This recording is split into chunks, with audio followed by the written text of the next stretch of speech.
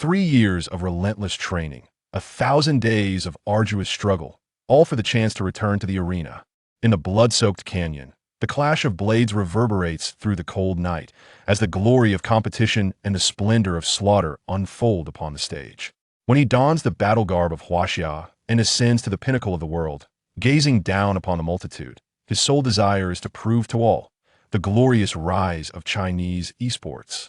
Inside the Golden Eagle Internet CAF in WH City, in a secluded corner of the CAF, a high school-aged youth, cigarette dangling from his mouth, squints as he types away at the keyboard, his chat partner bearing the QQ nickname Little E. Little E inquires, "Brother Samu, could you lend a hand? This upcoming match is of utmost importance. If we win, I will surely repay you handsomely." The youth, named Lin Xinya, is a senior at City Number 3 High School.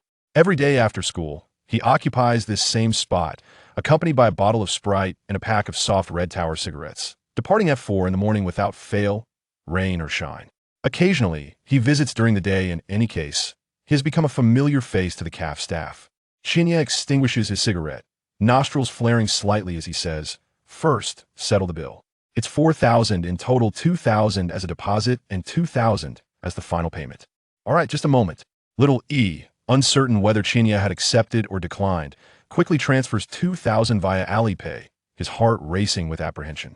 On the other side of the CAF, several enthusiastic young men are engaged in animated discussion before their neatly arranged screens. "Hey, have you heard? Little E and Shadow are going to live stream their match today. One explosive revelation. Is it the ace ADC Shadow from Team 314? I must watch. Of course. Why else would I come here so early? I heard it's going to be streamed live on Huaxia, with both sides bringing 4 friends for a 5v5 showdown. Clearly, this match has ignited great anticipation among them, as it marks the clash of 2 renowned figures in the domestic esports scene, transforming their public rivalry into a definitive contest within the game. Who is Little E? He is the newly crowned king of the rank-and-file players in the national server, currently ranked 2nd in the Netcom zone, having captured the hearts of many with his striking looks and exceptional skills, becoming an unparalleled star streamer on Huaxia, adored by countless young fans. As for Shadow, his name has recently risen to prominence within the domestic LOL esports community. This year, he led Team 314 from the LSBL A-League to the LPL Professional League, and not long ago, he steered his teammates to victory in the Demacia Cup, solidifying his status as one of the top 3 ACs in the nation. Not long ago, in an effort to assist a fellow streamer in ranking up, Little E borrowed a king-level account and encountered Shadow while duo queuing. A dispute erupted over their positions, with Shadow securing ADC and Little E reluctantly taking support, resulting in a disastrous performance on the bottom lane and escalating their quarrel.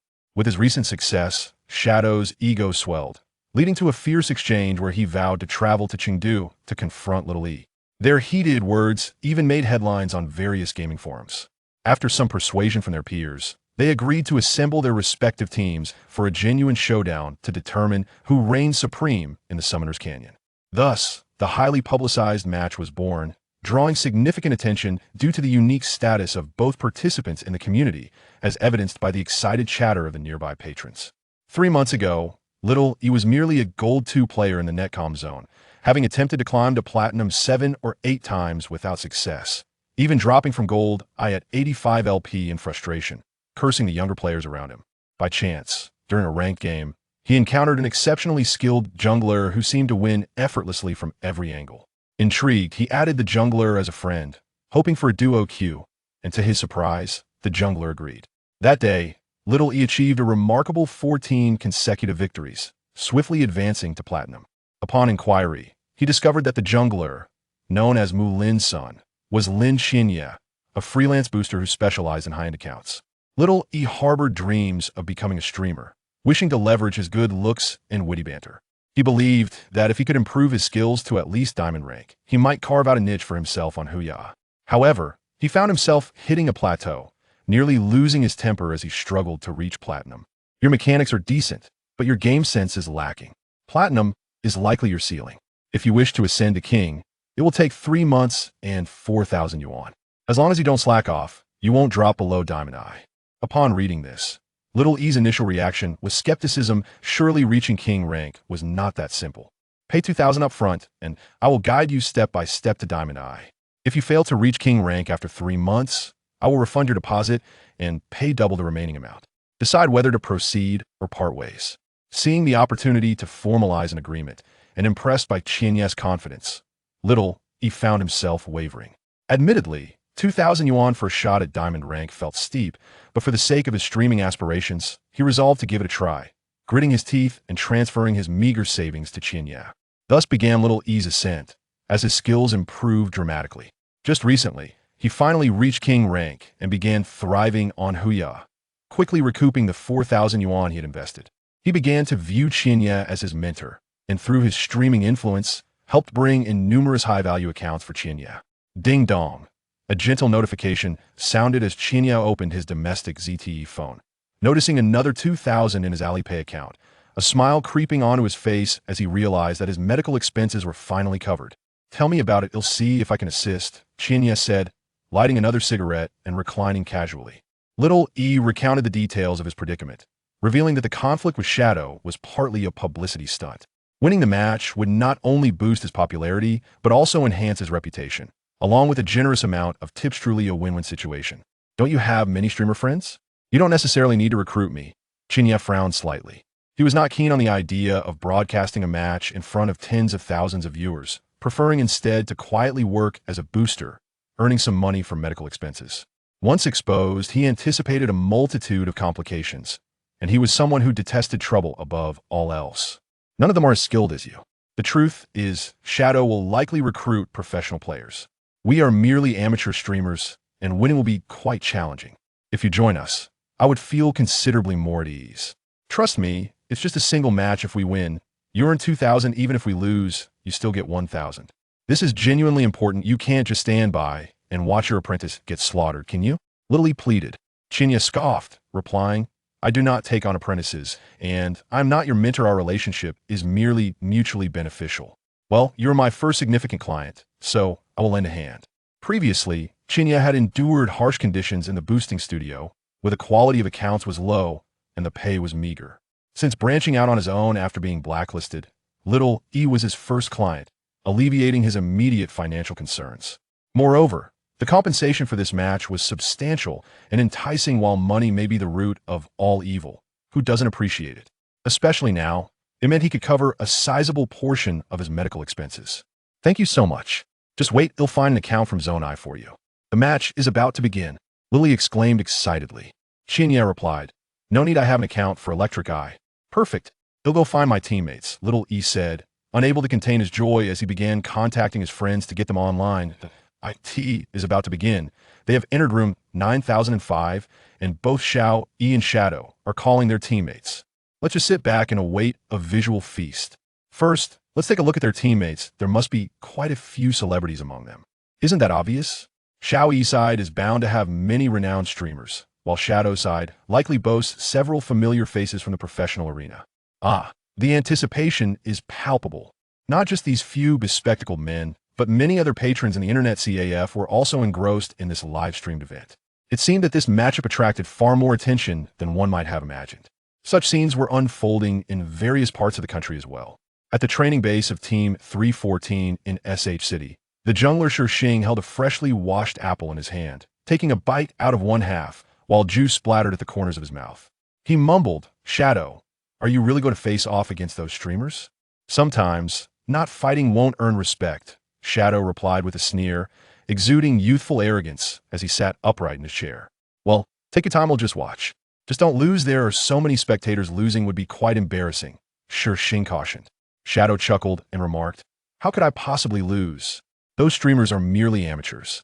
This time, I've managed to recruit professional players from within the team. Oh, and I even managed to coax the LPL's Jungle King into joining us. What? Tang Feibai is coming too? Shixing was clearly taken aback. As one of the top junglers in the country, he was well aware of Tang Feibai's character. There was no way he would agree to such a matchup. What did you do to make him agree to participate in this match? Shixing's concern about Tang Feibai overshadowed his interest in the matchup itself. Shadow ignored Shixing and focused intently on the monitor. Just moments ago, the Huaxia streamer Xiao, he had invited him into the room, and he was now pulling his teammates in. The teams quickly assembled, and most of their IDs were recognized by the audience watching the live stream. As anticipated, Shadow's team comprised mostly professional players. In addition to Shadow, a professional player in the LPL, the domestic jungle king Tang Feibai was also among them, which startled many viewers, who didn't know that Tang Feibai was notoriously aloof. Within the Xiaolong team, the other players dutifully streamed on Douyu as scheduled, while he ignored the management and continued to grind in the Korean server. As for Xiao Yi's team, most were indeed well-known streamers, albeit from various platforms, primarily ranked between Diamond 2 and Diamond I, save for one particularly conspicuous ID that fell out of place amidst the lineup. Copper 2. Shi Xing gasped, dropping half of his apple with a dull thud as it hit the ground. Xiao, he wouldn't really have invited a copper player to this match, would he? And that IDMY word, it's absolutely ridiculous. I'm in awe of this guy. Doesn't he know he's facing Shadow and Tang Feibai along with other professional players? A viewer exclaimed. Nearly all the spectators widened their eyes in disbelief, their mouths agape, as if they could fit an egg inside. In a match of this caliber, bringing a Copper 2 account to face a lineup of Diamonds and Kings was already bizarre enough, but the ID itself was immensely mocking under normal ranked games. Such an ID would undoubtedly attract relentless targeting from opponents. For this Copper 2 account bore the ID abused the 5 dogs on the opposing side. Chapter 2. Impressive. Undoubtedly, the account abused the 5 dogs on the opposing side belonged to Qianyi. Upon seeing the ID, Qianyi couldn't help but chuckle. He hadn't intended to draw attention. He distinctly remembered having a diamond account, but upon checking, he realized it had been handed over just yesterday. The only account he had left was this one, and in a rush with no time to borrow another, he was also taken aback by the absurdity of the ID. This childish ID indeed belonged to a first-year middle school student. Qianyi had taken on this account with the goal of reaching Gold V, as the owner seemed to want to boast in front of his girlfriend. On the other side, Xiao Yi nearly spewed his cola on the screen upon seeing Qianyi's account ID. Brother Samu, this is too much. If you don't have an account, just let me know this is a bit too mocking, Xiao Yi privately messaged. Qianyi laughed it off, saying, sorry, I forgot to mention that I only have this one account, left it's too late to switch now.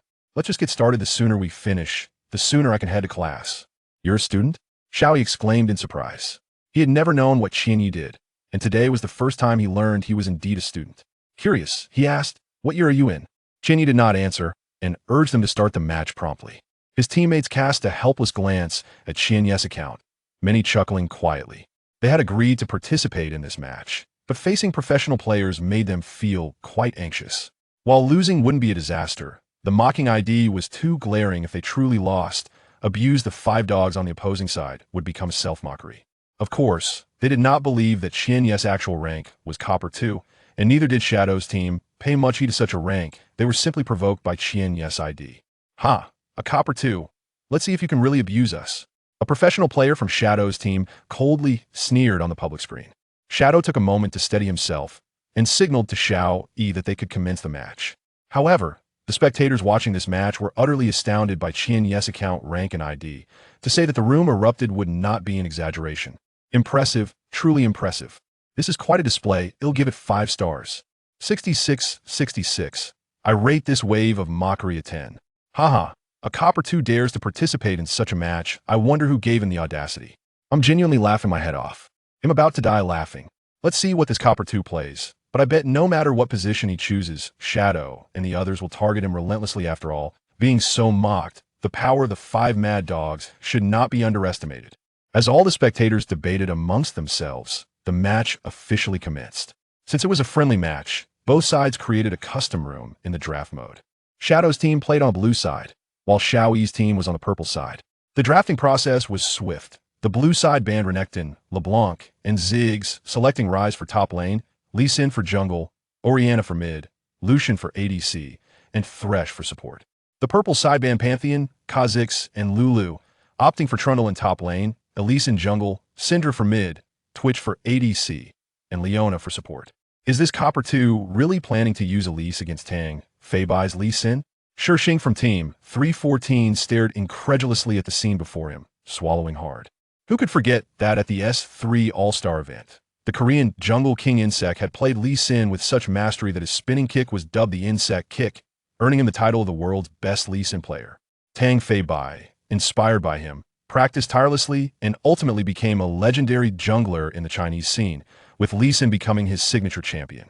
Lee Sin was already strong in the jungle, while Elise was notoriously weak in the early levels. Knowing that Tang Feibai had picked Lee Sin, this Copper 2 dared to select Elise? Was this not courting disaster? Lee Sin could easily outmaneuver Elise in the jungle, as long as the viewers possess even a modicum of jungling skills. Their opinions align closely with Shixing's perspective. This Bronze 2 contestant has undoubtedly embarked on a path of self-destruction. Brother Samu, are you truly certain about playing Widowmaker in the jungle? Xiao Yi expressed his concern while scrutinizing the team compositions. Qinyi inquired, what's wrong? Is there an issue? After a brief contemplation, Xiao Yi cautioned, it seems the opposing jungler is Tang Feibai, and he's utilizing his most proficient champion, Lee Sin. And so what? Qianyi retorted dismissively. Xiao Yi was momentarily at a loss for words, given Qian Yi's unwavering confidence. Voicing further concerns would imply distrust. The match commenced swiftly, and during the early levels, everything appeared normal. Neither side engaged in overly intense confrontations, a common occurrence in professional competitions. However, Shixing, observing from the sidelines, began to grow impatient. Is this truly Tang Feibai's Lee Sin? Shixing swallowed hard, gazing incredulously at the screen. Indeed, Tang Feibai's Lee Sin was typically ferocious in the initial levels, almost charging into the enemy jungle immediately after completing his first buff. However, his initial counter-jungle attempt was futile, and subsequent encounters saw him narrowly miss Widowmaker each time. In contrast, Widowmaker skillfully evaded Lee Sin's aggressive maneuvers while executing 2 successful ambushes. Although these maneuvers did not secure any kills for her teammates, they forced the opponents to expend their summoner spells. Under the looming threat of Widowmaker's invisibility and the absence of summoner abilities, the lanes of Shuriing's team were rendered somewhat restricted, wary of Widowmaker's sudden appearances from unexpected corners.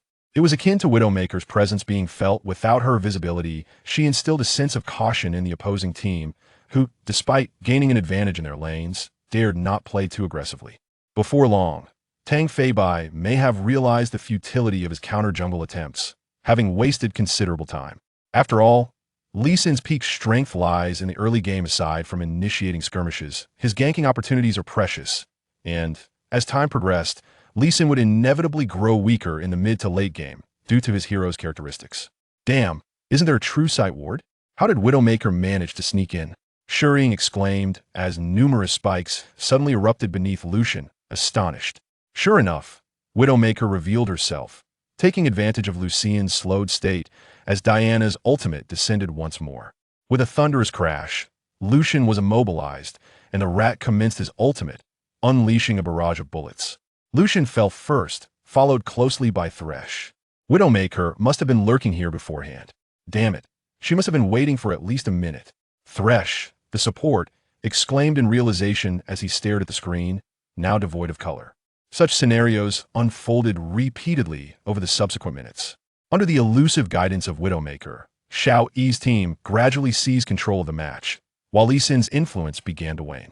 Following a successful flanking initiation, Widowmaker effectively engaged the opposing carries. With the triumph of that team fight, Xiao Yi's team secured the Baron. Bolstered by the Baron buff, they surged forward, unstoppable. We've lost, it's already over. In the training base of Team 314, Shixing gazed at the screen, reluctantly sighing in resignation. The tens of thousands of viewers in front of their screens were astounded. Many favored the grassroots streamer, Xiao Yi, but they understood the stark difference between streamers and true professional players. As they witnessed Xiao Yi's team nearing victory, their astonishment mingled with disbelief. Reviewing the statistics of all 10 players, only Xiao Yi stood out in brilliance. The plague rat had achieved a godlike status. As long as the rat could unleash his ultimate in team fights, he would be a devastating force. Conversely, Qian Yi's Widowmaker was approaching a dismal record, with 0 kills and 7 deaths, marking the least favorable statistics on Xiao Yi's team. Yet, discerning observers could recognize Widowmaker's pivotal role in the match. Most viewers, however, merely glanced at the surface statistics, believing Xiao Yi's individual skill to rival that of top-tier professional players. With the Baron buff, Xiao Yi's team swiftly dismantled Shuriing's 3 lanes, achieving victory amidst the vast economic disparity. Xiao Yi is magnificent. Truly the strongest streamer. Professional players are nothing special. With the match's victory, the audience showered Xiao Yi with accolades, praising him as a newly emerging streamer who possessed both talent and charm. The other streamers on Xiao Yi's team were equally surprised by this unexpected triumph. As soon as the match concluded, the members of Shuriying's team promptly exited, likely wishing to avoid witnessing Xiao Yi's celebration. Only Xiao Yi, 3 other streamers, and Qian Yi remained in the room. The 3 streamers were ecstatic, having felt firsthand Widowmaker's crucial impact in a match.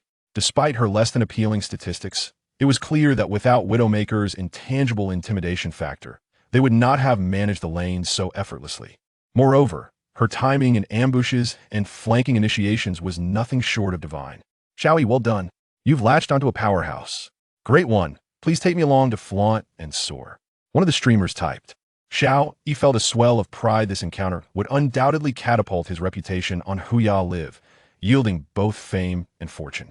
At that victorious moment, he had already begun to regard Qian Yi as his benefactor. Of course, he is my master. My skills have improved tremendously this month, all thanks to him. Xiao Yi replied. The other streamers were taken aback. They were aware of Xiao Yi's previous rank and could hardly believe that the Widowmaker behind him was a formidable figure.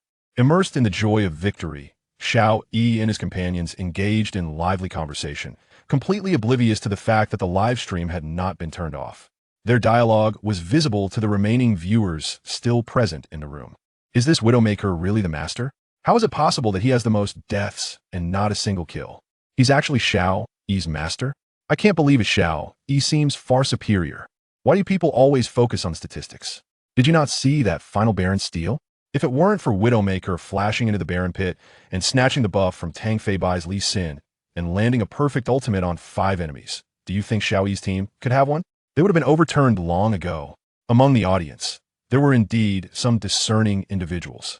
Qian Yi, feeling somewhat fatigued, stifled a yawn, entirely indifferent to Xiao Yi and his friends' enthusiastic greetings, unaware of the viewer's curiosity regarding his identity. He typed, "Don't forget our agreement, I'm heading out." Understood. They'll take care of it right away. Xiao Yi nodded vigorously. Qian Yi checked his phone and discovered a message from the 2 seated behind him.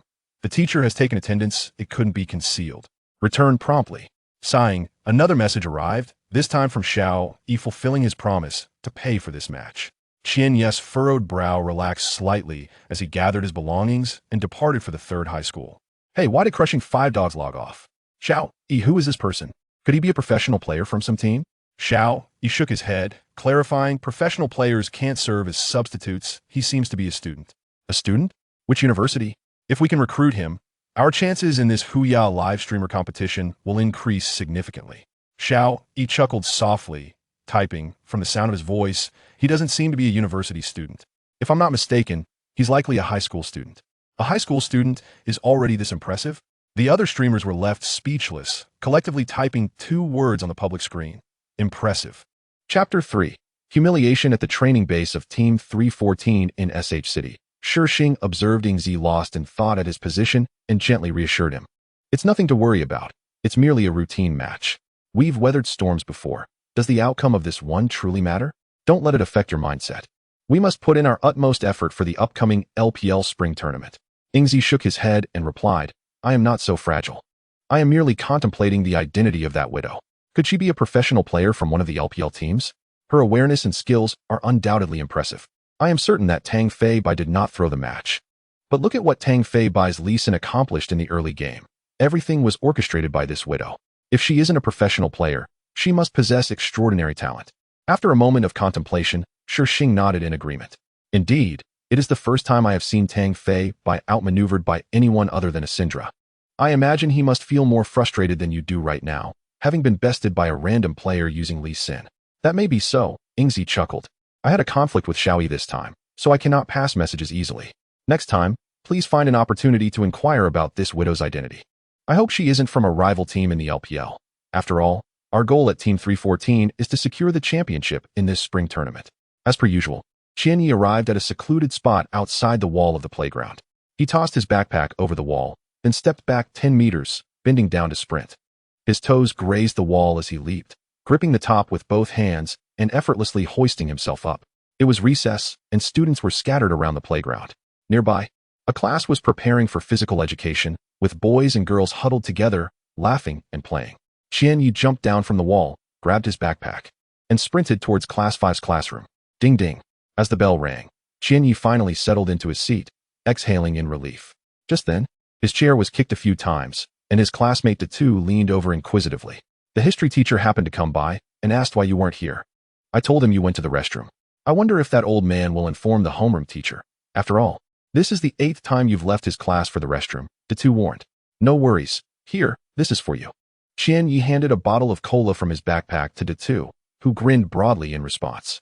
As the newcomer to this class, Tu was Qianyi's only friend.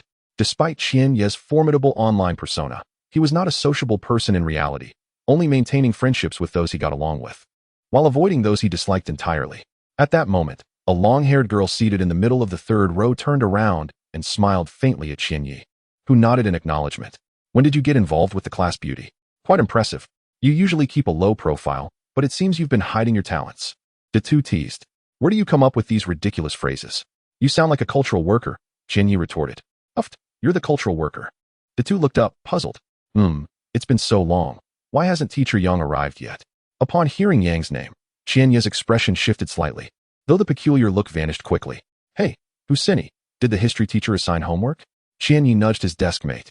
Before he could finish, Huaxia handed him a completed mock exam paper filled with answers. Not bad, you finished it so quickly. Never mind. I'll just take a nap for now and do it later, Qianyi said, stuffing the paper into his desk. Previously, Qianyi's desk mate was Tu, but Huaxia had been moved next to him last week, a decision made by the homeroom teacher to encourage him to study. Qianyi preferred Tu as his desk mate over Huaxia. Huaxia, wearing thick glasses and braces, was not someone Qianyi found particularly appealing. However, having her as a desk mate meant he no longer faced penalties for not turning in assignments, given her status as the top student in the class. Could you please stop skipping class? Studying is more important than anything else. We only have a few months until the college entrance examination, and the curriculum is so tight that there's no time for remedial classes. Although you've never come to me for extra help with Teacher Yang, Huaxia timidly urged as Qianyi leaned down. Humph, more important than studying? Qianyi scoffed internally, feeling annoyed. Mind your own business. I can handle my own matters. What are you trying to do? He lifted his head, irritated by another nudge on his arm, only to find Huaxia holding out a folded heart-shaped note. It's from Deng Xiaomin, she said, and Qianyi glanced over to see Deng Xiaomin turning back with a playful wink and a teasing tongue gesture. Still claiming there's nothing going on? You're practically giving me a heart attack. Tu muttered beside him. Get lost. If you keep talking, I won't let you copy my homework. Qianyi shot a glare at Tu, unfolding the fragrant note. He found elegantly pinned words on decorated stationery. Meet me at the cultural corridor after evening study. Upon reading it, Qianyi's heart raced with excitement. The cultural corridor was a secluded area behind the playground, rarely visited, especially after evening study. The overgrown ivy on the corridor's roof provided a sense of privacy, and it was a place where student couples often stole moments of affection. Recently transferred to this school, Qianyi, like many boys in his class, had a crush on the elegant, long-haired class beauty, Deng Xiaomin. However, his quiet nature had prevented him from connecting with her, leaving his feelings unexpressed. By chance, he had begun conversing with her, gradually exchanging notes, and their relationship had been warming. Today, however, it was not merely a warming but a significant elevation. Overwhelmed with joy, Qianyi carefully tucked the note away, considering it his first invitation from a girl and a date proposal from the class beauty he had long admired. Just then, a female teacher wearing a ponytail, sneakers, and jeans with a white shirt tucked into her waist entered holding textbooks. Yang Qingshan adjusted her glasses, her gaze inadvertently sweeping towards Qianyi's position. Seeing him asleep with his head down, her beautiful brows furrowed slightly. She opened her mouth but swallowed the words Lin Qianyi, letting out a quiet sigh before walking to the podium, opening the textbook, and signaling to the class monitor not to call everyone to stand, proceeding to start the lesson directly. As the math teacher and homeroom teacher for Class 5 of the second year, Yang Qingshan was rarely late. This was likely her first tardiness of the month. When evening self-study concluded, Tu kicked Qianyi's chair gently and whispered, Shun Yuanlong from the third year has come to collect protection fees again. You're the only one in the class who hasn't paid. He asked me to let you know that if you don't pay by the end of self-study today, he'll make you regret it. Sensing the concern in Tu's voice, Qianyi reassured him, Don't worry, he won't do anything to me. He knows better than to cross me. All right, if you say so, Tu nodded helplessly. The night was enveloped in a profound darkness. With a multitude of vehicles gathered at the school gate, primarily parents arriving to collect their children from evening classes, As the crowd began to thin, Qian Yi made his way alone to the cultural corridor. Given that this was his first date, he felt a flutter of anxiety and trepidation. In the hazy night, a graceful silhouette caught his eye, and he hesitated before approaching. Qian Yi, came the sweet and melodious voice of Deng Xiaomin from a distance, which emboldened him to step forward. The crescent moon hung delicately in the night sky, casting a silver glow, and there sat Deng Xiaomin on a cool chair. Her brows arched like crescent moons, and her eyes sparkling like water, gazing at him with a gentle smile. Qian Yi perched himself beside Deng Xiaomin, leaning slightly. She instinctively drew back her neck and remarked, "It seems a bit chilly. We should have chosen another spot. Is it better now?" Qian Yi inched closer, finding himself enveloped by her delicate fragrance. Deng Xiaomin nodded, gently resting her head on Qian Ye's right shoulder, savoring the warmth beside her, causing Qian Ye's heart to flutter. "Do you like me?" Deng Xiaomin suddenly lifted her gaze, her eyes brimming with tenderness. This prompted Qian Yi to nod in response. Deng Xiaomin then added, "Could you close your eyes? I want to give you a gift." Her words were laced with shyness, the weight of the word gift lingering in the air as the corners of her glossed lips curled slightly. Qian Yi swallowed hard and obediently closed his eyes. However, instead of the anticipated soft touch of lips, a foul odor assaulted his senses. He quickly opened his eyes to find a stinky sock thrust before his face, the acrid, salty smell overwhelming him. Ha ha ha. This kid really thinks he can aspire to the unattainable. I'm dying of laughter. After spitting several times, Qian Yi looked up to see the culprit, Shi Yuanlong, the one who had been demanding protection fees. Deng Xiaomin was now nestled in his embrace, the previously tender affection replaced by an abyss of disdain and mockery. This was all a setup you orchestrated, wasn't he it? Qian Yi felt a rush of blood to his head, his anger boiling over as he shouted. "You're not as dim as I thought. You actually caught on." Shi Yuanlong replied with a smug grin. "You." As Qian Yi raised his fist, he felt as though a massive weight had struck his chest, sending him sprawling to the ground, gasping for air. A henchman standing beside Shi Yuanlong scoffed, "Brother Long, this kid still wants to fight. You're so cocky, thinking I can't deal with you just because you refuse to pay the protection fee." Shi Yuanlong stepped on Qian Ye's chest, delivering several slaps. "You've got some nerve. You ought to know who Xiao Min belongs to. How dare you even look at her? You owe me money, and consider this little game a lesson. Once you're at Sanzhong, you better understand the rules here.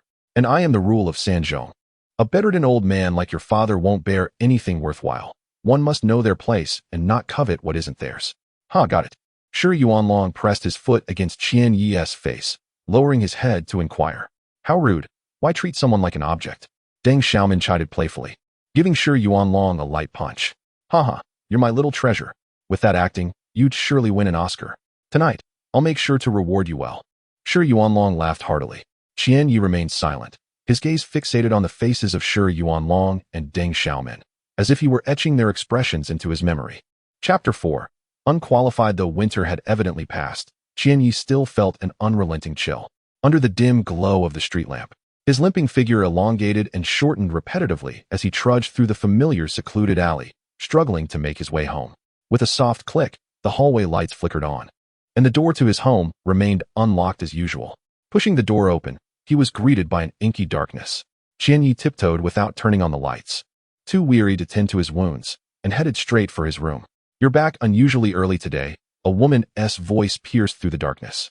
Normally, Qian Yi returned home in the early hours of the morning. After the incident at the cultural corridor, he had spent 2 hours sitting in a nearby park to quell the humiliation that festered within him. Nevertheless, arriving home by 11 o'clock was indeed early compared to his usual hours. "Are you hurt?" The lights in the living room flicked on, revealing the bruises on Qian Ye's face and the raw skin on his elbow, blood still seeping from the abrasions incurred when he was kicked and slammed against the concrete. Yang Qingshan's pent-up frustration dissipated considerably at that moment. She turned to retrieve a first aid kit from the cupboard and gently instructed, "Sit down. Let me take care of your wounds." "Where's my dad?" Qian Yi inquired. "He's already asleep." Noticing that Qian Yi showed no intention of sitting down, Yang Qingshan pressed him into the chair, producing a cotton swab dipped in iodine. "I had sister he return early. She made some pig's trotter soup last night, and there's plenty left. If you're hungry, I can help you serve some." "No need." Qian Yi remained rigid, his demeanor towards Yang Qingshan as cold and distant as that of a stranger. "You should focus on your studies.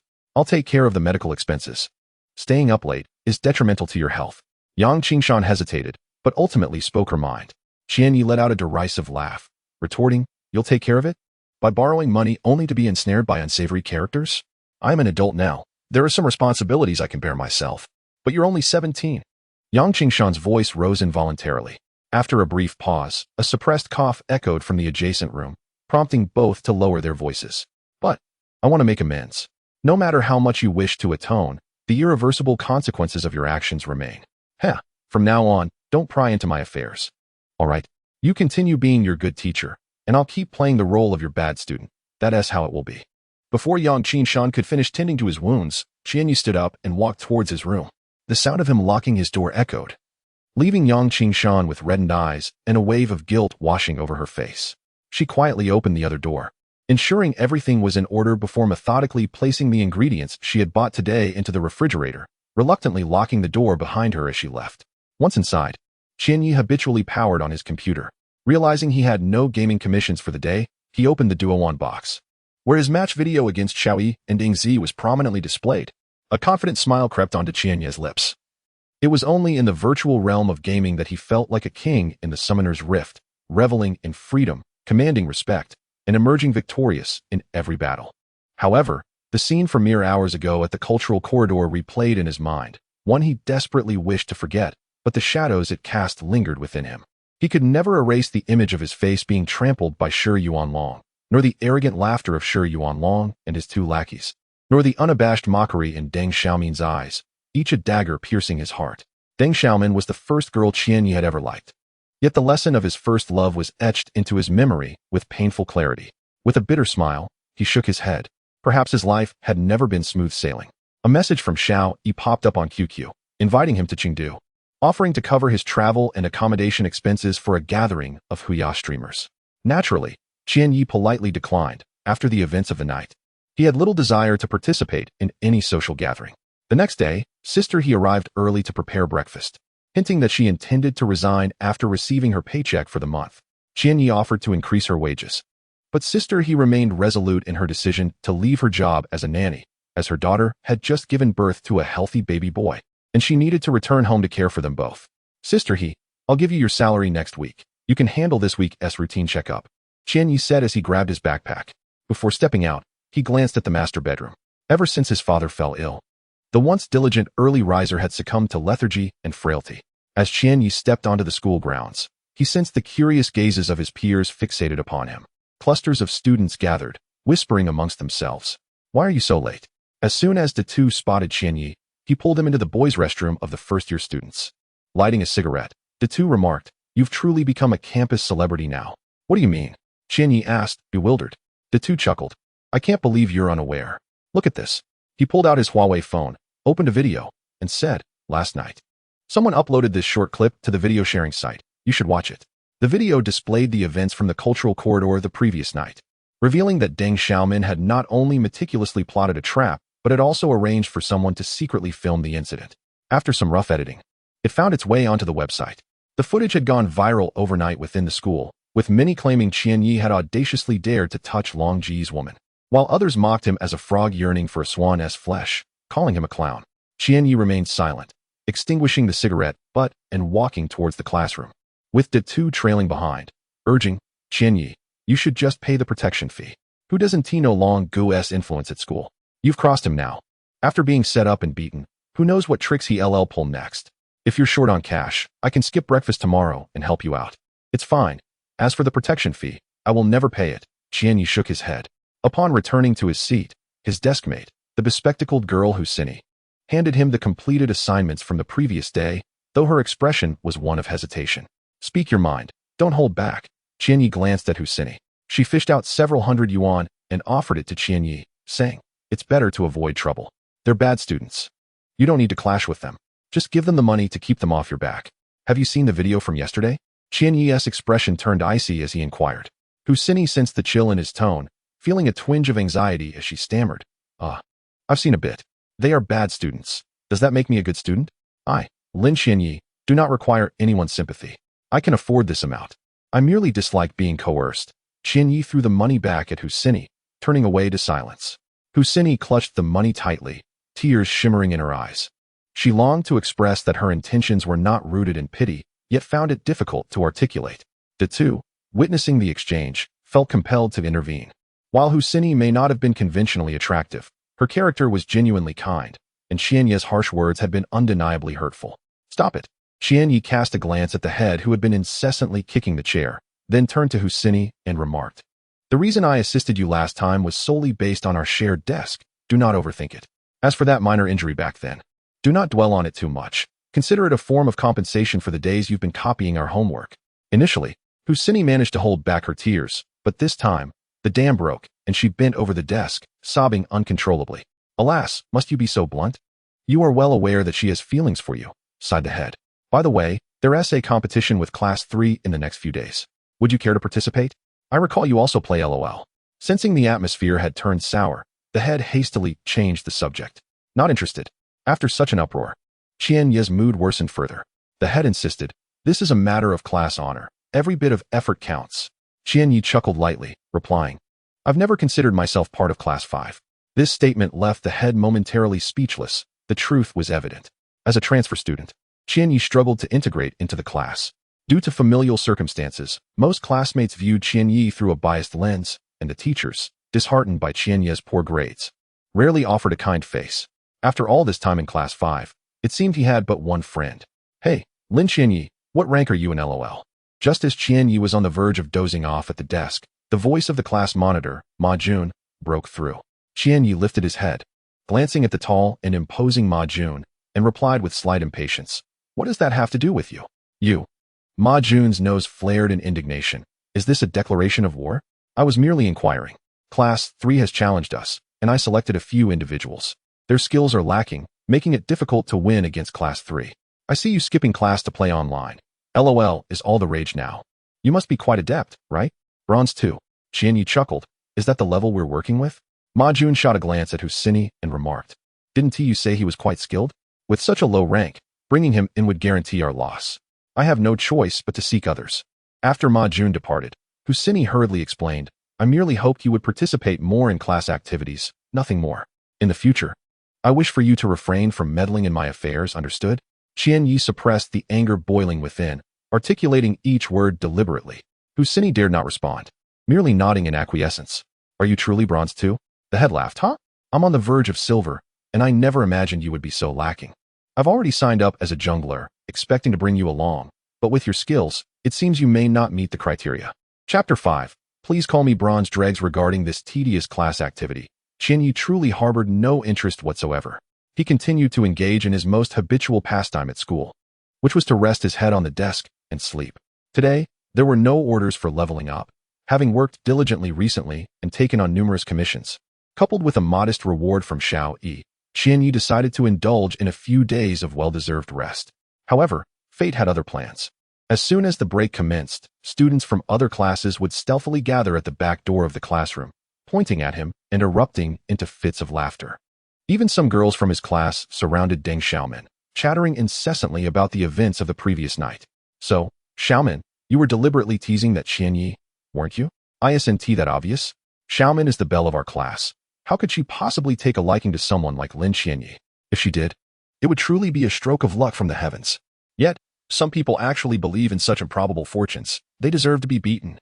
Qianye lifted his head to glance at the epicenter of the gossip, where Deng Xiaomin happened to cast her gaze in his direction. Her eyes filled with mirth and her lips curling into a smug smile. "Umph, she is so brazen in her deception." Huaxia, unable to bear it any longer, muttered softly. Qianye was acutely aware of the malicious whispers surrounding him, while the two beside him was filled with anxiety, fearing that Qianye might suddenly explode in anger. Nevertheless, Qianye remained silent throughout. Everything continued as usual. If a teacher inquired, he would simply state he had gone to the restroom. Qianye grabbed his backpack and exchanged a brief greeting with the two before stepping out of the classroom just before the bell rang. "Don't worry. It's better for him to get some fresh air than to remain here, subjected to their ridicule," the two reassured Huaxia, who wore a worried expression. During lunch, the two was about to head to the cafeteria with his lunchbox when he was blocked at the classroom door by a few individuals. Whereas Lin Qianye, the leader, Shi Yuanlong, glared fiercely at the two and demanded. The two shook his head, replying, "I don't know." With a sharp crack, a clear handprint appeared on the two's left cheek as Shi Yuanlong seized his collar, scolding, "You little brat, do you not know who I am? You think I don't know that in Class 5, you are closest to Lin Qianye? If he skips class to go online, You must know which internet CAF he is at. Are you trying to fool me? The two continued to shake his head, saying, I truly don't know, Long Go. I know you have some issues with Qianyi. Look, I have some money here. I can cover the protection fee he owes for the past few months. Just be magnanimous and don't hold it against him. Sure Yuan Long cast a sidelong glance at the two, snatching the coins from his hand with a cold smirk. That scoundrel Lin Qianyi is fortunate to have a friend like you, but I'm not just after money. In Sanzhong, I rely on my reputation. Since he has shown me such disrespect, I must reclaim my honor. I want both the money and to teach him a lesson. Long Go. I think I know where Lin Qianyi might be. I overheard him mention that he likes the Golden Eagle Internet CAF on Mailin Road. Dang Xiaoan, who had appeared seemingly out of nowhere, whispered into Shi Yuanlong's ear. Shi Yuanlong leaned in to give Dang Xiaoan a kiss on the cheek, saying, My little Xiaoman is indeed resourceful. Humph, that Lin Qianyi thinks he can hide in an Internet CAF and elude me? Watching Shi Yuanlong and his group depart, the two hurriedly pulled out his phone to call Qianyi, but found that Qianyi's phone was turned off. Inside the Golden Eagle Internet CAF, Qianyi had no desire to play ranked matches. He casually started a game against bots. Although his fingers were busy, his mind wandered elsewhere. He had intended to call Xiao Yi to discuss the possibility of collaborating on a leveling studio, especially since Xiao Yi had gained some fame and would likely have a steady stream of orders. Finding a few partners would yield far more profit than struggling alone. However, he had forgotten to charge his phone after returning home last night, and he couldn't reach Xiao Yi online, leaving him with nothing to do.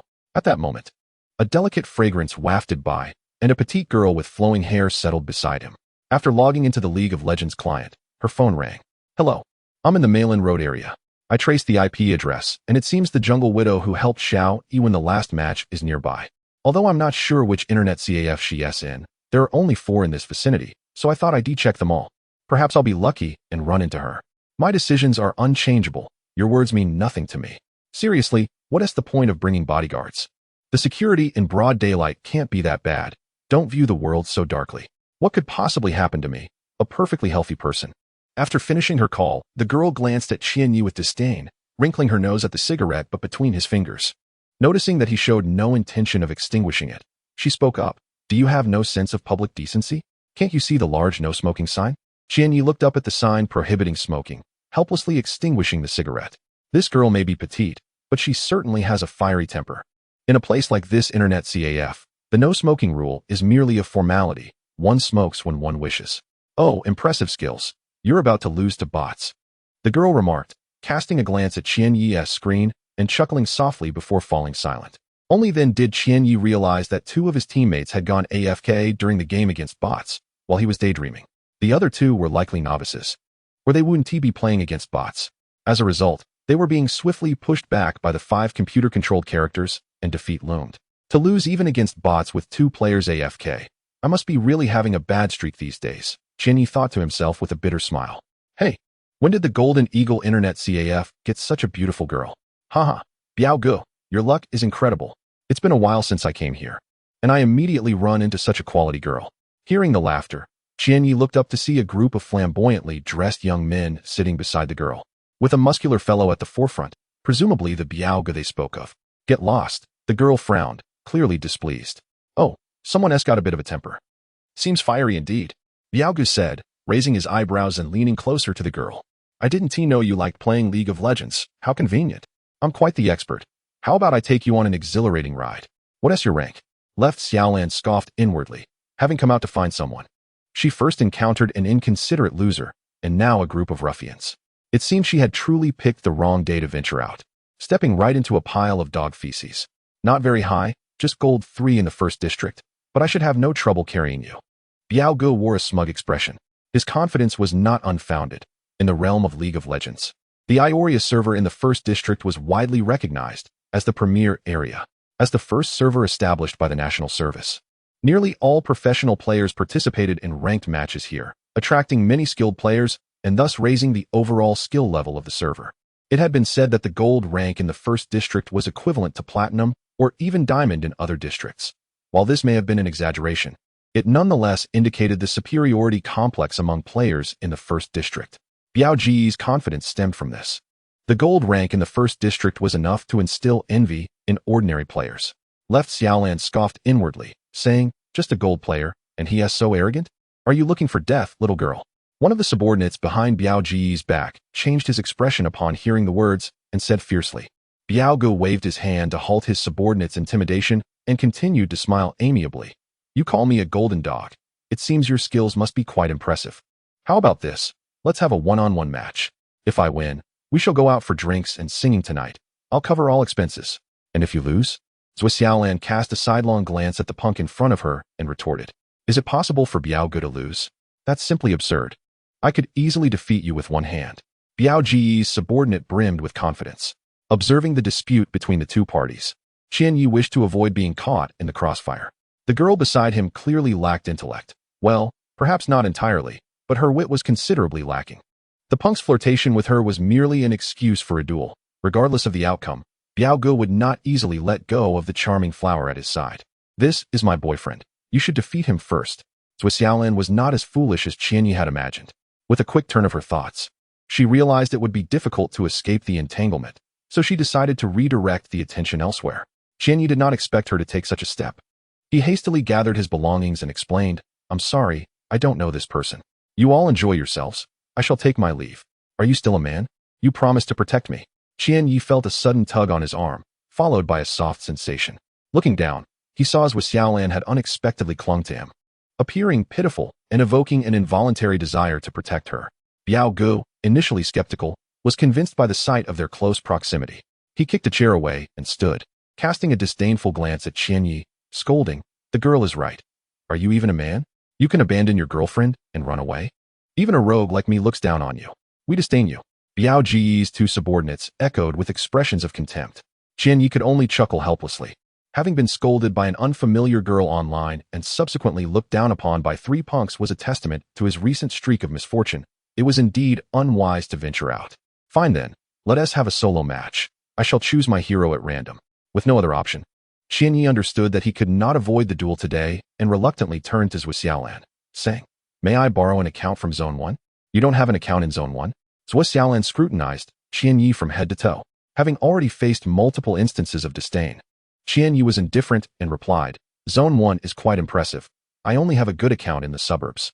Last time, he had unwittingly mocked the Shadow faction, and now it was inappropriate to bring out an account that easily crushed 5 opponents. Such accounts could easily attract trouble in reality, especially with the punks standing before him. Are you playing against bots? Haha, getting pushed to the base by computers. One of Biao Ji's subordinates, quick-eyed, immediately noticed the screen display and burst into laughter. Biao Gu couldn't help but laugh as well, realizing that this solo match would indeed be won without any pressure, against a novice who would lose even to a computer.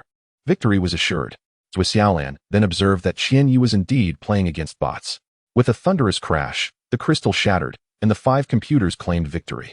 Ignoring the mockery from Biao Gu and his group, Qian Yi logged into Zhuo Xiaolan's account, though his expression soon turned peculiar. Zhuo Xiaolan's ID was pure sweet lawn baby, and her rank was gold 5. Did you just call others a golden dog from Zone 1? Qian Yi raised an eyebrow, looking at Zhuo Xiaolan with a bemused expression. Chapter 6. The invincible great sword. Zhuo Xiaolan felt an overwhelming sense of embarrassment as she tucked her hair behind her ears to conceal her flushed cheeks. With a light cough, she retorted, And what rank are you? Qian Yi chuckled softly and replied, I am but a humble bronze 2 player from Zone 17. Ha ha. Biao Gu was the first to burst into laughter, his 2 subordinates nearly in tears from amusement. Zhuo Xiaolan couldn't help but feel a pang of sympathy for herself. Her luck seemed utterly cursed. Had she neglected to consult the fortune-telling calendar before stepping out? Why was she beset by such peculiar characters today? She had initially thought to use someone as a shield, but never anticipated encountering a so-called elementary school student, an undisputed champion of the plastic group. Zhuo Xiaolan was genuinely inclined to express her frustration. It would have been better to take the challenge on herself. Since I am already your boyfriend, do not compete with me. Just watch as I, the Bronze King, savagely defeat the golden dogs of Zone I. Qian Yi intercepted Zhuo Xiaolan, who was eager to take matters into her own hands. Biao Gu wiped away tears of laughter from the corners of his eyes, and, clutching his belly for mirth, remarked, You better be careful not to sprain your tongue. Mere words won't win you a solo match. Surprisingly, Qian Yi nodded in agreement with Biao Ji's comment. So, what kind of solo format do you prefer? He inquired. Biao Gu frowned and asked, Isn't solo just about one-on-one dueling in the mid or top lane, with first blood, turret destruction, or 100 minions? All right, let us commence. Qian Yi did not elaborate further, allowing Biao Gu to create a custom match room. In truth, personal solo matches were not as straightforward as Biao Gu suggested. There were 4 distinct formats for true solo play. Biao Ji's understanding was limited to the most common format, first blood or turret destruction, typically conducted in the mid lane. Achieving any one of these conditions would qualify as victory, with the only restrictions being the prohibition of entering the bushes and the avoidance of gaining experience from side lane minions. The other 3 formats included the 3 kills and 2 turrets format, the crystal format, and jungle solo, which were somewhat more intricate than the first. Qian Yi surmised that Biao Gu might not comprehend these nuances and thus chose to remain silent. As both sides entered the match room, the blind pick format prevented Qian Yi from seeing which champion Biao Gu had chosen. Conversely, Biao Gu was also unaware of Qian Yi's selection. Zhuo Xiaolan, observing the exuberant laughter from Biao Ji's subordinates, speculated that he would likely choose a champion with straightforward mechanics. When she saw Qian Yi's ultimate champion selection, her eyes nearly popped out in disbelief. Hey, are you serious? Are you truly incapable of playing, or are you just teasing me? You chose this for a personal solo match? Zhuo Xiaolan exclaimed. Qian Yi shrugged and retorted, what is the issue? Did not some great master once say that there are no inherently strong champions, only exceptional players? The game relies primarily on skill, as each champion possesses unique traits and playstyles. Which great master said that? I seem to be unaware, Zhuo Xiaolan huffed, fully realizing that she was destined to lose this round, as Qian Yi's champion choice was indeed befitting his bronze 2 rank. I said it. Qian Yi grinned, refraining from further discussion and instead focusing on his runes and talents. Zhuo Xiaolan shot him a glare, but not far off. Biao Gu shouted, hey kid, you aren't actually planning to use Riven against me in this solo, are you? That champion is for the experts. Her lightning-fast Q is terrifyingly fitting for your rank.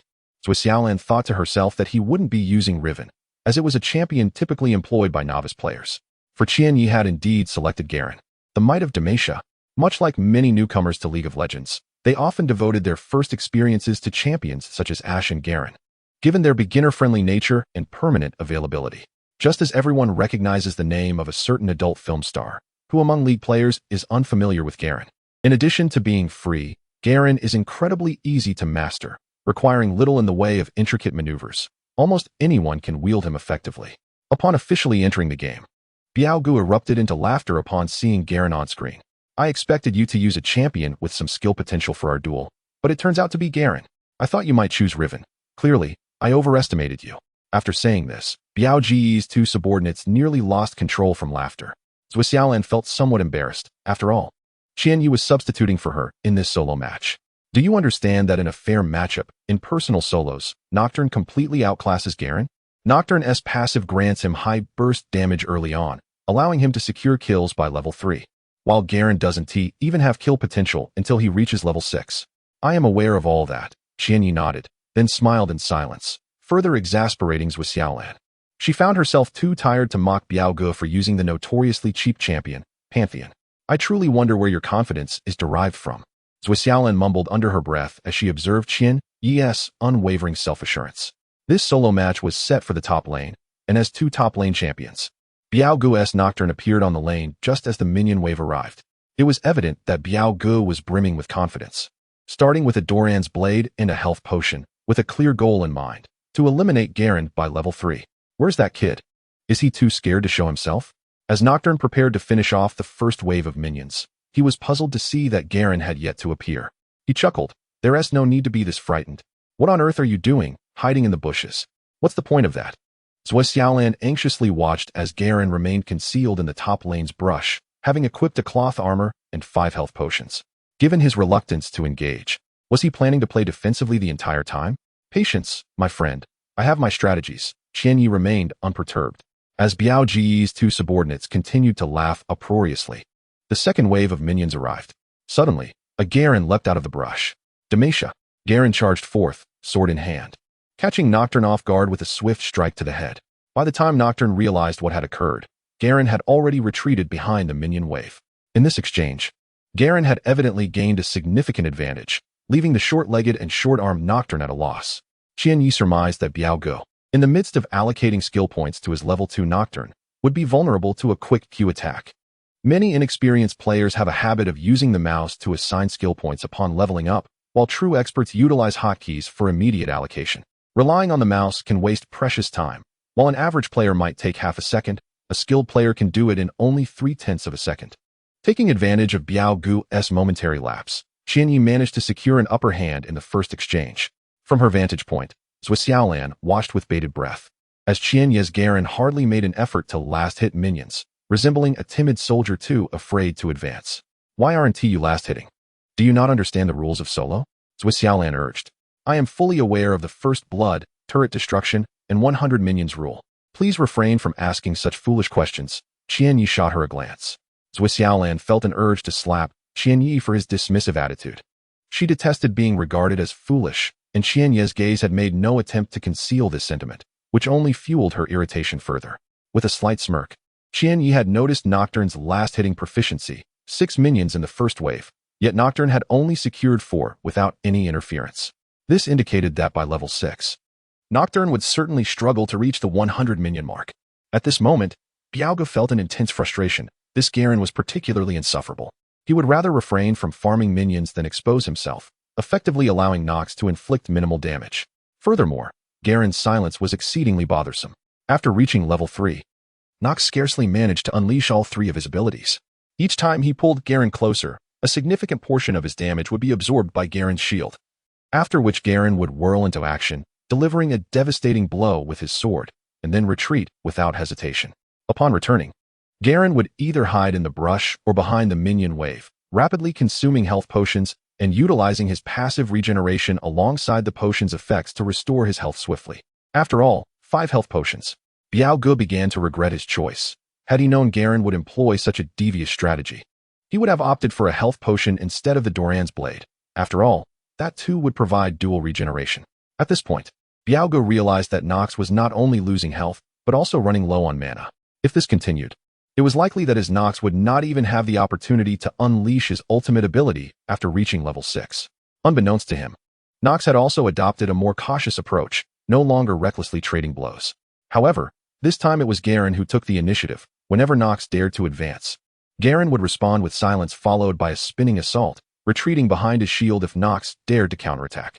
Crucially, Garen never pushed the minion wave, nor did he even last hit the minions, consistently maintaining the wave close to his side. Xiaolan was not truly oblivious. She quickly discerned the subtleties at play, a slight smile curling at the corners of her mouth. As time passed, both sides approached level 6 almost simultaneously. The moment they hit level 6, Garen shed his previous cautious demeanor and charged forward, unleashing a flurry of attacks upon Nox. As Garen launched his assault, he also consumed his last health potion.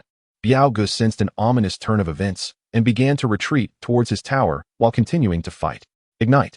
Upon seeing the burning effect above Nox's head, Biao Ji's heart raced. He knew Garen was preparing for a desperate gambit.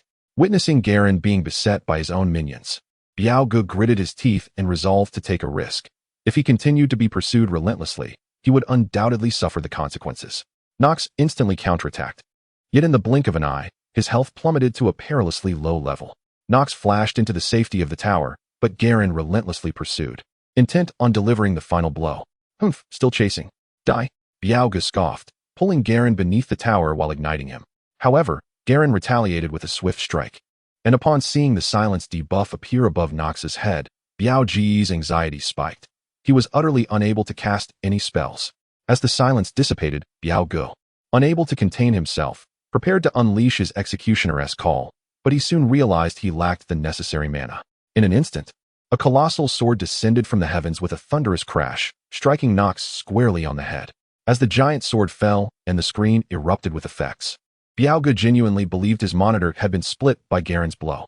He involuntarily shuddered, and when he saw the screen turn to black and white, he understood that he had lost. Chapter 7. Did the good bird actually win? Zhuxiaolan stared incredulously at the scene before him. In his view, Garen's unscrupulousness had reached unprecedented heights. Under such circumstances, Biao Ji's relentless pursuit as Noxus was undeniably overwhelming. How could he have suddenly emerged victorious? How did this happen? Zhuxiaolan inquired. Qianyi chuckled and replied, It's actually a simple mathematical problem, one that even a primary school student could solve. Moreover, solo play differs significantly from LANing. The statistics may look grim, but ultimately, victory is victory. Once again feeling belittled, Zhuxiaolan retorted, My math grades aren't exactly stellar. Does that make you a science prodigy? Qianyi scratched his head, a bit embarrassed, and admitted, To be honest, I've never passed a math exam. Then how can you speak so confidently? Zhou Xiaolan shot him a glare. Not far away, Biao Gu. Witnessing the surprisingly confident solo player lose and noticing that the girl and Qianyi treated him as if he were invisible, was infuriated. He slammed the table and exclaimed, I refuse to accept this. Losing is losing. What is there to contest? Zhou Xiaolan, who generally did not offer kindness to poor sports, regarded him coolly. Qianyi asked, So, Biao Gu, are you planning to challenge again? Bring it on. Who is afraid?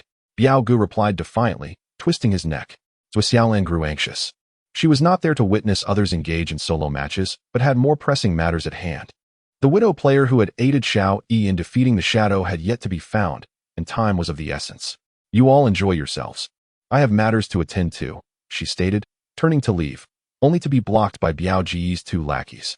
Qianyi cast another glance at Zhou Xiaolan, who was seething with frustration. If you continue to look at me as if I were an idiot, I swear I will gouge out your eyeballs, she raged. Do you not understand? Unless we thoroughly defeat Biao Gu, he won't let us leave, Qianyi explained.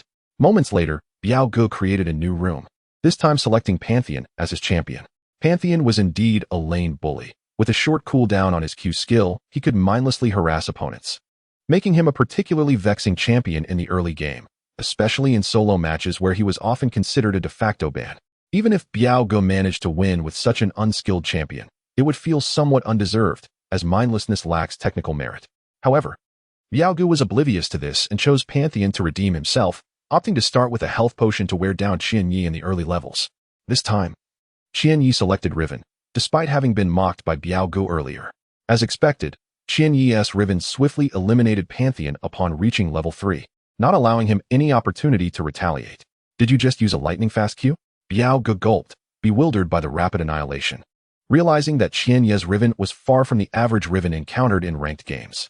In short, her damage was extraordinarily high. Zhou Xiaolan was utterly dumbfounded. She had anticipated Qianyi would employ the same sneaky tactics as before and wait until Riven reached level 6 to strike. Instead, she was astonished to see such aggression right from the start, pushing Pantheon back relentlessly, two entirely different styles. Lightning fast Q? Is that even a term? Qianyi turned to inquire. In reality, Qianyi's execution of Riven was not merely a simple three-part Q followed by auto attacks. It involved using the shield from her E skill to absorb damage after the first Q, stunning Pantheon with the W to interrupt his own W after the second Q, and finally utilizing the third Q to knock Pantheon back, while ensuring the last bit of damage came from a nearby minion. In summary, this sequence of actions was far more intricate than the traditional notion of a lightning-fast Q. Yet everyone present could see that this swift and precise maneuvering was undoubtedly more challenging. I concede, I am truly impressed. I didn't expect to encounter a master here, Biao Gu exclaimed, giving Qianyi a thumbs up. Biao Gu was not one to take defeat lightly. His earlier outburst was merely a lapse in control. Faced with a true expert, his demeanor had transformed completely. Haha, it seems there was a misunderstanding. I failed to recognize the mountain among hills and mistakenly thought ill of my junior. My apologies. How about this? Let us have a meal together afterward as a token of my contrition. Biao Gu offered amicably. Biao Gu was deeply fond of the game League of Legends, particularly the champion Riven, but lamented his lack of skill, often causing trouble for his teammates. Thus, he was eager to learn Riven's lightning-fast Q techniques. He even enrolled in a tutorial class, where the instructor promised to teach him for a fee, but unfortunately, most of these were scams, and Biao Gu had been duped several times. Qianyi was momentarily taken aback by Biao Ji's sudden warmth, while Zhou Xiaolan felt a mix of embarrassment and anger at being referred to as junior, struggling to find a rebuttal, especially since she had previously used Qianyi as a shield, identifying as his girlfriend. All right, the matter is settled. Can we leave now? Qianyi asked. Biao Gu was reluctant to let go of such a valuable opportunity to learn. He eagerly grabbed Qianyi's arm, saying, Could you teach me Riven's lightning fast Q? I truly value this. I just want someone to guide me through it. Don't worry, I'll ensure you're compensated for your time. If you encounter any difficulties, just call me. Caught off guard, Zhou Xiaolan could not evade Qianyi's outstretched hand, with Biao Gu blocking her path. She found it challenging to break free without revealing her intentions. You little brat, don't think I want to reclaim what you've taken from me, she thought, narrowing her eyes and gritting her teeth. Just as Qianyi was about to decline, he noticed Shi Yuanlong approaching with several companions. Realizing the situation was turning dire. After being beaten by Shi Yuanlong and his group the previous night, Shi Yuanlong had threatened to come personally if Qianyi failed to pay the protection fee today. The reason for his early escape from class was largely to avoid Shi Yuanlong, yet he had not anticipated that Shi Yuanlong would find him so quickly. The Golden Eagle Internet CAF was located on the second floor, and apart from the main staircase, there was no other exit, making it impossible to evade. Long Gu, that brat is inside. One of Shi Yuanlong's companions shouted, pointing at Qianyi. Biao Gu. In truth, the concept of Riven's lightning-fast Q is simple yet complex. Fully mastering it requires time, Qianyi informed him. Biao Ge's eyes lit up at this revelation. Lin Qianyi, did you think you could hide here and I wouldn't find you? Shi Yuanlong sneered, spotting Qianyi laughing and chatting with others. Who are these fools? Biao Gu asked, recognizing some of Shi Yuanlong's companions and turning to Qianyi for clarification. They are all my classmates, Qianyi replied nonchalantly. Your classmates, my foot. Shi Yuanlong's calm demeanor was shattered as he felt his authority challenged. In the school, he was accustomed to walking with impunity, collecting protection fees as a matter of course. He had dealt with rebellious students in the past, but after a few beatings, they had learned to behave. How could this kid, after being beaten yesterday, still dare to smile today? As soon as the words left his mouth, Shi Yuanlong stepped forward, seizing Qianyi by the collar, intending to land a punch on his face. However, he soon realized that his right hand was immobile, and upon glancing up, he discovered that someone had grasped his wrist with considerable force, causing a dull ache to radiate through it. Let go of me. Do you have any idea who I am? Shi Yuanlong exclaimed, glaring with fury. Biao Gu released Shi Yuanlong's fist with a dismissive chuckle, retorting, and do you have any idea who I am? Whatever. Shi Yuanlong was about to retort further when one of his companions tugged at his sleeve and whispered, I think that is Biao Gu. Biao Gu? Which Biao Gu? Shi Yuanlong was momentarily confused. The one who controls this street. Oh, realization dawned on Shi Yuanlong, as he understood that his usual territory lay within the confines of the school, a realm dominated by external forces. He lacked both the ability and the standing to meddle in such matters. After all, he was merely a student. His complexion shifted dramatically as he hurried to clarify, Biao Gu, I didn't recognize you at first. Now you do you? Biao Gu delivered a swift kick to Shi Yuanlong's abdomen, eliciting a muted groan as his body hunched over, face flushed, struggling to catch his breath. What is the matter? Do you have a grudge against this kid? Would you like me to take care of him for you? Biao Gu turned to seek Qianyi's opinion. Qianyi stepped forward and cast a dispassionate glance at Shi Yuanlong, whose expression shifted once more, yet he dared not utter another word. Students, after all, were still students and were no match for the influences of society outside school. Although Biao Gu was merely a small-time thug, to these ordinary high schoolers, he was akin to a gang leader. No matter how brazenly Shi Yuanlong behaved within the school, he would not dare to act tough in front of Biao Gu. It's just a minor conflict. I've not taken it to heart. Real enmity is reserved for worthy opponents. Qianyi remarked with a shake of his head and a smile. Such magnanimity. Very well, if you choose not to hold this against him. It would be rather unreasonable for me to persist, Biao Gu acknowledged, his esteem for Qianyi growing. Much of his business involved assisting other students in settling scores at school. Shi Yuanlong, not lacking in intelligence, discerned from Qianyi's words that he was not regarded as an equal, which only fueled his indignation, yet he remained silent. He is under my protection now. Refrain from troubling him again. Do you understand? Biao Gu inquired from a position of authority. Shi Yuanlong nodded fervently. Yes, esteemed one. Oh no, Biao Gu. I completely understand your intent. From now on, I will treat Qianyi with the utmost respect at school. As Shi Yuanlong and his companions departed in a dejected manner, Zui Xiaolin curiously remarked, this high school student doesn't seem like a good sort at all. Whether one is good or bad, how would you know? Qianyi retorted playfully. Chapter 8. The Shame of Class 5 Ba. Disgusting rogue. Spat Zui Xiaolin. Could you not flirt so brazenly in public? Let us not forget there are others present. Biao Gu raised an eyebrow, a teasing smile gracing his lips. He then engaged Qianyi in a discussion about the techniques of Riven's quick cue, a request that Qianyi, of course, did not refuse. With just a few words, Biao Gu helped him resolve a significant predicament, ensuring that at least in the future, Shi Yuanlong would think twice before confronting him. Yet, the image of Deng Xiaomin lingered in Qianyi's mind. While he did not dwell excessively on the incident of the beating, after all, as he had stated, Shi Yuanlong was hardly worthy of his resentment. Deng Xiaomin represented his first infatuation with a girl, and he genuinely harbored feelings for her. However, the unmasked scorn and disdain she directed at him that night in the cultural corridor pierced his heart like a sharp thorn. For reasons unknown, Zui Xiaolin chose not to leave, instead observing intently as Qianyi taught Biao Gu how to execute Riven's quick cue. In truth, Qian Ye's initial instructions revolved around fundamental techniques, primarily advising Biao Gu to swiftly click the ground after executing the Q skill to cancel its attack animation, followed by a regular attack to inflict damage. This technique, while seemingly simple in theory, demanded considerable patience and finesse in practice. Though basic, Qian Yi insisted that Biao Gu should practice it for at least a week. "Are you really bronze?" Zhou Xiaolan inquired. Noticing Biao Gu seemingly enjoying his time against the monsters, Qian Yi nodded, replying, "You've seen it for yourself. My rank is indeed bronze. However, sometimes rank does not tell the whole story." From observing Qian Ye's solo play and subsequent teachings, Zhou Xiaolan increasingly felt that Qian Ye's prowess surpassed her expectations. Considering her yet-to-be-formed team, she hesitated for a moment before suggesting, "Given your evident skill and your relatively young age, your potential for future development is immense. Would you be interested in trying your hand at a professional career?" As soon as the words left her mouth, Zhou Xiaolan sensed something amiss.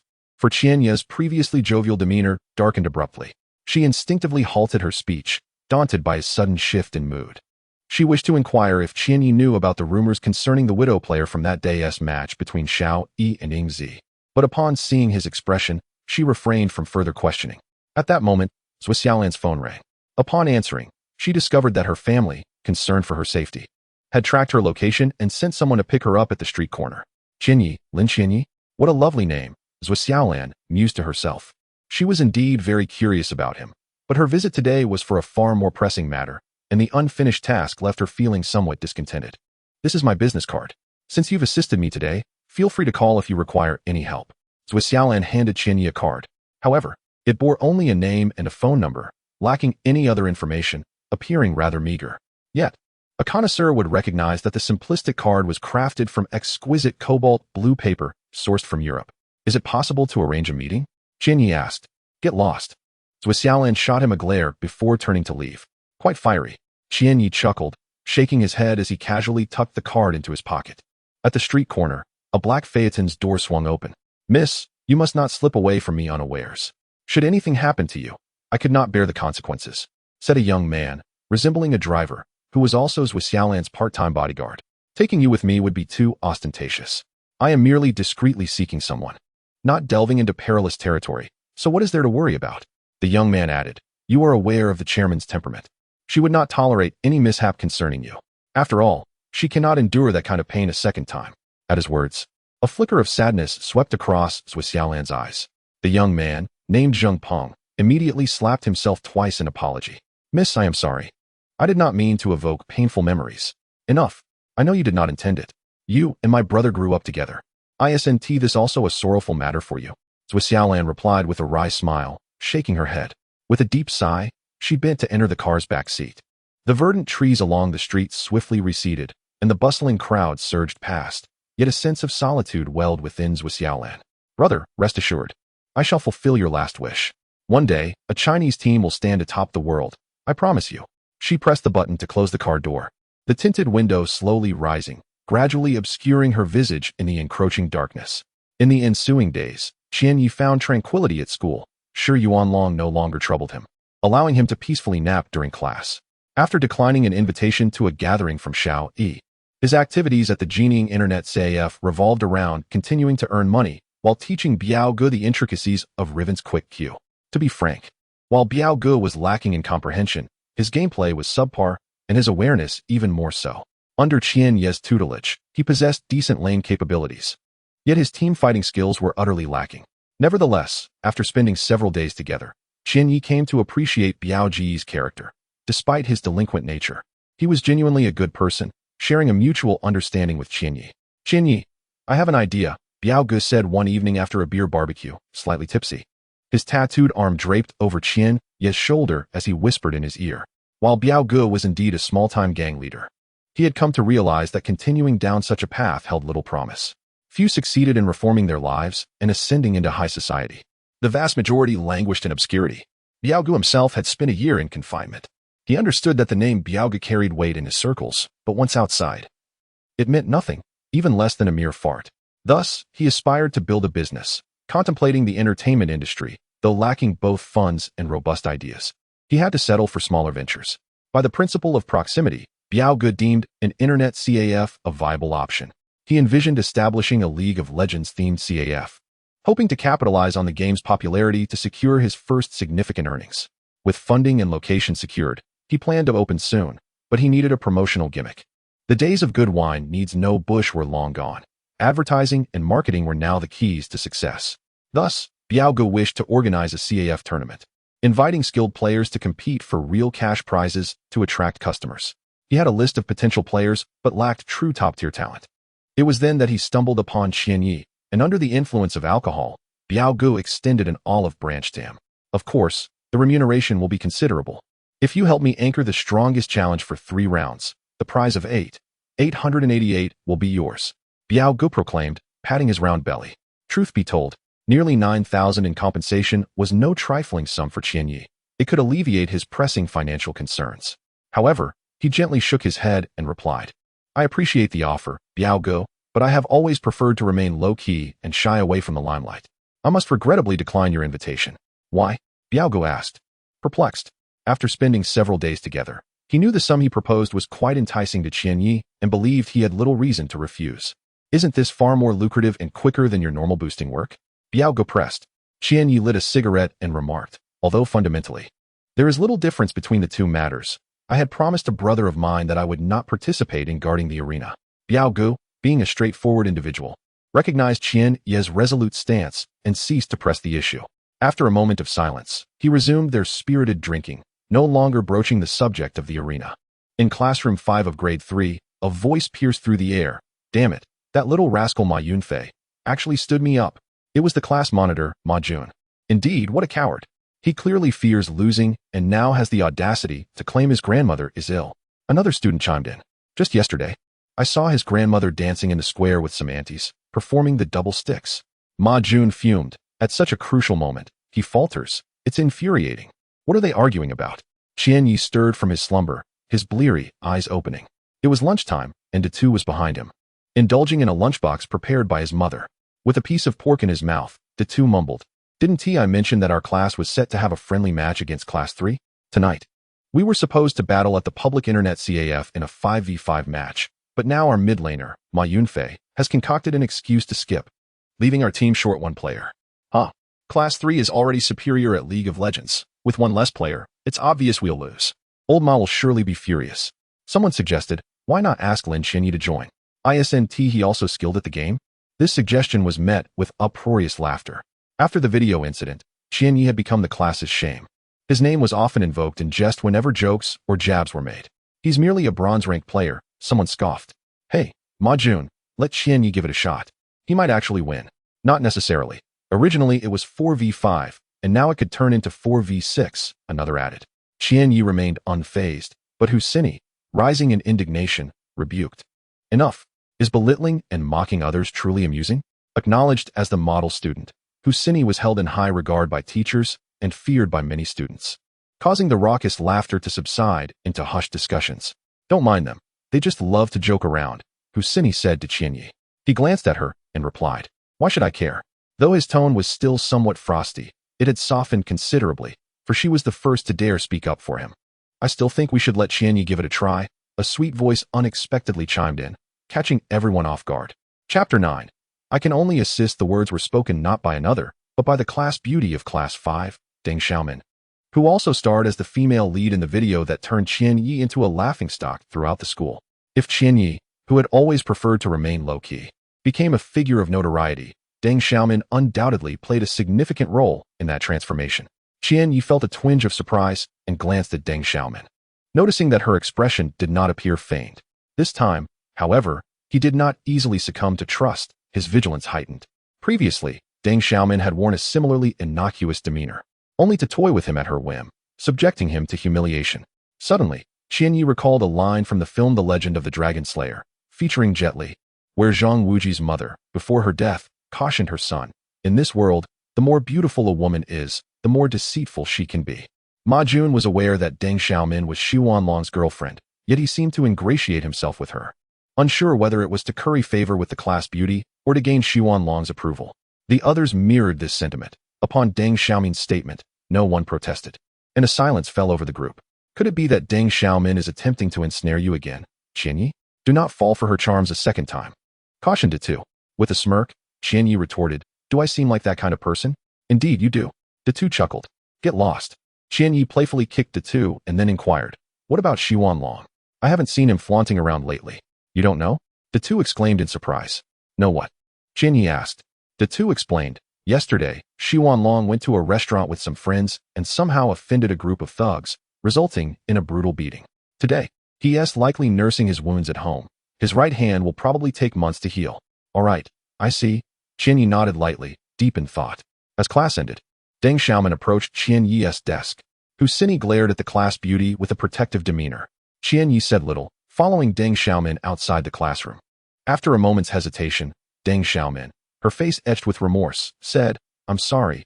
Those things before were all Xiwan Long's ideas. I never intended to hurt you. Does it matter to say that now? Qian Yi retorted, but I truly didn't mean it.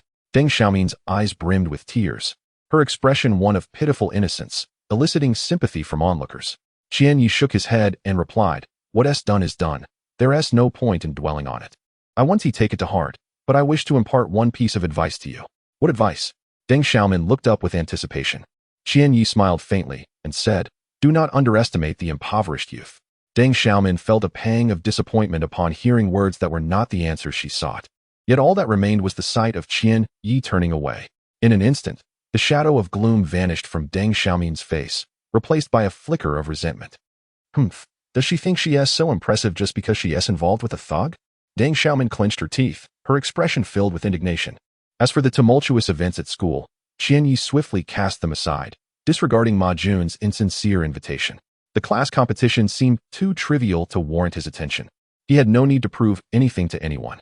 After spending the evening at the Golden Eagle Internet CAF, undisturbed by any phone calls, Qian Yi realized the two had successfully helped him skip class again, just as he prepared to focus on a promising gaming session from gold to diamond.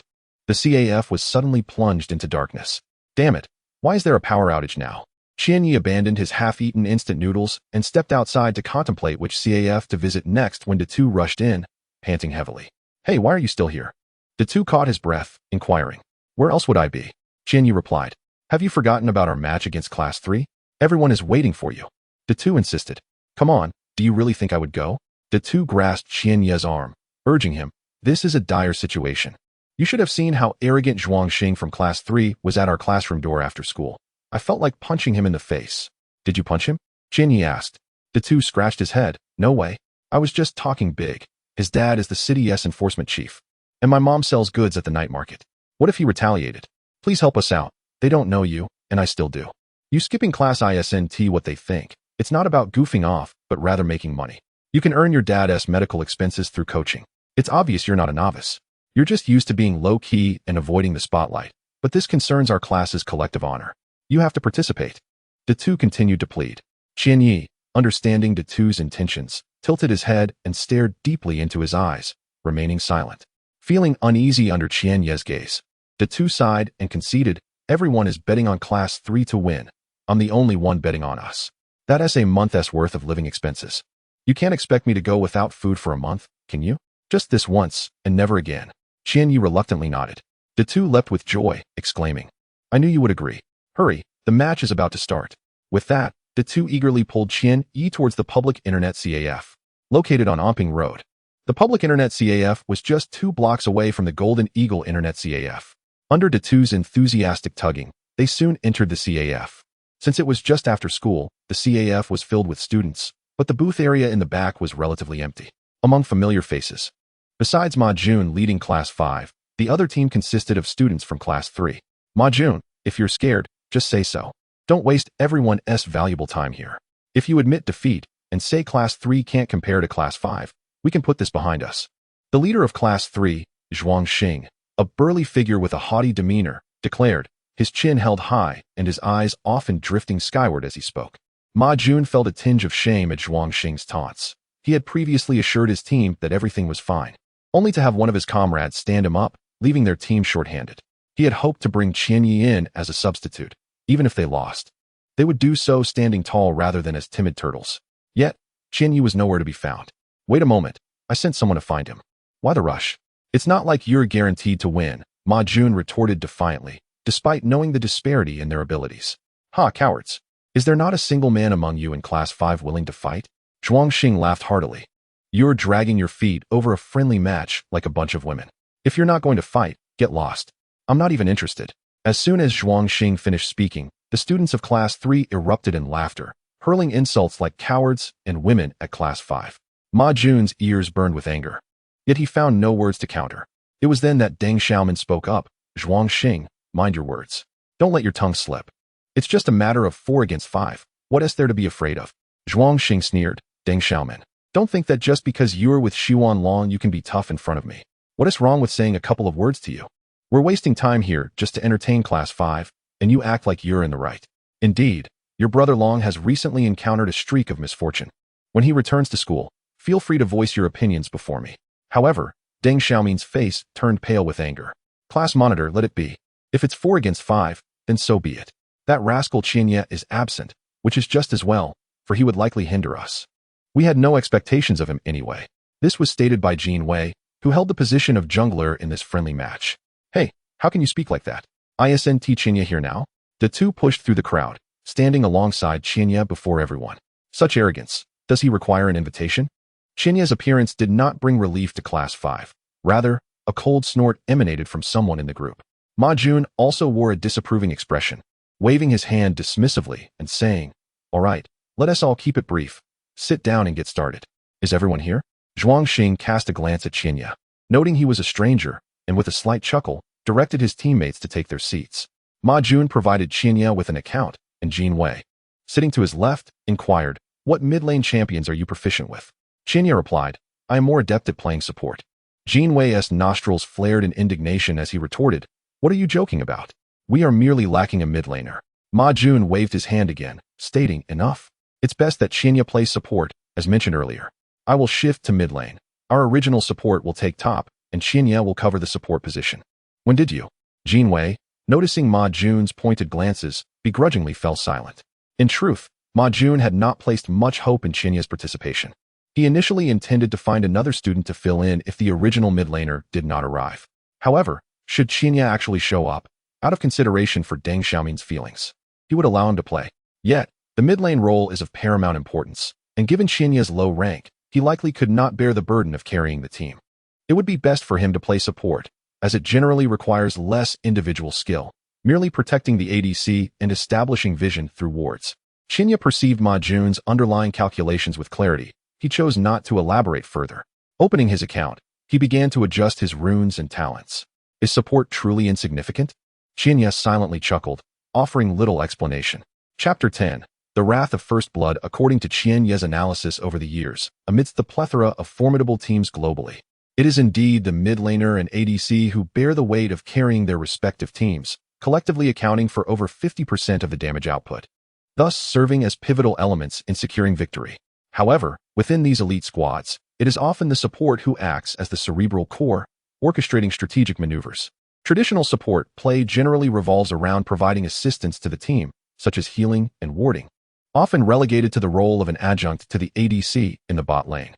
In contrast, the concept of a core support player elevates the support to the heart of the team, allowing them to either absorb damage or deal significant output while exerting influence over the game's dynamics through strategic vision control. Nevertheless, executing a core support strategy demands a high level of skill from the player. It transcends mere warding for the ADC's protection. The support must maintain awareness of all 3 lanes and the jungle, deploying various wards for both defense and offense to thwart enemy ganks. This necessitates not only exceptional game awareness and understanding, but also mechanical proficiency on par with that of a typical ADC. The fundamental tenets of core support play include prioritizing aggression over defense, where the best defense often manifests as a formidable offense. Thus, the optimal way to safeguard the ADC is to diminish the opponent's ADC. Additionally, employing the minimal number of wards to monitor the most perilous areas while guiding the team's movements is crucial. Lastly, the jungler, as the secondary core, must synchronize closely with the support's roaming and warding activities. The first 2 principles are relatively straightforward. However, regarding the third point, in the arena of true competition, unless there is a substantial disparity in skill levels between 2 teams, it is generally arduous for champions in the top lane, mid lane, or ADC roles to secure solo kills during the landing phase. The outcome of a duel between two equally matched ADCs in the bot lane largely hinges on the support's capabilities, while the jungler's effectiveness is nearly tantamount to that of the top and mid laners in executing kills. The movements of the opposing jungler can only be estimated by one's own jungler, thereby underscoring the core support's role in invading the enemy jungle, placing wards, and maintaining oversight on the jungler's activities. Thus, to gain a competitive edge in the early to mid-game, it is essential to rely on the synergy between the primary core support and the secondary core jungler. This illustrates the immense significance of an adept support in actual matches. It could be said that possessing an exemplary support equates to having an independent brain and an all-seeing eye within the team. Concerning this, Qian Yi surmised that Ma Jun and the so-called Zhuang Xing would likely not comprehend, hence he chose not to elaborate. "What are you doing?" Jin Wei exclaimed anxiously. "This is my friend's account. All the runes and masteries have been meticulously set up based on online guides. Don't mess it up. Runes are tricky to configure. And just follow the masteries as they are. Allocate points to melee, tank, and mage as needed. Just pick." Who would have thought? Qian Yi, you have some knowledge on masteries. Ma Jun glanced over, not saying much more, for after all, Qian Yi played support. And the significance of masteries paled in comparison to those of the top and mid laners. "You all better not make excuses if you lose." Zhuang Xing called out from a distance, reminding them. Among the gathered spectators, the two squeezed next to Huaxia and E, blinking and whispering, "See? I brought him over." Huaxia and E smiled faintly, nodding. "You do have some skill. Still, can Qian Yi really perform? I heard the third-class players are quite adept." Huaxia and E expressed her concerns. "Trust me, this kid is hiding his talents. What do you think he spends all that time skipping class for?" The two reassured her. "Let's hope that's the case." Huaxia and E sighed with relief at the two's words. Soon, Zhuang Xing created a custom room, and both teams entered, selecting their positions before diving into the game. Qian Yi, somewhat resigned, covered his face. What kind of nonsensical room was this? It wasn't even in draft mode. And there wasn't even a ban phase. However, considering that the highest rank among these players was merely Gold 2, Qian Yi felt a sense of acceptance. With no bans in place, there was no counterplay to consider.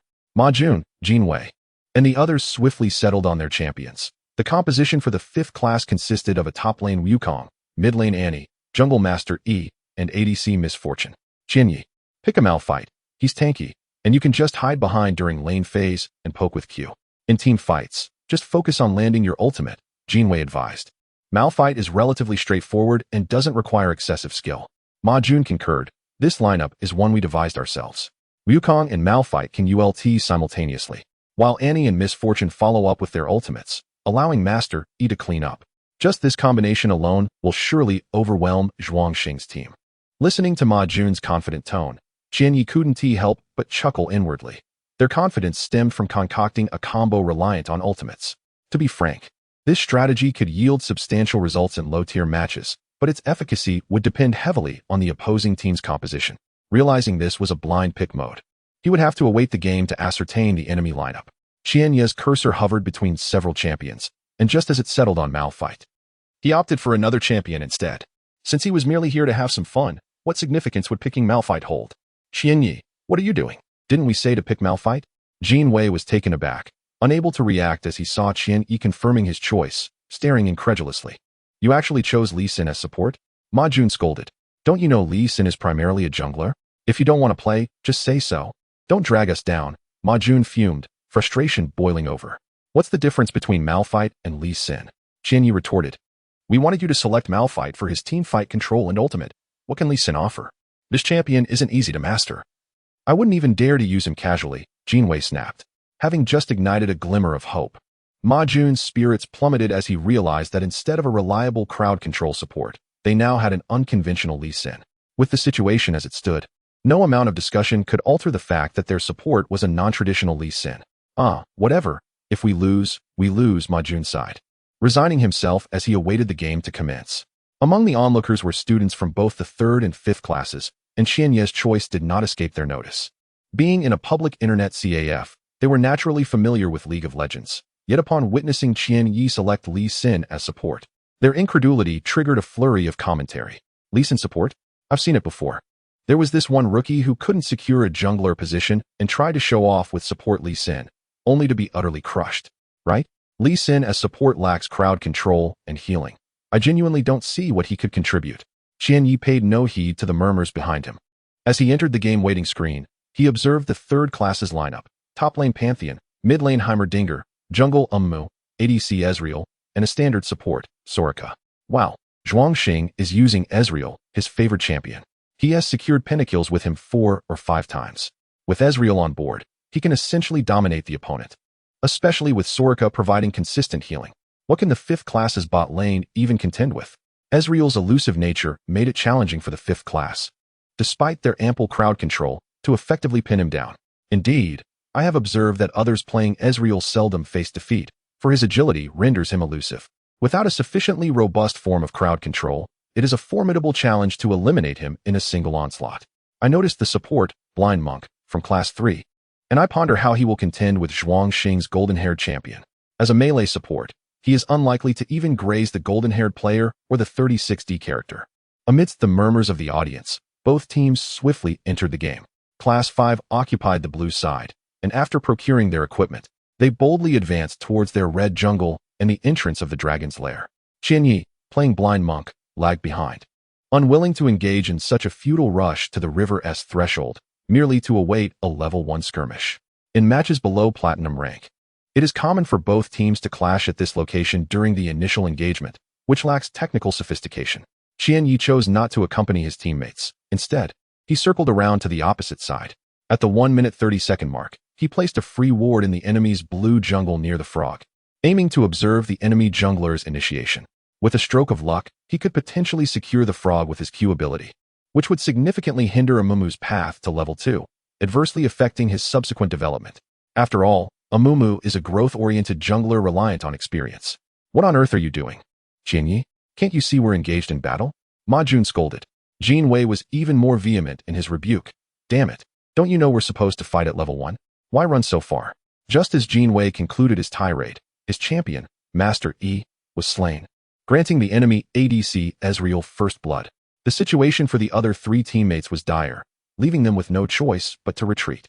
If Blind Monk had been there, we could have claimed at least 2 kills in that skirmish. Jin Wei directed his frustration towards Qianyi, blaming him for the mishap. Qianyi opened the tab screen. Smirking quietly, Amumu's equipment status was conspicuously absent, indicating that he had not participated in the earlier skirmish.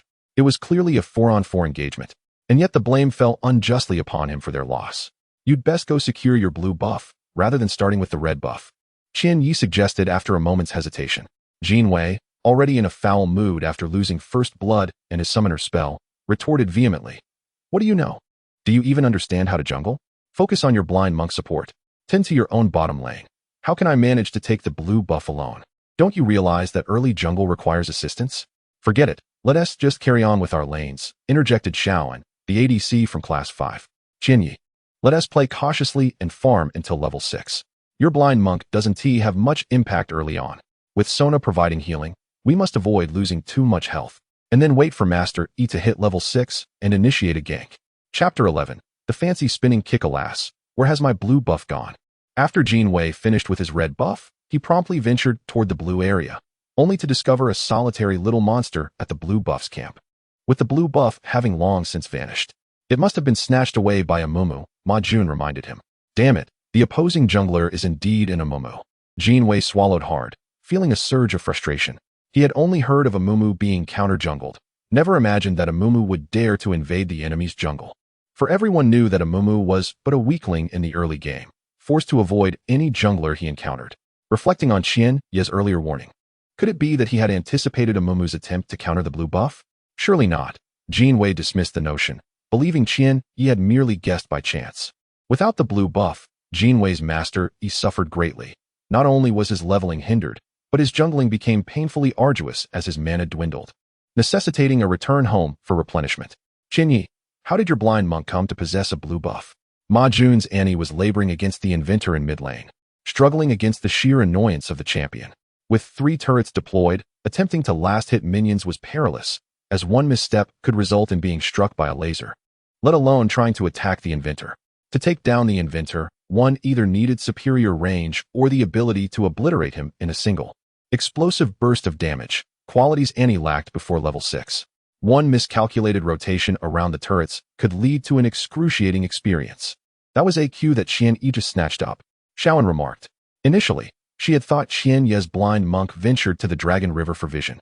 But little did she know he had instead established vision in the enemy's blue area. Amumu returned home with both buffs in hand, only to exhaust himself trying to claim his own blue buff, only for it to be snatched away by Qian Ye's blind monk at the last moment. Truth be told, the utility of a support blind monk acquiring a blue buff in the early game was rather limited, yet for Amumu, it would inevitably impact his development. An ally has been slain. While mid lane and bot lane engaged in back-and-forth skirmishes, a bloody incident erupted in the top lane. Of course, it was not a solo kill by the monkey on Pantheon. Rather, the top lane monkey from Team 5 had recklessly gifted away the first blood. Pantheon capitalized on his level 3 power spike, unleashing a flurry of skills coupled with Ignite, and then flashing to pursue the fleeing monkey, securing the kill with a critical Q. Oh no, what a disaster. Just a few minutes in, and we've already lost 2 kills. Ma Jun lamented inwardly, as he struggled for an advantage in mid lane, consistently being pushed back and his health dwindling. Jinwei, why didn't you come earlier? If you had, Pantheon would have already been dead. The top lane monkey began to blame his jungler, Jinwei, already simmering with frustration after losing his blue buff to Amumu. Was irked at being unfairly blamed, snapping back, you got soloed and blame others? Do you not realize my buff was stolen? My level is too low.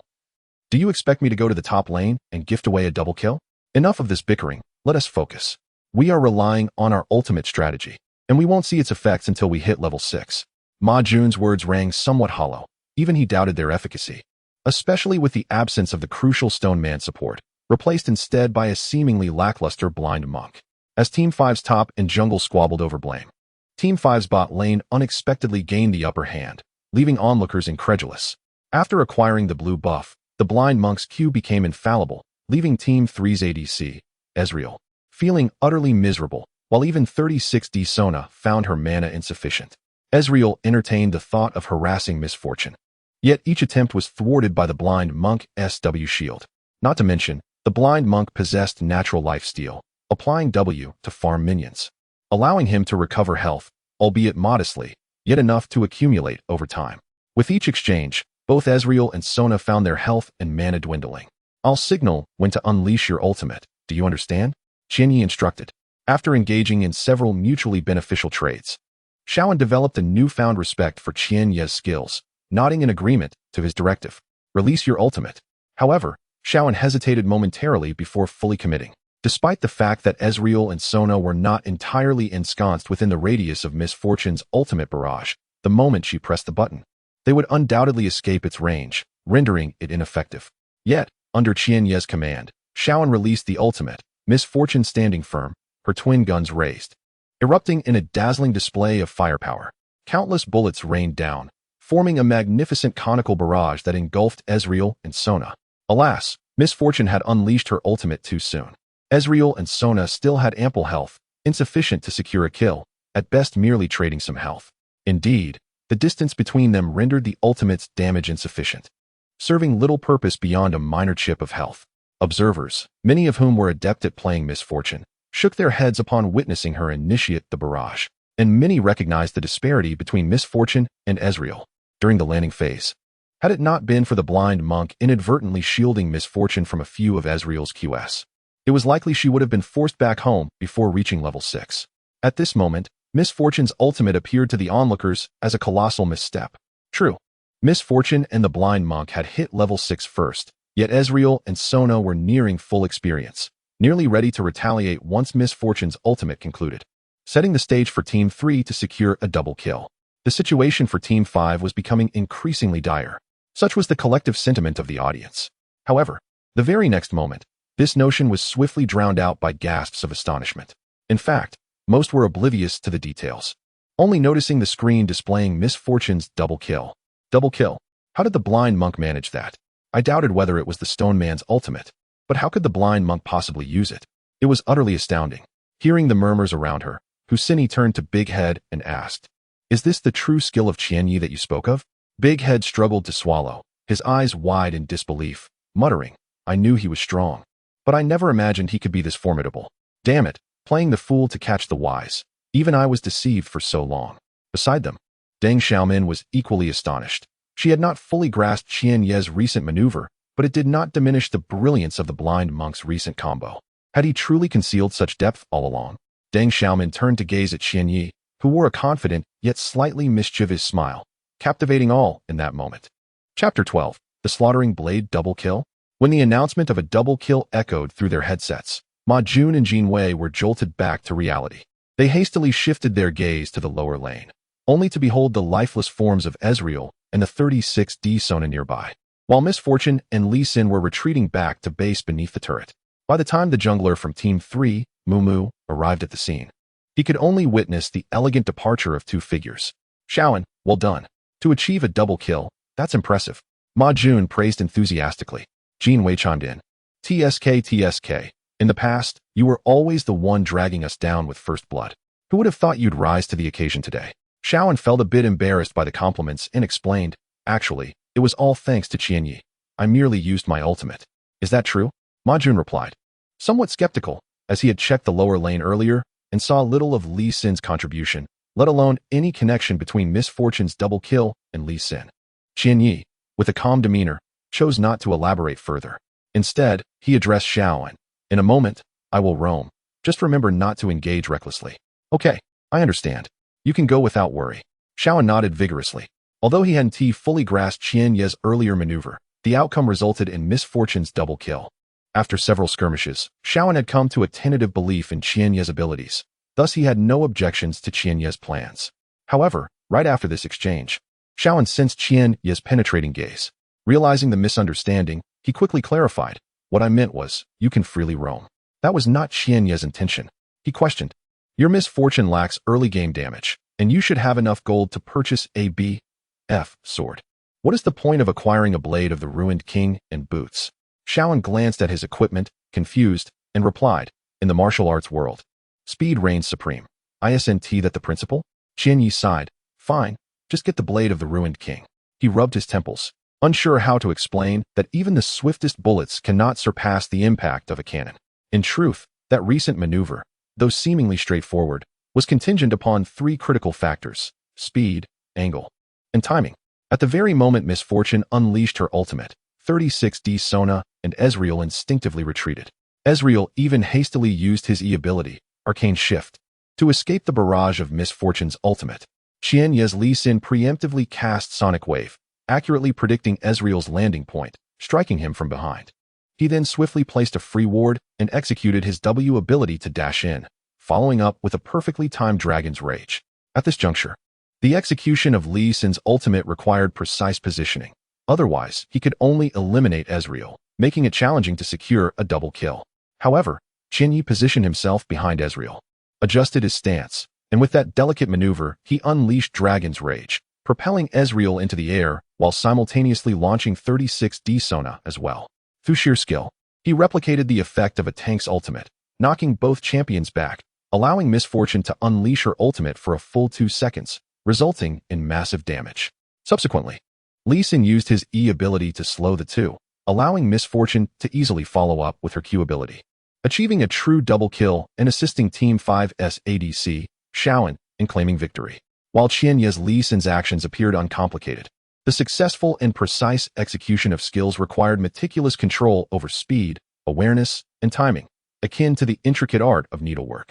Without exceptional individual skill and a profound understanding of Lee Sin as a champion, such feats would be unattainable. The audience, predominantly composed of silver and gold-ranked players, would struggle to appreciate the intricacies of Qian Ye's maneuvers without the aid of slow-motion replays.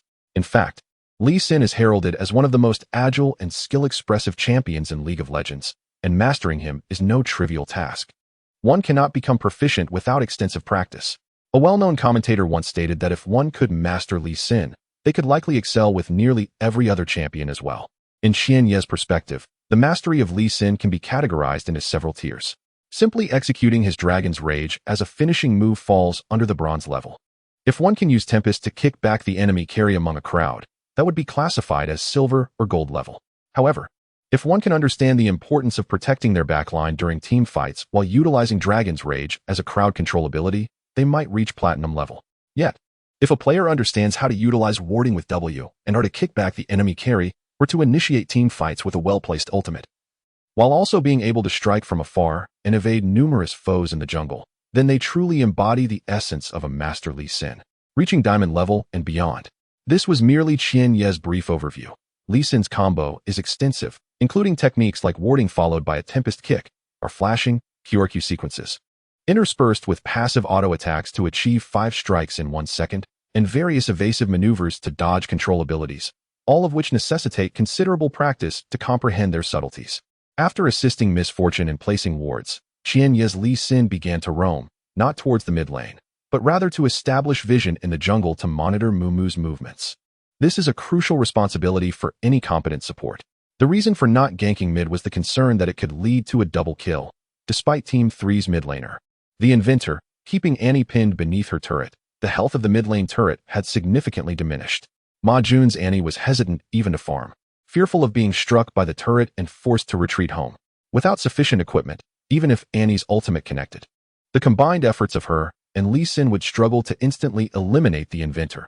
Otherwise, entangling in turret range for a few seconds could result in a disastrous outcome, allowing the Inventor to claim a kill. It would be wiser to allow the Inventor to take down the mid lane turret, while Annie safely farmed near the second turret, as the Inventor excels in defense but lacks offensive capabilities. If he strayed too far from his turret, he would be reluctant to push the lane too deeply. Ultimately, the damage output fell slightly short. Qian Yi shook his head in resignation. He had never intended to partake in such a rudimentary competition. His earlier remarkable play was merely to bolster Miss Fortune's advantage, not to showcase his prowess. Even now, he wished to keep his true abilities concealed. Should he purchase the Duskblade of Drakthar? Observing the mid and top lanes collapsing while the jungle's master merely farmed, Qian Yi felt a pang of unease. In a match of this caliber, acquiring such a weapon felt akin to wielding a slaughtering blade. Would it not be overly cruel to mercilessly defeat Team 3? Pondering for a moment, Qian Yi, being a support Li Sin, had limited economic resources, and it seemed that obtaining the Duskblade was his only means to enhance his damage in the short term. Just then, a skirmish erupted in the bottom lane. Miss Fortune was struck by both Sona's ultimate and Ezreal's ultimate, followed by a relentless pursuit from the agile Ezreal, leading to her demise. Jean Wei's Master Yi arrived too late to provide assistance, and after Sona applied a weakened debuff on him, Master Yi ended up unintentionally granting a buff to the enemies. In an instant, the advantage gained moments ago in the bottom lane was swiftly relinquished. Alas, the butcher's knife, the butcher's knife. It seems that there is no turning back. Qian sighed. At that moment, within the strategically placed vision, a Mumu from Class 3 was farming the wolves near his territory, but his condition appeared rather precarious. Subsequently, as a support Li Sin, akin to a shark sensing the scent of blood, stealthily made his way towards a Mumu. Chapter 13. The tiger in sheep's clothing. As Mumu ventured into the jungle, his mana dwindled, especially after bestowing his second blue buff upon the mid laner, Big Head. The adage held true: when mana falls short, health must compensate. Mumu braved the onslaught of the 3 wolves, silently embracing the role of a solitary wolf master, striking the minions with his own head. Just then, Blind Monk emerged unexpectedly, startling Mumu. Although Blind Monk was a support character, he was in peak condition. Upon noticing this, Mumu turned to flee, but Blind Monk swiftly approached, using his E skill to slow him down, followed by a basic attack. In a panic, Mumu flashed over the wall, aiming to escape back to his own bottom lane tower. Qian Yi let out a cold laugh. Without any vision, he threw AQ over the wall, successfully landing it on Mumu. With 2 basic attacks and a dragon tail, he effortlessly claimed Mumu's life. Ma Jun, burdened with despair in the mid lane, groaned at the news of the kill in the bottom lane and witnessed Qian Ye's Blind Monk wandering carelessly in the enemy jungle, leading to their ADC's demise in a 2-on-1 situation. Just as he was about to voice his reproach, he saw Qian Ye's Blind Monk execute a flawless combo, securing Mumu's head. From that moment on, Qian Ye's Blind Monk boasted a score of 102, a stark contrast to Big Head's lackluster performance. Instantly, Ma Jun swallowed back the words he had almost uttered. Shaoan, control your lane. If push comes to shove, sacrificing the bottom tower is acceptable, but do not grant them any more kills. Play cautiously, understand? Qian Yi instructed. Shaoan, ever trusting of Qian Yi, nodded and played defensively under the tower, resolutely avoiding exposing Miss Fortune to the opposing duo's attacks. Are you serious? You actually bought a kill blade? Jean Wei, struggling under the pressure from Pantheon in the top lane, returned home just to see the chat reveal that their support, Blind Monk, had purchased a mysterious sword, commonly known as a kill blade. This item, like the kill book, served as a powerful weapon for seasoned players to dominate novices. Yet, both items possessed their pros and cons. Failing to secure kills or assists rendered them inferior to smaller items. However, if one took off with kills, the implications in the mid to late game could be overwhelming.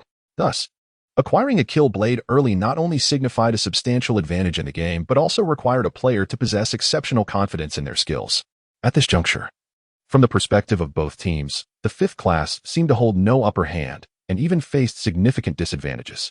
Qian Ye's actions clearly reflected his unshakable self-assurance. Could a kill blade without stacks still be considered a kill blade? Yet, the astonishment among Qian Ye's teammates regarding his item choice surpassed that of their adversaries. Just stay in the bottom lane. It was your absence that allowed our ADC to fall after we secured 2 kills. Focus on vision and protect the ADC. You're a support blind monk. Are you trying to steal the ADC's kills with that kill blade? Ma Jun remarked. Currently, Xiaoan's misfortune boasts the best economy. Safeguard the bottom lane. The team fight relies on her. Qian Yi, since you've already procured a kill blade, just play it safe and assist misfortune for some assists. Qian Yi replied nonchalantly. I shall do my utmost. The opposing blind monk had indeed acquired a kill blade, which left Zhuang Xing feeling insulted. If a mid laner opted for a kill book, he could understand, but the notion of a support blind monk wielding a kill blade was bewildering. Be wary. Their support blind monk appears to be rather reckless. I'll team up with Qian Yin to breach their bottom lane. They must push the tower quickly. When the team fight arises, we'll demonstrate our prowess to that group of amateurs from the 5th class. A support blind monk. Let's see what role he plays in the fight. Zhuang Xing added. Understood. The other 4 members of the 3rd class responded in unison, especially Zhuang Xing. Upon glancing at Misfortune's items, noted that she had opted for attack speed gear, which seemed to disrupt their rhythm. The mid lane Annie was also struggling under the pressure from the enemy's inventor. To inflict damage, their composition needed at least a 10-minute wait, precisely during which their side enjoyed a distinct advantage. In Zhuang Xing's estimation, the match appeared to be almost secured, especially upon witnessing the support blind monk's acquisition of a kill blade, which only fortified his confidence in victory. Not only that, the onlookers from both the 3rd and 5th classes were equally astonished by Qian Ye's choice of equipment. Their discussions echoed Zhuang Xing's sentiments. As witnessing a support donning a kill blade was a rarity, I too find Qian Ye's choice perplexing. Does he truly believe that a single kill blade can alter the course of battle? Big Head pondered, concern etched on his face. Husini furrowed her brow, suggesting, perhaps Qian Yi possesses this confidence. I find your reasoning quite sound. Based on my understanding of him, recklessness and arrogance don't align with his character, Big Head concurred. Deng Xiaomin had been fixated on Qian Yi since the latter assisted Misfortune in securing a double kill in the bottom lane. The comments around him were far from pleasant, yet he believed Qian Yi could hear them. The headphones in the internet CAF were hardly professional esports gear. However, Deng Xiaomin observed that Qian Yi wore a smile, seemingly indifferent to the criticism around him. To Deng Xiaomin, that smile was one of confidence. The crux of the matter was where Qian Yi's confidence stemmed from. Did he genuinely think that with just a kill blade, he could single-handedly take on 5 opponents? Deng Xiaomin bit his lip, baffled. Unperturbed, Qian Yi continued on his path, soon encountering Mumu in the jungle. Mumu was alone, engaged in defeating the red buff. Qian Yi cleverly placed a ward over the wall near the dragon, skillfully avoiding the vision from Pantheon and the inventor along the riverbanks. Ma Jun, come over for a kill shortly, Qian Yi instructed. Upon hearing this, Ma Jun glanced at Blind Monk's position. At that moment, Blind Monk lay hidden in the bushes just outside the purple side's red zone, with a ward revealing Mumu's every move. That foolish Qian Yi. What if he fails to secure the buff and ends up being ambushed? Ma Jun thought to himself, grumbling inwardly. In contrast, Blind Monk's solo expedition into the enemy's red zone posed significant risks. Both Pantheon and the inventor could react swiftly to Mumu's discovery of Blind Monk. Given Pantheon's ultimate ability, his aerial assault could be quite intimidating. Mumu painstakingly whittled down the red buff's health, poised to use his smite when a sonic wave struck. Blind Monk appeared, executing a second Q, and the red buff fell. Mumu was infuriated. Not only had he perished while battling the 3 wolves, but he was now robbed of the red buff. Previously, he had hesitated to engage due to his poor condition, but that was no longer the case. Even if he couldn't defeat Blind Monk, he could certainly stall for some time. Our Blind Monk is here. Hurry and assist. Mumu called for his teammates. Mumu, with his oversized head, confronted Blind Monk. After securing the red buff, Blind Monk retreated, prompting Mumu to curse. Trying to escape? Not so easy. A bandit shot forth, ensnaring Blind Monk perfectly. Seeing the inventor rushing towards their red zone, Ma Jun internally scolded Qian Yi for his recklessness in attacking the enemy jungle as a support Blind Monk, yet he steeled himself to provide assistance. With the inventor's turrets positioned in mid-lane, even if he rushed to help, they wouldn't be able to unleash turret abilities immediately, creating an opportunity for Annie, who wielded her ultimate. Ma Jun was no fool. The effectiveness of the inventor would diminish significantly in skirmishes. As the battle erupted in the jungle, the top laner Pantheon from the third class heard Mumu's call for aid and adjusted his position. However, just as Pantheon began to summon his ultimate, the monkey interrupted his jump with an explosive entrance. Qianya glanced at the minimap, a smirk curling at the corners of his mouth. The top laner was not foolish enough to ignore the need to prevent Pantheon's reinforcements. Meanwhile, as Amumu observed that the inventor had blocked the blind monk's escape route, he unleashed the curse of the mummy. Arcane symbols suddenly manifested around Amumu, representing his formidable ultimate ability, a large-scale crowd control skill. Although it seemed somewhat wasteful to imprison the blind monk with such a powerful move, this was not a team fight, and Amumu was determined to avenge a previous slight. Thus he released his ultimate without hesitation. Was he missing the target? Not only Amumu, but also Zhuangxing widened his eyes in disbelief. While the onlookers collectively gasped, the blind monk had evaded the attack, not by using flash, but by employing his West ability to place a ward. Such incredible speed. It was truly beyond comprehension. Heroes like Orianna or Ezreal typically exhibit noticeable animations or wind-up motions before unleashing their ultimate abilities, allowing for potential evasion through mobility skills with a bit of attention. However, Amumu's ultimate is akin to Sona's in its rapid release. Even with flash, the odds of escaping successfully are slim. The wind-up for champions like Orianna and Ezreal approaches 0.5 seconds, while Amumu's is considerably shorter, perhaps only 0.3 seconds or even less. With astonishing hand speed and a modicum of predictive awareness, one could potentially dodge. Yet, the blind monk utilized his ward placement to deftly evade Amumu's ultimate, a feat of reflexes that few could rival. Listening to the astonished murmurs of the crowd, Qianya smiled faintly. His APM, actions per minute, had reached 450, peaking at over 490, and with a touch of anticipation, evading Amumu's ultimate was far from a challenge. Qianya's display of skill was not finished. With a furious shout, the blind monk vanished from sight, reappearing behind Amumu, aligning himself in a straight line with both Amumu and the inventor. R-flash followed by a swift kick, and off he went. Ma Jun gasped, his reaction not lagging as he flashed into the brush on the right side of the mid-lane river, unleashing his ultimate. Go Tibbers! A towering bear, ablaze with flames, descended from above, landing squarely on the duo of Amumu and the inventor, who were simultaneously knocked into the air. Without needing Qianya's prompting, Ma Jun quickly followed up with damage, eliminating the inventor first. The severely weakened Amumu fell victim to the blind monk's Q, executed once more with the devastating technique. Heavenly sound breaking crushing bones. With the mid lane and jungler dispatched, the first dragon was naturally claimed by Team 5, leading Ma Jun and Jin Wei to regard Qianya with newfound respect. Previously, during the double kill in the bot lane, they had failed to observe in real time and mistakenly attributed the majority of the credit to Shaoan. However, this time, they witnessed everything clearly. Not to mention the subsequent R-flash kick that sent two flying. Even the ward placement showcased that Qianya was far from a bronze-level player. It dawned on Ma Jun that this individual had been playing the part of a pig to eat the tiger all along. Chapter 14. The Guardian Monk. The expression of those around changed dramatically as they turned their gazes towards Qianya. It turned out that this young man was the true deity among the 5th class. Huaxia was aware that Qianya's skill far surpassed the bronze level he had claimed.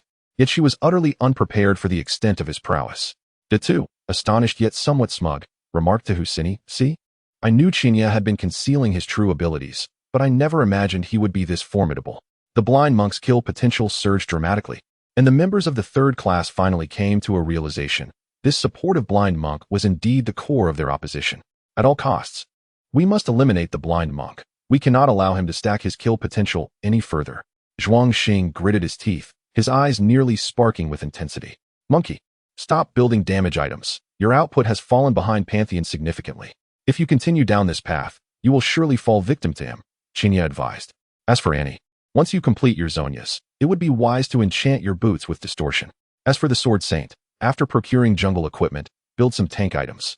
The monkey had no objections. He understood that without an early advantage, focusing on damage items would yield little benefit, and it would be more prudent to invest in durability to offer crowd control and endure longer in team fights.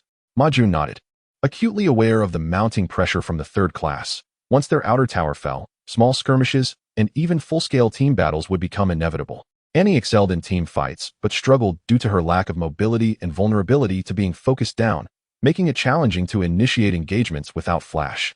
Jin Wei was not pleased. He was the Sword Saint, a champion focused on team fights and tower diving. What damage can a tank item provide? He protested. Do you want to win? Ma Jun countered, noticing Jin Wei's dissatisfaction. Of course, the aim is to teach the third class a lesson. Jin Wei replied. Then it's settled. Ma Jun declared. Listen to Qianya this time. We've been playing for quite a while, and he has yet to be wrong. The reason for our resurgence in kills is entirely due to him. If you can reach that level, then by all means, lead. Can you do that? While Ma Jun's words were not harsh, they struck Jin Wei like a thorn in his throat. The very Qianya he had always looked down upon was now confidently issuing commands, and he had no choice but to comply. Fine. I'll endure this for the sake of victory. Jin Wei sighed heavily and nodded in agreement. Mumu had been slain twice, and his red buff was snatched away, leaving him at a lower level than Qianya's supportive blind monk. Lacking equipment, Mumu could only contribute control in team fights with his ultimate before being swiftly eliminated. In the short term, Mumu posed little threat to the 5th class in lane, merely focusing on quietly farming. Next, Qianya dedicated his attention to the bot lane, displaying little interest into 2 until his magic resist items were completed. With command over the team, Qianya directed Jin Wei's Sword Saint to maintain focus on the bot lane while he returned to accompany Miss Fortune. Having secured 2 kills and an assist, the blind monk's burst damage, augmented by his kill potential, was now comparable, if not superior, to Pantheon from the 3rd class. Under the threat posed by the kill-stacking supportive blind monk, the 3rd class's bot lane duo hesitated to engage. The memory of their previous double kill at level 6 left Zhuang Xing anxious, fearing he might inadvertently gift another kill to the blind monk. Indeed, in just a matter of minutes, the attack power of a supportive blind monk was nearing that of his ADC counterpart. Consequently, the typically aggressive Ezreal and 36D Sona resorted to an exceedingly cautious approach, only daring to farm minions without attempting to harass, clearly intimidated by the blind monk's previous maneuvers. Before long, Miss Fortune and the blind monk pushed the minion wave to the front of the 3rd class's bot tower, steadily whittling down its health. Sword Saint, come set up an ambush. Annie, clear the wave quickly and join us. A skirmish is imminent in the bot lane. Qianya instructed. As the health of the 3rd class's bot tower dwindled, the blind monk and Miss Fortune retreated to base to refresh their items, as did the rest of the team. With the 2nd dragon soon to spawn, the outcome of the impending bot skirmish would undoubtedly influence its fate. After Miss Fortune cleared the wave that had crossed the river during their return, Qianya prepared to invade the 3rd class's blue buff area. As the blue buff respawned, the inventor, low on mana, made his way towards his blue zone at Mumu's signal. At that moment, the elusive blind monk materialized from the nearby brush, having previously placed a ward to scout the inventor's movements. As Mumu reduced the blue buff to a sliver of health, he slowed his assault, waiting for their mid laner to claim it. Suddenly, the blind monk appeared, executing a seamless combo of Q, R, and 2 auto attacks, dealing damage while using W to dodge the inventor's control abilities. He pressed forward, continuously applying pressure with his passive. At that moment, the inventor had just deployed his massive turret, but it was too late. Under the relentless assault of the blind monk, his frail form succumbed and collapsed. By the time Mumu arrived to assist, he found only the lifeless body of the inventor, his oversized head resting in the grass, while the blind monk had already vanished. During this ambush, the blind monk's execution was fluid and captivating, with each skill seamlessly flowing into the next, leaving observers in awe. The blind monk had barely exerted any unnecessary actions, catching the inventor completely off guard. Another 2 kills? Zhuang Xing felt a surge of frustration. With no time to scold his mid laner for such carelessness, nor to blame Mumu for his delayed assistance, he could only lament the blind monk's sudden appearance. Under the pressure from the Sword Saint and Miss Fortune, the minion wave once again advanced towards the tower. We're done for. They're preparing to force a kill. Zhuang Xing sensed impending doom. With the blind monk disappearing from view, Annie hastened towards the bot lane, while the Sword Saint and Miss Fortune continued their relentless push. As the Sword Saint was on the verge of demolishing the tower, Ezreal unleashed his ultimate, but it merely swept away 2 minions and clipped Miss Fortune, along with some of the Sword Saint's health. Little, and don't follow too closely. Maintain some distance from the Sword Saint, Qianya cautioned. With a resounding explosion, the 3rd class's bot tower crumbled, and a circular zone appeared beneath the Sword Saint and Miss Fortune. Thankfully, Little and heeded Qianya's earlier warning, and as Pantheon descended, Miss Fortune had already moved beyond the range of his ultimate. Jin Wei, wielding his signature champion, demonstrated a solid understanding of the Sword Saint. Realizing he could not escape Pantheon's ultimate range, the Sword Saint levitated into the air, chanting the incantation for his W ability, Meditate. For 4 seconds, he not only restored health, but also reduced incoming damage. With a thunderous crash, Pantheon landed, striking only the fully healthy Sword Saint, while Misfortune had retreated to safety. At that moment, 36D Sona flashed and unleashed her ultimate, striking at Misfortune, nearly causing Sona to panic in the process. "How dare you bully me like this?" Zhuang Xing, observing the unfolding situation, could not help but curse vehemently. Chapter 15. Showtime. Alas, what is this? This is not merely a game of mahjong. It is a blatant case of overpowering the few with the many. Beside me, the jovial Datu burst into laughter. In terms of both timing and awareness, our Class 5 considerably outshines Class 3. Even Huaxia, who is not particularly adept at this game, pushed her glasses up her nose and remarked. The other classmates in Class 5 were equally delighted. Such a rapid support response could only be witnessed in the streams of the gaming elites. It transpired that as the enchanting bard's ultimate struck Misfortune, she also detected a figure looming behind her, none other than the top laner, Monkey King. Remarkably, Class 5's Monkey King had arrived at the battlefield around the same time as Pantheon. It is worth noting that Pantheon possesses a semi-screen support ultimate, while Monkey King must traverse the distance step by step. This indicates that the opposing top laner, Monkey King, had anticipated the impending skirmish in the bot lane, thus demonstrating superior awareness and support compared to Pantheon. In small-scale skirmishes, such as 2 versus 2 or 3 versus 3, Pantheon is indeed remarkably overpowered, dealing significant damage. However, in a full-fledged 4 versus 4 or 5 versus 5 team fight, Pantheon's utility pales in comparison to that of Monkey King. After all, one is a point control champion, while the other excels in area control, an obvious distinction. The unfolding situation filled the remaining 4 members of Class 3 with despair. This is sheer bullying, is it not? Mumu, witnessing the demise of the inventor, dared not linger in his own blue zone. Having suffered twice at the hands of the blind monk, learning from his missteps, Mumu chose a longer route to aid his team by circumventing toward their second tower in the bot lane. On the screen, Annie and the blind monk emerged from the river leading to the dragon, materializing in the brush beside the bot lane tower of the purple side. Confronting Ezreal and the bard. "Go, Tibbers," Annie commanded, summoning the colossal bear, imbued with shattered fire, to stun the panicked bard and Ezreal. Shortly after, Monkey King soared in, wreaking havoc, his staff swirling like a tempest. It was time for the barrage. The dual-wielding Misfortune unleashed a torrent of bullets, all falling upon Pantheon, Ezreal, and the bard. Amidst the dazzling display of ultimate abilities, the bard fell almost instantly. Pantheon succumbed to Misfortune's onslaught, and the blind monk executed a skillful Q on the freshly flashed Ezreal, securing a kill. Seeing this chaos, Mumu was already terrified, hastily unleashing his ultimate to ensnare only Monkey King, only to be pursued by the blind monk. Annie followed up with her control, resulting in Mumu's tragic demise before his own second tower. Class 5's counterattack was akin to a tempest, swift and overwhelming. This skirmish lasted less than 10 seconds. Yet Class 3's defenses crumbled like autumn leaves in the wind, leaving no room for resistance. After all, it was 4 against 5. And with such a team composition favoring Class 5, Class 3 stood no chance. Jinwei witnessed, for the first time, a display of such harmonious teamwork in a team fight. The sheer visual spectacle was exhilarating. Although his master Iki did not contribute significantly, merely taking down a tower and absorbing Pantheon's ultimate damage, followed by a Q amidst the chaos. By the time he realized what was happening, he found himself utterly alone. Everyone else had perished. Even without performing the exhilarating maneuvers typical of a master Jinwei felt an overwhelming sense of elation. Was this collaboration truly a product of our own efforts? Ma Jun was grinning widely, recalling how moments earlier he had doubted Qian Yi's decision to send their top laner Monkey King to the bot lane instead of guarding the tower. Now, he understood the wisdom of foresight and cunning strategy. Qian Yi had foreseen the imminent team fight in the bot lane and that Pantheon would also leap in to assist, flipping the expected scenario of Class 3's advantage on its head. Ma Jun realized that all of this was due to Qian Yi's leadership, including the earlier solo kill of the inventor. Each action interconnected. Without the inventor's demise, the subsequent advantage of fewer players facing more would not have been possible. Had the inventor survived and secured the blue buff to aid in defending the bot lane tower, Class 3's first tower would not have fallen so swiftly.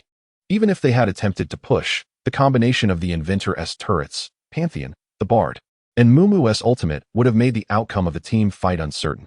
Unconsciously, Ma Jun, who had previously harbored doubts about Qian Yi, was now completely convinced. Jin Wei, no longer chattering unnecessarily, acknowledged the precision of Qian Yi's commands. It seemed that as long as they followed Qian Yi's lead, they could easily dominate these Class 3 opponents. Qian Yi, what shall we do next? Jin Wei, who had previously voiced complaints, now spoke respectfully, beaming, regardless. My master, he will build pure tank items. Hee, I shall serve as the meat shield while I watch your blind monk soar. Oh, how quickly you seek to latch onto a strong ally, Jin Wei. You truly are a fickle one. Ma Jun teased, then turned to Qian Yi. This time, let your blind monk secure the kills. I only seek assists. This way, your kill count will rise. Goodness, old Ma, you are quite shameless. Jin Wei retorted, his disdain evident. Listening to the enthusiastic chatter of his teammates, Qian Yi simply stated, let us take down their second tower in the bot lane, secure the dragon. Return to upgrade our equipment, and then push mid. After taking their mid tower, we shall transition to the top lane. Taking down their top tower should pose no challenge. And then we will go for the Baron. It's only 15 minutes in. The Baron hasn't even spawned yet, Shaoan reminded. Ma Jun quickly realized, you fool. By the time we push down their mid and top towers, won't it be around 20 minutes? Are we to engage the Baron once it spawns? Jin Wei asked in astonishment, recalling that in his previous ranked matches, they rarely attempted the Baron before the 30-minute mark. With their early game gear, could they withstand several hits from the Baron? Close enough. Qian Yi nodded, continuing. However, the prerequisite is that we must completely seize control of their red zone. Vision is paramount. Hearing this, without further ado, Ma Jun promptly purchased a control ward. He had already resolved to treat his master E as a support. He could place wards while also absorbing damage. Such an unconventional approach for a master E was surely unprecedented. Perhaps this build of mine could spark a trend for support master E in the mid-tier ranks. Jin Wei mused with a hint of mischief. The foundation of this master E playstyle relies on both Qian Yi and his blind monk. Should anyone else attempt such a build, they would likely face the ire of their teammates. The second tower in the bot lane fell rapidly to Class 5, and they secured the second dragon. With 2 towers, 1 dragon, and a team fight akin to a complete wipeout, combined with their earlier lead, the economic disparity soared to 6,000. The ensuing developments unfolded as Qian Yi had anticipated. The distraction caused by the bot lane minion wave left Class 3 insufficiently defended in the mid lane. With the completion of her Stormblade, Misfortune no longer held back, and with the support of increased attack speed, she quickly demolished the tower. As the mid tower fell, everything transpired as Qian Yi had predicted. After forcing a fight at the enemy's mid-second tower, Class 5 abruptly shifted their focus to the top lane, catching Zhuang Xing's side completely off guard as all 5 members converged on the top tower. With the outer towers of all 3 lanes crumbling, Master E utilized the control ward, while Ma Jun, having purchased 2 false wards and 1 true ward, swiftly claimed control of the red zone of the purple side, a remarkable feat for someone who had rarely purchased true wards in his mid-lane endeavors. As soon as the Baron respawned, under Qian Yi's leadership, the 5 swiftly eliminated Nashor. Demolishing the outer tower is a relatively simple task. However, toppling the opponent's high ground tower presents a considerable challenge, particularly when they possess 2 formidable crowd control champions and a defensive innovator. Qian Yi cast a glance at the Killing Blade, now at level 14. To hasten the conclusion of the match, a decisive offensive to shatter the opponent's morale became imperative. The moment for a grand display had arrived. Though Qian Yi preferred to avoid drawing excessive attention to himself, the revelation of his prowess today rendered further concealment improbable. Thus, it seemed only fitting to allow these adversaries to witness the might of the Night God, albeit with a tinge of overkill. Chapter 16. The Night God. The Night God is the ID of Qian Yi on the Korean server, known as the Night. A year and a half ago, this ID was at the pinnacle of the Korean server, during which Faker was just beginning his ascent. Qian Yi had several encounters with this mid laner who would soon become a world champion. At that time, the Korean teams had yet to dominate the global stage, and the Korean server did not attract much attention. Faker was merely emerging, and during Faker's quest to become the top player on the Korean server, the Night God thwarted him on multiple occasions. Faker was known as the king of solo queue, and his rivalry with the Night God became a well-known tale in the Korean server. Interestingly, the Night God often faced Faker as an opponent rather than a teammate, repeatedly neutralizing Faker's proud landing dominance. Crucially, the Night God did not use a mid laner to challenge Faker. Instead, he primarily played a roaming support, Jin AK, instilling a sense of caution in Faker. However, During the S3 season, SKT's first team faced poor results, leading to its dissolution, with the second team stepping up. As SKT revitalized, the Night God mysteriously vanished from the Korean server, not to be seen again until SKT claimed the World Championship. This experience was one Qian Yi never shared with anyone. He simply smiled bitterly each time he saw his former rival ascend to the pinnacle of the world. He once harbored similar opportunities and dreams, yet the harshness of reality left him with only fleeting thoughts about the professional arena. In competitive play, particularly in BO5 or BO3 formats, victory hinges not only on defeating the opponent with skill, but also on demolishing their fighting spirit. Often, establishing a significant crushing advantage in the initial 2 games can dampen the rival's morale, making the subsequent matches considerably easier. Beyond individual prowess and team synergy, mindset is an extraordinarily crucial yet unstable factor. When utilized correctly, it becomes a formidable weapon. Conversely, if the opponent maintains an exceptional mindset, they could very well exhibit astonishing reversal capabilities. Qian Yi believed that dismantling the adversary's psychological defenses would be the swiftest path to victory at this level of competition. Of course, had Qian Yi been playing mid lane or ADC, the opposing team would likely not have lasted 20 minutes, as a blind support, even with a kill blade, could not compare to a true carry position. After acquiring the Baron buff, the 5th team attempted to assault the purple side's bottom inhibitor. However, as Qian Yi had anticipated, their efforts were thwarted after expending several crucial abilities. In the face of such a lineup, without cohesive teamwork, it remained challenging to breach the opponent's stronghold, even with a substantial economic advantage. As the 3rd dragon was about to respawn, the members of the 5th team marched towards the Dragon's River, while Qian Yi's blind stayed behind in the purple jungle, consuming the enemy's blue buff alone. With the support of the Hydra, the blind was able to farm without sustenance. Moments later, Ma Jun's Master Yi, having planted a ward at the enemy's high ground, spotted Pantheon and Sona. Like a shark sensing blood, Qian Yi's blind lurked near the 3 wolves, unnoticed by Pantheon, who continued towards the blue buff, presumably to check if the 5th team was contesting the dragon. In the next instant, Pantheon collided with the blind. Qian Yi wasted no time, executing a close-range Q, followed by a passive auto-attack on Pantheon. Pantheon instinctively attempted to stun the blind with W, but Qian Yi anticipated this, kicking Pantheon away while simultaneously interrupting his W. Pantheon was sent flying, losing nearly half his health due to the significant equipment disparity.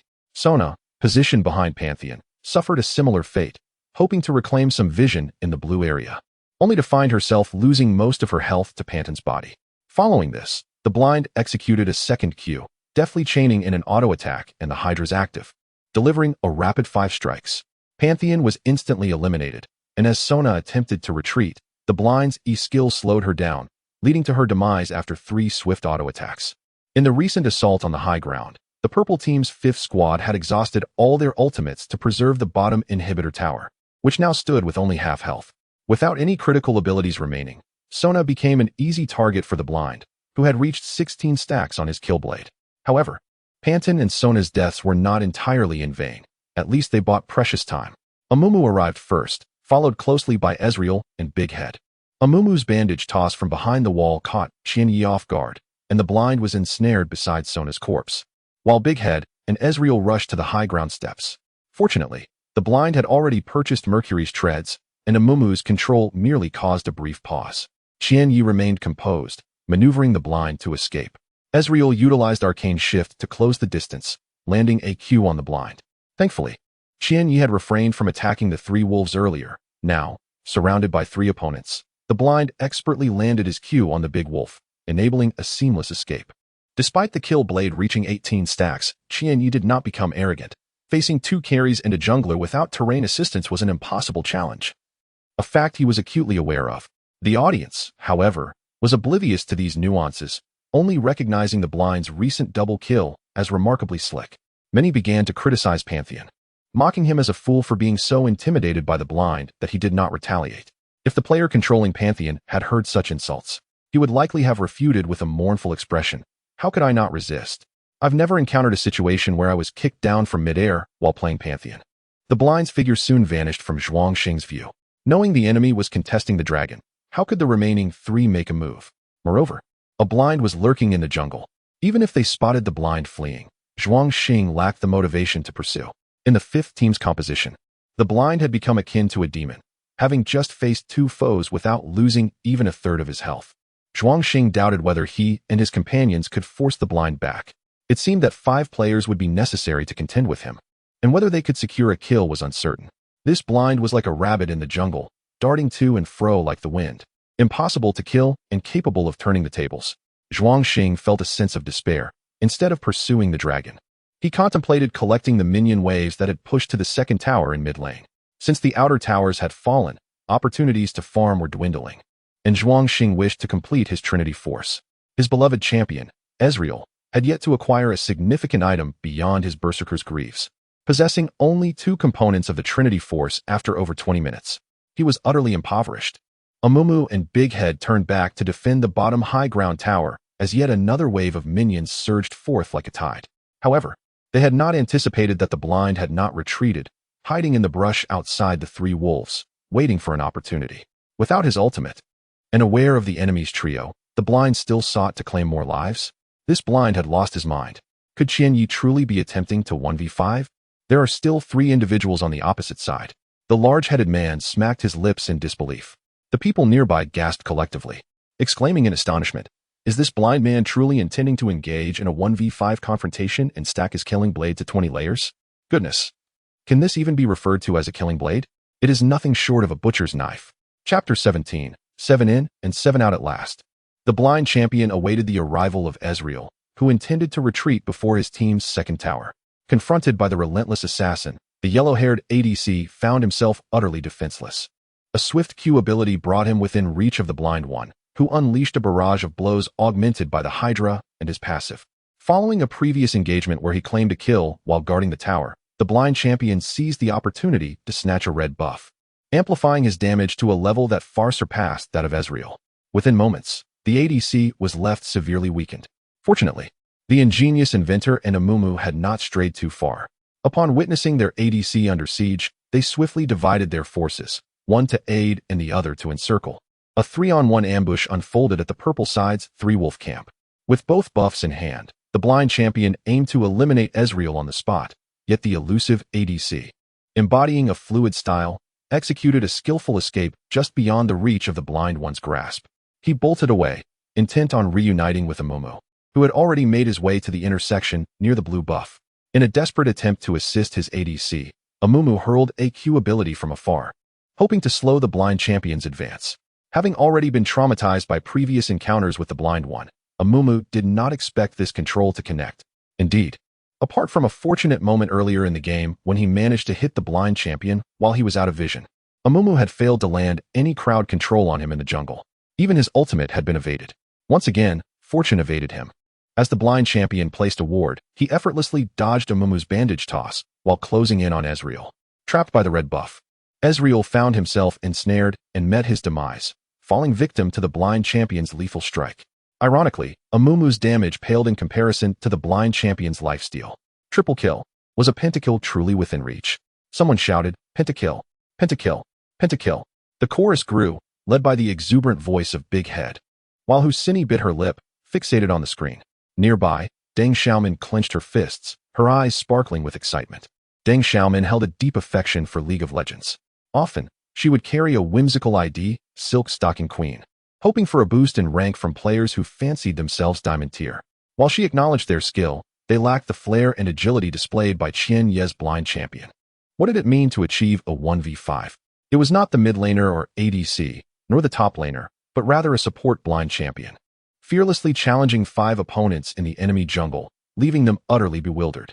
Deng Xiaomin mused that had she been in Class 3, she would have long since surrendered or gone idle. Yet her classmates in Class 5 seemed to win effortlessly. Unbeknownst to her, her interest in Qianyi deepened. The seemingly quiet boy who preferred to sleep in class was far more complex than he appeared. The incident involving Shi Yuanlong's broken arm likely had ties to Qianyi, whose extraordinary skills in League of Legends remained a closely guarded secret.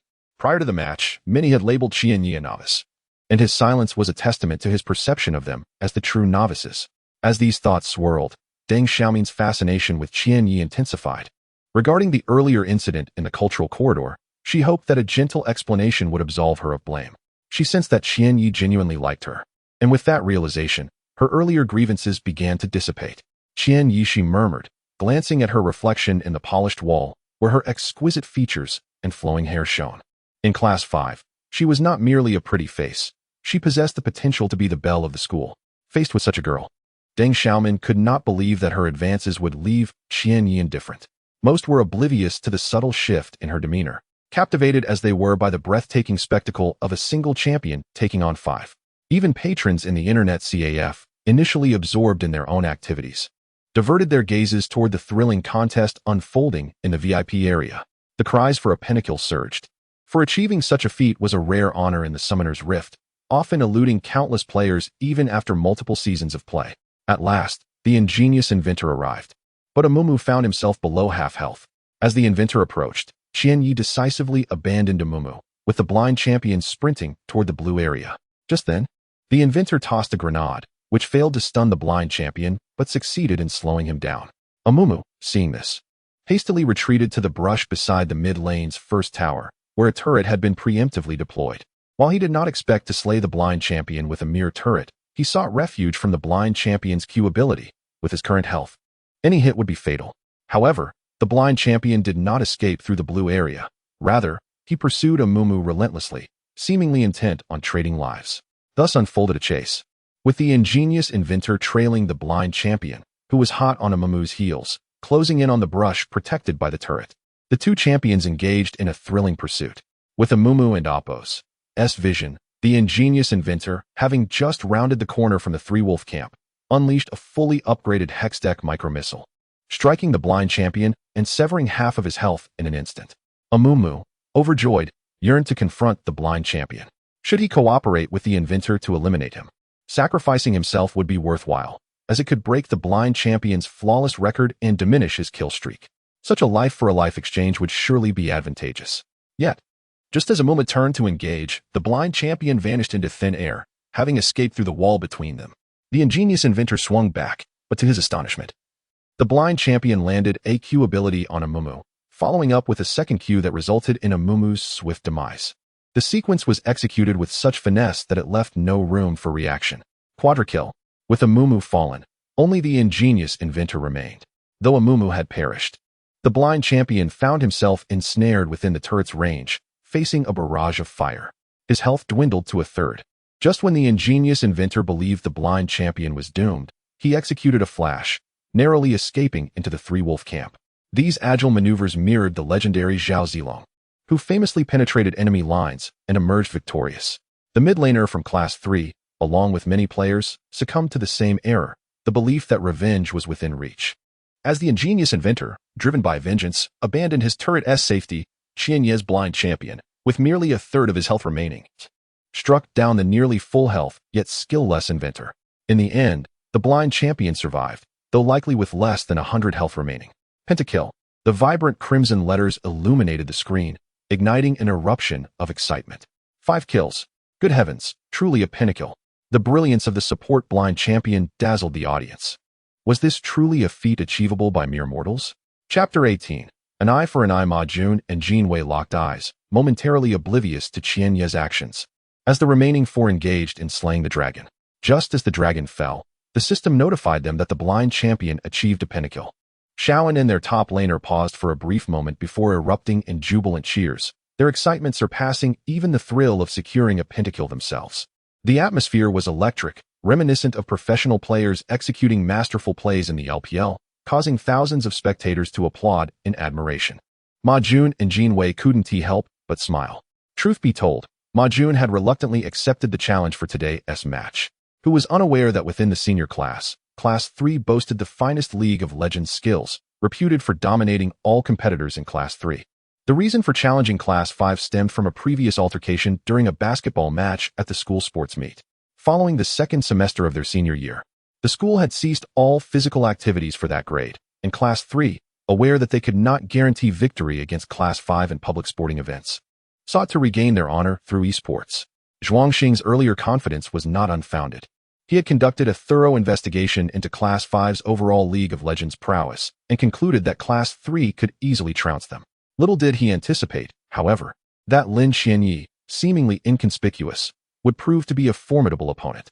Zhuangxing had not even considered assessing Qianyi's individual skill or rank. believing that a mere Bronze 2 player held little investigative value.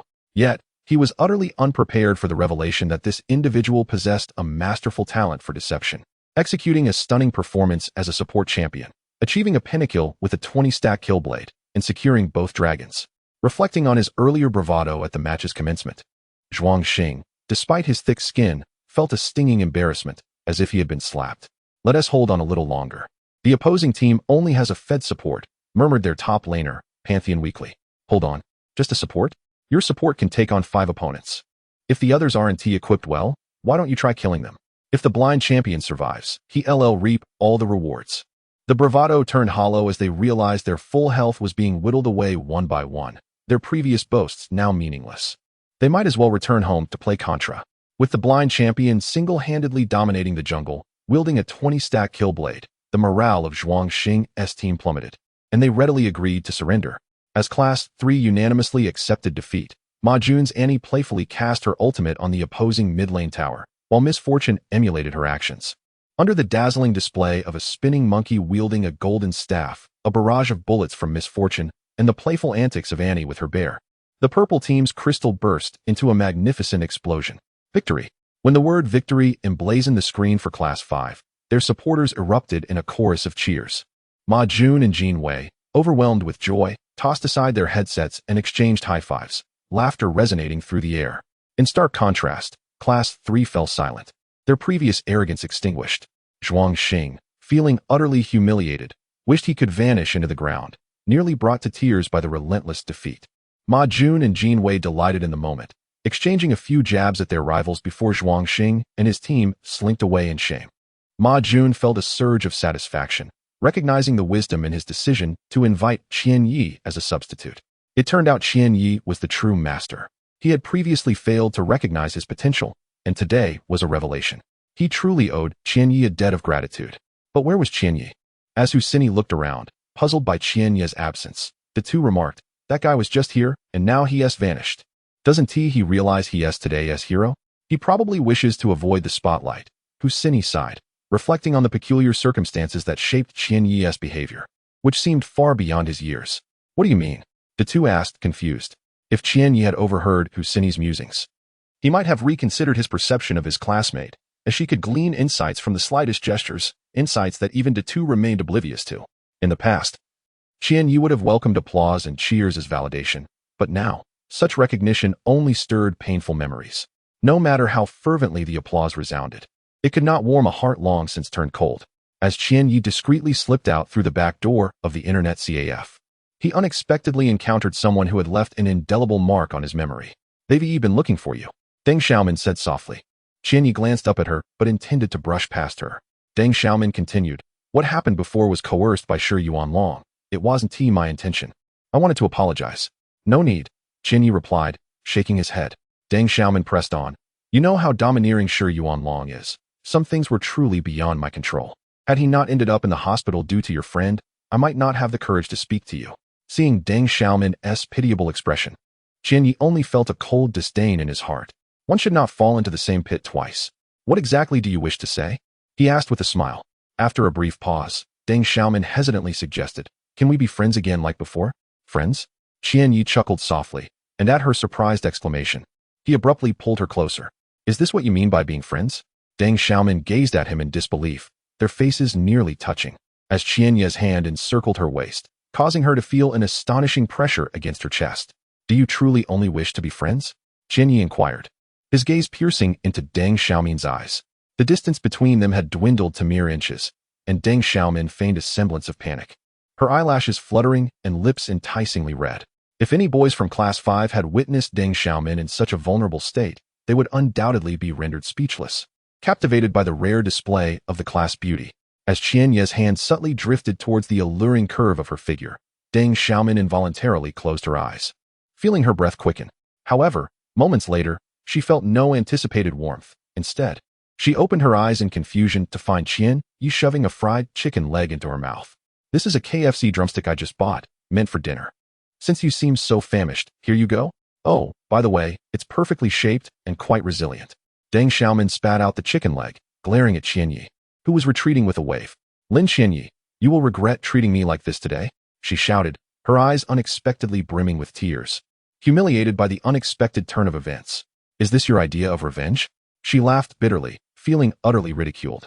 Chapter 19. The heartfelt secrets of a young girl. Qian Yi was momentarily oblivious to the hysterics of Deng Xiaomin behind him. Emotions are indeed a peculiar phenomenon. Just days prior, Qian Yi harbored a multitude of innocent fantasies about the girl, all tinged with youthful naivety, which were undoubtedly delightful. However, beautiful things often flicker and fade, or exist solely in the realm of memory. The scars imprinted on Qian Yi's heart from that night in the cultural corridor are indelible, no matter the passage of time.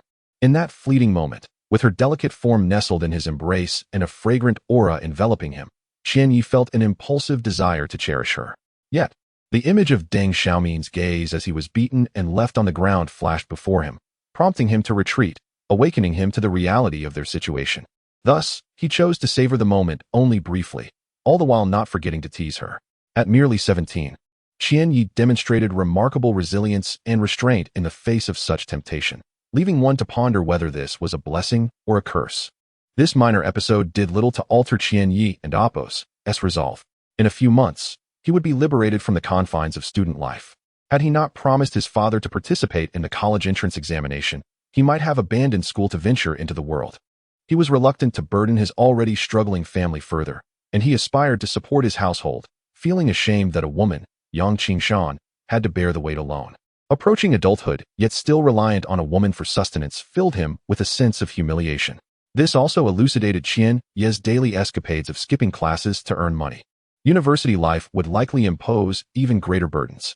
Although the university experience is a precious chapter in one's life, he reflected on Yang Qingshan, who, once merely a substitute teacher with a light workload, now took on the mantle of homeroom teacher in pursuit of a few extra 100 yuan in bonuses by year's end.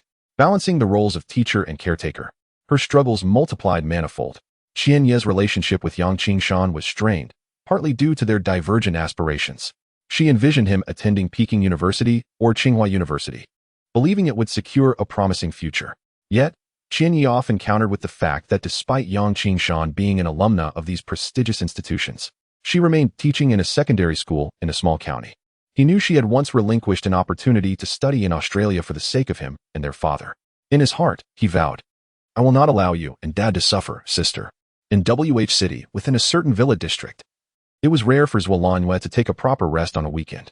Even though it was her first break in a month, it was only a half day, as she had a charity gala to attend that evening. Rising early, she instructed the maid to procure carefully selected ingredients from the supermarket and then retreated to the kitchen to prepare a special soup for her daughter. No matter how busy she was, whenever Zhu Xiaolan returned home, Zhualangyue made it a point to carve out time for her daughter. However, she was perplexed as to why her darling daughter had flown back from the capital when she was certain that Peking University had no holidays approaching. Setting aside her questions, Zhualangyue devoted herself to preparing a heartfelt lunch for her beloved daughter. Zhu Xiaolan, when on break, would not rise until well after midday, a fact Zhualangyue was acutely aware of. Thus, even though she yearned to see her daughter, she patiently awaited Zhu Xiaolan's awakening. Amidst the tantalizing aroma, Zhu Xiaolan stretched lazily, emerging from her snowy white blankets, pressing a button on her desk to open the electric curtains. Bright light flooded the room, causing her to squint momentarily. Her long, dark hair cascaded down, reminiscent of a sleeping beauty. The previous night, she had stayed up late playing League of Legends. But her mood had soured. Despite being female, Zhu Xiaolan did not have the habit of relying on others for ranking. She played solo. To her dismay, she encountered 2 matches with players who disconnected, indicating that her ascent to platinum rank would require more time. In truth, Zhu Xiaolan had only been playing League of Legends for less than a year. Previously, she had scorned such online games, deeming them a waste of time. Unable to comprehend why her brother, Xia Yuxuan, was so enamored with it, often neglecting their outings during vacations to engage in battles within the game. It was only after Xia Yuxuan sacrificed his life for eSports that Zhu Xiaolan began to acknowledge the global phenomenon of the game. Rather than being captivated by League of Legends, Zhu Xiaolan was, in fact, using it as a means to honor her half-brother's memory. Having never entered her brother's world, she discovered through his belongings that his lifelong dream was to lead a Chinese team to the world stage, reaching the pinnacle of success. That dream was nearly fulfilled by Xia Yuxuan, but a tragic accident turned it into a mere wish. Lacking exceptional gaming talent, Zhui Xiaolan immersed herself in the world of League of Legends, simultaneously experiencing joy from the game and silently striving to fulfill her brother's unachieved aspirations. Throughout the past year since returning home, she had been seeking opportunities to establish a League of Legends team, frequently observing high-level matches in hopes of discovering promising players to form a new Chinese team. Regrettably, Zhui Xiaolan had encountered numerous high-level players, such as streamers, but most preferred to sell products online rather than pursue professional gaming. Not everyone viewed honor as more valuable than money, with the exception of her brother, Xia Yuxuan.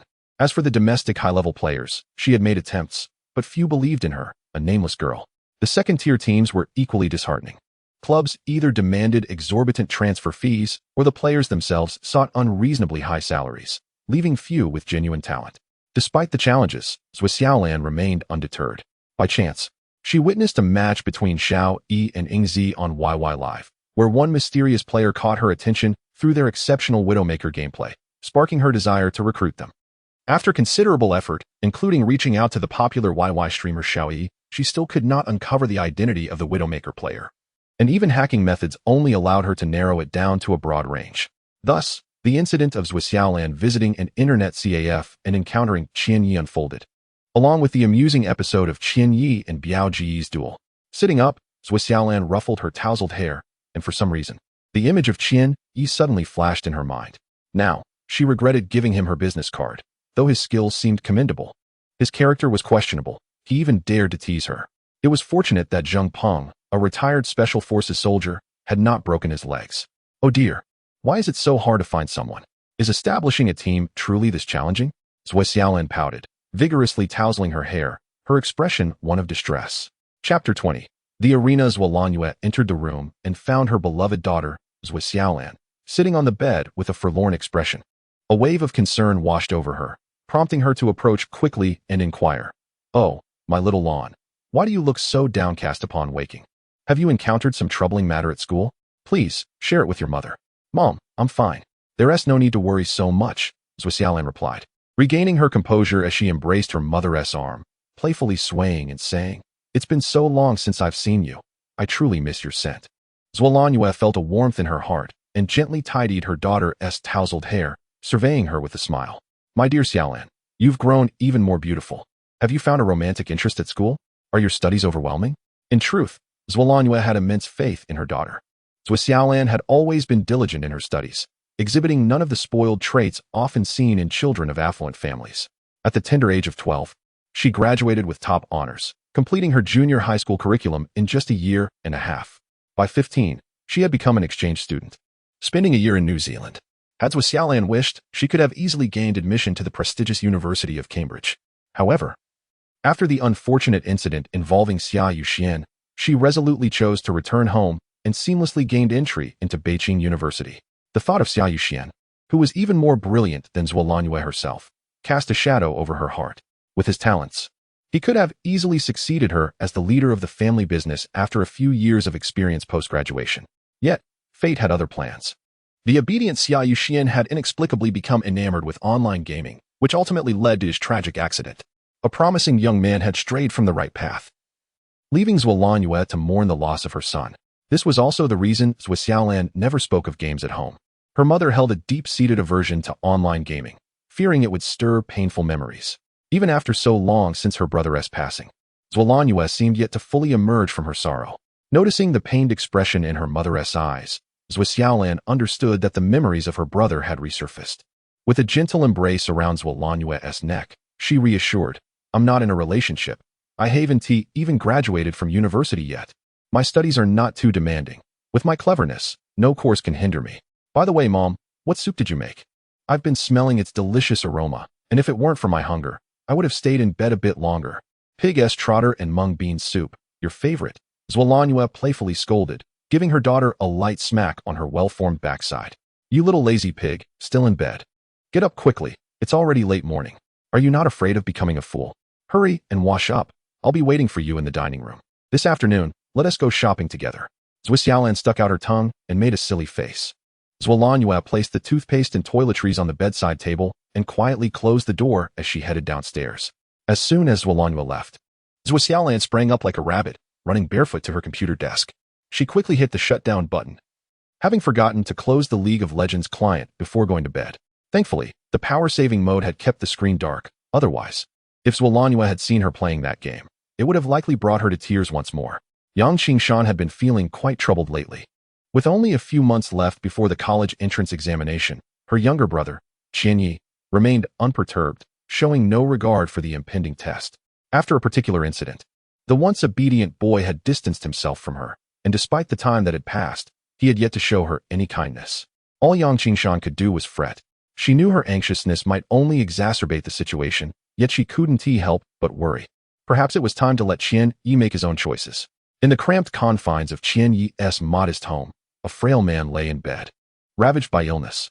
Upon seeing Yang Qingshan's troubled expression, he sighed and offered his counsel. Yang Qingshan felt helpless and guilty, saying, "Dad, I'm sorry.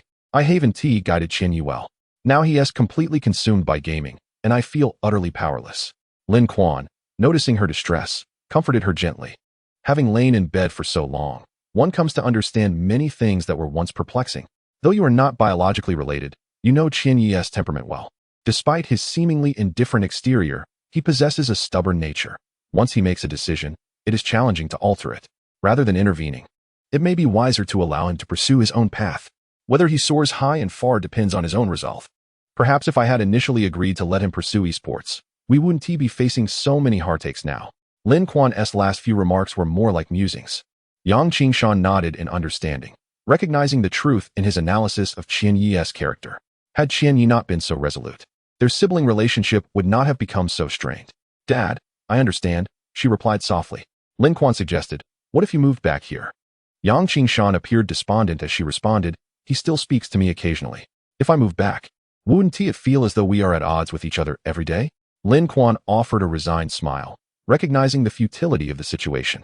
"Qian Yi is a good child," he murmured, drifting off to sleep. Yang Qingshan quietly tucked the covers around her nominal father and departed before Qian Yi returned home. Today, Qian Yi did not visit the Jin Ing Internet CAF. Instead, he was taken by Biao Gu to the same eatery where they had previously shared drinks. "Biao Gu, stop being so coy and hesitant. Just say what you need to say. You're acting like a shy girl," Qian Yi chuckled, finding Biao Gu's demeanor amusing. Biao Gu rubbed his hands together, somewhat embarrassed, and said, "Didn't I mention wanting to open an Internet CAF? Well, I recently secured a location right outside WH Technology University. It used to be an Internet CAF, so with a little renovation, we can reopen it. Besides some promotional activities, I also want to host that tournament I mentioned. Honestly, I can't think of anyone else but you for this." Typically, Internet CAFs near universities thrive, and Qian Yi suspected Biao Gu had used some clever tactics to acquire this spot. However, he was not concerned about the means Biao Gu employed. After pondering the invitation for a moment, Qian Yi replied, "All right, I'll give it a try." "Really?" Biao Gu had anticipated another refusal, but was pleasantly surprised by Qian Yi's enthusiastic agreement. Overjoyed, he raised his glass for a toast. Biao Gu didn't explicitly state it, but Qian Yi knew that Biao Gu had intervened in the matter concerning Shi Yuanlong, and he felt obliged to reciprocate that kindness. "I appreciate that, but I know you acted without consulting me, and I feared you might be upset. Now that you've mentioned it, I feel relieved." "It was merely a small favor," Biao Gu replied. "However, I do have a small condition," Qian Yi said after a moment as contemplation. Chapter 21. Jealousy. Biao Gu, slightly confused, remarked, "As for the reward, I can only set it at this amount for now. After all, it's business. However, if the results of the Internet Cafe's tournament are favorable, I might consider increasing the prize money." Qian Yi shook his head, saying, "Biao Gu, I believe you have misunderstood. I appreciate your help, and the tournament's prize is already substantial. I do not intend to be overly demanding. Rather than conditions, I simply wish to ask for your assistance. We are like family, so let us speak openly." Qian Yi continued, "In a few months, I will graduate from high school. Would it be possible for you to offer me a job at your Internet Cafe afterward?" Biao Gu replied candidly, "I don't mean to be unkind, but as a manager, you are still quite young and lack sufficient experience. Although the cafe is small, it requires someone with management skills." Before Biao Gu could finish, Qian Yi felt a bit awkward and quickly clarified, "I don't have such grand aspirations. I just want to find a job after graduation. I certainly don't want to be unemployed. Being a small network administrator is sufficient. I have no other demands." Biao Gu felt relieved. This request was not excessive and posed no burden for him. "Okay, no problem. This small matter is on me," he assured, patting his chest. He then inquired, "Aren't you in your final year?" Why are you already thinking about finding a job before the college entrance examination? Qianyi scratched his head and replied, Biao Go. Look at me. I've been skipping classes to play online, and my grades are failing. I might only score 100 or 2 on the exam. Which one to get me into any university? Biao Ge nodded, recognizing the truth in his words. After finalizing the tournament details, he felt joyous and invited Qianyi to drink heartily. Unbeknownst to Biao Ge, Qianyi had once achieved the highest score in his school during the midterm examinations, securing full marks in mathematics and physics. With that score, entering a prestigious high school was a certainty. However, another high school promised to waive his tuition and aggressively recruited him, leading Qianyi to choose the latter without hesitation. Eventually, due to poor performance, a period of absence, and excessive truancy, he was expelled. It was only when Yang Qingshan abandoned her teaching position at the first high school to transfer to the third high school that Qianyi could continue his studies there. These past events were known only to the homeroom teacher of Class 5, and even De Tu had never heard Qianyi mention them, let alone know what he had done during the 6 months of absence. At the training base of Team 314, preparations were underway for the upcoming 2014 LPL spring season. Members of the newly renowned Team 314 were diligently training to adapt to the new season's version. The changes necessitated adjustments in tactics across various teams, especially with the enhanced role of support players. The introduction of salary items allowed supports to play a more vital role in the Summoner and Oppo's rift, alongside numerous alterations in the jungle area, including new monsters, the addition of trinkets, and a reduction in the power of the Baron buff, all of which contributed to a heightened game tempo. These modifications required players ample time to adapt, let alone professional players. In light of the new season's changes, core strategies of some teams needed to be revised, with certain lineup formations becoming obsolete. Consequently, the training intensity within Team 314 was exceptionally high, and as the team's primary carry, Yingzi felt the pressure to remain vigilant. A version change could determine the rise or fall of a team. Numerous real-world examples illustrate that many established teams have suffered poor performance and significant rank drops due to their inability to adapt to new versions. Some professional players have even been eliminated or retired for not keeping pace with the evolving game. Yingzi was determined to avoid such pitfalls and had been training diligently during this period. During a dinner break, Shixing, Team 314's jungler, spotted Yingzi on the balcony of the second floor, holding a coffee cup and gazing at the distant cityscape illuminated by twilight. What are you thinking about? He asked, still munching on an apple. Yingzi turned to see his good friend and shook his head, saying, nothing much, just taking a break. Huh, the moment you perk up. I know you're hiding something. If there's anything, just say it, Shixing laughed. Are you nervous about the upcoming spring season? Come on. We fought our way through the LSBL. What storms haven't we weathered? This is our first time on the LPL stage, but we've prepared for so long. We shouldn't lack confidence. Yingzi jumped down from the railing and replied, it's not just us who must adapt to the version change. Teams worldwide are also adjusting, which could be advantageous for us as a newcomer. Remember, each version shift presents opportunities for new teams to rise while old ones fall. Therefore, I'm not worried. Perhaps our team will soon shine in the LPL professional arena. Shixing acknowledged the validity of Yingzi's perspective, but noted, you still look troubled. Is something else on your mind? Yingzi responded, do you remember our recent visit to the Xiaolong Team's base for exchange and learning? Of course, that was an opportunity our club owner fought hard to secure, aimed at helping us gain experience from established LPL teams. Shixing nodded. That day, Tang Feibai approached me and inquired about the Widowmaker player's details from our match against the YY streamer, Yingzi said, furrowing his brow. During their visit to the Xiaolong Team's training base, Team 314 indeed learned valuable insights. However, during this time, Tang Feibai, renowned for his exceptional Li Xin, privately sought Yingzi to ask about the Widowmaker player's profile from their previous encounter with the YY streamer. Prior to asking Yingzi, Tang Feibai had also consulted the streamer, but the information provided was limited. After agreeing to duo queue with the streamer, the latter shared some recorded videos of Qianyi's ranked matches, which intensified Tang Feibai's desire to learn more about Qianyi. Unfortunately, the streamer did not know much about Qianyi and offered little information. Thus, he turned to Yingzi in hopes of acquiring more useful details. While the streamer had provided some recordings and information to Tang Feibai, Yingzi was entirely in the dark regarding the matter. Watching Tang Feibai depart in disappointment stirred a deep sense of loss within Yingzi. It was Tang Feibai's astonishing gameplay that had inspired Yingzi to pursue a professional career and view him as a figure to surpass. Yet, now his idol seemed to care more about a stranger than about him, and during that exchange event, Tang Feibai had shown little interest in Yingzi. with nearly all his questions revolving around the Widowmaker player. Reflecting on this, Ingzi felt a flicker of annoyance. He recognized it as jealousy. Chapter 22. A Legend of a Generation. What is there to worry about? It is often said that great talents emerge from the masses, and indeed, this holds true. Yet, how many are willing to pursue a professional career? On one hand, professional players enjoy the limelight, garnering fans and receiving treatment that rivals that of celebrities. However, they must endure profound solitude, as Shixing remarked. While it is commonly believed that professional players bask in glory, surrounded by applause and countless admirers, few understand the struggles and hardships that lie behind the scenes. Ordinary players view gaming as a means of relaxation after work, playing a few matches each day and feeling fatigued. In contrast, professional players regard it as a genuine vocation, often devouring the briefest of youthful opportunities in any field. Endless training turns gaming into a laborious endeavor, with monotonous drills that are even more intense than those of dedicated gamers. During competitions, they must maintain peak performance, requiring not only personal skill but also synergy with adept teammates. Should any one element falter, they risk being overshadowed by competitors, discarded by their clubs, or even derided by supporters. This arduous and isolating existence is something that most people would shy away from.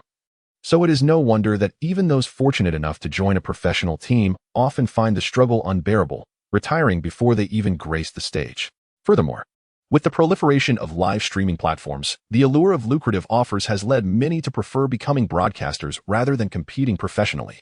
Given the current state of the domestic eSports environment, it is understandable why Shixing remains optimistic. After all, he is merely an accidental passerby with exceptional skill. And in the vast landscape of the national server, there are countless hidden talents. Each year, a few emerge, but how many truly ascend to the rank of professional player? Moreover, the professional arena is far from the casual ranked matches. Even if one possesses extraordinary skill, it does not guarantee victory against a formidable opponent. Shixing's assertion carried a hint of arrogance, as a new LPL team comparing itself to a mere passerby inevitably diminishes the luster of its triumphs. Perhaps Shixing's comforting words had an effect, for Ingzi's brow unfurled, and he smiled gently, saying, "Am I being overly concerned about an anonymous passerby? Shouldn't my focus be on the formidable teams in the LPL instead? You've finally come to realize." Shixing responded with a smile of relief. Despite this, Ingzi harbored an unspoken shadow within. In his youth, he was exceptionally talented, rising to prominence on the national server. During the week, he achieved the top rank. He felt an exhilarating sense of superiority, as if he were on top of the world. However, such arrogance inevitably invites downfall, much like the folly of hubris attracting divine retribution. An ADC player from what could only be described as a second-tier domestic team issued a challenge. 10 matches. A full 10 matches. Ingzi endured a thorough thrashing at the hands of this player. While the initial 2 losses could be attributed to mistakes or bad luck, the subsequent 8 were a clear exhibition of overwhelming skill. From that moment, Ingzi understood the truth that greatness often resides among the common folk. Hidden talents abounding in the national server. His narrow vision, focused solely on becoming a dragon of the seas, had led him to encounter a 5-clawed golden dragon instead. This player was named Xia Yuxuan, one of whose teammates was Tang Feibai. Ingzi could only look up to Xia Yuxuan with reverence, daring not to entertain thoughts of surpassing him. Instead, he idolized Tang Feibai, who was second only to Xia Yuxuan in skill. This illustrates just how profoundly Xia Yuxuan had humbled Ingzi, compelling him to set his sights on someone merely in his shadow. With his ambitious dreams of entering the eSports realm extinguished, Ingzi devoted himself to honing his skills, appearing in the Korean, American, and even European servers. It wasn't until last year that he mustered the courage to re-enter the eSports world, dominating other teams and successfully securing a position in the prestigious LPL. Representing the pinnacle of domestic competition, Ingzi's feelings towards Xia Yuxuan were undeniably complex. It was Xia Yuxuan who, during his most inflated moments, delivered a harsh reality check, forcing him to descend from the heights of pride. This period of introspection and growth refined both his character and abilities, leading to the remarkable rise of Team 314. Akin to a phoenix emerging from the ashes, Xia Yuxuan's influence on Ingzi was undeniable. Had it not been for Xia Yuxuan's overwhelming prowess at that time, Ingzi might have stagnated due to arrogance, unlikely to achieve the fame and status he currently enjoys. Yet, the shadow of Xia Yuxuan loomed large in Ingzi's heart, an indelible psychological burden that he could not shake. He worried that should another prodigious talent like Xia Yuxuan arise, he would struggle to confront the persistent anguish that plagued him. Xia Yuxuan is gone, Ingzi silently reminded himself. convincing himself that the once insurmountable figure standing before him had fallen. He often told himself this. Although Ingzi remained unaware of the circumstances that led to the once second-tier team rising to become a world-class contender, he knew that had Xia Yuxuan not passed away unexpectedly, the championship title at the S2 World Championship would undoubtedly have belonged to a Chinese team, leaving no room for European contenders. What accounted for the unstoppable force of Korean teams during the S3 period? The unclaimed title holder of S2, the world's foremost ADC, and a legendary player, Xia Yuxuan, had become a part of history. Though you have left only your shadow behind, rest assured, I will carry the banner of China forward. Ingzi gazed into the distance, a smile tugging at his lips. An era of tumultuous change had receded, while a new age of competition quietly dawned. He felt confident that he, along with his teammates, could rise to become the vanguards of this new epoch. Aside from Ingzi's recent inner turmoil, Tang Feibai, the jungler of the Xiaolong team, was also unable to find rest. His agreement to battle Ingzi had been a spur-of-the-moment decision, but it yielded unexpected rewards. The player using Widowmaker evoked a sense of eerie familiarity, prompting him to glance at a photograph on the table. It was a group photo featuring Tang Feibai alongside 3 other individuals who had since become prominent figures in the eSports realm. The one on the far left was the only Chinese coach in a Korean team, having nurtured the sole squad capable of rivaling the illustrious SKT. The player on the far right was now a manager for a well-known domestic team, while the second from the right was the only Chinese face on a European first-tier team.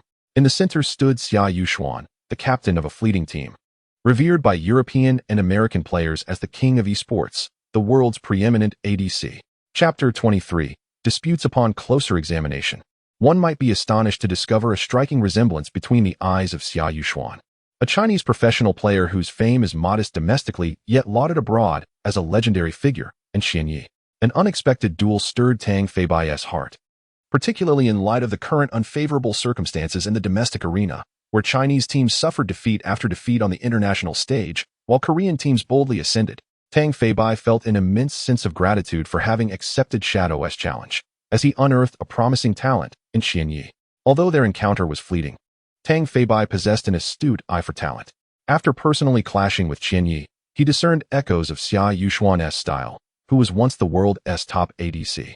This acclaim, however, was confined to the realm of League of Legends. In Dota 2, it was Xia Yuxuan who introduced the gunner to the CW battlefield, with famed heroes such as Mid Gunner, White Tiger, and Skeleton King marking his legacy. In the realm of Warcraft 3, Xia Yuxuan's mastery of the 5th race, the Night Elves, earned him the title of Rain Emperor due to his extraordinary skills, diverse tactics, and keen awareness. While it is no easy feat to reign supreme in a single domain, Xia Yuxuan's prowess across 3 different games solidified his standing as a titan of eSports, a significant reason for his title as the king of the gaming world. During that seemingly ordinary duel, Tang Feibai perceived shadows of Xia Yuxuan's combat style, which fueled his relentless quest to find Xian Yi over the years. Even the mere likeness was enough to ignite Tang Feibai's fervor. Regrettably, China is vast, and its populous nature renders the task of locating a single individual daunting. Despite attempts to seek out the ironically named ID account that had bested 5 opponents, Tang Feibai gleaned little information. Meanwhile, Xian Yi remained blissfully unaware of the attention he garnered. His life was tranquil and uneventful as he awaited the arrival of the college entrance examinations, which promised his liberation. Even those classmates, typically unstudious and indulging in leisure, feigned diligence under the immense pressure of impending exams, grasping books despite knowing that last-minute cramming would yield little benefit. Amidst this atmosphere, only Qian Yu seemed lost in reverie, indifferent to the lectures of any teacher. His homeroom teacher, Yang Qingshan, appeared to have lost faith in him, no longer bothering to engage. Conversely, his deskmate, Huaxia, exhibited unusual urgency. With her top-tier grades, her prospects of gaining admission to prestigious universities like Peking University appeared bright, provided she maintained her performance during these crucial months, particularly in the upcoming mock exams. At this pivotal moment, Huaxia persistently urged Qian Yi to seek tutoring, insisting that every point mattered. Yet Qian Yi remained unappreciative of her advice. Annoyed by her incessant nagging, Qian Yi decided to excuse himself to the restroom, with Ma Jun and Jin Wei following suit in jest. Since the inter-class friendly match, both Ma Jun and Jin Wei had begun to view Qian Yi with newfound respect. The rumor that campus bully Shi Yuanlong had suffered an injury at Qian Yi's hands had silenced those who once mocked him. Ma Jun and Jin Wei, having battled alongside Qian Yi in the internet CAF, took pride in their association, frequently surrounding him after class to boast about how he had carried the match with his support character, Blind Monk, leaving their opponent, Zhuang Xing, pale with defeat. Qianyi, uninterested in their tales, chose to ignore them. However, upon hearing of Shi Yuanlong's misfortune at Qianyi's hands, the trio became his shadow, trailing him even outside the classroom. I truly admire their audacity, reminiscent of my own past, thought De Tu, glancing back at his companions with a sigh. Look who's talking. You're so plump now. It's as if your face is as thick as your girth. You ought to shed some weight. Otherwise, your neck will be as thick as your head. Qianyi jested. De Tu laughed heartily, recalling how, as a chubby boy, he had endured ridicule from other troublemakers at school. However, since the friendly match, his status as Qianyi's closest ally had elevated him, and now, who would dare to bully him? De Tu had once been curious about the details of Shi Yuanlong's beating, but Qianyi always brushed the inquiries aside with a smile. The boys' restroom, situated near a small playground, often served more as a smoking room than a lavatory. Typically, students would stand guard outside, alerting their peers to the approach of male teachers. While inside, the notorious boys indulged in their habits, puffing smoke with glee. Naturally, the boys' restroom also became a discreet venue for resolving school disputes, with makeshift weapons such as bricks and steel pipes often found within. Despite the occasional violence, there existed an unspoken agreement among students: never inform the teachers. Violating this pact would render one's survival at the school nearly impossible. Shi Yuanlong's arm had been dislocated and fractured, though he endured considerable pain initially. After the cast was applied, he faced no significant issues. Today marked his return to school, and the restroom was notably more crowded than usual. Have you all gone mad while I've been away? Shi Yuanlong growled, seizing a small, frail boy by the collar. With a swift motion, he struck the boy's left cheek with his uninjured right hand. Fang Xiaoyan, tell me, how have you been this month? How long ago? I truly have no money. My father just lost his job, and I haven't even paid my tuition for this semester. Fang Xiaoyan nearly wept, his character typical of the weak and bullied boys at school. Humph. Did you think that just because my arm is broken, I couldn't deal with you? Shi Yuanlong sneered, delivering a kick to Fang Xiaoyan's abdomen. The latter was sent sprawling into a puddle of urine, while Shi Yuanlong's companions laughed, flicking their cigarette butts toward him. Poor Fang Xiaoyan dared not evade, yelping in pain from the burns. At that moment, Qianyi and De Tu entered the restroom. Chapter 24, Do You Submit? Upon witnessing the scene in the restroom, Qianyi and his companions were momentarily taken aback. Shi Yuanlong, upon spotting Qianyi, experienced a similar shock. It was no coincidence that he encountered the very individual responsible for his misfortune on the very first day back at school. Casting a glance at Fang Xiaoyan, who sat despondently on the filthy floor, Qianyi furrowed his brow. It was not in his nature to intervene in matters that did not concern him. He was a person who greatly detested trouble.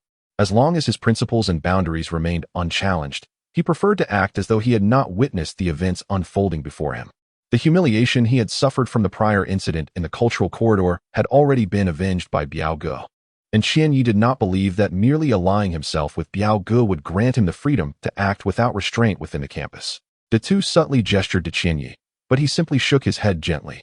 Just then, Xiaoyan, astonished, pushed through the crowd and rushed to Fang Xiaoyan's side, helping the frail boy to his feet and clearing the filth from his clothes. This boy was, in fact, Xiaoyan's cousin, as De Tu whispered. Shi Yuanlong had been anxiously concerned that Qianyi might intervene. He had already suffered a beating due to his previous encounter with Qianyi, and the subsequent retaliation had left him with a broken hand. He considered himself unfortunate, but at least he felt that he and Qianyi were even. However, the matter of protection money was not solely his affair, as several troublesome students in the senior year were involved. If Qianyi were to intervene at this moment, it would undoubtedly cross a line. The expression in Shi Yuanlong's eyes, which glared at Qianyi, indicated a readiness to act should Qianyi speak up. After a brief moment, seeing that Qianyi remained unmoved, Shi Yuanlong secretly released a breath of relief. As long as Qianyi did not interfere, they could coexist peacefully. At a glance from Shi Yuanlong, several tall and muscular boys closed in on Xiaoyan and Fang Xiaoyan, their expressions menacing. What are you doing? Our class is not to be trifled with. To everyone's surprise, the first to charge forward were Ma Jun and Jin Wei. This was the first time Ma Jun exhibited the demeanor of a class leader, shielding his classmates behind him. I don't want to escalate this. I only want that scoundrel. Don't force us to take action. Shi Yuanlong gritted his teeth, enunciating each word. The two glanced back at Qianyi. He had endured his fair share of bullying in Class 5, but witnessing the assault on students from other grades was becoming intolerable. Qianyi, we Before De could finish his sentence, Qian Yi, seizing a broken leg from a stool, struck Shi Yuanlong's plaster-clad left hand before anyone could react. The sound of the impact was sharp, and Shi Yuanlong stared in disbelief as shards of plaster flew about, emitting a wail akin to that of a slaughtered pig. The first sound was that of the plaster shattering. The second was the unmistakable crack of a recently rejoined bone fracturing once more. Qian Yi had erupted into action so swiftly that it left everyone else stunned, as various weapons were drawn in anger. De, astonished, had anticipated Qian Yi would remain uninvolved. Instead, he was the first to strike. Shaoan is our classmate and my teammate. How can you bully him without consequence? This proclamation came from Jin Wei, whose sharp tongue had suddenly spoken up just before Qian Yi made his move. It was this very phrase that narrowed Qian Yi's eyes and ignited his fury. Teammate, were they merely allies in a game? They had only played one friendly match together. And deep down, Qian Yi had not truly considered Ma Jun and Jin Wei as his teammates. Yet, the term struck a chord within him, stirring memories long dormant. Teammate, a word that evoked both familiarity and nostalgia. In that fleeting moment, Qian Yi thought of his own teammates, now scattered and untraceable. Just as he was lost in thought, a steel pipe was swung towards his head, a blow that, if landed, could cause severe injury. Watch out, De shouted, sacrificing his own back to absorb the impact of the pipe. Qian Yi, instantly jolted back to reality, retaliated with a swift kick, sending the assailant sprawling. Damn it, I haven't fought since starting high school. You ruined my first fight, you bastard. De grumbled, wincing in pain. Once the confrontation commenced, chaos erupted as others raised their weapons, signaling the onset of a tumultuous brawl within the restroom. Shi Yuanlong, enduring excruciating pain, struggled to rise. His face flushed and sweat beading on his forehead. Everyone, stop. He bellowed, and momentarily, silence fell over the restroom. Save for De's sharp intake of breath as he clutched his back, his plight appearing comically exaggerated amidst the standoff. Lin Qianyi, what do you intend to do?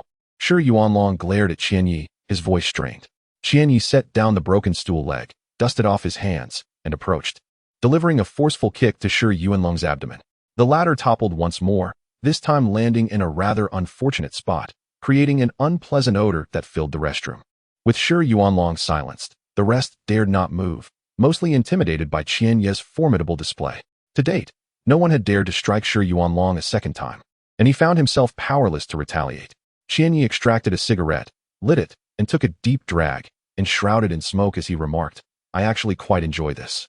De stood frozen, momentarily forgetting his pain, awed by Qian Yi's overwhelming presence, the swift strike, the powerful kick, and the nonchalant manner of smoking. De thought that had he been a girl, he would surely have been captivated by Qian Yi's sudden display of dominance. Ma Jun and Jin Wei were left speechless. Their mouths agape. They had not held Qian Yi in high regard, assuming he was merely a taciturn transfer student who occasionally joked around. Following the release of that video, they believed him to be weak. Who could have anticipated the ferocity he displayed today? Qian Yi fixed his gaze on the incredulous Shi Yuanlong and slowly spoke. Once, an older brother told me my temper was too impetuous and needed to change. At the time, I did not grasp his meaning. He spoke of endurance, suggesting that sometimes patience is more effective than impulsiveness. I asked what to do if I could no longer endure, and he smiled, saying that when one can no longer tolerate, they should unleash their full might. So today I did just that. He pointed at Shi Yuanlong and continued. The older brother also said that if one must act, it should be in such a way that the opponent submits willingly.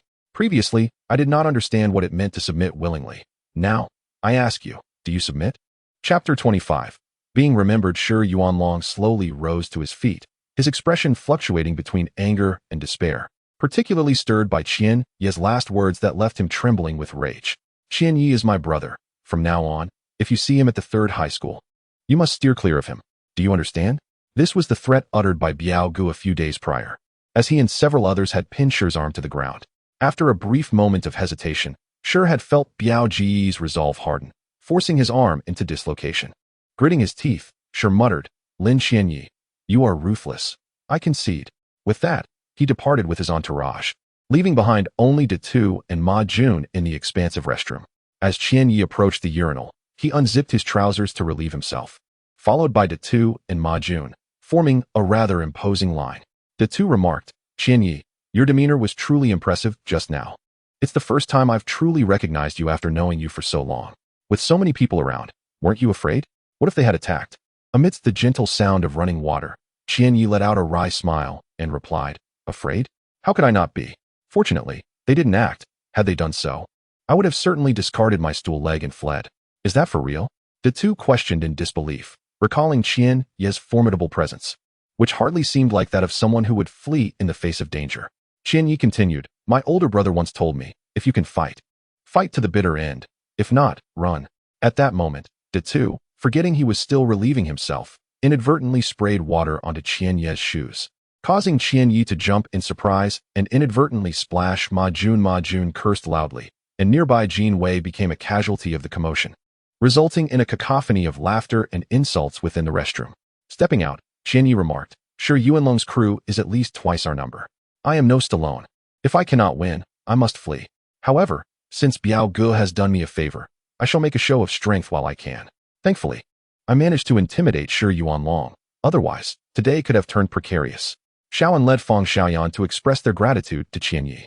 With a smile, Qian Yi patted Shaoan's shoulder and said, "We are all teammates. There is no need for thanks. However, do try to avoid being alone at school. Although Shi Yuanlong dares not act against me now, he might still affect you. Besides, I have avenged a slight, so let us avoid provoking him in the future." Indeed, we are teammates. Ma Jun and Jin Wei exchanged glances, their eyes reflecting a sense of camaraderie, while Shaoan nodded earnestly. As they chatted amiably on their way to class, Ma Jun inquired, "Qian Yi, with your prowess, why not pursue a professional career?" "Professional? It's not as simple as it seems," Qian Yi replied, shaking his head. Ever since Qian Ye's true skills had been revealed, his friends had learned about his background as a rank booster, even helping him secure several clients, as there were many aspiring players at school. Given the impressive results from those engagements, Ma Jun had come to realize the extent of Qian Ye's abilities. Having such a talent merely engaged in rank boosting seemed a tragic waste. Perhaps you should try competing with some amateur teams, such as in internet CAF tournaments or city elite competitions. The prizes might far exceed what you earn from boosting. At least it could alleviate your current medical expenses. De Tu suggested. Qian Yi explained, League of Legends is fundamentally a 5-player competitive game. A single strong player cannot achieve significant success if the rest of the team is weak.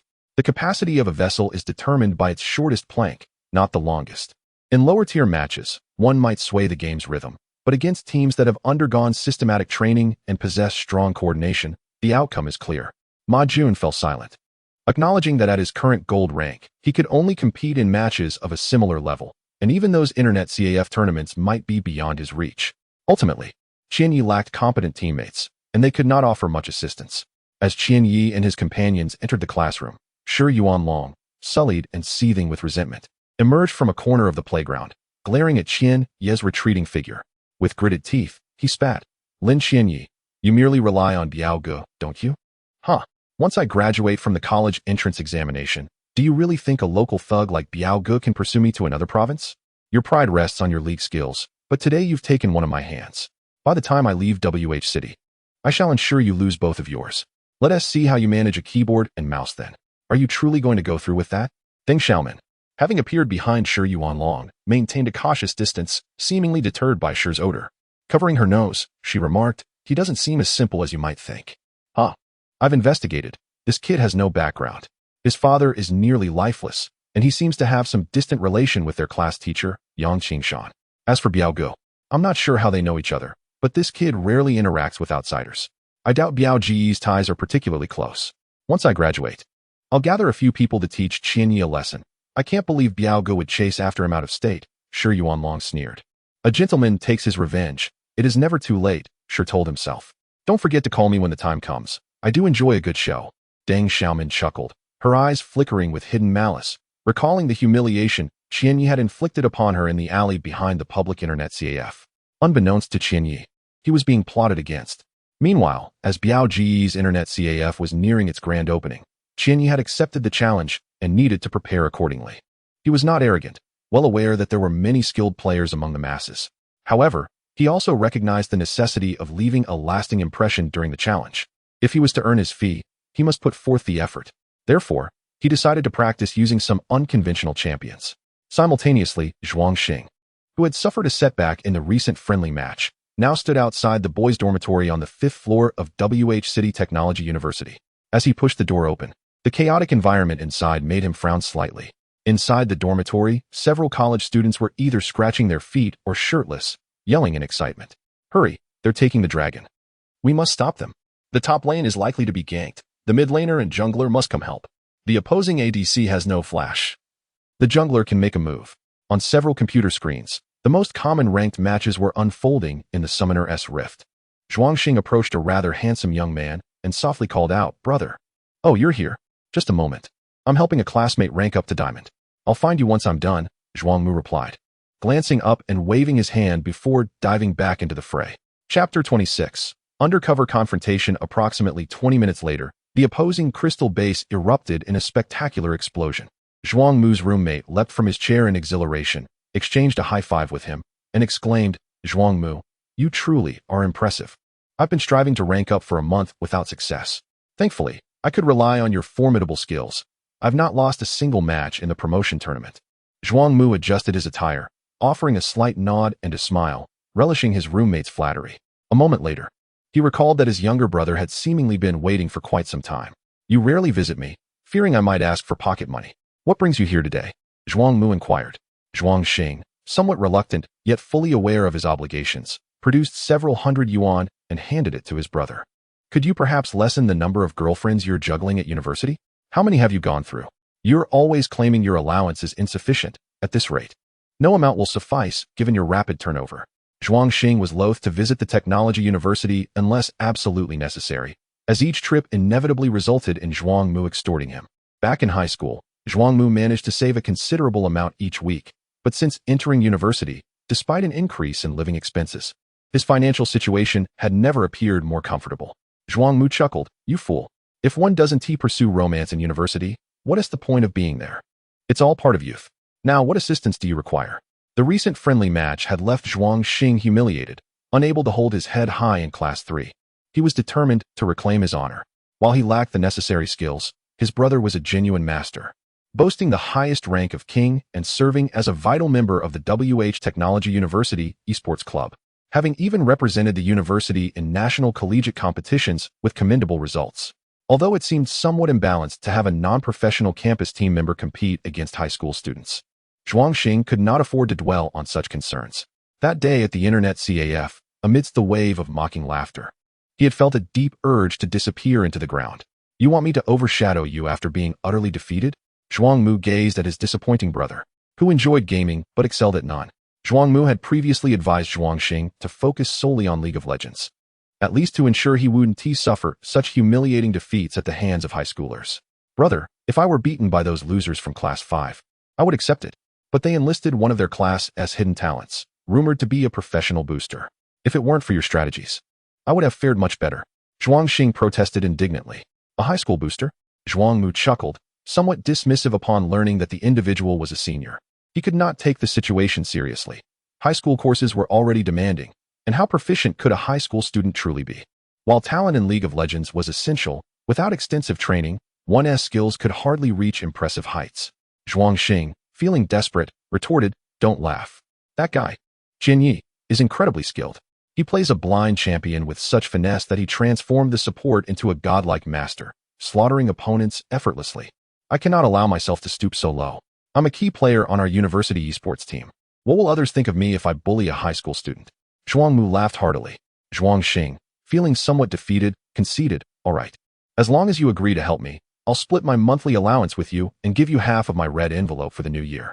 "That one do. The red envelope will be divided 70-30, with me taking the larger share," Zhuangmu declared, waving his finger.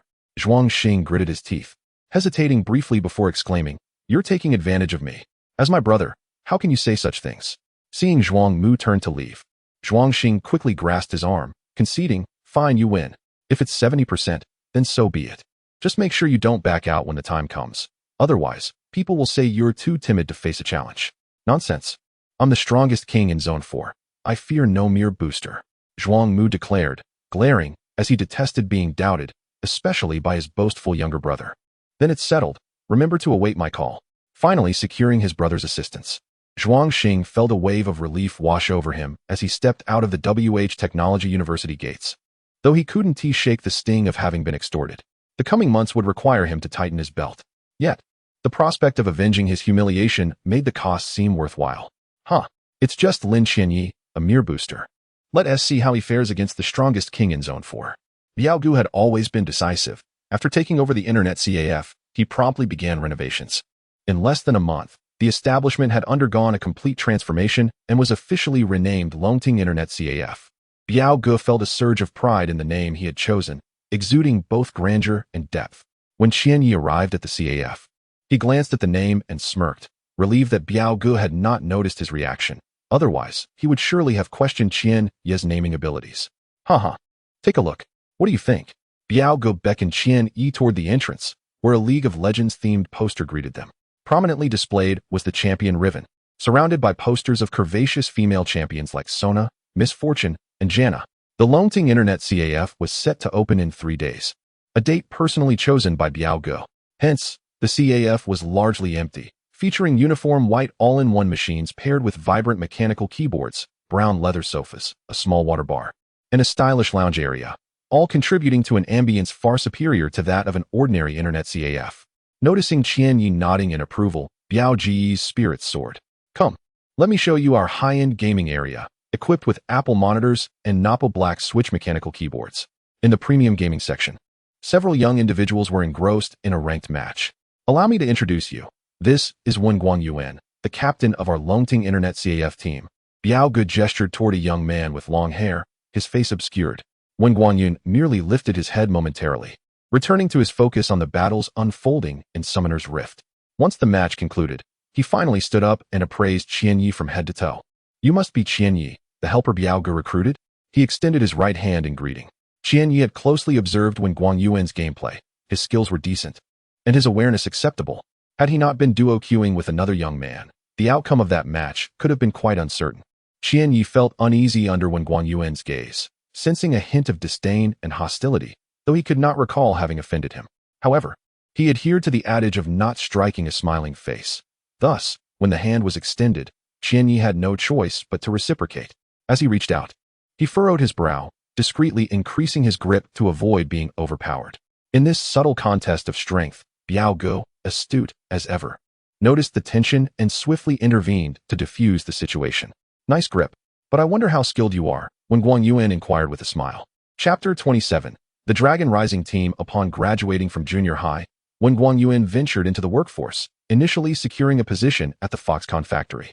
However, the monotony of assembly line work soon became unbearable, prompting him to resign and meander aimlessly through society.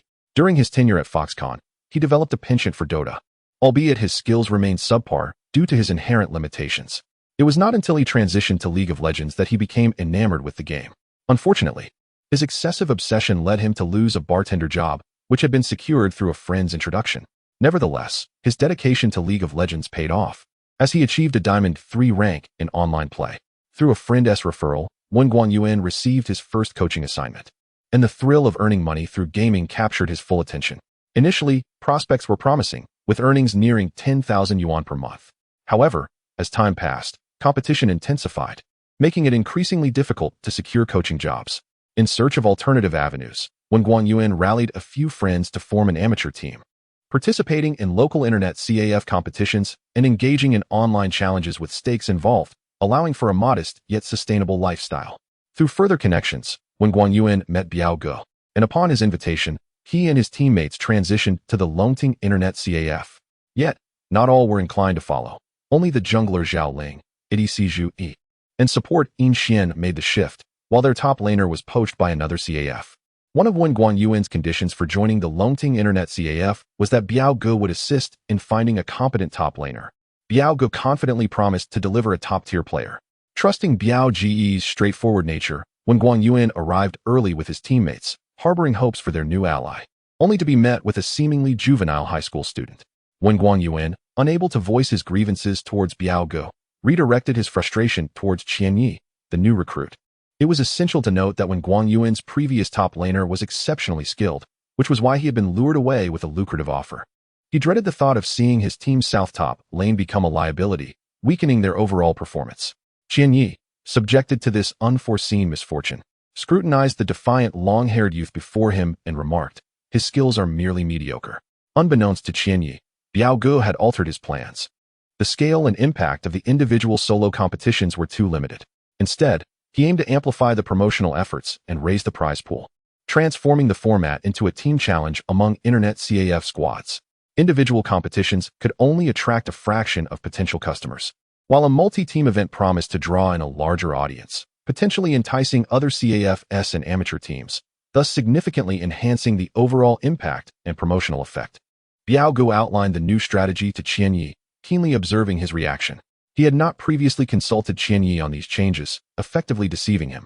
To Biao Ji's surprise, Qian Yi exhibited little reaction, nodding after a moment and saying, "All right, I'll join."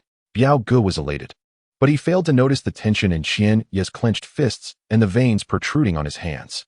In truth, Qian Yi longed to turn and leave, not solely due to the shift from solo to team competitions, but because Biao Ji's half-heartedly deceptive approach incensed him.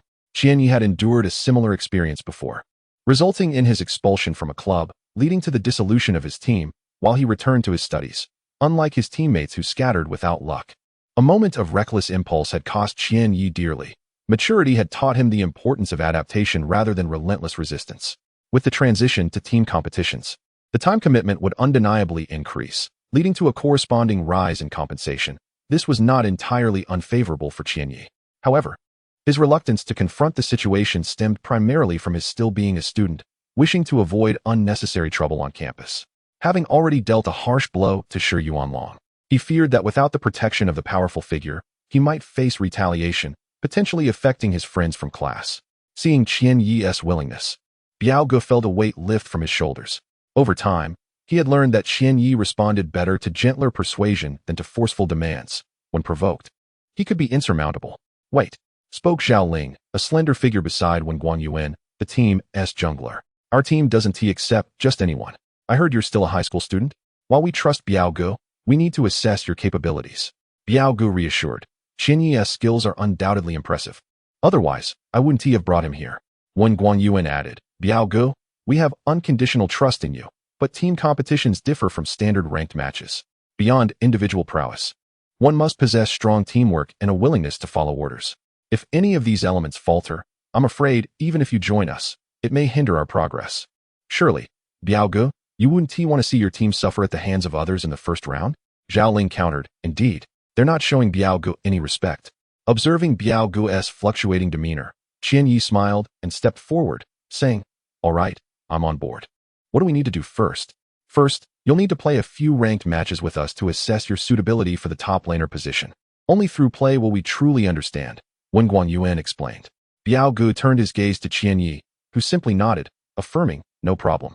After 2 hours of 5v5 ranked matches, they played 3 games, 2 victories, and 1 defeat.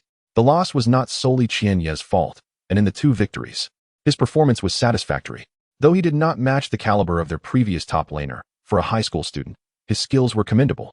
Upon officially joining the team, they set training schedules. Biao Gu pulled Qian Yi aside, questioning, "How was I to know these youngsters would be so arrogant? My temper has improved in recent years, and yet they doubt my recommendations. By the way, little Qian Yi, why didn't you let loose? It's unpleasant to be underestimated. It's just training, not a competition. Why exert such effort?" Qian Yi inquired. "By the way, how many teams have signed up to challenge us now?" Chapter 28. SOSO 3 days later. Longting Internet CAF officially opened its doors, with neatly arranged flower baskets adorned with auspicious phrases flanking the entrance. The air was filled with the resounding crackle of firecrackers and the dazzling display of fireworks, creating a vibrant atmosphere for the inauguration. Due to its proximity to University of Technology, the CAF attracted a significant number of university students, drawn by promotions such as a 100 yuan recharge yielding an additional 50. Bonuses for consecutive ranked victories, and complimentary drinks for recharges exceeding 30 yuan. While the crowd was not overwhelmingly large, it was lively enough to create a bustling scene. In addition to the generous recharge promotions, the Longting Internet CAF's banner announcing the arena competition also caught the attention of many passers-by. It was said that the event was organized by the CAF's owner, featuring a team from the CAF itself. For 3 consecutive days, any challenger capable of defeating the Longting team in a best-of-3 format would have the chance to claim a grand prize of 10,000 yuan. The Longting team, colloquially known as the defending champions, faced off against challenger teams who were required to meet a minimum rank of platinum, ensuring that only competent competitors could vie for the prize. On the very first day, 6 challenger teams issued their invitations simultaneously. After a day filled with fierce competition, only one team, comprised of 3 university students and 2 young professionals, emerged victorious. At 8 in the evening, the Longting team made their debut before an eager audience. Notable players such as Wen Guangyuan, Zhao Ling, Zhu Yi, and Yin Xian were somewhat renowned within the local gaming community. And while many spectators may not have recognized their faces, they were certainly familiar with their names. However, the appearance of Qian Yi drew puzzled glances, as no one in the CAF recognized him. It was not that Qian Yi was particularly unremarkable in appearance, but rather that his school uniform was strikingly out of place. As he took his seat among the competitors, whispers of intrigue ignited among the nearby onlookers. It was a Monday, the day of the school's mandatory flag-raising ceremony, which required all students to don their uniforms. Qian Yi had escaped from his evening class without changing, compelled to arrive at Longting CAF in his school attire. Rumors circulated about Wen Guangyuan's previous top player being poached, leading to speculation about the rationale behind recruiting a high school student. It was believed that the owner of Longting Internet CAF had a formidable background, and thus, one would expect a more seasoned player rather than a high schooler in uniform. Some jested that perhaps this young student was a hidden gem, a strongest king in disguise. Amidst the crowd, Zhuang Xing tugged at Zhuang Mu, pointing out Qian Yi, declaring him to be the strongest player in Class 5. Zhuang Mu observed Qian Yi's disheveled hair and unremarkable features, dismissing him as an ordinary high school student. Zhuang Mu recalled hearing of Wen Guangyuan, the former captain of the Qingyang Internet CAF team, with whom they had previously competed. He noted that while their former top player was strong, the rest of the team was rather average. With the departure of their top player, their strength would undoubtedly diminish. Zhuang Xing, eager to know the outcome of the competition, pressed Zhuang Mu for details. Zhuang Mu, slightly annoyed, pointed out the obvious. Their university team was among the top ranked in the nation, while Wen Guangyuan CAF team was of lesser caliber. They had faced off 5 times, winning 4 of those encounters, often concluding battles in under 30 minutes. When asked if he was confident in defeating the Longting team with Qian Yi, Zhuang Mu admitted he was not overly confident, but was curious to see Qian Yi's prowess firsthand. He believed understanding one's opponent was essential for victory. Zhuang Xing noted the enticing prize of 10,000 yuan, to which Zhuang Mu responded with determination that they must seize the opportunity. As the first day of competition unfolded, the new challenger team did not manage to seize the prize, eliciting cheers of schadenfreude from the spectators. The substantial prize remained intact, leaving hope for others to contend for it. Zhuang Mu's attention remained fixed on Qian Yi throughout the matches. In the first round, Qian Yi's champion, Jarvan 4, faced off against his opponent's Fiora. With the assistance of Zhao Ling's jungler, Qian Yi ensured he neither fell victim to a solo kill nor secured one himself, relying on the momentum created by Wen Guangyuan's Lux. In the second round, the Longting team faltered in the early skirmish, gifting 2 kills to their opponents. Despite this setback, Qian Yi's Jace maintained a steady pace, awaiting assistance from Zhao Ling's Rek'Sai. In a pivotal moment, Qian Yi executed a remarkable long-range shot, striking down the opposing ADC from beyond the fog of war, ultimately leading to a victory for the Longting team. Zhuang Mu viewed this final shot as a gamble, attributing it more to luck than skill, noting that Jace's performance was otherwise unremarkable. However, within the Summoner's Rift, everyone experiences moments of fortuitous luck. For instance, some players who seldom carry their team may suddenly transform into a harbinger of destruction, securing a pinnacle in a single match. In such instances, while skill plays a role, it is predominantly a matter of serendipity. Luck, indeed, holds significant sway even on the international stage, where the capability of an ADC to land a critical hit can decisively influence the outcome of a team fight that has endured for 40 minutes. It is rather commonplace. After watching the match, Zhuang Mu did not linger, shaking his head with a smile, remarking, "This Lin Qianite is not as formidable as you claim." Chapter 29. The sisters Zhuang Xing found it difficult to comprehend the situation, realizing that during the 2 matches, Qian Yi did not exhibit the prowess of the previous match, where he carried the team single-handedly. Nor did he display any remarkable maneuvers such as dodging skills with precise W placements. His presence throughout the game was almost negligible. It seemed that he could only excel against lesser opponents. In a match against seasoned players, he was merely a passive participant. As Zhuang Xing glanced back at Qian Yi, he followed in the footsteps of his elder brother, Zhuang Mu. Unbeknownst to Qian Yi, who was oblivious to the scrutiny, he felt an unsettling sensation from the watchful gaze of 2 twin sisters.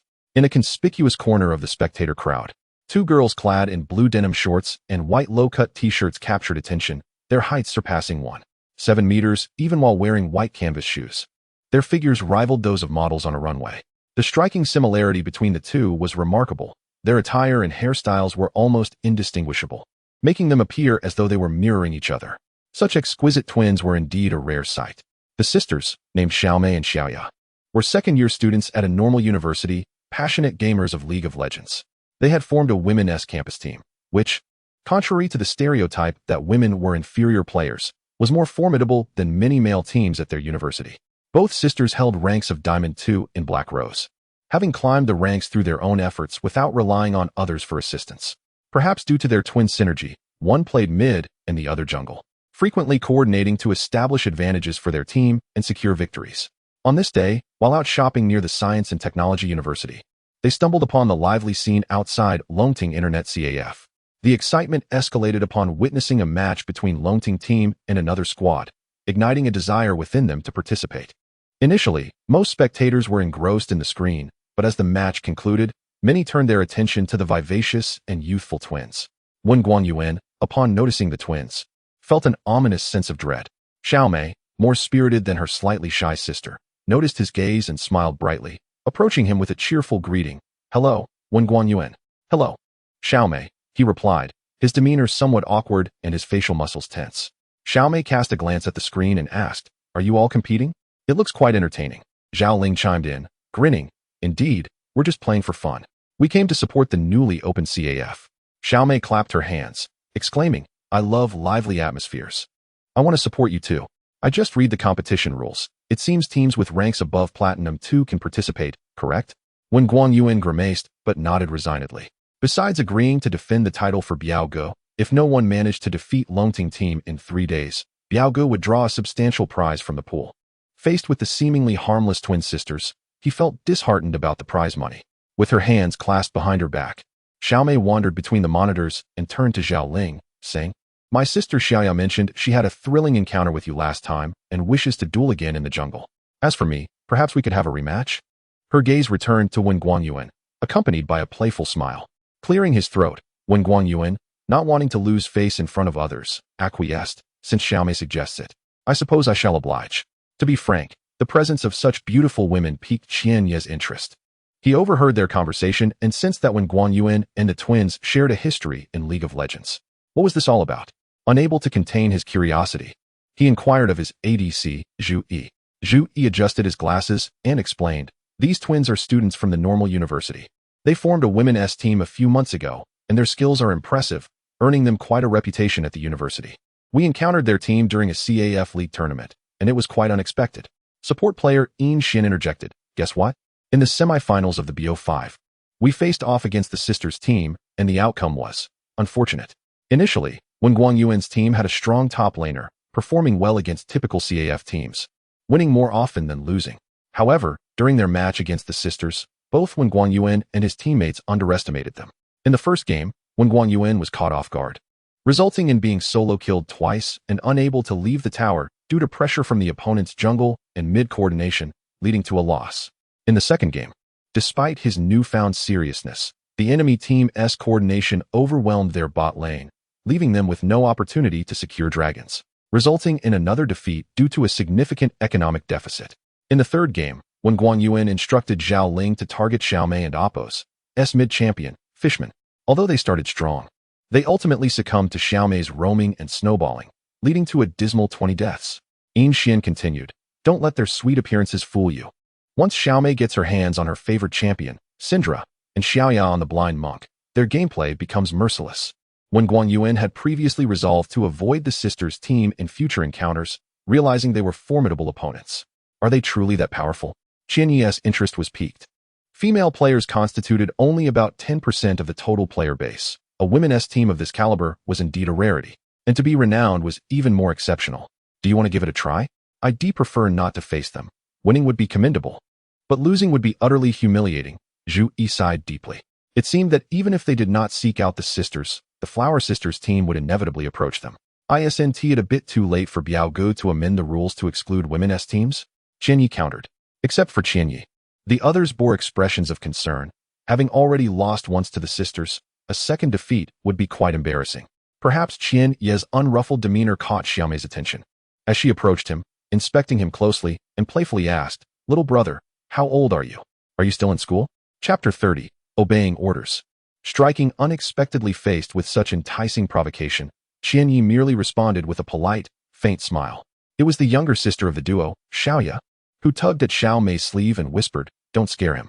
Giggling, Xiao Mei flashed a radiant smile that left the spectators around them salivating in anticipation. "Rest assured, tomorrow I shall show you mercy, little brother." She playfully lifted Qianyi's chin before departing with Xiaoya. "Ah, this marks the beginning. I must inform my roommates that the sister flower team will challenge us tomorrow. Hee.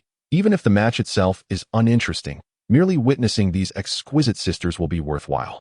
I have heard that aside from Xiao Mei and Xiaoya, the other three members are also stunning beauties, making this women's team a veritable collection of the most captivating flowers from the university's various departments. I wonder if the Longting team can withstand the challenge that awaits on the morrow. Rumor has it that the sister flower team possesses formidable strength. I hope the prize pool isn't entirely claimed by these ladies. The owner of Longting Internet CAF is indeed astute. Once the news of the sister flower team's challenge spreads, he will earn a handsome profit from selling drinks and snacks." Biao Gu had been silently observing the event, and with so many teams arriving on the first day, he anticipated even greater crowds in the days to follow. With the arrival of those stunning sisters tomorrow, it seems he will garner quite a bit of attention. In the past, upon seeing such a pair of exquisite beauties, Biao Gu would have entertained certain thoughts. Even if he couldn't win them over through direct means, he could likely charm them with flattery or wealth. However, he was currently focused on rehabilitating his reputation, and such musings were now just idle dreams. His priority was to elevate the Longting Internet CAF status, as long as it proved profitable, leveraging his extensive connections developed over years in society to establish a chain of brand-name Internet CAFs would not present a challenge. Dreaming of a bright future, Biao Gu patted the shoulders of Wen Guanyuan and his companions with satisfaction, stating, "You all performed quite well. Keep up the good work." Biao Gu had intended to treat everyone to skewers, but upon noticing their glum expressions, he felt puzzled. "Why do you all look so down after winning? Are you lacking confidence for tomorrow and Oppo's defense?" Wen Guanyuan, aware of Biao Gu and Oppo's background, replied candidly, "To be honest, brother Biao, the sister flower team has faced us before and has never won." Uffed. Biao Gu sputtered his drink in shock, exclaiming, "Never won? Are these girls professional players?" Wen Guanyuan felt a flush of embarrassment at Biao Ji's reaction. Indeed, to have lost every match against 5 girls was a blow to his reputation. After all, he had some standing in the eSports scene of WH City. How could he fail against 5 female college students? Wasn't it common knowledge that girls were often seen as liabilities in gaming? Perhaps this sister flower team trained relentlessly or possessed extraordinary talent. That was indeed the case. In one-on-one scenarios, they might not be top tier, but their teamwork was exceptional. Their coordination and support, jungle interactions, and objectives like dragon control far surpassed that of typical Internet CAF teams. Biao Gu, resting his head in his hands, found himself in a predicament. He had invested considerable effort in recruiting Wen Guanyuan and the others because he recognized their potential, along with Qianyi. As long as they didn't encounter a professional team or a semi-professional squad, he believed they could hold their ground for 3 days. Little did he know that, after such a promising start, the captain of Longting team would admit to being outmatched by a women's team, jeopardizing his plans. And then there was Qianyi, who had always kept his true abilities hidden. Today, he likely hadn't revealed his full potential. "Qianyi, do you think we can defeat them?" Biao Gu placed all his hopes on him. Qianyi pondered for a moment before replying, "It's hard to say. I have not faced them directly. What do you think of them?" Biao Gu gestured toward Wen Guanyuan and Zhao Ling. At this, Qianyi felt somewhat cornered. Biao Gu had indeed been in the game for years, and it surprised him that such a question would be directed at him. From Qianyi's perspective, he didn't hold Wen Guanyuan and the others in high regard. However, in terms of Internet CAF league standards, their skills were passable. Yet, against any professional team, even a third-rate one, defeating Longting team would not be a daunting task. Realizing he had inadvertently elevated Qianyi's status, Biao Gu noticed the discomfort on Wen Guanyuan and Zhao Ling and Oppo's faces. Aware of his misstep, he quickly amended, "What I meant to say is, how can we secure a victory?" "Obey orders, strike unexpectedly," Qianyi stated after a moment of contemplation. "Tomorrow, the command will be mine. We will employ unconventional heroes to catch our opponents off guard. Whether we win will depend on my teammates' cooperation." That's quite a bold statement. Wen Guanyuan was the first to rise. Having spent many years in society, he held a deep-seated disdain for high school students. To him, they were neither children nor adults, often indulging in unrealistic fantasies. It was only when they entered the real world that they would grasp the harshness of reality. When Guangyuan was Qianye's age, he had already begun earning his own living. Who was this Lin Qianyi to demand command over the team? He was the one who brought them here. And now a mere high school student wanted to take the reins? Such an arrangement was hardly fair. Zhao Ling, Zhu Yi, and Yin Xian all wore expressions of indignation. After several days of training matches, while Qianyi's skills were indeed better than they had initially thought, he was nowhere near as formidable as Biao Ge had claimed. He was merely competent. Today's match had yielded neither grand triumphs nor failures. A player of such mediocrity dared to seek command over the team? This young high schooler truly exhibited a grasping ambition beyond his station. Even Zhu Yi, who had no ill feelings toward Qianyi after spending time together, remarked, "Listening to your commands isn't an issue, but you must demonstrate convincing skill. Let us not even mention the lack of formidable opponents. You haven't showcased any remarkable performances. As for your claim of striking unexpectedly, how do you intend to do so? Will employing an unconventional hero suffice to turn the tide of the match?" Zhu Yi's words were reasonable, and Yin Xian nodded in agreement. Seeing his teammates rally against Qianyi, Biao Ge felt a sense of relief, and a smirk crept onto his face as he fixed an icy gaze on Qianyi. Listening to his teammates' criticisms, Qianyi remained silent, absorbing their words. Ultimately, Biao Ge made a decision that struck a balance, proposing, "How about this? Since there are 3 matches, we can let Qianyi command the first one, adhering to his strategy. If we win, splendid. If we lose, in the second match, you can play as you see fit. Even if we ultimately fail in our defense, I will not hold you accountable.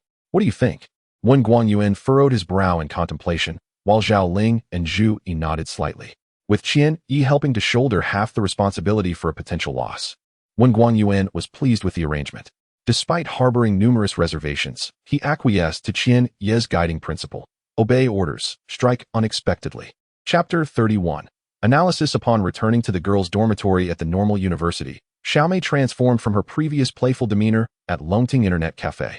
After kicking off her shoes, she reclined on her bed with her long, smooth legs crossed high in the air, promptly opening her tablet to search for information.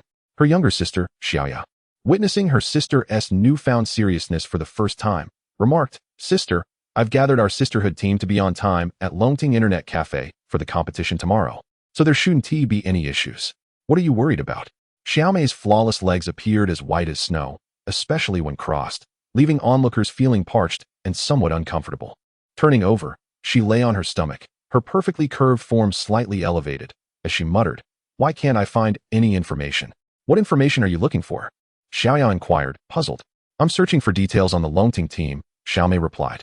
Xiaoya, now even more confused, responded, "But we've already faced the Longting team, and we have a general idea of their abilities. What more do you need to investigate?" With a huff, Xiaomei stated, "I certainly know the incompetence of those buffoons, but I need to look into the background of that high school-looking top laner." Xiaoya teased, "Sister, I just saw you bullying that high school student. You seem to look down on him, yet now you appear so intrigued." Indeed, there was no information about Qianya on the tablet. After hearing Xiaoya's playful mockery, Xiaomei sat up and playfully tapped her sister's forehead, saying fiercely, "I am somewhat interested in him, but how did you deduce that I looked down on him?" "Huh. Although he is a tender little grass, I, the old cow, can't bring myself to graze on him. Clearly a dairy cow, yet you call yourself an old cow. Aren't it, Appos? To you a bit shameless?" Xiaoya giggled. Xiaomei raised her brows and reached out her hand. Giggle, as Xiaoya pushed Xiaomei and Appos' mischievous hand away. The two sisters rolled around playfully, each employing their best tactics to tickle the other's sensitive spots, resulting in a cacophony of shrieks and laughter. The twin sisters, who had been close since childhood, engaged in such affectionate antics daily. Ultimately, the more composed sister, Xiaoya, found herself outmatched, panting and sweating as she sat in the corner. Meanwhile, Xiaomei straightened her clothes and tousled hair, stating seriously, "In truth, none of you have noticed that the high school student from the Longting team is a concealed master." During previous observations, Xiaomei had predominantly focused on Qianya, the unfamiliar figure in a school uniform, as she was already familiar with the abilities of Wen Guangyuan and the others. Throughout the 2 matches, Qianya utilized 2 champions, Prince in the top lane and Jace. In the first match, the presence of Prince was not particularly strong. During the landing phase, Qianya's Prince made little impact, and in team fights, he merely unleashed his ultimate, providing a double control with his EQ combo while his teammates did the rest of the work. This was the impression others had of the top lane Prince. But Xiaomei observed that during landing, his successful baiting significantly helped their jungler secure numerous kills, particularly during one incursion into the enemy jungle where Prince executed a remarkably precise EQ flash, leaving the opposing jungler with no hope of escape. For most players, mastering the EQ combo is essential, and a Prince's skill is often gauged by the precision of this combo. However, there are various subtleties involved in executing the EQ flash. Techniques such as E-Flash Q, which alters direction to hit enemies not aligned with Prince and his standard, or Flash EQ for an extended distance, or feigning escape with E-Flash Q before turning back for a knock-up, are advanced maneuvers. These fundamental skills are typically learned by those who frequently play Prince. However, the EQ flash requires a high level of precision, and even in elite matches, it is seldom seen. Its execution, though seemingly simple, demands perfect timing. Being too early or too late results in failure, although it merely provides a knock-up and lacks the damage of the EQ combo. A Prince skilled in EQ flash can significantly increase the success rate of this control in small-scale skirmishes, thereby securing victories. Moreover, during team fights, Xiaomei noted that Qianye's timing for both initiating and altering terrain with his ultimate was impeccable. Notably, he trapped 3 opponents with his ultimate, dealt passive damage with basic attacks, and then utilized the EQ combo to knock back enemies, awaiting his teammates for support. Once the chaotic effects of the ultimate subsided, with Q's 4-second cooldown and the 8-second duration of his standard, Prince could once again use his Q to connect with the standard, providing another knock-up. In addition to the final team fight, Qianye consistently maximized control in several smaller skirmishes, although his teammates' dazzling kills overshadowed Prince's foundational contributions. As for his second match with Jace, Xiaomei observed that Qianye was deliberately holding back, waiting for his mid laner to come and secure kills instead of capitalizing on opportunities to solo his opponent. What makes you say he was intentionally holding back with Jace? Xiaoya asked. With a cold smirk, Xiaomei replied, "This kid clearly knows how to unleash Jace's 5 hits per second combo, yet he refrains from using it during landing. If I hadn't seen his astonishing speed while jungling, I wouldn't have realized he was concealing his true potential. As for his performance in team fights, his aim was hardly poor. How hard could it be to miss?" Many players struggle with Jace, primarily due to the early scarcity of blue resources and the seemingly straightforward combat style, which often limits them to merely using EQ for poke damage without much effect in chaotic battles. However, in the hands of a true Jace master, this champion is a paragon of versatility, possessing acceleration, mobility, and the ability to switch freely between ranged and melee forms, along with 2 sets of skill damage. Lower-tier players may only rely on the EQ combo, but those who wish to fire rapidly and accurately, catching opponents off guard, find that the QE combo is most effective.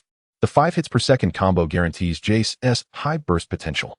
A true Jace player excels in both ranged and melee combat, especially when landing EQ on opponents. Activating W while transitioning to melee form, applying Q for slow, and unleashing a 3-hit W combo, culminating in E's execution damage. The combined damage from both forms can obliterate a squishy opponent in an instant. Does this kid think I can't see through his act? Xiaomei chuckled. The reason I did this initially was to incite conflict between Wen Guangyuan and that high school student. Once discord arises within the team, regardless of his actual strength, defeating the Longting team will be a trivial matter, especially with a prize of 10,000 yuan at stake. Even though Xiaomei's analytical prowess was well known, Xiaoya remained astonished, covering her mouth and exclaiming, "You are truly a scheming vixen." Chapter 32. Keep going. I merely perceive certain aspects that others often overlook, Xiaomei declared with a sense of pride. Xiaoya pouted, feeling somewhat wronged, and remarked, "Brother Feiyu is clearly biased. We look exactly alike. Why does he teach you so much? Haha, then you should find yourself a top-tier mid laner as a boyfriend." Seeing her sister's jealousy and grievance, Xiaomei felt even more triumphant. Shimin Feiyu was a skilled player encountered by Xiaomei and Xiaoya during their duo Q matches in Black Rose. They later discovered he was a star player of the MTG team, one of the 4 major clubs in the country, renowned as the only mid laner in the LPL who could match Faker head-to-head. During the group stages of last year's S3 World Championship, Shimin Feiyu became the first LPL mid laner to solo kill Faker in lane, contributing to MTG's singular victory over SKT1, the strongest team in the universe, on their path to dominance in S3. It is noteworthy that throughout the S3 finals, SKT only suffered a defeat at the hands of MTG, while they achieved overwhelming victories in every other match, whether in group stages, quarterfinals, or semifinals. After getting to know the twins, Shimin Feiyu quickly pursued the more fiery sister, Xiaomei. Their relationship, however, could only be deemed clandestine since his club prohibited players from dating during their professional careers.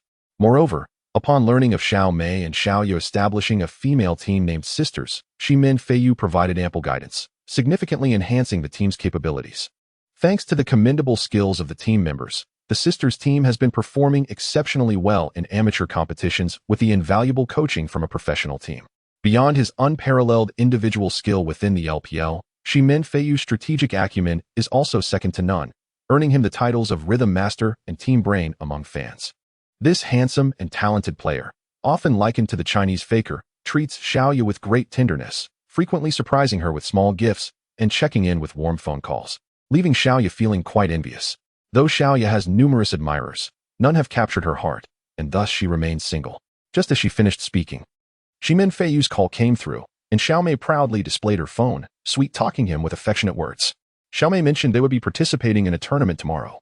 But before long, she pouted and angrily tossed her phone aside. What happened? Did Brother Feiyu upset you again? Despite having experienced a moment of affection from Xiaomei, the kind-hearted Xiao Ye immediately stepped in to comfort her sister.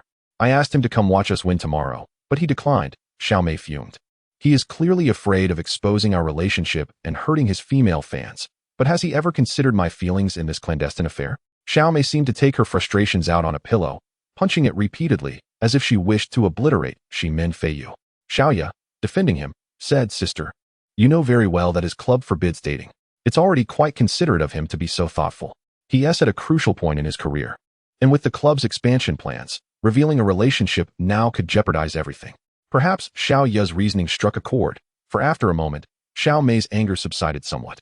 He even asked me to secretly record the tournament video tomorrow to see if that high school student is as impressive as I claimed. It's obvious his club is seeking to build a second team and scout promising talent, pretending to help me analyze the match. Look, he is already starting to use me. Xiaomei scoffed again. Xiaoya laughed. It's your keen insight. You've seen right through his little schemes. Hearing such praise, Xiaomei finally smiled. All right, I won't argue with him. I'll secretly record the match tomorrow. If that high school student truly has talent, perhaps Feiyu will take notice. And I could help him get into the eSports elite in China, thus earning a favor. Smart. Xiaoya gave a thumbs up, but sensing something was amiss. She turned to find Xiaomei staring at her chest, gasping and fleeing. Hey, don't run, little girl. Xiaomei laughed uncontrollably on the bed, causing quite a ruckus. In Class 5, the tense atmosphere of impending exams loomed over all except Qianyi, who was dozing at his desk. Husini stole a glance at him, biting her lip but remaining silent. As the bell rang, their geography teacher, hunched and bearing a beer bottle-thick textbook, announced the end of class before leaving, tossing a set of combined subject mock exams onto the desks, which provoked a chorus of lamentations from the class. Ma Jun and Jin Wei immediately rushed to Qianyi's desk. Qianyi, already awakened by the clamor, was cleaning his eyes when Datu kicked his chair leg, asking, Isn't there a match tonight? Yes, there is, Qianyi nodded. Datu leaned in. Damn this third year. They only give us half a day off on weekends. But it coincides with your match tonight. I didn't make it yesterday, so I'd better skip dinner and get there early to secure a spot.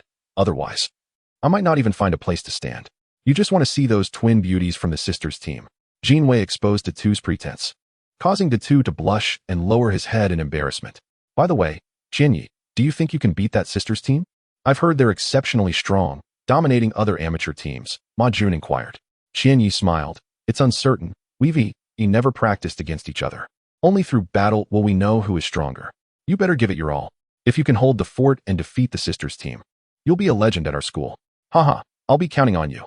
Jin Wei was optimistic, mainly because of the impact Qian Yi had previously made on him. We'll be cheering for you. Xiaoan waved her fist. Yeah, don't worry. Even if the twin sisters are popular, their cheers 1T compared to ours. Datu chimed in. Ma Jun and Jin Wei exchanged knowing glances at Datu, who lowered his head in defeat. Since learning that the sisters team would compete against the Longting team, Datu had been extolling the sisters' beauty all day, making him the butt of Jin Wei's jokes. Meanwhile, Husini glanced at Qian Yi conversing with Jin Wei and the others, silently cheering him on in her heart. Go for it, Qian Yi. You will definitely win. Chapter 33. The solo lane Birdman. As the news spread that the sisters flower team would be challenging today, the internet CAF, which usually experienced a lull in the mornings, was bustling with activity. Despite the promotion of an early bird online package, only those who had spent the night dozing on the sofas or gamers who were preparing to log off and head home after an immersive night in their games remained. However, today was different. The name of the sisters flower team echoed throughout the major internet CAFs in WH City, particularly that of the stunning twin sisters, who had become idealized figures for many a homebody. Consequently, the Longting Internet CAF was alive with a throng of visitors early in the morning. Biao Gu, who had transitioned to a lighter breakfast routine, sat back on the sofa behind the counter, sipping soy milk and nibbling on fried dough sticks, his eyes half closed, grinning like a benevolent Buddha. Throughout the morning, at least 5 teams had come to challenge the sisters' flower team. After 3 of them were swiftly defeated in a mere 20 matches, the remaining 2 teams refused to subject themselves to humiliation. In the afternoon, 1 team did arrive to challenge, but they barely lasted 27 minutes. Biao Gu, understanding the situation, graciously arranged lunch for the sisters' flower team. And seeing the steady stream of patrons, he felt no remorse in inviting 5 uniquely charming ladies from a seafood restaurant across the street to dine with him. Meanwhile, most spectators were either enjoying the matches or, more accurately, reveling in the presence of 5 exceptionally beautiful women, particularly the pair of twin sisters who were a sight for sore eyes. The sisters' flower team comprised 5 distinct personalities. Aside from the mid-laner Xiao Mei and the jungler Huaxia, there was Wu Shengnan, a short-haired, tall, and slender girl exuding an androgynous charm. Rumor had it that she was a master of the top lane champion, Fiora, and even a disciple of the eSports sage, Ximin Guan. The ADC, a mature beauty named Piao Shui, sported long hair parted down the middle, fiery red lips, and donned a short skirt with black stockings. Her demeanor was icy and unsmiling, as if she were a detached observer of the world. As for the support, she was a quintessential lowly with twin ponytails and an adorably sweet voice, aptly named Xiao, who adored assisting champions like Annie and Nami. The sisters' flower team was a vibrant tapestry of female talent, from the youthful and radiant twins, Xiao Mei and Xiaoya, to the graceful Wu Shengnan, the aloof Piao Shui, and the delightful Qiu. Truly, they deserved their reputation as one of the most popular women's teams in the WU City Internet CAFS. By evening, nearly 200 spectators had gathered to witness the spectacle, leaving little room to spare in the expansive Longting Internet CAF. Rather than coming to watch the matches per se, many seemed more interested in the captivating beauty of the players, as evidenced by the constant sounds of swallowed saliva echoing through the air. At 8 o'clock, Qian Yi arrived punctually, and the entourage that had come to cheer him on was too preoccupied with the sisters' flower team to pay him much attention. Qian Yi merely chuckled at their enthusiasm. Soon, he noticed the serious expressions on Wen Guanyuan and the others' faces. During the day, they hadn't needed the Longting team to participate, when Guanyuan had spent most of his time observing the sisters' flower team's performance. To Wen Guanyuan's dismay, the sisters' flower team appeared even stronger than before. Their ADC, Piao Shui, had transformed what was once their weakness into an overwhelming strength, demonstrating an unforgiving mastery of Vayne. The sisters' flower team's true prowess had always eclipsed that of the Longting team, and now the former's previously vulnerable spots had become their key strengths. It was easy to imagine the anxiety brewing within Wen Guanyuan. Zhao Ling, Zhu Yi, and Yin Xian wore similarly solemn expressions, their confidence in the upcoming match waning. Wen Guanyuan sighed and said, "Captain Lin, could you share your strategy with us? At least it might bolster our confidence a bit." Strategy? Tactics? It was not as if they were cabbages from the field, easily picked and used. Relying on last-minute preparations without adequate training could lead to a lack of familiarity with champions and team dynamics, causing them to fall into their own traps. Just play your preferred champions. As for me, I'll take a non-mainstream top laner. You all hold your ground. Just don't crumble too early, Qian Yi replied calmly. Seeing Qian Yi's confidence, Wen Guanyuan naively hoped he would unveil some innovative strategies. However, it seemed clear that there was no strategy at all. His implication was evident. Just don't mess up. I'll handle the carrying. Disappointment washed over Zhao Ling, and had Biao Ge not been present, he would have exploded in frustration. Did Lin Qianyi think he was faker? Did he truly believe he could carry the entire team single-handedly? It remained uncertain who the real burden would be. Zhu Yi and Yin Xian exchanged glances, both sharing a bitter smile as they sighed. They had harbored a flicker of hope, but Qian Yi's words dashed it to pieces. Where there was hope, there was also disappointment. Suppressing his rising anger, when Guanyuan addressed Biao Ge coldly, "Biao Ge, we will do our best, but I cannot guarantee the outcome. Similarly, I will honor my promise from yesterday, and in the first match, I will follow Qian Yi's commands." "Play well, it will be fine," Biao Ge replied, initially holding some faith in Qian Yi. However, upon observing the expressions of the 4 players, he too felt a twinge of unease. "Is that all right?" Biao Ge tentatively asked Qian Yi. Qian Yi nodded, assuring him, "Don't worry, Biao Ge." As the 5 members of the Longting team settled into their seats, the audience began to fervently discuss among themselves, creating an atmosphere of anticipation even before the match commenced. Wu Shengnan, with her short hair and androgynous appearance, glanced at Qian Yi, who would be her lane opponent. Xiaomei, is this the high school student you told me to watch out for? Yes. Don't blame me for not warning you, Xiaomei replied with a playful smile. A faint smile graced Wu Xingnan's lips as she remarked, he is quite handsome. Fitting my taste. Piao Shui remained impassive, her tone icy. Today, we're here to compete for money, not to flirt with men. Let us keep it professional. Oh, has the tomboy's heart fluttered? Qiao teased, her cheeks revealing her cute dimples. But this Lin Xianyi is indeed quite charming. Xiaoya, feeling a bit exasperated, covered her face. The 5 members of the Sisters Flower team had distinct personalities, and they rarely found themselves in unanimous agreement outside the battlefield. In the Summoner's Rift, however, they united against their foes, working seamlessly as a team. As the players took their positions, both teams smoothly transitioned into the game environment, without any unnecessary chatter. The Sisters Flower team banned champions such as Miss Fortune, Jarvan 4, and Jace. While Miss Fortune was aimed at countering Zhu Yi, the other 2 bans targeted Qian Yi's previous champions, leaving Wen Guangyuan astonished and slightly envious. Being regarded with such seriousness by beautiful opponents was indeed a privilege, though he felt he had missed out on it. As the top laner, Qian Yi was even more decisive, banning Zed, Fishman, and finally, LeBlanc, all of whom were assassins. Wen Guangyuan's face twitched. It seemed his earlier warnings had fallen on deaf ears. Wu Shengnan was an adept Fiora player, and Xiaomei's Syndra was rarely subdued. Although Xiaoyu appeared gentle, she was quite skilled with Li Xin, while Piao Shui's Vayne was undoubtedly a target. Conversely, Qiu's Annie posed little threat. Yet, Qian Yi didn't T-ban any of them. How confident could he be? Damasia's Wing Quinn. Qian Yi picked this unconventional ADC as his first choice. Zhu Yi exclaimed in alarm. Hey, Qian Yi, I can't play this ADC. Don't pick it for me. I'll just stick to using Caitlyn. Qian Yi replied. Who said it was for you? Chapter 34. You've met your match in a genuine competitive match. The initial selection of desired heroes and the countering of opponents' preferred lineups during the ban pick phase constitutes a pivotal tactical maneuver. It can be said that the ban pick phase represents an additional contest between the 2 teams outside of Summoner's Rift. Among amateur teams, given that their competitive prowess pales in comparison to that of professional squads, the ban pick strategy may not be as meticulously executed. Yet, it is quite baffling to witness someone like Qian Yi, who disregards all of the opponent's well-utilized heroes without banning any, and instead opts for a hero that he himself intends to play. Does Qian Yi not realize that selecting a hero first can lead to it being countered by the opposing team? When Guangyuan was infuriated, Qian Yi's ban pick strategy resembled that of a child playing house, utterly nonsensical. Zhao Ling and Yin Xian were equally astonished, while Zhu Yi stared at Qian Yi in disbelief. Although he primarily played the ADC position, he typically favored mainstream or meta-relevant ADCs, and yet he had never used Quinn, a rather obscure ADC. In the eyes of ordinary players, many may not have even encountered this ADC, and even some high-level players have seldom seen it in action. It is not uncommon for someone to ask if Quinn is a new hero upon seeing her. This illustrates just how niche the Damasian-winged hero Quinn truly is. Had Qian Yi chosen Urgot, known colloquially as Crab, an ADC that was once popular during Season 2, it would not have been as surprising. However, Quinn has languished in obscurity since her inception, occasionally played out of curiosity during free rotations, yet rarely seen in standard ranked or casual matches. Perhaps she might make an appearance once or twice in the Aram mode, but that is merely a product of random selection rather than player choice.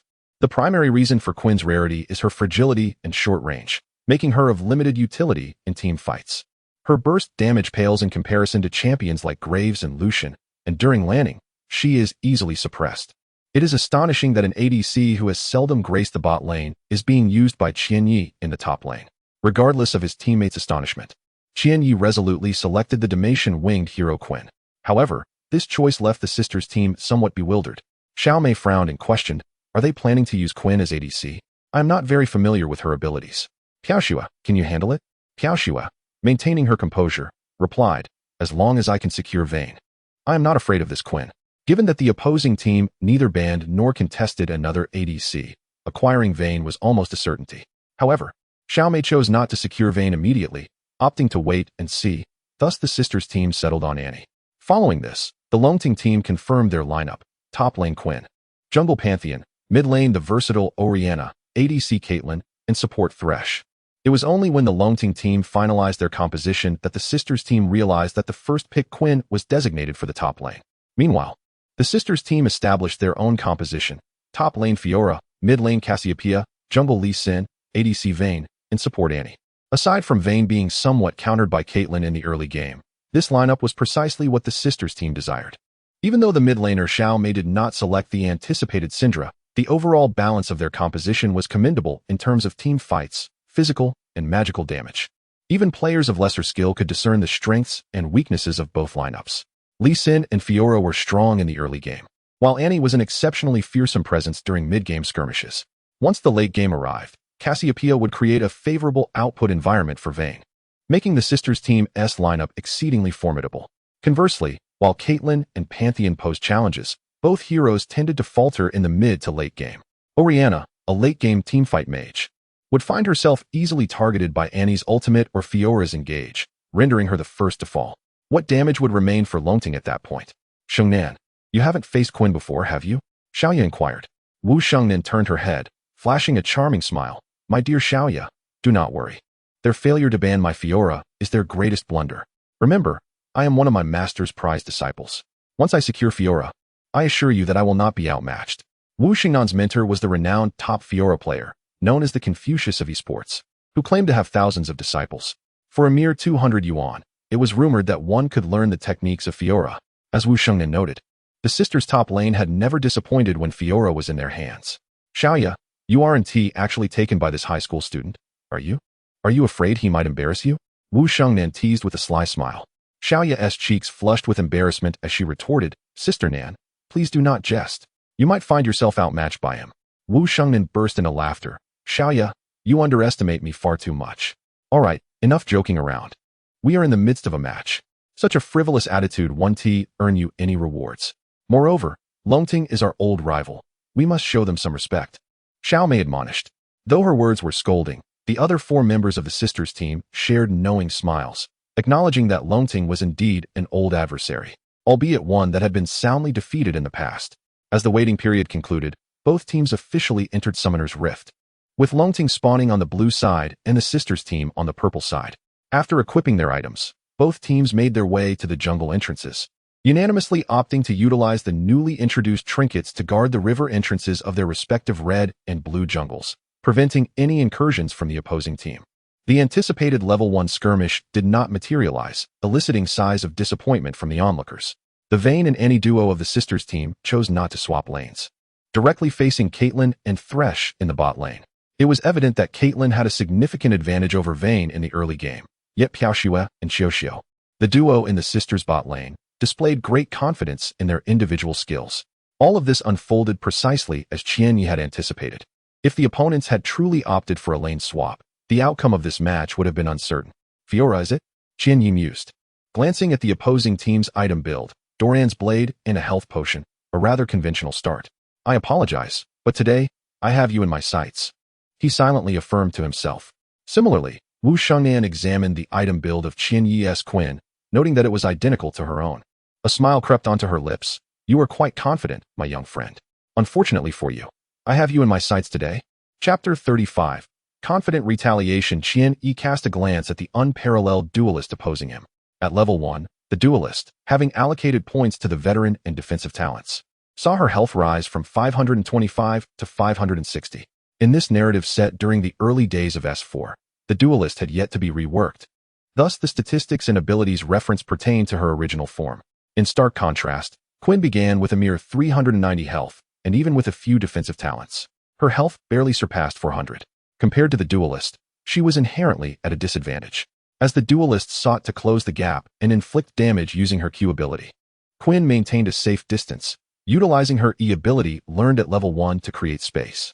Simultaneously, she landed a basic attack on the duelist, now marked with Quinn's passive, causing a significant drop in health. Quinn's E ability, Vaulting Assault, not only inflicted physical damage, but also applied a 50 slow for 2 seconds, temporarily interrupting the target's actions and causing her to land just within her maximum attack range, marking the target as vulnerable. Of course, this is only the human form of Quinn's E ability. In her avian form, she would execute a similar maneuver, though without marking the target or leaping away. The strength of a level 1 duelist lies in the damage dealt by her 2-part Q ability. In confrontations where most champions possess only one skill, she can both attack and defend, making her a master of attrition. This is why a level 2 or even level 3 duelist can eliminate opponents in lane, as her harassing ability at level 1 is superior. However, Quinn SE ability effectively counters the duelist's assault. When the duelist attempted to engage while marked, should she have pursued further with the second part of her Q ability, she would likely have faced enough damage from minions to deter her. In the early stages of laning, one must never underestimate the damage dealt by minions.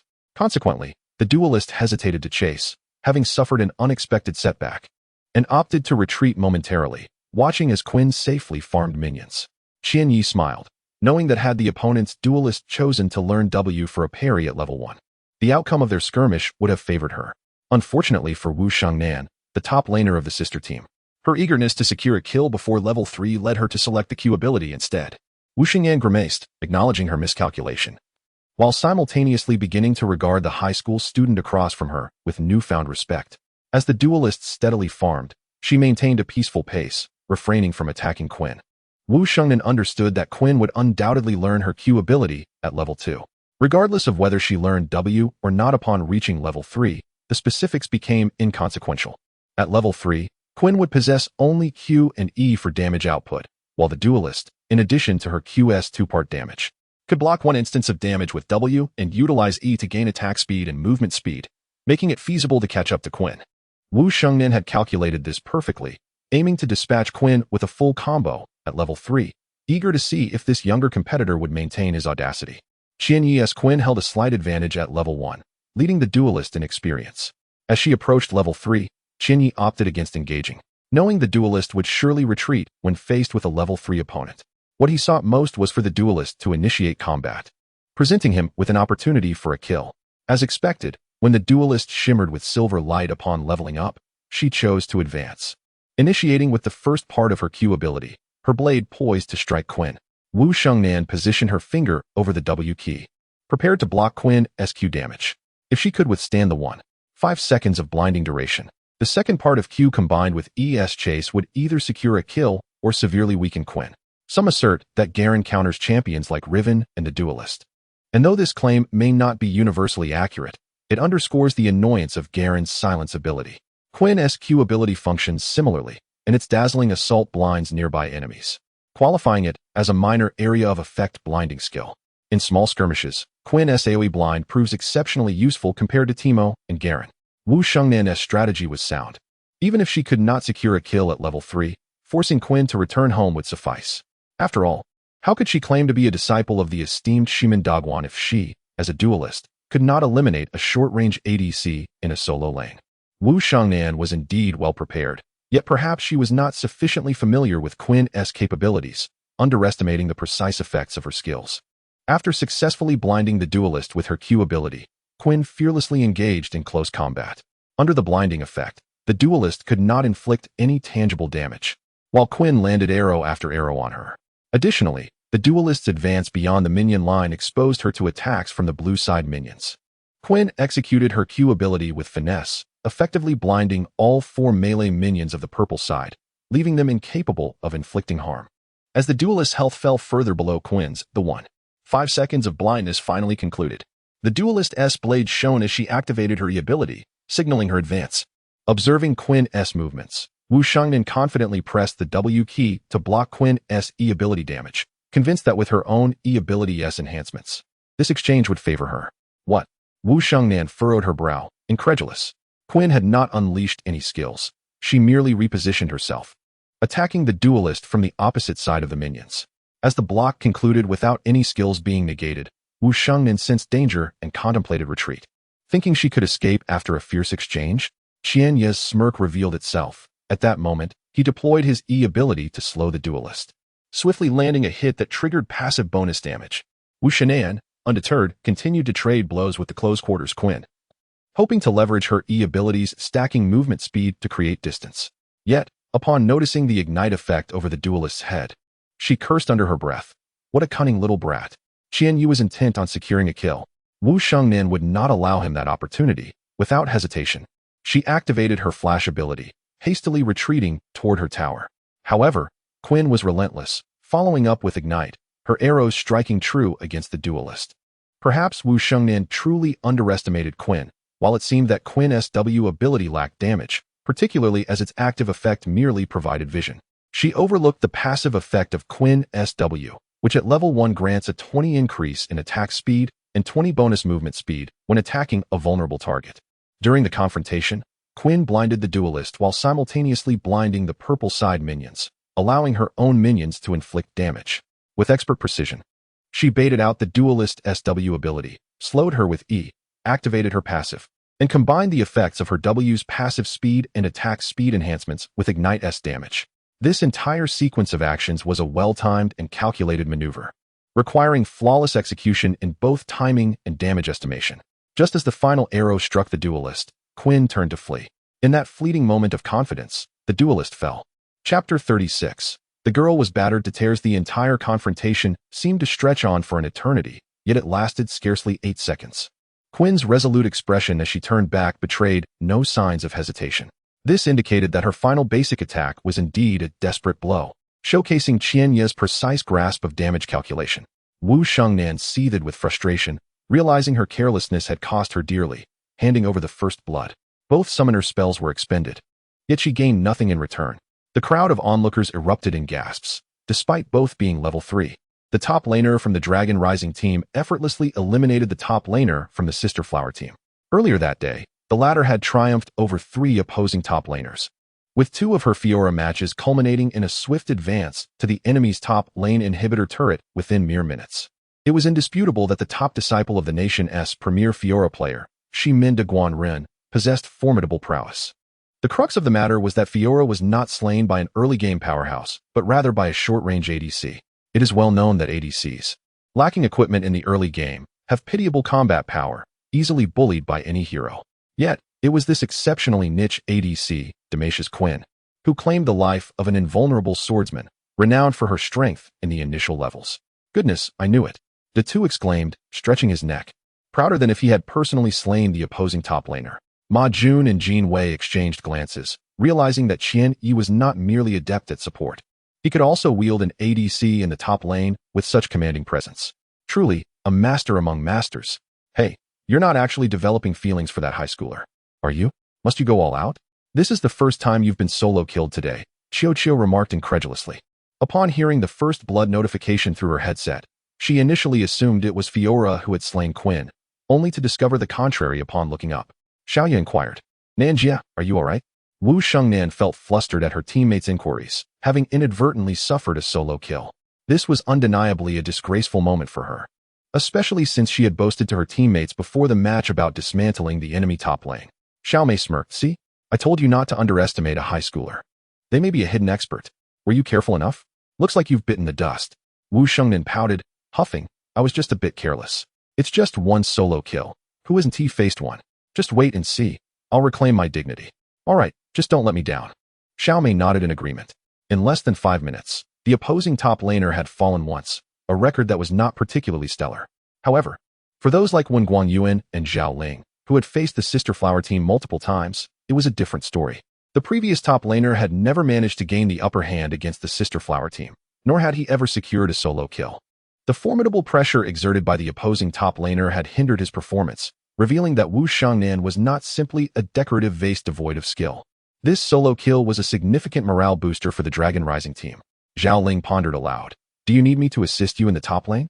The enemy jungler, Blind Monk, knows you lack flash and might attempt to gank. No need, Qian Yi replied. Your primary focus should remain on the bot lane. Ensure the dragon is well controlled. Very well then. Zhao Ling nodded in agreement. At the commencement of this match, when both teams' formations were finalized, Qian Yi had outlined a straightforward tactical plan. The mid laner, Oriana, must not die, while the jungler, Pantheon, would primarily linger in the bot lane. Oriana, renowned for her farming capabilities in the mid lane, could withstand Blind Monk's attempts at ambush if she played cautiously and maintained proper vision control, making it challenging for the enemy mid laner, Karthus, to secure a kill. In the bot lane, prior to reaching level 6, Vayne would face difficulties in eliminating a well-guarded Caitlyn. However, with Annie's presence, the duo possessed a natural advantage against Blind Monk's gank attempts, complicating Caitlyn's efforts to suppress Vayne while controlling the lane. Thus, Pantheon's counter ganks became crucial to thwarting Blind Monk's advances, despite Pantheon becoming resource-intensive later in the game and less impactful during team fights. His reliable crowd control and high burst damage made him a formidable force in the early game. A direct clash between two farming mid laners was unlikely. And with Qianyi unafraid of enemy ganks in the top lane, the best gank route for Zhao Ling, the jungler, lay solely in the bot lane. Unbeknownst to Qianyi, his first blood had subtly shifted the perceptions of his teammates in the Dragon Rising team. He merely anticipated that Fiora would soon grant him another kill. Upon returning to the lane with a significant advantage in both level and gear, Qianyi chose not to adopt an overly aggressive stance. Instead, he maintained the minion wave near his river, easily last hitting. Having suffered a setback, Fiora was understandably reluctant to engage in skirmishes. As Zhao Ling had surmised, the Sister Flower team's jungler, Blind Monk, was indeed fixated on the top lane. What a cowardly top laner, refusing to show himself, Xiaoya remarked. She had ventured to the top lane twice, only to find Quinn tucked behind the minion wave.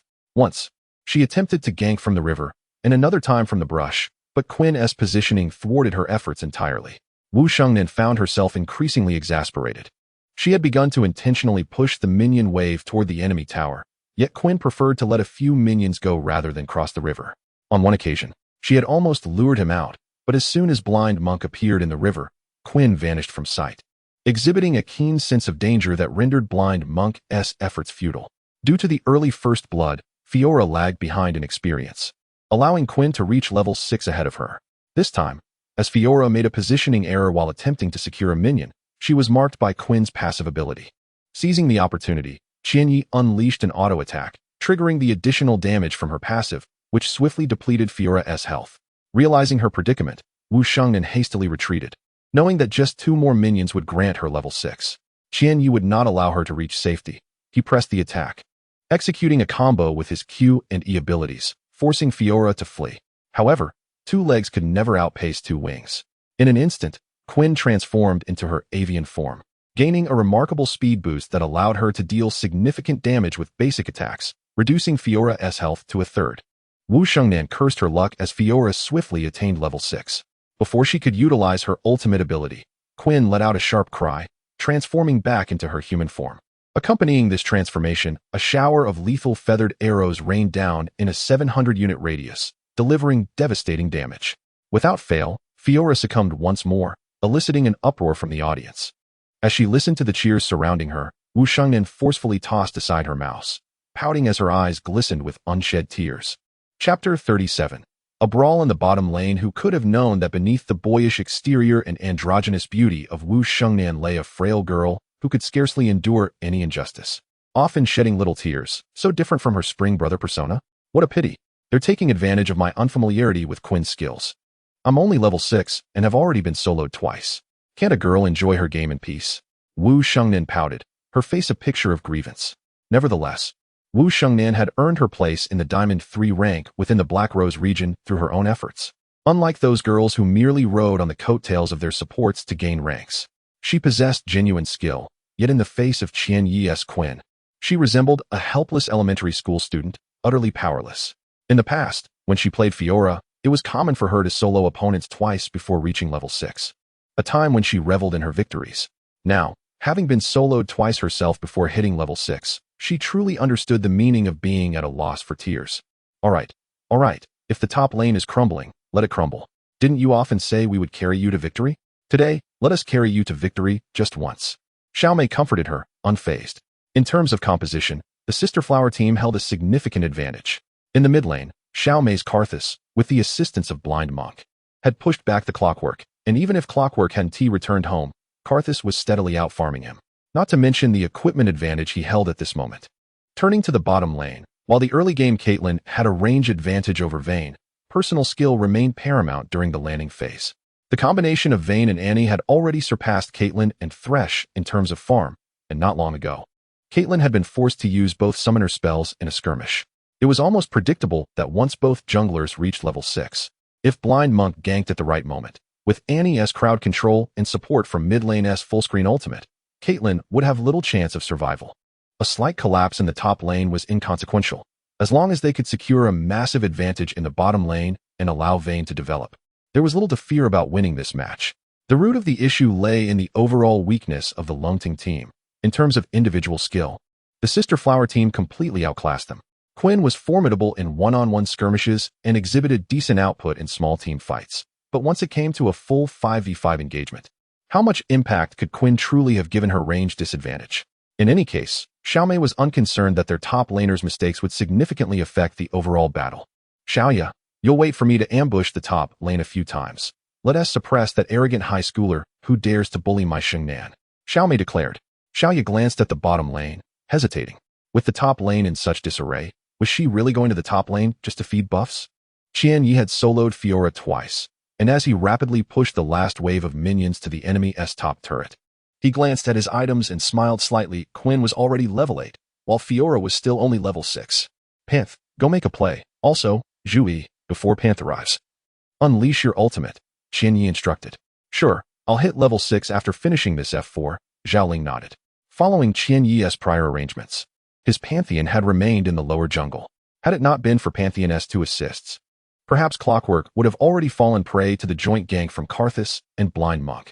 In that recent skirmish, if Pantheon hadn't intervened, Vayne might have flashed in to finish off Caitlyn under the turret. Overall, while Pantheon had not achieved much in the lower jungle, he had certainly thwarted Blind Monk's attempts several times.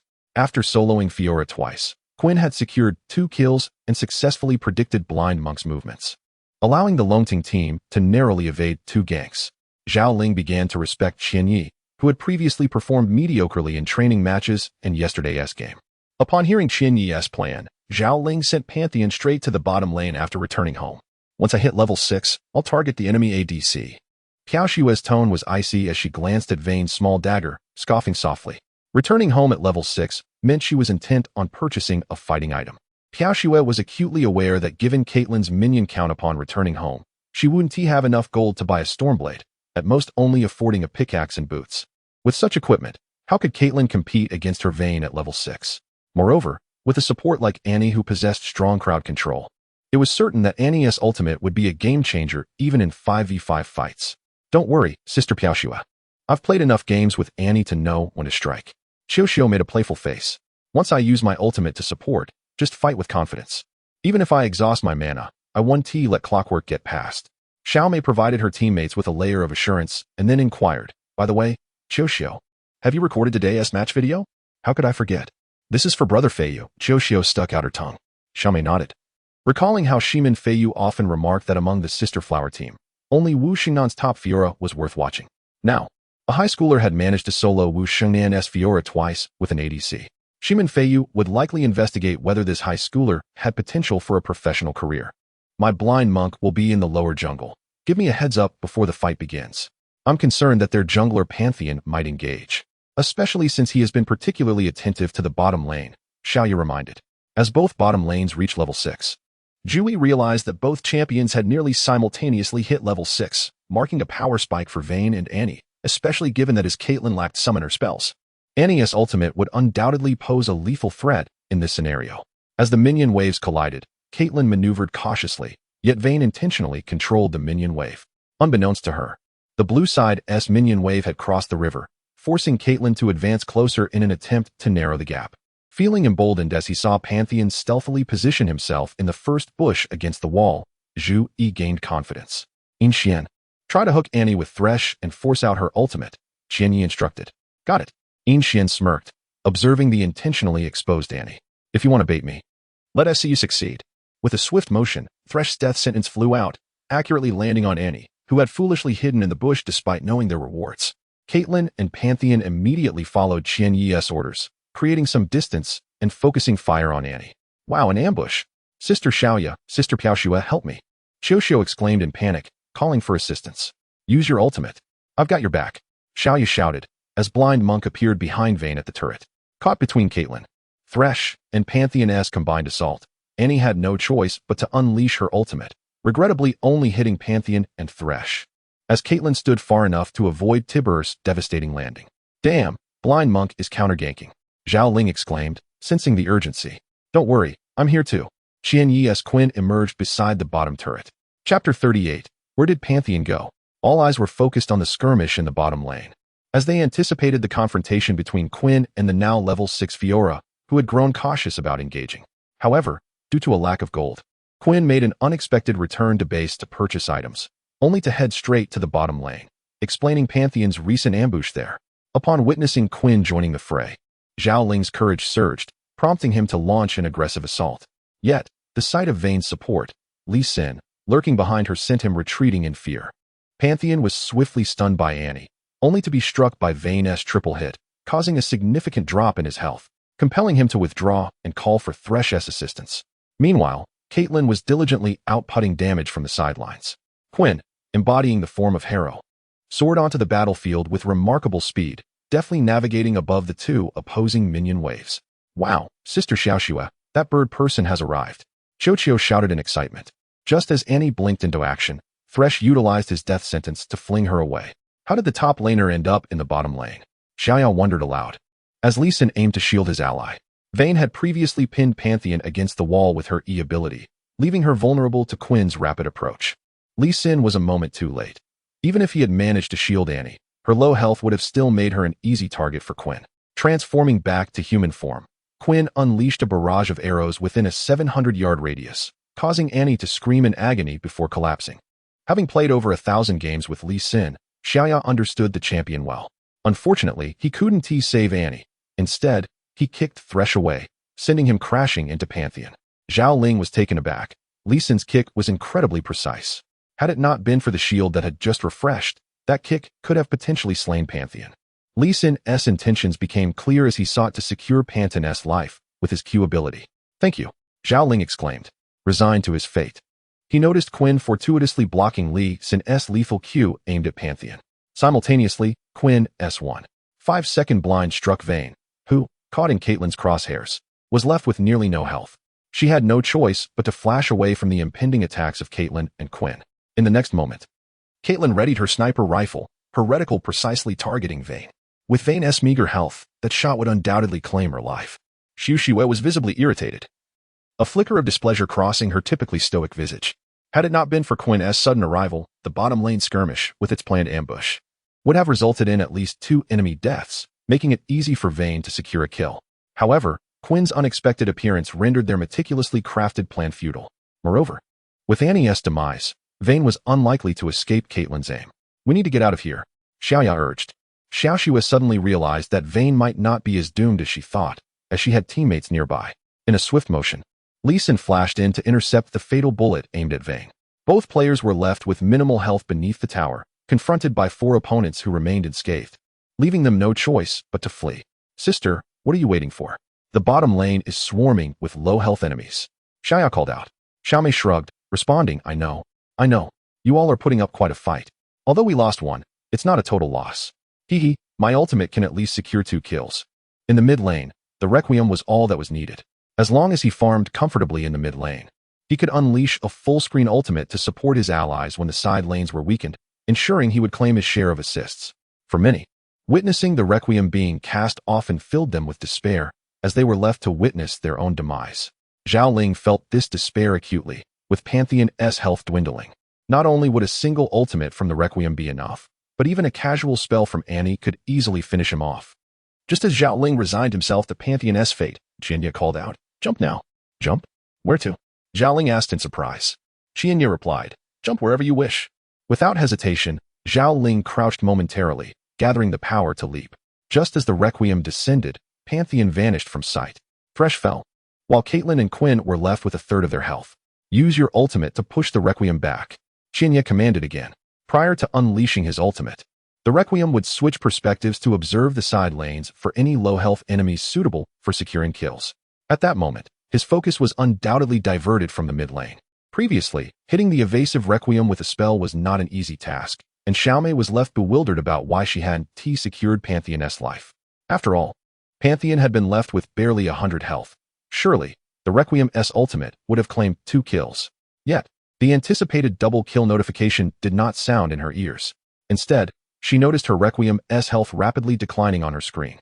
As she shifted her focus back to the mid lane, Xiaomei realized her Requiem had been struck by the ultimate from the clockwork, followed by a swift QW combo that decimated his health. With the bonus movement speed, Clockwork quickly followed up with auto attacks.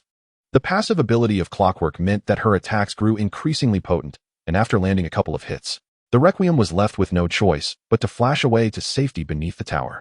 Xiaomei cursed under her breath, perplexed about Pantheon's whereabouts. Just as the Requiem flashed away, a thunderous crash echoed as Pantheon landed before his own high ground turret, his health barely altered. Caitlyn and Clockwork. Let us together take the dragon. The enemy mid laner has returned to base, the support is down, and the ADC and Lee Sin 1T arrive in time. Qinya directed once more. Wen Guangyuan initially struggled to grasp why Clockwork was the first to unleash her ultimate, only to realize it was to drive away the Requiem and secure the dragon. What a clever strategy. Though both Caitlyn and Quinn were in poor condition, with Clockwork's assistance providing shields and the damage output of 2 ADCs, securing the dragon was assured. Had Qinya's intent from the second solo kill on Fiora been to push the minions, return to base, and ultimately aid in securing the dragon? In terms of timing and awareness, Qinya's support revitalized both the bottom and mid lanes. What was initially expected to be Pantheon's demise ended with only a support lost and a dragon claimed. The sisters' team had exchanged support for support while expending 4 flashes in the process, rendering Longting's team the clear victors. Pantheon can evade ultimates? Zhu Yi was thoroughly impressed by Qinya at this moment. Pantheon's miraculous escape, while at death's door, was truly unexpected. Qinya briefly explained that Pantheon's ultimate and Fishman's E-skill operated on similar principles, rendering him untargetable while airborne. Thus, the Requiem's ultimate could not inflict damage. However, timing the jump for Pantheon was significantly more challenging than for Fishman's E. Any delay or premature leap would have been fatal, and Zhao Ling was fortunate to have followed Qinya's command without hesitation. Even a second's delay would likely have sealed his fate. Zhao Ling chuckled. The enemy mid laner must be utterly baffled. Where did Daddy Pantheon go? Daddy is flying in the sky. Ha ha ha. Chapter 39. Swift push flow. With Zhao Ling's playful remark, the other 3 members of the Longting team burst into laughter, dissipating the previously somber atmosphere. Although Longting had only 2 more kills than the sisters' team, they had seized the psychological advantage, buoyed by their first dragon. On the surface, Longting appeared to hold a significant lead. However, beyond the shift in circumstances, it was the psychological transformation of Longting's players that truly mattered. Before the match commenced, the Longting team, having faced defeat in previous encounters, lacked confidence against the sisters' team, especially after witnessing the latter's brutal domination over their competitors earlier that day. In their 5 prior matches against the sisters, Longting had never gained an early advantage. Today's scenario was indeed unprecedented. Realizing the sisters' team was not invincible, the prospect of maintaining their lead and ultimately defeating the sisters seemed increasingly plausible. What should we do next? Wen Guangyuan inquired, this time genuinely seeking guidance rather than questioning Qinya. Zhao Ling, Zhu Yi, and Yin Xian shared a knowing smile at their captain's evident change in demeanor. Zhu Yi silently mused, this Lin Qinya has managed to keep this under wraps for so long. I nearly offended a true master. Switch lanes. Misfortune and Thresh will head to the top lane. Fiora is nearly incapacitated, and the enemy tower there is at half health. You two should be able to take it down together, Qinya directed. With Misfortune's summoner spells coming off cooldown, she was unperturbed by the fear of being solo killed by Fiora. Zhu Yi felt no anxiety, especially with Thresh's protection. After all, Fiora alone could hardly contend against 4 opponents. My composition does not rely on late-game power. We need to leverage Misfortune's range to take down towers. I'll hold the bottom lane for a bit, and Pantheon, you stick with the duo lane. If the blind one dares to approach, take him out first, Qinya continued. Having experienced success from his earlier commands, Zhu Yi and Yin Xian readily complied, and Zhao Ling accepted her GNK direction with enthusiasm. The sisters' team had yet to recover from their recent loss, perplexed by how Pantheon had escaped unscathed. Wu Shengnan was seething with frustration. She had thought Quinn had pushed Fiora back to her tower to recall for items, never anticipating that Quinn would swiftly arrive at the bottom lane. Failing to signal her teammates led to Quinn's ambush, resulting in significant losses for her team. Though they were good friends, no one blamed Wu Shengnan. Yet she felt a lump in her throat, wishing to confront Quinn countless times.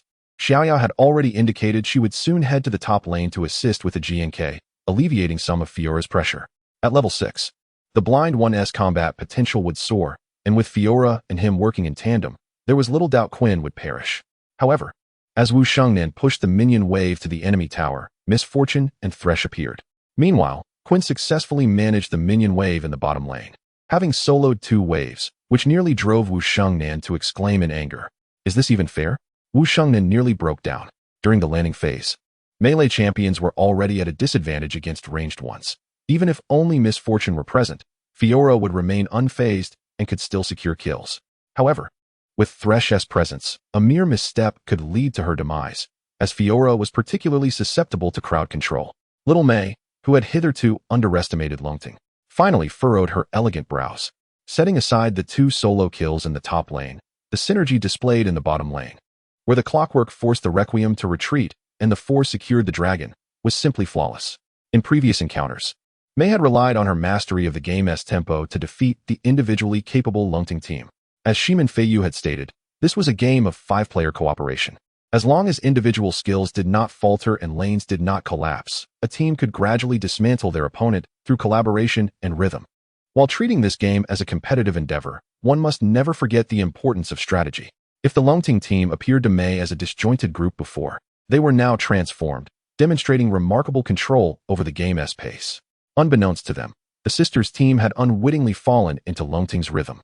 In the bottom lane, Qianyo found the 1 versus 2 scenario manageable, holding 3 kills. Against Quinn, he felt no trepidation, especially against an ADC like Vayne, who primarily relied on basic attacks for damage. A single blind effect could spell disaster. Even if Qianyo misstepped, the 2 forms of Damation Wings, Quinn, could easily evade capture against the 2. As expected, the top tower fell to Misfortune and Thresh before the blind one could reach the lane. Subsequently, the duo shifted to the mid lane, where Pantheon leaped in to cut off the Requiem's retreat. As Pantheon stunned the Requiem, the Clockwork's ultimate descended, leaving the now flashless Requiem to meet its demise. Qianyo then joined the mid lane, where the 5 members swiftly converged to push forward. The sisters' team responded too late, arriving just as the mid tower crumbled. After demolishing 2 towers in quick succession, Longting pressed on to the bottom lane, concentrating their fire on the first tower there. Fiora was preoccupied with the top minion wave, while the enemy minions in the mid lane had already encroached upon the second tower. With the sisters' team outnumbered, they fell victim to Longting's relentless advance, losing 3 towers within 5 minutes. After breaking the towers, the optimal strategy was to invade the enemy jungle for buffs and secure the dragon. After obtaining the opposing blue buff, the sisters' team could only watch helplessly as Longting claimed yet another dragon. Unbeknownst to them, Longting had amassed a gold lead of 5,000. Little Mei's expression grew increasingly grave. The seamless coordination and execution of actions were methodical and unhurried, leaving the sisters' team entirely at the mercy of Longting's strategy. Falling into the opponent's rhythm is the gravest error during a match. Not only does one lose the initiative, but they also become ensnared in a perilous situation, often resulting in an inexorable descent into defeat, akin to being overwhelmed by a snowball effect. Little Mei found it perplexing, despite her team's advantageous composition. As the match progressed, where had their advantage gone? Longting's speed in demolishing towers was astonishing, their timing remarkably precise, as if a tightly woven net had been cast, leaving Mei feeling suffocated. Is this the legendary swift push flow? Biting her lip, Pieyu's expression visibly shifted for the first time. Swift push flow? Xiaoya's expression darkened. The notoriety of this tactic was widely recognized, having been employed by a Korean team to devastating effect during last year's S3 World Championship, leading them to victory. Chapter 40. Master of Tactical Flow, the Rapid Push Strategy. Originating from Korea, the region that had the latest encounter with League of Legends, has transformed the rhythm of the game since the inception of the EU flow. Characterized by the traditional combination of top-lane champions, mid-lane AP, jungle, and AD carry with support. This approach dramatically slowed the pace of the game.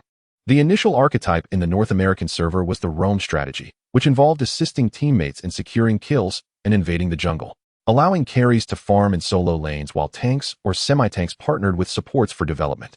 Roamers traversed various lanes, forming the earliest tactical blueprint of League of Legends and establishing a foundational strategy. Subsequently, the game evolved through the EU flow, followed by the 4-1 split push, and eventually the rapid push strategy, which was popularized by Korean teams last year. These teams have elevated the game's tempo to its zenith by predominantly selecting early game dominant heroes, rarely opting for developmental champions unless strategically necessary. They favor champions that excel in early aggression, allowing for swift turret destruction and economic expansion. Typically, a core ADC is essential for the rapid push strategy, with champions possessing long-range and quick wave-clear capabilities, such as Caitlyn or Misfortune, being particularly suitable. In contrast, late-game champions like Vayne struggle to initiate rapid pushes effectively. Furthermore, the strategy is vulnerable to aggressive compositions from opponents, as rapid pushing is a war of attrition. If the enemy can breach the lines, it disrupts the formation. Thus, a highly protective support, such as Thresh or Alistar, is crucial. Range skill damage dealers like Lux, Orianna, or Lulu also play a significant role, as their long-range abilities can enhance allies' lane control while simultaneously exerting pressure on turrets. At times, the rapid push strategy incorporates a simultaneous turret stealing approach, necessitating champions with formidable dueling capabilities. Though conventional picks include champions like Tryndamere and Master E, Qiyana opts for the highly mobile Dalmatian champion Quinn, whose dueling prowess, complemented by a 1.5-second blind and early kills, makes her a formidable presence in the match. With her equipment, it would take 3 opponents to eliminate Quinn, though it is likely that one would fall in the process. Furthermore, Quinn's mobility complicates any attempts to secure her demise. During the S3 World Championships, Korean teams effectively utilized this strategy to dominate European, Chinese, and Southeast Asian teams, establishing themselves as true champions. The Chinese teams, adept at imitation, have also adopted the rapid push strategy to counter those still entrenched in the EU flow. Although when faced with the original practitioners of rapid push, they ultimately falter. Post S3, numerous domestic teams attempted to emulate the rapid push tactics of Korean teams, but consistently failed to grasp its essence. Akin to painting a tiger only to end up with a dog, the rapid push composition typically comprises early game powerhouses, without a significant early advantage. The likelihood of a comeback in the later stages increases dramatically. The creation of the rapid push strategy by Korean teams is predicated on exceptional individual skill. After all, if early game champions are not sufficiently pressured, the execution of rapid pushes becomes exceedingly challenging. In today's match, it was Quinn's 2 solo kills on Fiora that facilitated the effortless execution of the rapid push strategy, allowing the team to dictate the rhythm. Following the destruction of 3 turrets and the capture of a dragon, the team returned home to upgrade their gear. Under Qiyana's direction, Thresh illuminated the vision in the red zone, while Quinn split pushed top lane, with the remaining 4 standing firm in mid.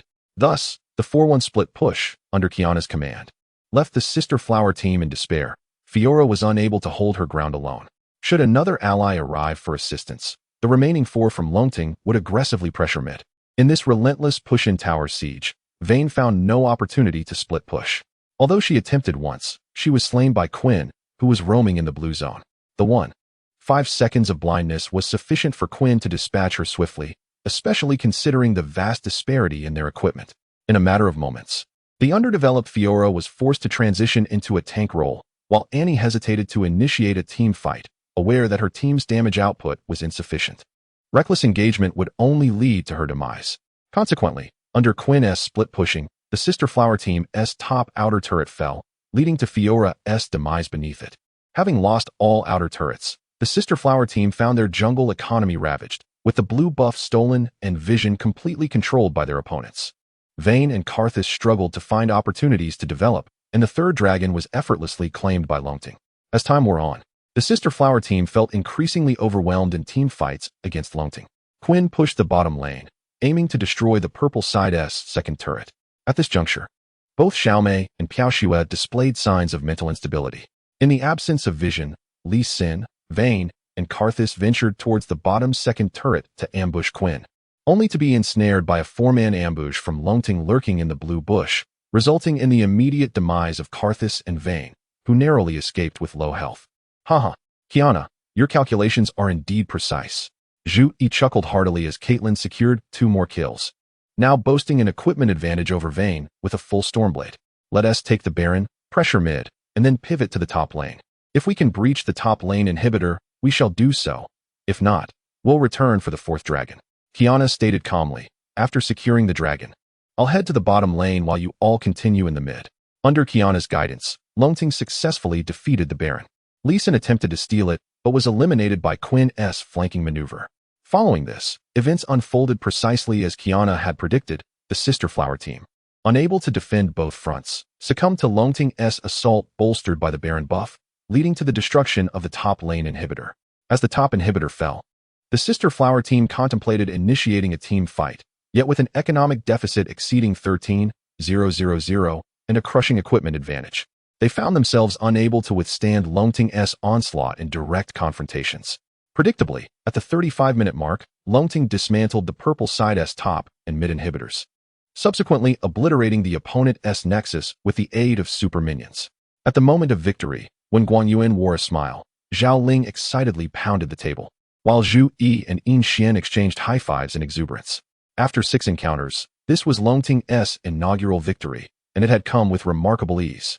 The other members of Longting recognized Qiana's contributions, and as they removed their headsets, all eyes turned to her.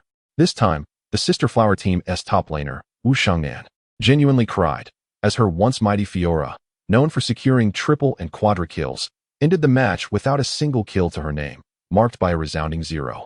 Huaxia's expression was even colder, her earlier bravado now seeming to backfire. Qiuyo remained indifferent, while Xiaomei stood in a daze, and Xiaoya remarked, "Xiaomei, we lost." "Yes, we lost," Xiaomei sighed, adding, "I told you, Lin Qiana is not to be underestimated. I bet she is crying now." Chapter 41. The 5-step lethal strategy as good sisters. Xiaomei found it difficult to reprimand Wu Shangnan. After all, everyone has their off days. As teammates, it is essential to be forgiving of one another's mistakes.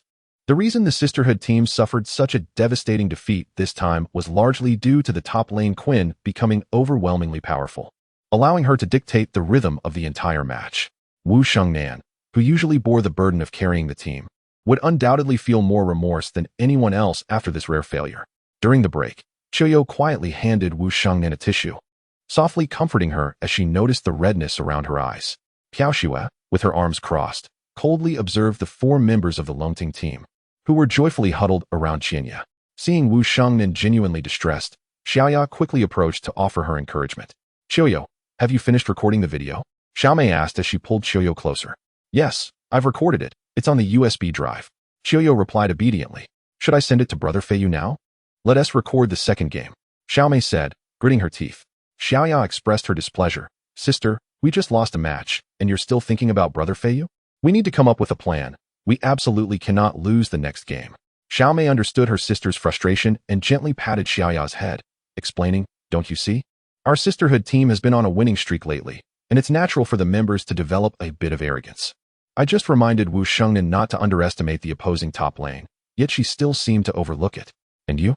Feeling chastened by Xiaomei's words, Xiaoya lowered her head. As an early game powerhouse, the jungler Blind Monk, after acquiring both buffs, could easily force an opponent's summoner spell and even secure a kill. However, Xiaoya did not initially opt to assist the top lane. Instead, she used her buffs to pressure the mid lane Orianna and then attempted a gank in the bot lane, both of which were thwarted by Pantheon. This not only wasted precious time, but also hindered her plan to give Vayne an early advantage. Had Xiaoya chosen to go to the top lane after obtaining both buffs, perhaps the first blood would have been different, and she could have continued to ambush the Fiora, preventing her from collapsing further.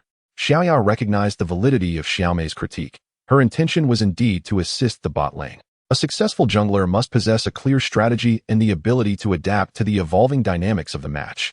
While Xiaoya's initial objectives were commendable, she failed to adjust her ganking plans according to the flow of the game. In particular, her awareness regarding the control of buffs and dragons in the mid-game was lacking, allowing the Longting team to snowball their lead. Xiaomei remarked, "Losing a match isn't the end of the world. It can help temper our arrogance and remind us that there are always greater mountains and more skilled players. Pride can lead to complacency."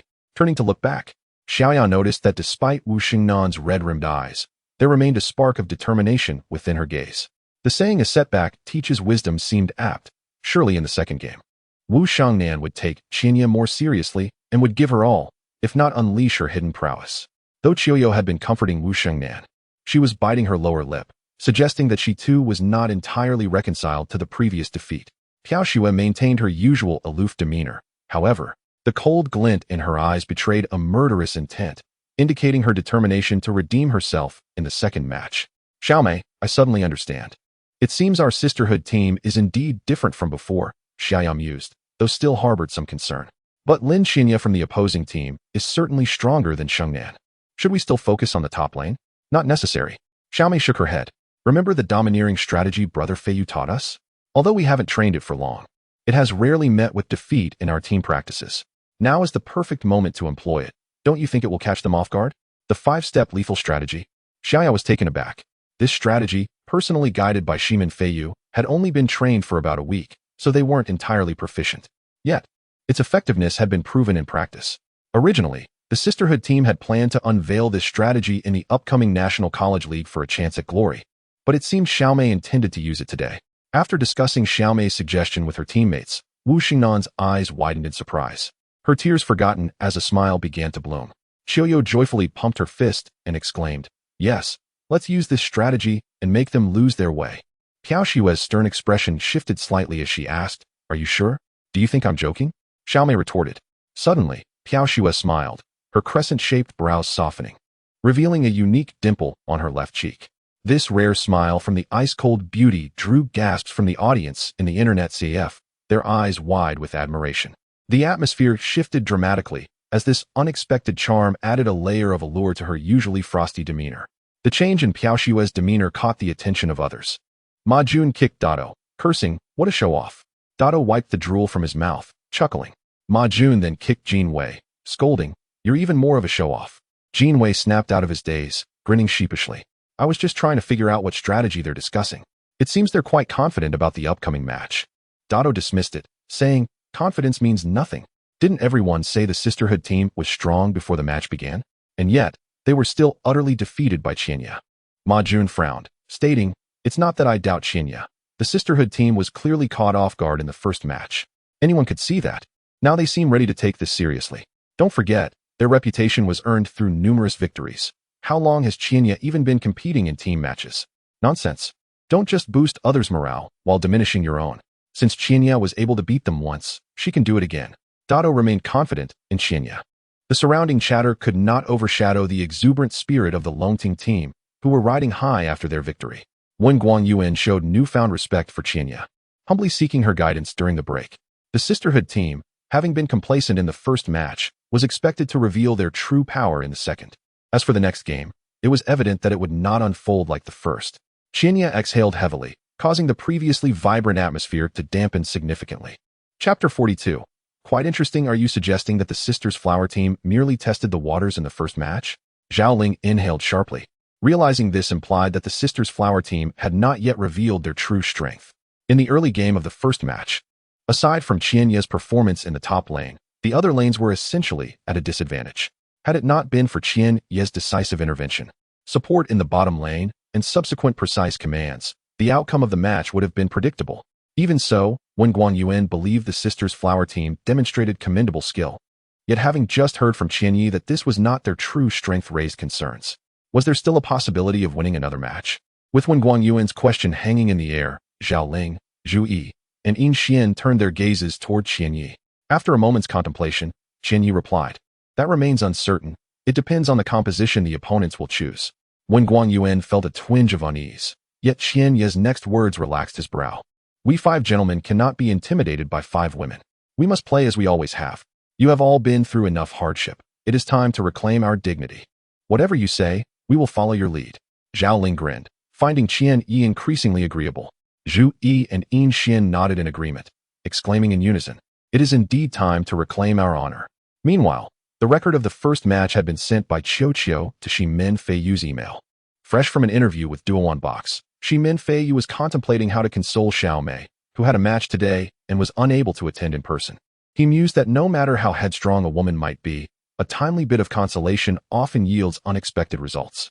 A new email notification pinged on his phone. It was a video. Shi Min Feiyu smiled slightly, pondering the curious nature of women, who could switch from ire to concern in the blink of an eye. Opening the video, he was greeted by footage of the Dragon Rising team in blue facing off against the Sisters Flower team in purple. Shengnan played Fiora, while Piao Xue took on Vayne. Even Xiaoya's blind monk was not omitted. However, Xiaomei's choice was somewhat cheeky. If only they had included a Syndra, it would have been perfect. Settling into a comfortable position on the couch, Shi Min Feiyu chuckled at the sight of an ADC with short range facing Fiora in a lane. It was indeed amusing, as low-tier matches often showcased such peculiarities. If Vayne had been in the top lane, he might have accepted it, but the rarity of Quinn was certainly justified. While her landing capabilities were decent, she became ineffective in team fights. Given that the Sisters Flower team had secured their most proficient champions, this match appeared to lack suspense. Shi Min Feiyu, waiting for the Dragon Rising team to falter, was abruptly jolted when his phone smacked against his face. Sitting upright, he witnessed the first instance of Fiora being soloed, followed by her second death.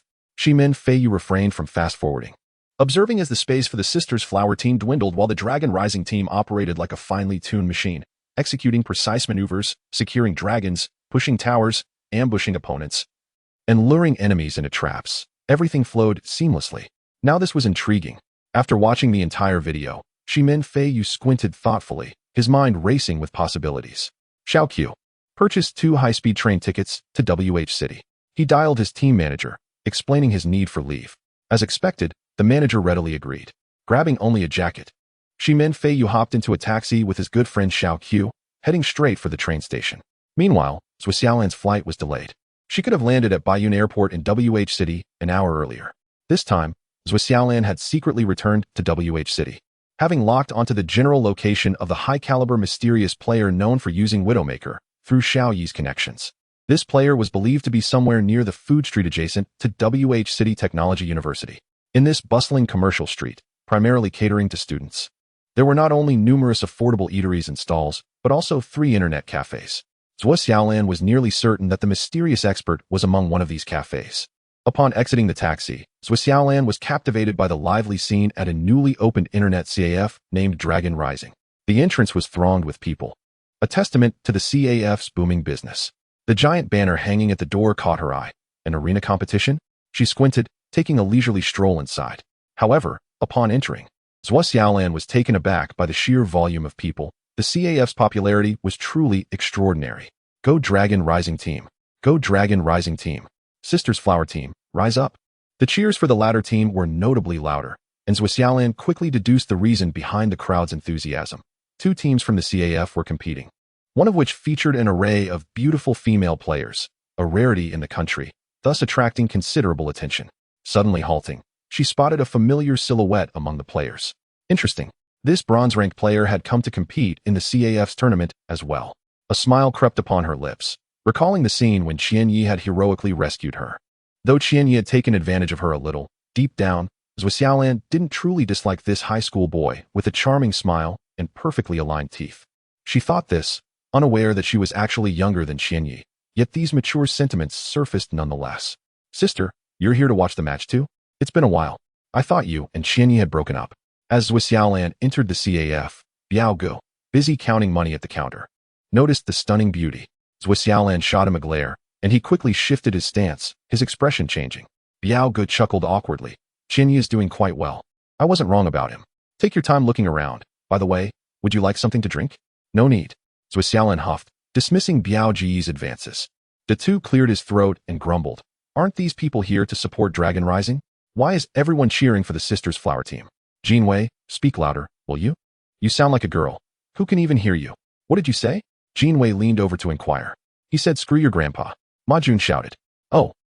All right. The cheers for the Sisters Flower Team were so deafening that Ma Jun couldn't catch what they were saying, merely nodding in response. Simultaneously, both the Dragon Rising Team and Sisters Flower Team entered the band pick phase, ready for the second match to ignite once more. Chapter 43, The Needle and the Grain. During the band phase, Qian Yi remained quite casual, while the 3 heroes selected by the opposing team were chosen with deliberation. On the other hand, the Sisterhood team wasted no time. Before Xiao Mei could speak, Wu Shengnan swiftly banned the Dalmatian winged champion, Quinn. The second ban was reserved for Riven, and after some discussion among the Sisterhood members, the third ban targeted the formidable champion, Renekton. In Wu Shengnan's view, if Qian Yi could perform exceptionally well with Quinn in the top lane, he must be a mysterious expert concealing his true prowess. Thus, Wu Shengnan believed both Riven and Renekton would be within his capabilities. She felt little apprehension towards any top lane champions, except for Riven and the skilled Renekton, whose terrifying ability to secure early kills could easily snowball, as witnessed in the previous match. Moreover, the top lane champion chosen by the Sisterhood team was more potent in the late game. Their early lane capabilities were rather lackluster, suggesting they would need to rely on their late game strength. The Sisterhood team, playing on the blue side, seized Thresh as their support, while the Longting team opted for Lux. Following this, Longting acquired both Nidalee and Fiddlesticks, all 3 of whom could potentially play in the mid lane. Xiao Mei glanced at her team's Thresh, Nocturne, and Zed, furrowing her brow. It was difficult to determine the precise roles of the opposing team's champions, as both Lux and Fiddlesticks could fit either the mid or support positions. After deliberation, the Sisterhood team decided to adhere to their previously devised strategy, the 5-step assassination tactic. Moments later, both teams finalized their compositions. The Sisterhood team selected Master Yi for the top lane, Zed for mid, Nocturne for jungle, Vayne as ADC, and switched their support to Thresh, who was relatively more versatile compared to Annie. It was only when Longting's 5 champions were confirmed that their true composition became apparent. They had adopted a quintessential poke strategy, featuring Jace in the top lane, Nidalee in mid, Fiddlesticks in jungle, Ezreal as ADC, and Lux for support. However, to simply classify this lineup as a poke strategy would be an oversimplification. With their composition confirmed, when Guan Yuan felt a wave of relief wash over him. The Sisterhood team's strategy was evidently aggressive, while their own lineup allowed for both ranged poke and the prevention of being engaged upon. Despite being somewhat fragile overall, their composition was commendable.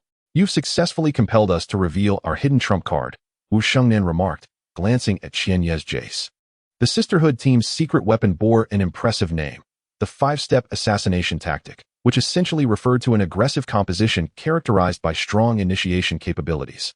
Typically, this meant that all 5 champions possessed notable engagement potential, with the likes of Master E, Zed, Nocturne, Jarvan, and Rek'Sai forming a potent trio capable of decimating the enemy.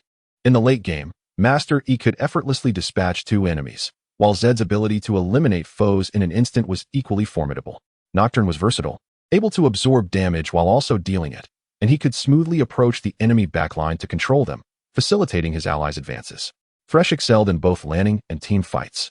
If he ensnared an enemy, he could follow up with his second Q and ultimate, significantly disrupting the enemy's formation and positioning, an invaluable asset in initiating fights. Vayne, one of the ADCs capable of disregarding tank armor in the late game, could dismantle frontline champions with ease, especially in isolated skirmishes, where she could also function as a formidable assassin. If the enemy was struck by 5 of their skills, death was all but assured. This aggressive composition was whimsically dubbed the 5-step assassination team by Shimin Feiyu, a name crafted to align with the preferences of the 5 female champions. And it was indeed regarded by Xiao Mei as the Sisterhood team's secret tactic. Contrastingly, the Longting team's composition was entirely orchestrated by Qian Yi himself, with little dissent from Wen Guanyuan and the others, as these champions were familiar to them and felt comfortable to wield. At that moment, Wen Guanyuan realized that their initial training sessions aimed to gauge Qian Yi's true skills, yet Qian Yi was undoubtedly probing their preferred champions and strategies as well. Such a tailored tactic could not have been conceived spontaneously. Contemplating this composition, which not only reflected Longting's individual style, but also effectively countered the Sisterhood team, brought a sense of reassurance to Wen Guanyuan and his companions. "Are we really employing a poke composition?" Zhu Yi inquired. Qian Yi replied with a calm, confident smile, "Indeed. It is a poke composition, but there are various types of poke. Our approach resembles a tactic from wartime, known in military parlance as non-categorical strikes." Non-categorical strikes? Wen Guanyuan was hearing this military term for the first time. Zhao Ling, a pseudo-military enthusiast, interjected to explain, non-categorical strikes target a specific area for relentless bombardment, essentially involving countless artillery and missile strikes until the objective is achieved. Typically, this aims to obliterate enemy positions or annihilate all foes. Upon hearing this, In Xian's eyes lit up. Qian Yi continued, "More precisely, it pertains to defining the basic tactical approach for this match. The Longting team's composition embodies the principle of non-categorical bombardment, utilizing the long-range bombardment capability of Jace to unleash devastating damage from the enemy's blind spots, akin to laser-guided strikes, thus providing valuable vision for allies. Nidalee's Q skill may not deal area damage and requires foresight, but in crowded team fights, its hit rate is remarkably high, making her one of the most formidable single-target damage dealers, boasting long range and significant damage, allowing her to showcase her Q from a safe distance. Nocturne is relatively straightforward, yet his powerful E skill can vex enemies through ricochets, while his Q skill boasts an impressive range of 1150, making him highly effective in chip damage. Lux, renowned as a long-range poke mage, complements this strategy. The combination of Ezreal and Lux's ultimates can easily obliterate squishy targets, aptly described as half-screen laser missiles. This composition's greatest advantage lies in its adaptability, possessing few drawbacks. If the adversaries lack champions capable of engaging, they would inevitably succumb to attrition. Most importantly, this lineup is not lacking in counter-engagement capabilities. Firstly, Jace possesses a knock-up in his hammer form, and both Jace and Nidalee boast considerable range and agility, making it exceedingly difficult to breach their defenses. Furthermore, Nocturne offers single-target fear and team-wide silence, while Ezreal is exceptionally nimble, and Lux provides crowd control and slow effects. Thus, breaching the defensive line established by the Longting team is no simple feat. Chapter 44. Surrounded on all sides, the second game of BO3 officially commenced, with the purple team, Dragon Rising, displaying an assertive demeanor. The 5 members united, advancing through the Dragon Canyon straight into the enemy's red zone. Judging by the composition for the level 1 skirmish, Dragon Rising evidently held the advantage over the Sister Flower team. With Lux and Thresh's strong crowd control, Jace's 2 sets of abilities at level 1, and the high damage output from Nidalee and Ezreal, the Sister Flower team seemed aware of the strength disparity at the outset. Upon witnessing Dragon Rising's 5-man invasion of the red zone, they proactively opted to retreat. The support, Lux, placed a vision ward in the gap between the blue side's bottom lane high ground tower and the second tower before withdrawing, not attempting to seize the Sister Flower team's first red buff as anticipated. Left Xiaolan observed this scene with mild astonishment. Such level 1 lane vision is seldom noticed in domestic competitions, yet in Ogian matches, typical supports would utilize this vision to discern the movements of opposing bottom lane compositions or top laners. Normally, placing this ward indicates an intention to engage in a lane swap or an attempt to catch an opponent off guard. Left Xiaolan recognized this clearly. Yet the inexperienced Sister Flower team remained oblivious. The Sister Flower team's jungler, Nocturne, mistakenly believed the red buff was stolen and promptly headed to his own blue zone. However, Thresh initiated the standard blue buff start, aided by none other than Jace, who was originally positioned in the top lane. Can this still be played? Wu Xingnan's Master Yi arrived at the lane only to be forced out of the experience zone by Lux and Ezreal. And under the intentional control of Dragon Rising's duo, the minion wave failed to cross the river, leaving Master Yi helplessly watching. Lux and Ezreal at level 1 possessed formidable combat prowess. Even the slightest misstep from Master Yi could result in being ensnared, and coupled with Ezreal's damage output, it would surely send him back home.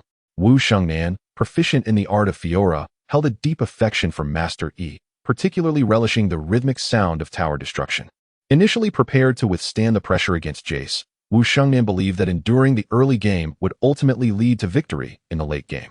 However, she did not anticipate such immense pressure. The Dragon Rising bottom lane duo had directly moved to the top lane for a 2-on-1 engagement, further compounded by Lux's strong crowd control, making the situation utterly dire. Master Yi's capacity to withstand pressure was already limited, especially when compared to Jace, who could safely farm from a distance. In contrast, Master Yi had to risk his life to secure minions. Witnessing Ezreal and Lux tightly controlling the minion wave, Wu Xingnan felt an overwhelming sense of frustration. Jace, on the other hand, relished the situation, accompanying Thresh in the jungle. Recognizing that merely waiting for Vayne and Thresh to control the lane was not a sound strategy, Jace hurriedly brought the second wave of minions to the tower. Arriving just in time, especially after reaching level 2, Jace felt increasingly unafraid of the Vayne and Thresh combination in the bottom lane. This was a recipe for disaster. How could they possibly swap lanes? Chiyo pouted, witnessing her top lane Master Yi's pitiful state, feeling a pang of sympathy for Wu Xingnan. Moreover, Jace's positioning was insidiously crafty. Thresh had not landed a single hook and was instead struck while attempting to clear minions, resulting in a significant loss of health. Let us head to the bottom lane and eliminate Jace. Piao Shui felt a surge of frustration. Jace was alone in the bottom lane, gaining experience and surpassing Master Yi in minion count, while his level was rising too swiftly. If this continued, the disparity between the top laners would become alarming. During the lane swap, eliminating the single top laner would be ideal. If successful, it would set the stage for securing both a kill and a tower. Seeing that Master Yi's health had already been significantly depleted, Xiaoling contemplated heading to the top lane, believing that with Thresh and Nidalee's combined crowd control, taking down Master Yi beneath the tower would not be overly challenging. Even if by chance Master Yi managed to escape, he would at least have to pay a price. And using a flash was not unreasonable. Let us apply pressure on the minion wave, Qian Yi instructed. The two from the top lane should switch to the bottom lane. Isn't the goal to suppress Master Yi's development? Yin Xian inquired, noting Master Yi's hesitance. This was a golden opportunity. With Thresh's arrival, Master Yi would almost certainly meet his demise. Why suppress Master Yi? Qian Yi countered. Zhu Yi snapped. Just go if I tell you to. Why so much needless chatter? The purpose of suppressing Master Yi is to win. You dolt, can't you grasp that? Master Yi, sensing the imminent threat of a gank from Thresh, wisely chose to return home. After respawning, he did not head to the top lane, but instead quietly farmed the 3 wolves in his jungle, reasoning that he would gain neither experience nor minions by going there. Meanwhile, Ezreal and Lux pushed the minion wave to the enemy tower before opting to return to base. Concurrently, Thresh hurried from his own F4 to the bottom lane. Apply pressure on the minion wave. Huaxia's Nocturne, having cleared a wave of jungle monsters, decided to return home and then swiftly made her way to the bottom lane. Soon, a large net formed in the bottom lane, composed of Nocturne, Thresh, and Vayne. Nocturne moved toward the triangular bush beside the purple side's bottom tower via the Dragon River. Vayne and Thresh relinquished control of the minion wave, allowing the blue minions to approach the tower. Qian Yi possessed an exceptionally keen sense of awareness. Upon noticing the minion wave crossing the river, Jace immediately retreated beneath the tower. Kill him. Piao Shui's gaze turned icy, enunciating each word with precision. Watch me. Chio seized the opportunity, Thresh flashing forward, unleashing the death sentence while simultaneously casting his soul chain, targeting the slowed Jace. Thresh's hook was more overt than a robot's Q ability. In the eyes of a true expert, it could easily be evaded through nimble positioning. Thus, landing Thresh's hook on a carefully maneuvering champion is no simple feat. The optimal combination involves a flash followed by E, pairing it with the knockup and the proximity of Q, making it extremely difficult for the average player to escape. This is precisely why Thresh once held the title of the premier support. Not only did his passive during level 1 enhance his basic attacks significantly, but once he achieved level 2, successfully hooking the enemy ADC could at least force out their flash. Should one possess a deep understanding of Thresh, anticipating the opponent's flash direction and executing a kill in conjunction with their ADC would not be insurmountable, especially given that there was only Jace present. However, sensing the impending danger, Qian Yi had already switched Jace into hammer form. The moment Thresh's E ability connected with Jace, he used his E skill in hammer form to knock Thresh back, causing Thresh's hook to miss and glide past the already slowed Jace. What the heck? Chio's eyes widened in disbelief, struggling to comprehend why her typically reliable combo had failed to control Jace. Quickly leave the tower. Let Huaxia take over. Piao Shui gritted her teeth. Jace's reaction speed exceeded her expectations, but if he thought he had evaded danger so easily, he was gravely mistaken. Huaxia's Nocturne emerged from the triangular bush, landing a precise Q ability on Jace. Ignoring collision size, she swiftly closed the distance, and her E ability, Unspeakable Horror, successfully activated, dark energy surging into Jace's mind. The E ability, Unspeakable Horror, is a crucial control skill for Nocturne, and combined with the movement speed boost from Q's path, instilling fear in Jace was a simple task, unless he used his flash. But Jace had a flash, and Nocturne also possessed a flash. Moreover, Vayne was swiftly approaching, utilizing her passive for acceleration. Though Thresh was weakened, he had not succumbed to excessive tower damage. In a moment, Jace found himself alone, facing 3 adversaries. Chapter 45. No more games this time. There was no escape.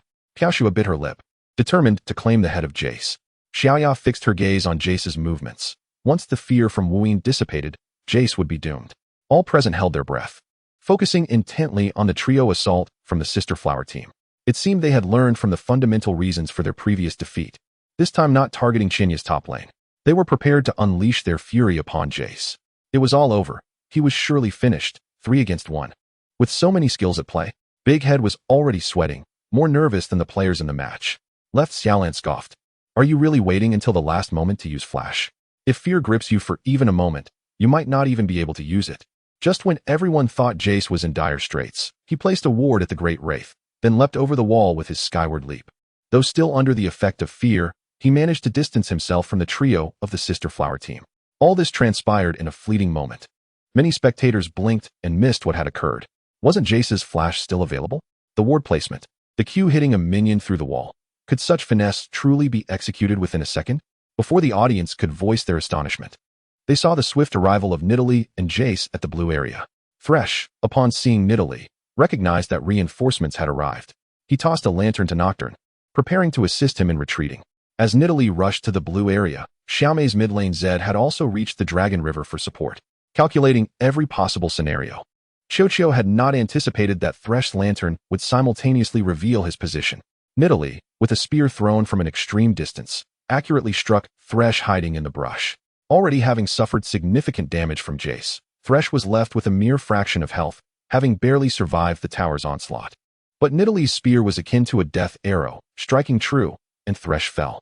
Vayne had already crossed the tower. Retreating the same way was no longer an option.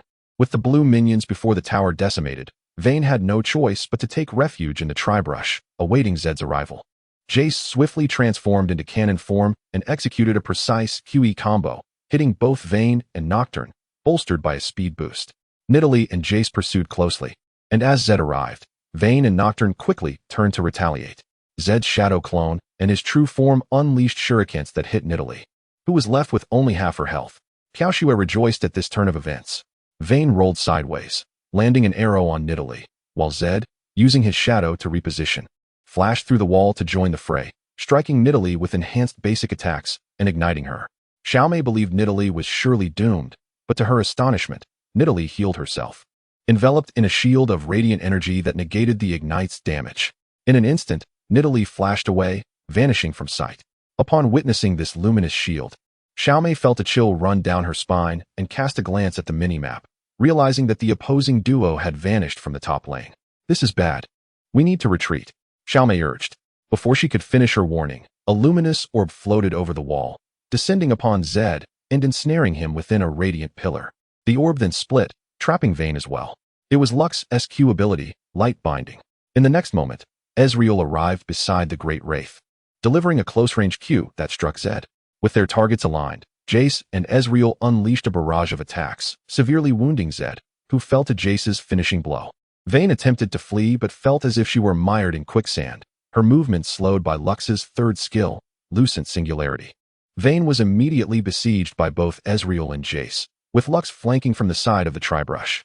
Observing this, Nocturne dared not linger any longer and decisively abandoned Vayne, fleeing down the Dragon Canyon. However, he unexpectedly encountered the late-arriving Fiddlesticks. Nocturne's shield could only mitigate Fiddlestick's silence, failing to protect him from the ensuing fear. Vayne, having flashed through the wall to the brush in the river, sprinted back toward her own bottom tower without looking back. Jace switched back to hammer form, leaping down from the wall and delivering a crushing blow to Nocturne. To everyone's surprise, the nearly dead Nidalee remained hidden, and just as Nocturne's fear was about to fade, he was struck down by Nidalee's spear from a distance. What should have been a straightforward three-man tower dive turned into a calamity as the Dragon Rising team swiftly arrived to support. Their rapid response and awareness not only saved Jace, but also netted them 3 kills. In the presence of Fiddlesticks, Dragon Rising effortlessly claimed their first dragon at 6 minutes and 18 seconds. Goodness, that response speed is terrifying. Dragon Rising operates as a cohesive unit. When Jace is in danger, everyone rushes to his aid, while the Sister Flower team's master only now heads to top lane to farm. Big Head chuckled. Ma Jun nodded in agreement, stating, I have witnessed a display of high-level support teamwork, utterly spectacular. How did Nidalee survive after taking so much damage, and yet still secure a kill? Did you see Jace's speed in warding and hitting the Great Wraith? Incredibly fast. I wager Nocturne didn't even have time to react. The onlookers expressed their disappointment, lamenting how the Sister Flower team's strategy of eliminating Jace to secure the dragon had backfired. From the perspective of support awareness alone, Dragon Rising had decisively outperformed them. Following this encounter, the Sister Flower team was left in a somber silence, with Wu Xingnan's master diligently farming to hope for a mid-to-late game turnaround. This 5-on-4 skirmish had dealt a significant blow to the Sister Flower team. The 5-step execution tactic taught by Shimin Feiyu had proven effective in prior matches, even against 3-man tower dives during lane swaps. Yet, in this moment, their attempt had failed, resulting in the loss of 3 kills and a dragon, an understatement to call it a bloodbath. 2 kills went to Nidalee, 1 to Jace, hitting 2 vital points in the poke strategy without any foundational advantage, signaling the growing potency of their composition. Especially after Jace returned to the top lane, Master Yi faced an even more challenging situation. With 1 kill and 2 assists, Jace had grown far too formidable for the nearly 2-level disparity against Master Yi. After yet another solo kill at the hands of Jace, Wu Xingnan slammed her keyboard in frustration, exclaiming, "Damn it, I'm done." Chapter 46. The Songbird's Wu Xingnan's reaction left everyone present in utter astonishment. The game had barely lasted 10 minutes, with a mere 3 o'clock scoreline. Neither side had lost a tower, and the economic disparity was only about 1,500. While the Longting team had a significant early advantage, it was far from an insurmountable situation. The match was still in its infancy, and numerous examples exist where a single team fight could turn the tide in the later stages. To concede defeat at this juncture seemed exceedingly premature, as there was hardly enough time even to surrender. However, Wu Xingnan genuinely wished to forego further play. Until now, she had not met Qianyan Lang, making it impossible for her to grasp her sentiments. Everyone has likely experienced the lowly ranks of bronze or silver, sometimes After growing weary of ranked matches, one might seek solace in casual games, only to find themselves matched against a diamond player, casually toying with them. The outcome of a bronze or silver player facing a diamond opponent is all too predictable. Although the competition from other lanes may be lackluster, one becomes a mere source of income for the enemy, who snowballs effortlessly, leading their team to victory with an air of nonchalance. In this moment, Wu Shengnan felt akin to that bronze player, while Qianya appeared as a high-ranking diamond. In terms of both technical skill and game sense, she felt utterly crushed. The sensation of being killed repeatedly is familiar to any player. Yet being slain continuously with teammates rendered powerless leaves one with little recourse but to contemplate idling away the game. If any of her teammates had even a hint of reproach, Wu Shengnan might have felt somewhat better, but the absence of blame from her sisters only intensified her frustration. Take, for instance, the last time she was killed. Logically, once the Master E reaches level 6, a qualitative transformation occurs. The additional magical damage from the third hit in conjunction with the ultimate's passive, coupled with the charged strike from W, provides an excellent means of whittling down opponents' health. Moreover, the E-skill's counterstorm serves both offensive and defensive roles, mitigating basic attack damage while also offering crowd control, especially effective against an AD champion like Jace. The Q-skill's challenge can be utilized both for assault and for evasive maneuvers. Yet, facing Jace, Wu Shengnan truly encountered the frustration of hitting a wall. Her E-skill seemed to have failed to stun him even once. She was either knocked back by Jace's E in hammer form or pushed away by his Q as he leapt to a minion, creating distance. More infuriating was the flawless execution of Jace's combo. Fleeing was futile. For instance, during that recent death, Jace activated his W, switched to hammer form, leaped onto Wu's character, and executed a 5-hit combo while effortlessly maneuvering. The final blow capitalized on Wu's slowed state, sending her further from her tower. By the time she finally managed to retreat to her tower, Jace switched back to cannon form and eliminated her with a pinpoint energy shot, as if he had a sniper's precision. What was the point of even playing? Running led to death, engaging led to death. She could not push the lane, and her attempts to farm were futile against his superior speed. Wu Shengnan felt an overwhelming sense of despair. Noticing Wu's agitation, Huaxia offered comfort. Shengnan, hang in there a little longer. Qiuyo remained silent, her lips pressed tightly together. While Piaoxue wore a neutral expression, lost in thought, Xiaomei spoke directly. Regardless, we must hold out until the 20-minute mark. If we surrender without even the chance to fight, it would be quite embarrassing. Xiaoya was taken aback. Her usually competitive sister's words seemed to imply that allowing the enemy to destroy their base before the 20-minute mark rendered the outcome irrelevant. Xiaomei continued, in competitions, there are always wins and losses. There can't be a team that always triumphs. Besides, losing 1 or 2 matches may not be such a bad thing for us. Do we really need those prize winnings? I believe that losing these 2 matches teaches us far more than any monetary gain could. Her words left the other 4 members of the sisters' team in contemplative silence, with no one speaking for a considerable time. In the face of battle, the spirit of the sisters' team had been shattered, leaving them to fight merely to survive. Stripped of their fervent desire to win, the team began to play with a degree of indifference, the earlier oppressive atmosphere dissipating. They even began to analyze the reasons behind their recent defeat in the team fight. Once the mental block was lifted, their fixation faded. Unsurprisingly, under the tremendous advantage of the poke composition of the Longting team, the sisters' defenses were systematically dismantled by Jace's relentless bombardment, the lurking Nidalee, and the coordinated assaults of Ezreal and Lux, who unleashed their ultimates from under the tower. Longting surged forward like an unstoppable armored vehicle.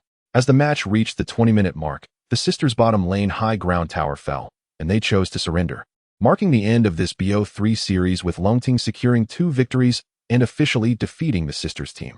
You are indeed formidable, were it not for you. Longting would not have claimed a single victory today. Xiaomei appraised Qianya, saying, young man, you possess a remarkable talent for gaming at such a young age. Have you ever considered pursuing a career in eSports? Qianya was taken aback when the 5 female players approached him to shake hands, leaving him feeling somewhat flustered, especially with all 5 of them surrounding him, akin to a lamb among sheep. Qiuyo tugged on Qianya's arm, circling around him, then sniffed him with exaggerated seriousness. Definitely human, not an alien. But your skills are absurdly strong. Did you start playing games in the womb? Qianya couldn't help but chuckle at the whimsical nature of the little girl. Piaoxue bluntly asked, would you be interested in joining us for a meal? Hey Piaoxue, you little flirt. Why are you suddenly showing your true colors? Wu Shengnan pushed Piaoxue aside, glancing at Qianya, and pointed at Piaoxue, saying, don't be fooled by her icy demeanor. She is actually quite flirty. She puts on this act to attract attention from boys. Caught off guard, Huaxia's face flushed crimson, and she stomped her foot in frustration.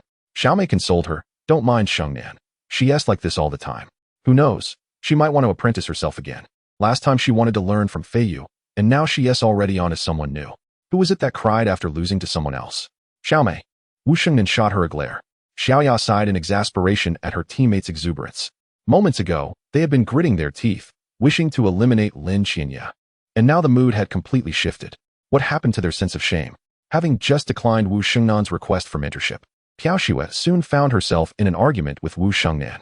Xiaomei and Qiuyo each grabbed one of them, but their squabble resembled playful banter rather than a serious dispute. Much to the delight of the remaining audience, whose eyes widened in fascination. With a hint of apology, Xiaoya remarked, I'm sorry, they can be quite shameless. Please bear with them.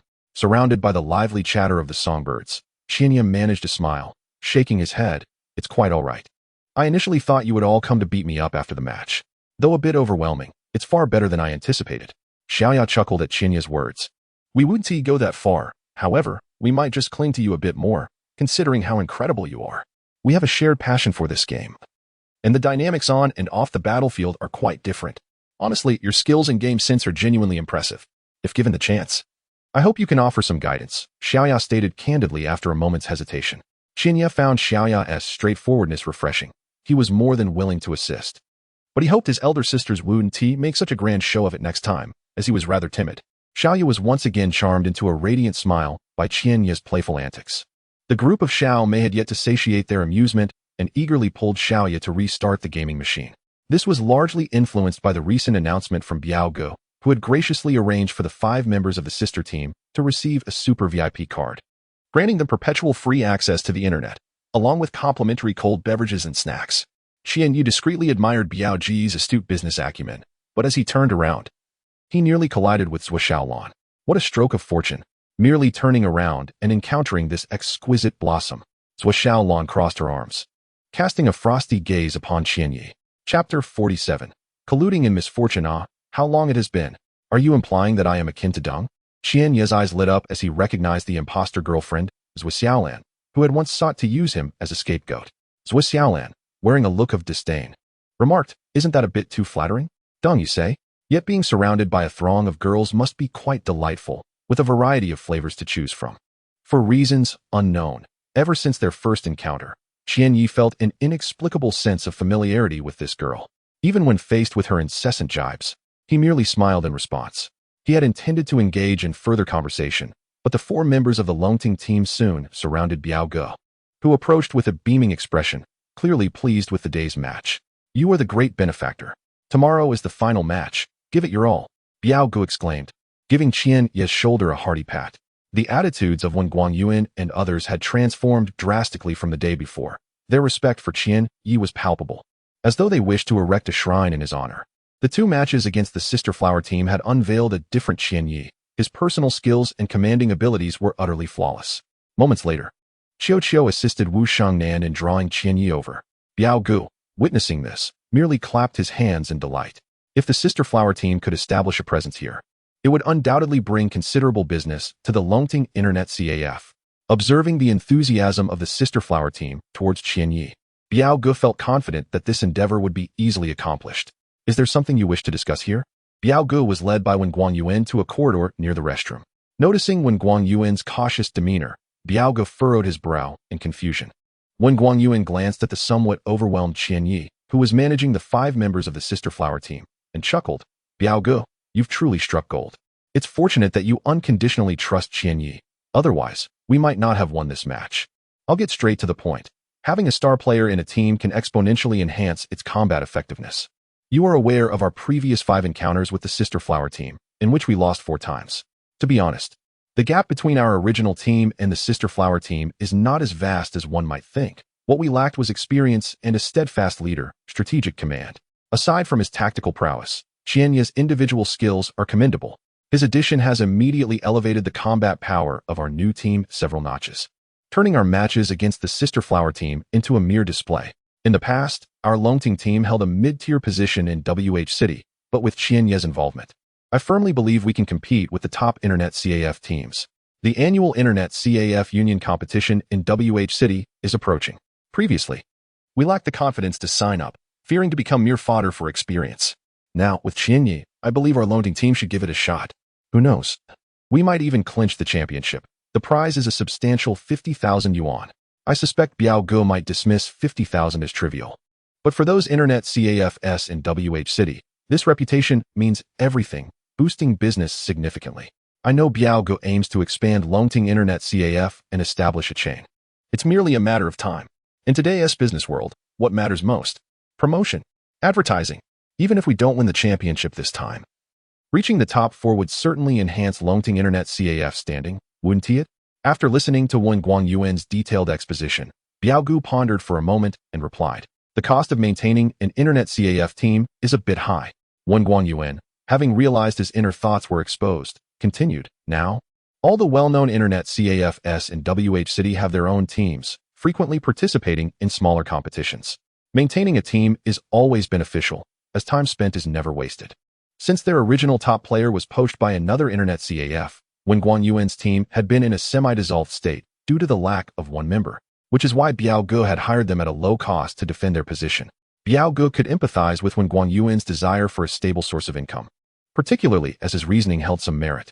After a few minutes of contemplation, Biao Ge nodded and stated, "Establishing a team specifically for Longting Internet CAF is not difficult.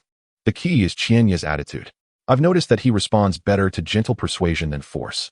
I initially felt he was somewhat reluctant to participate in this defending match, and if I were to broach the subject abruptly, I fear he might refuse outright. Shall I go and talk to him?" Wen Guangyuan smiled, feeling that if Biao Ge could get through this hurdle, the next step would be to secure Qianyi. Biao Ge waved his hand, saying, "No, don't force it. I believe your approach may not yield results, and mine might not either. Then how should we persuade Qianyi?" Wen Guangyuan swallowed hard. Biao Ji's gaze fell upon Zhuo Xiaolan, who was engrossed in a game at a nearby machine. Suddenly, an idea struck him, and he squinted with a smile. "I think I might have a plan." Wen Guangyuan, puzzled, watched as Biao Ge slowly approached Zhuo Xiaolan. As Zhuo Xiaolan contemplated whether to recruit Qianyi, she felt a shadow looming nearby. Turning around, she was greeted by a smile she found unappealing, so insincere that had it not been for the fact that they were in someone else's territory, she might have slapped him. "Sister, are you playing a matching game?" Biao Ge chuckled, taking a seat beside her. Zhuo Xiaolan, irritated, retorted, "Who asked you to sit next to me? Did I give you permission? This is my Internet CAF." Biao Ge looked as if he had committed a grave error, his expression one of utter grievance. Zhuo Xiaolan, taken aback, pouted and said, "You look like you're suffering from constipation. I bet you're just here to cause trouble." "I'm not. Just speak your mind quickly," she urged impatiently. Biao Ge leaned in closer and whispered for a while. Initially, Zhuo Xiaolan frowned, but soon her expression brightened, and she began to nod vigorously. "So, you are willing to help?" Biao Ge, noticing her reaction, felt a surge of confidence. Suppressing a laugh, Zhuo Xiaolan feigned seriousness, saying, "If you want my Qianyi to work for you, you must ensure the salary and bonuses are satisfactory." "Of course," Biao Ge exclaimed. "For such a significant favor, I can't possibly offer nothing in return." Zhuo Xiaolan scoffed, "Is that all? You think a mere gesture will win me over?" Biao Ge, momentarily taken aback, quickly recovered. "How about a lifetime free VIP card at Longting Internet CAF? Pathetic. You think such trivial gifts can sway me?" Zhuo Xiaolan shot him a disdainful glare. Suppressing his reluctance, Biao Ge slapped his thigh and declared, "Tonight, I'll treat you to dinner. Whatever you desire, no expense spared. Now that's more like a boss." Zhuo Xiaolan chuckled, inwardly thinking how foolish Biao Ge was to believe that a mere favor would secure Qianye's loyalty. Chapter 48. One must have dreams surrounded by 5 exuberant young women, each engaging in playful banter and warm inquiries. Qiao, the petite girl with a seemingly innocent visage, clung to her arm persistently. Despite her diminutive stature, the ample curves of her bosom were undeniably captivating. Even with Qianye's steadfast composure, he found himself parched by the incessant teasing. After reluctantly revealing his contact information, the group of girls departed like cats that had pilfered a fish, leaving Qianyi to exhale heavily, realizing that without a certain resilience, one could easily be bent by such fervor. Lingering in the moment, his thoughts raced. Having indulged in so much playful intimacy, should he chase after them? Beside him, Zhuo Xiaolan crossed her arms, observing him with a critical eye. She nudged him with her elbow and remarked, "That girl, Huaxia, seems quite promising. She might even have a twin sister to boot. It appears you have taken a liking to her. Shall you not pursue her further?" Qianyi chuckled, a mix of amusement and exasperation. He playfully draped his arm around Zhuo Xiaolan's neck, leading her aside while bantering. I've discovered your tongue is as sharp as a blade, effortlessly weaving words into a delightful tapestry. If only you had been born a millennium earlier, perhaps you would have outshined Zhuge Liang in eloquence. Zhuo Xiaolan struggled to break free, inadvertently stepping on Qian Yi's foot.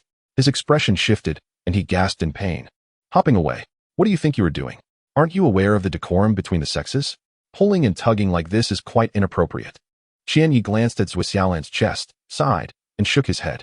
I'd have to be blind to find you inappropriate. Hey, didn't you just claim I was your girlfriend? Have you so swiftly cast me aside for someone else? He teased.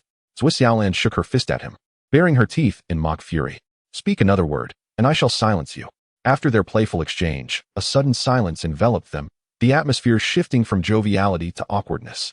Zhuo Xiaolan, feeling the weight of the moment, looked away, prompting Qian Yi to break the ice. You mentioned searching for someone last time. What is the story? Wouldn't assume you've been jilted by a boyfriend and are now on a quest for love, would they? Don't be ridiculous. I, the esteemed young lady, have never even been in a relationship. Zhuo Xiaolan retorted, but immediately felt a pang of contradiction, casting a sharp glare at Qian Yi. She then recounted her arduous journey from Beijing University back to WH City, and Qian Yi, bemused, realized he was the very person she sought. Her aspiration to establish a professional gaming team seemed naive, as if she believed one could simply pluck a team from the ground like a ripe watermelon. Qian Yi refrained from revealing his identity, instead challenging her. Do you understand the prerequisites for forming an eSports club? First, you need substantial funding, which is no trifling matter. Operating costs, player salaries, and long-term rent are significant expenses.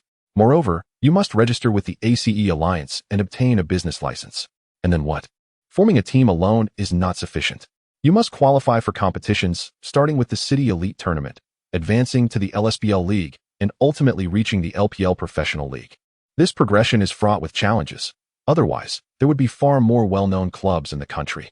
Most professional teams lack even the qualifications to compete on stage. Furthermore, even if you secure a team registration, can you guarantee that you will excel and win the city tournament, let alone the LSBL Championship? The competition is fierce. Many professional teams may never see the light of day before they even take flight. In today's climate, success in esports is dictated by financial resources. With money, you can scout promising talent or even purchase a spot in the LPL. Yet, even with that, if the skill is lacking, they will merely become fodder for public ridicule. Zhuo Xiaolan, taken aback by Qian Yi's comprehensive insights, realized just how daunting the task of establishing an esports club truly was. She could not fathom how her brother, as a mere high school student, had led a nascent team to international competitions. The path to glory appeared resplendent, yet the hardships were likely known only to him. Feeling a surge of pride for her brother, Zhuo Xiaolan's spirits plummeted as conflicting emotions of disappointment and frustration washed over her. Her eyes glistened with unshed tears. Noticing her distress, Qian Yi quickly offered comfort. Dreams are commendable, yet one must also remain grounded in reality. The professional gaming scene is not as simple as it appears. Focus on your studies for now. Do not burden yourself with excessive thoughts. I plan to find that mysterious expert first, then ponder the creation of a professional team. I may not fully grasp what you've described, but I am eager to learn. My brother once told me that one cannot expect to achieve greatness overnight. Every journey begins with a single step. Dreams are essential, but so is the determination to pursue them. I possess that resolve. All I lack is experience, which I am unafraid to acquire, for experience is not innate. It is earned through perseverance. With fierce determination in her eyes, Zhuo Xiaolan nodded earnestly. I believe that as long as I set my mind to it, I can start from nothing. At that moment, she resembled a young lion, surveying the world from a mountaintop, letting out a youthful roar towards the sky. In a fleeting moment, Qian Yi was transported back 3 years. Standing on his balcony as Xian Gu pointed towards the rising sun and said, Qian Yi, one must have dreams. But one must also take life one step at a time. You are still young. There is no need to rush. If you are an eagle, there will come a time when you soar through the skies. If you are a dragon, there will be days when you roar across the heavens. A sword's edge is honed through grinding. Endure the trials, and I will guide you to the world stage, where all will witness the glorious moments that belong to the champions of Chinese esports. Chapter 49. The Urban Elite Competition. As Zhuo Xiaolan was speaking, she realized that Qian Yi had actually drifted off, nearly causing her to misalign her mouth in annoyance. This burden of thought had been deeply rooted within her since Xia Yuxuan's departure.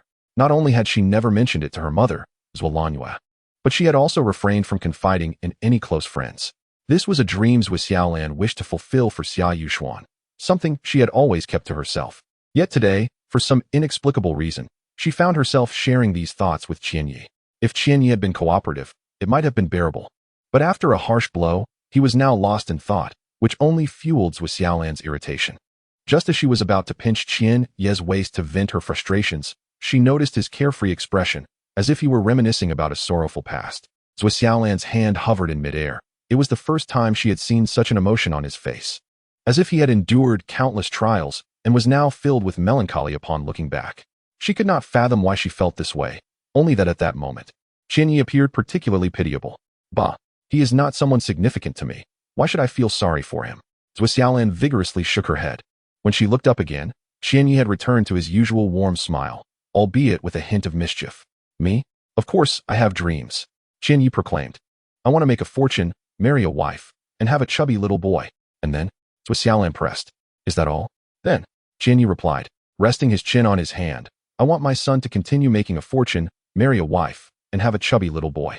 Zhuo Xiaolan suddenly realized that Qianyi was teasing her. Previously, she had held back, but this time, her grip tightened, causing Qianyi to grimace and gasp dramatically. Are you planning to stay at Loaning Internet CAF forever? Zhuo Xiaolan inquired. Qianyi nodded, stating, what else can I do? I lack both skills and education. It's fortunate I'm not selling my labor. Is that really your ambition? Zhuo Xiaolan retorted, giving Qianyi a thumbs down. By the way, I heard that there will soon be a joint internet CAF competition in WH City. Aren't you going to participate? I hear the prize money is quite substantial. And if you perform well, you might even attract the attention of professional teams. Huh, why should I care? Qianyi dismissed her suggestion. I only agreed to help Biao Gu with this 3-day defense competition. After that, I'll return to school and continue my training. It's a clear division. What you mentioned holds no interest for me. Zhuo Xiaolan understood that persuading him would not be easy. Her demeanor softened, her voice gentle. As she blinked her beautiful eyes and implored, just give it a try. If you win, I will genuinely be your girlfriend. How about it? The unexpected tenderness sent a shiver down Qianyi's spine. This girl was employing charm, indicating how much she must be compromising. Xiaolan, may I tell you a story? Qianyi said earnestly, patting Zhuo Xiaolan's shoulder. Zhuo Xiaolan managed a compliant nod, saying, go ahead, I'm listening. Qianyi cleared his throat and recounted a tale of 2 wealthy men strolling in a park who stumbled upon a pile of dog feces. One proposed, if you eat that, I'll give you 50 million. The deal was struck. They found another pile, and the second man made the same offer. Surprised by the other's boldness, the first man ate it cleanly, lamenting his lost money. When they discovered yet another pile, neither spoke, and they embraced, weeping. Do you know why? Zhuo Xiaolan's expression turned sour, and before she could reply, Qianyi answered himself. They realized they had earned nothing, yet one had consumed something revolting. Are you indirectly insulting me? Zhuo Xiaolan bit back her anger, gritting her teeth. What I mean is, empty promises are easy to make. Securing the money is what truly matters. Don't wait until I win the Internet CAF competition to agree to be my girlfriend. If you agree now, I'll accept it immediately. What do you say? Qianyi grinned, watching Zhuo Xiaolan's reaction. Her mind raced. She hadn't anticipated Qianyi's clever counter, leaving her momentarily speechless. Have you thought this through? Qianyi asked, a playful smile lingering on his lips. And if a professional team expresses interest in you, would you consider joining them? Zhuo Xiaolan pondered aloud. Qianyi replied, I can't make promises about everything, but if you have a club by then and invite me as your boyfriend, how could I refuse? Are you serious? Zhuo Xiaolan pressed. Absolutely, I'll hold you to it. Qianyi assured her. Then it's settled. I agree to be your girlfriend, Zhuo Xiaolan declared, taking a deep breath and summoning her courage. However, when she looked up, Qianyi had already walked away. Hey, are you joking with me? Is this amusing? Zhuo Xiaolan exclaimed, stamping her foot in frustration. Without turning back, Qianyi waved his hand and remarked, I'm not interested in trivial matters, but I am serious about everything else. I will sign up for the joint internet CAF competition. If you establish a club, I might genuinely consider it. People ought to have dreams. Who knows what might come to fruition? By the way, annihilating 5 dogs is me. Please inform Xiao Yi that if he digs into my privacy, he should not blame me for severing ties. What an odd person. Zhuo Xiaolan pouted. Upon hearing his last words, she felt as if her mind had been struck, leaving her bewildered as she watched Qianyi's retreating figure, unable to process the moment. All sorted, Biao Gu appeared at Zhuo Xiaolan's side, inquiring. Yes, Zhuo Xiaolan replied. I knew letting you handle it was a good idea. Biao Ge laughed heartily. Suddenly, Zhou Xiaolan stared at him as if she had seen a ghost. Before Biao Ge could react, she grabbed his collar, shaking him like a little chick. I found him. I really found him. It's him. It's really him. Haha. I've searched high and low. Are you out of your mind? Biao Ge managed to free himself from Zhou Xiaolan's grip, rubbing his reddened neck, not wishing to hold it against her. He hummed a tune as he swayed back to the front desk. Biao Ge, here's the list of teams registered for tomorrow's competition. It seems the Science and Technology University team will also be participating. When Guang Yuan handed Biao Ge a recently received list, his expression somewhat peculiar. Oh, just set it aside for now. Biao Ge, in a good mood, paid little attention to such trivial matters.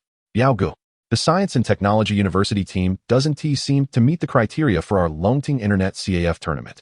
They are a semi-professional team, once among the top 8 in the national campus competition and have represented WU City in the Urban Elite Contest. Their strength is not comparable to our Internet CAF teams. Chapter 50. The youth, unaware of the taste of sorrow, Biao Ge finally lifted his gaze and inquired. Is the campus eSports team from the University of Science and Technology really that formidable? Not just formidable, if they perform even better in the Urban Elite Championship, they could qualify for the LSBLA League. What does LSBLA League signify? It is the sole pathway to ascend to the LPL Professional League. The fact that they nearly made it to the LSBLA League speaks volumes about their prowess. Today, Biao Ge's previously relaxed demeanor gradually transformed into a frown. He spoke solemnly. If that's the case, this University of Science and Technology team must think little of our CAF's arena matches. Why would they bother to come here? When Guang Yuan let out a bitter laugh and replied, I'm uncertain. They are not your typical Internet CAF team. They possess a dedicated eSports club and are all high IQ university students. Are you frightened? Before Wen Guang Yuan could finish, Biao Ge interjected. Didn't you just express immense confidence? Is your lack of faith directed at yourself or at Xianyi? The rules aren't changing now. If they decide to come tomorrow, so be it. Winning would be a testament to your skill, while losing merely reflects our inferiority. There is no room for complaints. Wen Guang Yuan wished to say more, but fell silent upon hearing Biao Ge's words. They could only take things one step at a time. With a sigh, Wen Guang Yuan observed Biao Ge calculating today's revenue, not wanting to interrupt him. He contemplated discussing matters with Qianyi, only to realize that Qianyi had already departed. Tomorrow, the third-year students at their school would have a monthly exam. Although Qianyi could skip class, he dared not miss the examination. In the boys' dormitory of Building 6 at the University of Science and Technology, room 502, Zhuang Mu had just returned from the eSports club and was engaged in a lengthy phone call with his new girlfriend. Two students, one tall and stout, the other short and lean, entered room 502, spotting Zhuang Mu on the phone. They casually sat on the edge of a bunk, joking and exhaling smoke. Zhuang Mu waved his hand in mild annoyance, pulled up a chair, and asked, "What's the situation?" "We lost. The sisters' team was defeated. We played one game for over 30 minutes and surrendered in the second."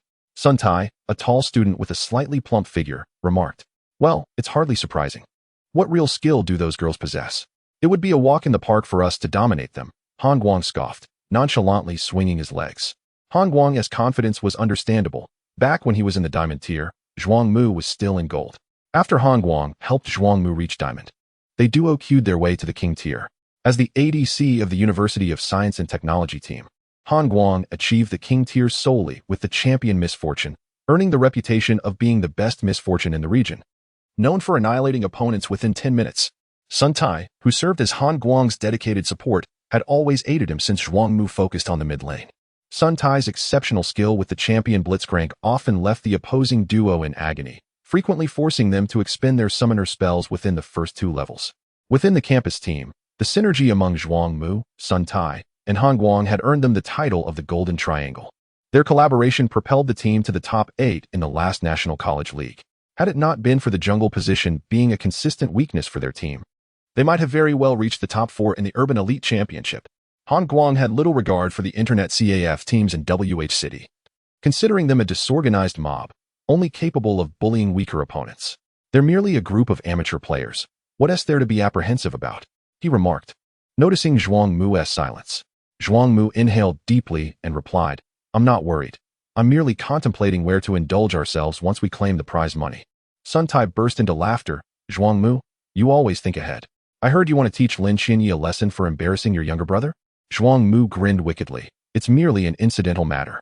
We haven't had the chance to crush the fountain in a while. Tomorrow will be an excellent opportunity to relish that experience. Sounds intriguing. I like it. Han Guang and Sun Tai exchanged knowing smiles. The monthly exam, occurring once a month, was a nightmare for all third-year students, akin to every girl's disdain for her menstrual cycle. Each exam concluded with an array of error analyses and various teachers' earnest admonishments, urging students to take these exams seriously, forcibly linking them to the college entrance examination. When results were announced, it felt akin to a public shaming session. Thus, during the monthly exam period, students often vented their frustrations. The exam spanned 2 days. Adhering to the order of subjects as in the college entrance examination, language on the first day, followed by mathematics in the afternoon. During the morning language exam, Qianyi managed to complete only the first page of the paper. As for the subsequent pages, he didn't even glance at them and opted instead to rest his head on the desk. The proctor was none other than the language teacher from class 5. The language teacher, a frail old man, was said to be a scholar of traditional Chinese studies. Daily, he could be seen with either a copy of Zhou Ruchang's New Evidence of Dream of the Red Chamber or Sima Qian's Records of the Grand Historian, or works from other literary giants tucked under his arm. Every time this elderly man, with his beer bottle-bottom glasses, spotted Qianyi, he would let out a heavy sigh, lamenting the youth's ignorance of the preciousness of time. He was particularly pained to learn that Qianyi spent his days skipping classes to play online games, believing that the internet was corrupting countless Chinese youths. Initially, the teacher would offer gentle admonitions to Qianyi, but after repeated encounters, he began to let things slide. As he walked past Qianyi, who was still slumped over during the crucial first monthly exam, the teacher sighed heavily and muttered, "The youth is unaware of the taste of sorrow, immersed in the online world, akin to an addict lost in drugs. If this continues, even a promising individual will be wasted, and a decayed wood cannot be carved." He pondered, what useful contributions can you possibly make to society in such a state? In truth, Qianyi was not asleep. He simply felt helpless, resting his head on the desk while contemplating his thoughts. Upon hearing the teacher's murmurs, he cast a grateful glance at the old man's departing figure, recognizing him as the most earnest among all the teachers, urging him to reconsider his choices. Yet, Qianyi remained as obstinate as a stone, acknowledging all criticisms but resolutely refusing to change. As the bell signaling the end of the exam rang, Qianyi leisurely gathered his belongings and exited the classroom. Other high-achieving students eagerly discussed the exam questions, while students like De Tu and Jin Wei began recounting how they had been unfairly eliminated in their previous ranked matches. As Qianyi stepped out, De Tu and Jin Wei approached him, with Ma Jun inquiring, "Yesterday, I faced a mid-lane Twisted Fate. That guy was infuriating. He barely left his tower, but somehow managed to assist faster than I could. After our ADC died twice, he just gave up. This is the 3rd time I've failed my promotion series. What should I do in such a situation? Just leave him to hang. It's 4 against 5 anyway." Jin Wei joked, "Use an assassin mid laner. Twisted Fate's support is crucial for pushing towers. Just push as aggressively as possible without getting caught. Twisted Fate's ultimate consumes a lot of mana at level 1. If you can deplete his mana, he won't be able to assist. If the mid lane turret falls too quickly, he becomes half useless." Qianyi succinctly explained. While Qianyi and his friends were engaged in casual conversation, Zhuang Xing, accompanied by a few classmates from class 5, approached them with bemused expressions. Chapter 51. The Grilling Master. Isn't that the legendary figure from class 5 along with a few underachievers? Zhuang Xing chuckled. Who do you refer to as the underachievers? Jin Wei retorted. The underachiever is you. Zhuang Xing began but abruptly halted, smirking. Well, I'm in a good mood today, so I won't hold it against you. You'll understand tonight anyway. Ma Jun shrugged and inquired. Zhuang Xing, if you're not just all talk, class 5 would be willing to accompany you to the end. But after your last defeat, do you dare to face us again? At the mention of the previous embarrassing incident, Zhuang Xing cleared his throat, attempting to mask his discomfort. Indeed, it had been a moment of hubris for him, akin to a seasoned hawk being pecked in the eye by a fledgling. The humiliation of being slapped down was a memory he wished to forget. After all, the crowd in the internet CAF had witnessed his folly, leaving him unable to face his classmates for days, which is why he had gone to great lengths to enlist his brother from the Technology University. With a sardonic smile, Zhuang Xing said, "All right, you all are impressive. However, I shall see how long you can maintain this bravado. You are merely small fry, able to flail about for only so long.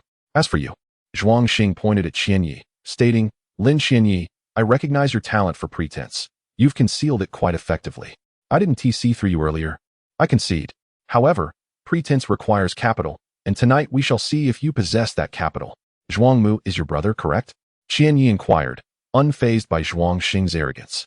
In fact, the previous night, Biao Gu had sent Qianyi information about the technology university, and he had also researched online to confirm that Zhuang Mu and Zhuang Xing were siblings.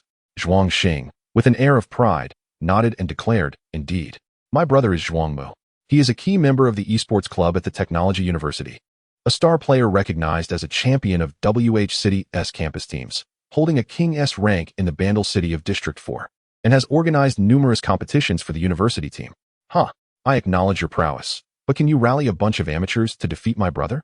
Qianyi stroked his chin, replying calmly, "It doesn't matter if I can't defeat your brother, as long as I can lead a team of amateurs to victory over the technology university team. If I can indeed lead a bunch of amateurs to triumph over your brother, wouldn't that render your brother inferior to mere amateurs? Wow, this kid is quite audacious." Zhuang Xing's anger flared at Qianyi's words, and just as he was about to step forward, his classmates quickly restrained him, whispering, "Don't be impulsive. This seemingly quiet guy is actually quite formidable.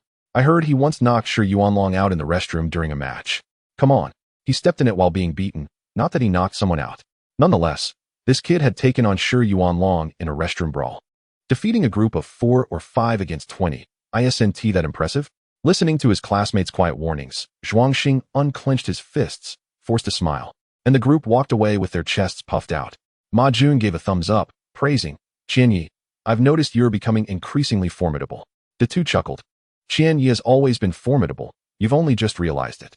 Though Zhuang Xing's words were largely provocative, they resonated with the two, who turned to Qianyi and asked. Zhuang Xing seemed serious. "Is your brother Zhuang Mu really that impressive?"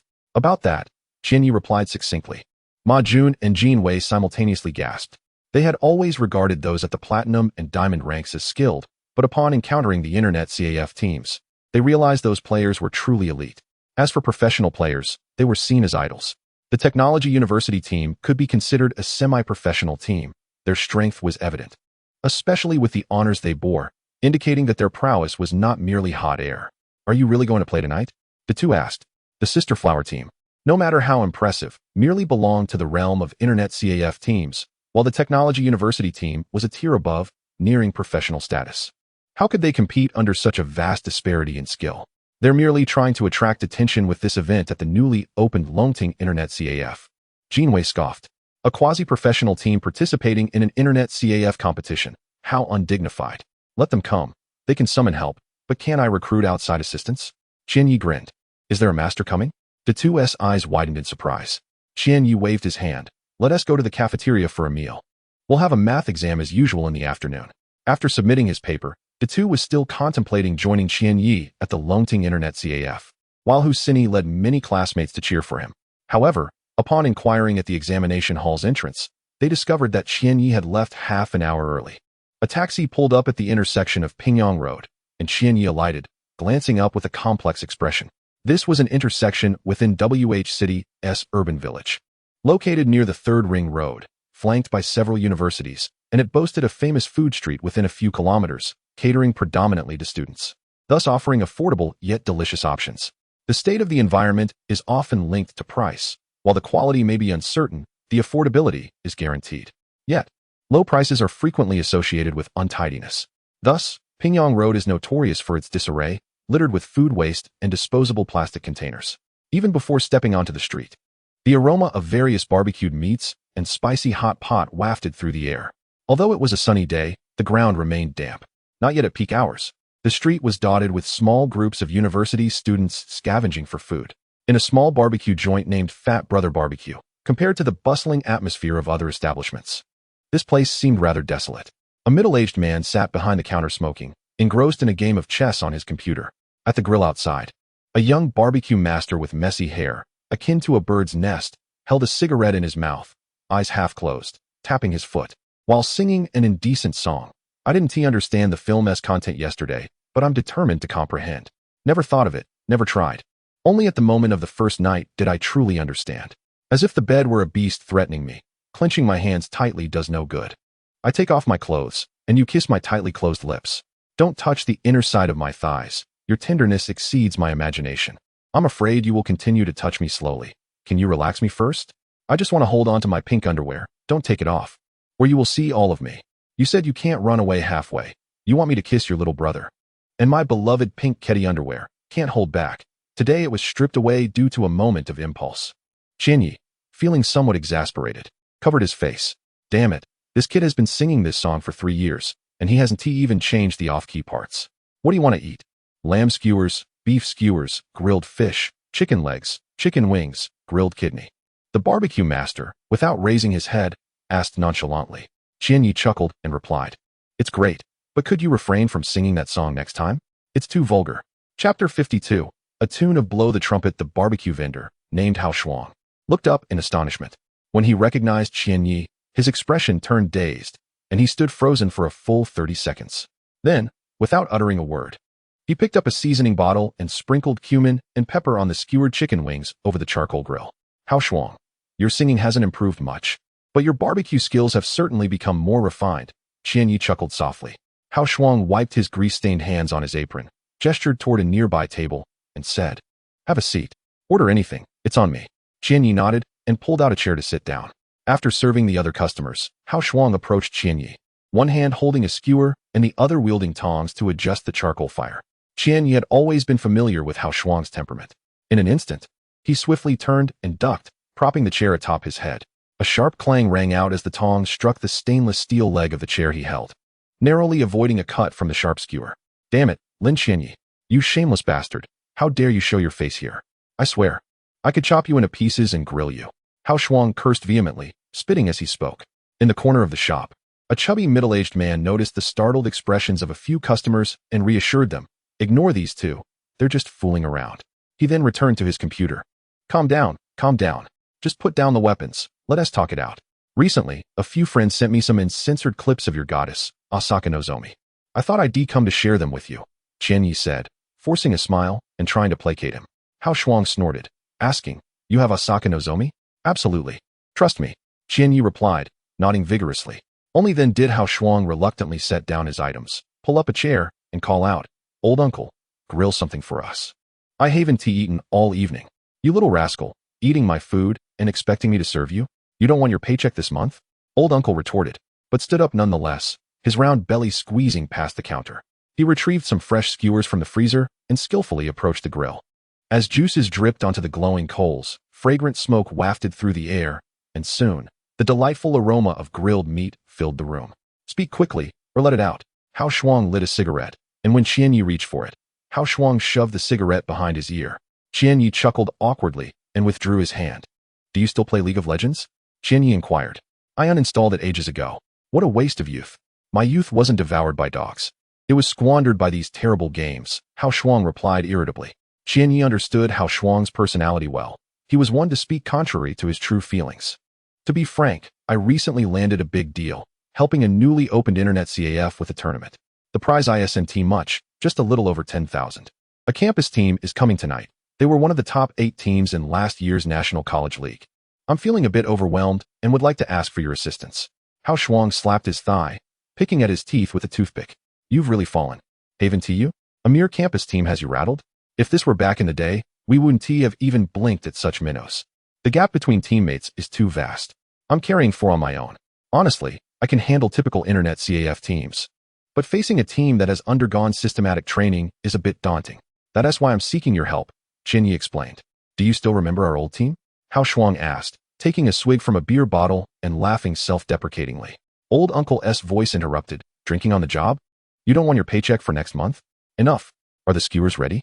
If it weren't for me, your shabby shop would have closed down ages ago." Huaxia spat back.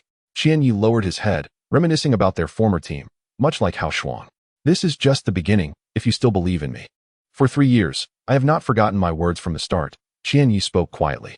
With a resounding clap, Huaxia slammed his palm on the table, exclaiming, "You think I've forgotten? You ungrateful wretch." His forceful gesture startled a bespectacled young man who nearly shoved a spicy chicken foot up his nose. Old Uncle reassured him. "It's all right. He's just practicing his strength. This kid has always wanted to master iron sand palm."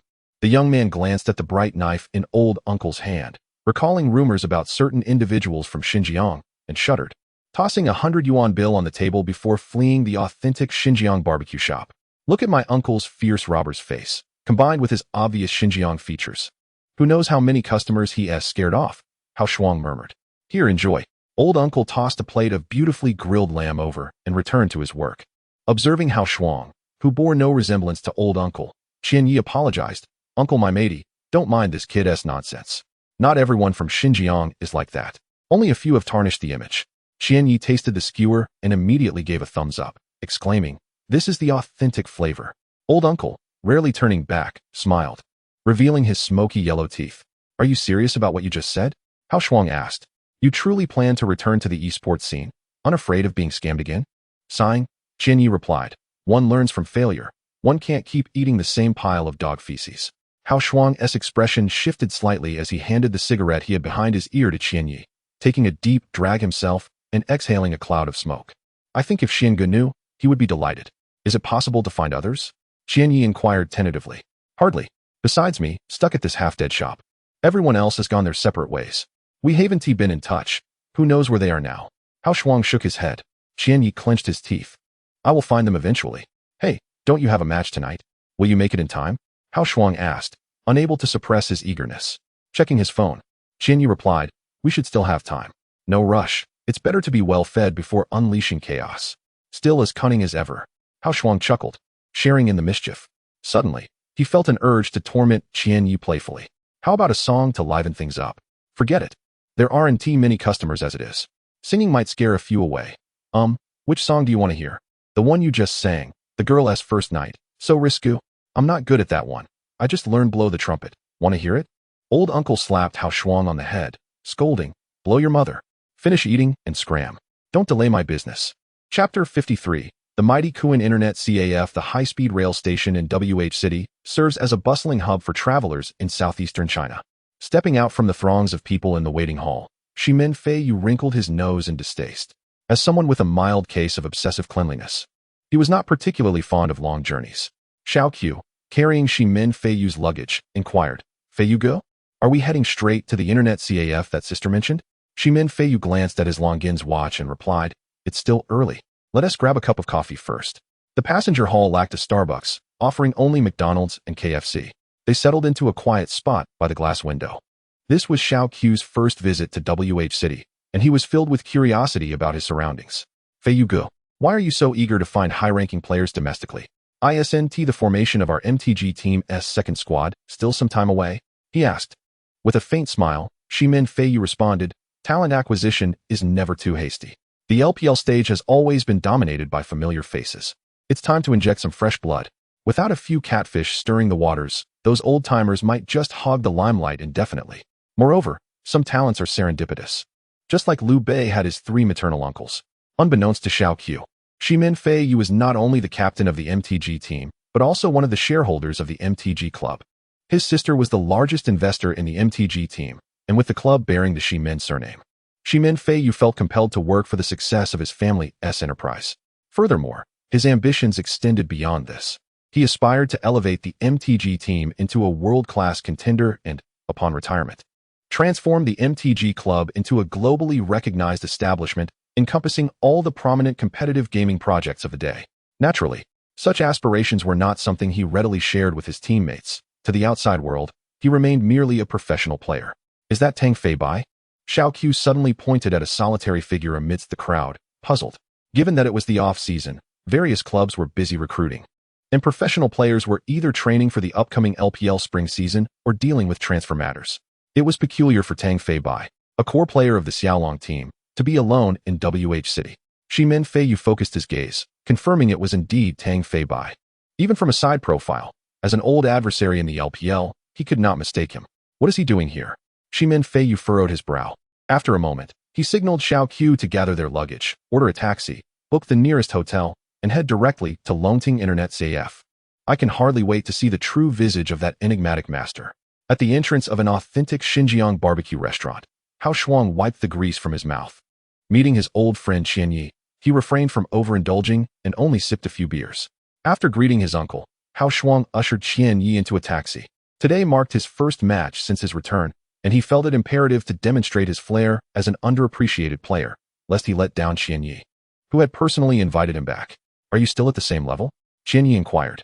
Hao Shuang shot him a glare and retorted, what level are you talking about? My singing skills or my barbecue skills? You know what I mean, Qian Yi replied, somewhat exasperated. Hao Shuang explained. I haven't played on the domestic server for quite a while. I haven't even completed the placement matches for the new season. I considered going to the Korean server, but I'm not fond of it, so I've been playing on the European and American servers. The competitive spirit has diminished significantly. I've reached Diamond 1 on both accounts, but Haven T played further. As for my skills, they certainly haven't regressed. I'm just more composed now, with less of that youthful zeal. Hearing this, Qianyi felt relieved, yet guilt weighed heavier in his heart. In their youth, the five of them were brimming with ambition. After experiencing turmoil, Qianyi could humble himself to accept coaching jobs, but even with his resilient character, he was eventually pushed to go solo by the merciless demands of the coaching studios. Hao Shuang, despite appearing indifferent, held a fierce pride that was difficult to overlook. Struggling to maintain a semblance of dignity, Hao Shuang lacked any practical life skills aside from running a struggling barbecue restaurant, a situation that was telling of his financial state. Even the recent red plums he had consumed were barely enjoyable. Nevertheless, when Qianyi visited him personally, Hao Shuang merely vented his frustrations, withholding any complaints towards him. Now that I've chosen to return, I will not let you down, Qianyi said, offering a reassuring smile. Noticing Qianyi's gaze, Hao Shuang frowned and snapped.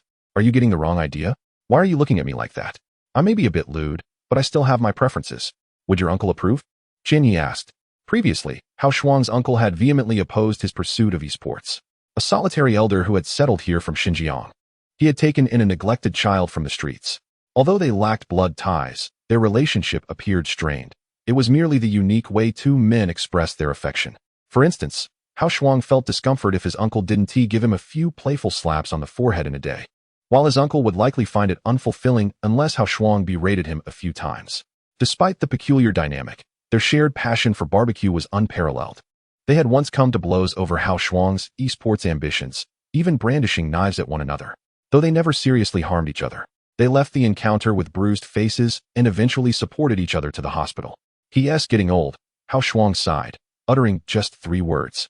Qianyi patted Hao Shuang on the shoulder, choosing not to speak. Hao Shuang continued, we can't rely solely on the barbecue restaurant.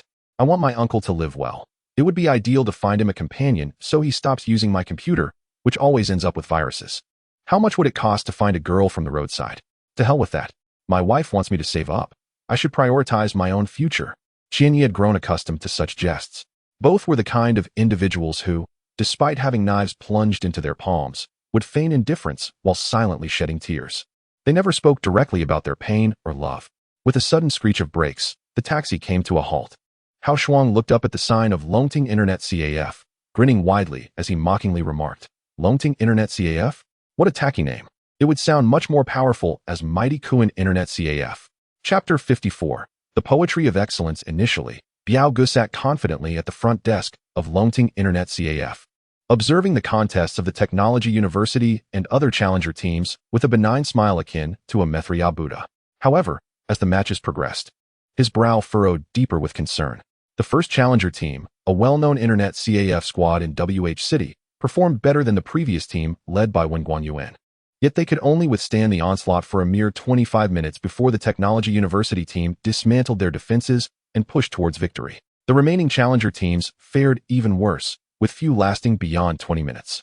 As the climactic third day of the defending championship approached, the mood among the Longting team grew increasingly somber, for the Technology University had demonstrated an overwhelming prowess. To exacerbate matters, Qianyi had yet to make an appearance by 7:30 in the evening, just 25 minutes before the final match. Biao Gu, feeling increasingly anxious, reflected on the prize money, which was primarily a promotional expense. Given the attention garnered over the past 3 days, securing the title seemed secondary. What truly irked him was the prospect of relinquishing the prize without a fight. Even after witnessing the Technology University's ruthless display, doubts crept in about whether Qianyi's presence would significantly alter their chances of victory. Zhuang Xing reveled in the cheers of the audience during each spectacular team battle by the Technology University, feeling a thrill surpassing that of participating himself. Noticing Jin Wei, Ma Jun, and De Tu anxiously awaiting Qianyi's arrival, Zhuang Xing could not resist teasing. Why hasn't Qianyi shown up yet? School has been out for ages. He should have crawled here by now. Is he perhaps afraid of embarrassment and has decided to bail? Are you eating garlic? Why is your breath so foul? It's not even 8 yet, Jin Wei retorted with a sidelong glance at Zhuang Xing, unfazed. Zhuang Xing recalled the impressive prowess of his brother Zhuang Mu's team at the Technology University, observing their capabilities firsthand. He realized that the previously formidable internet CAF squads were no match for them. It was akin to slaughtering elementary school students. Reflecting on Qian Ye's earlier performances, he concluded they were not particularly extraordinary either. Time waits for no one. We can't have a mismatched team when the hour arrives. That prize money would then belong to my brother, Zhuang Xing said, patting De Tu on the shoulder with encouragement. De Tu, displeased, shrugged off Zhuang Xing's hand and muttered to himself, where could Qian Yi be? I can't reach him by phone. He wouldn't he actually bail, would he? I doubt it. He probably has something going on, Ma Jun replied, shaking his head.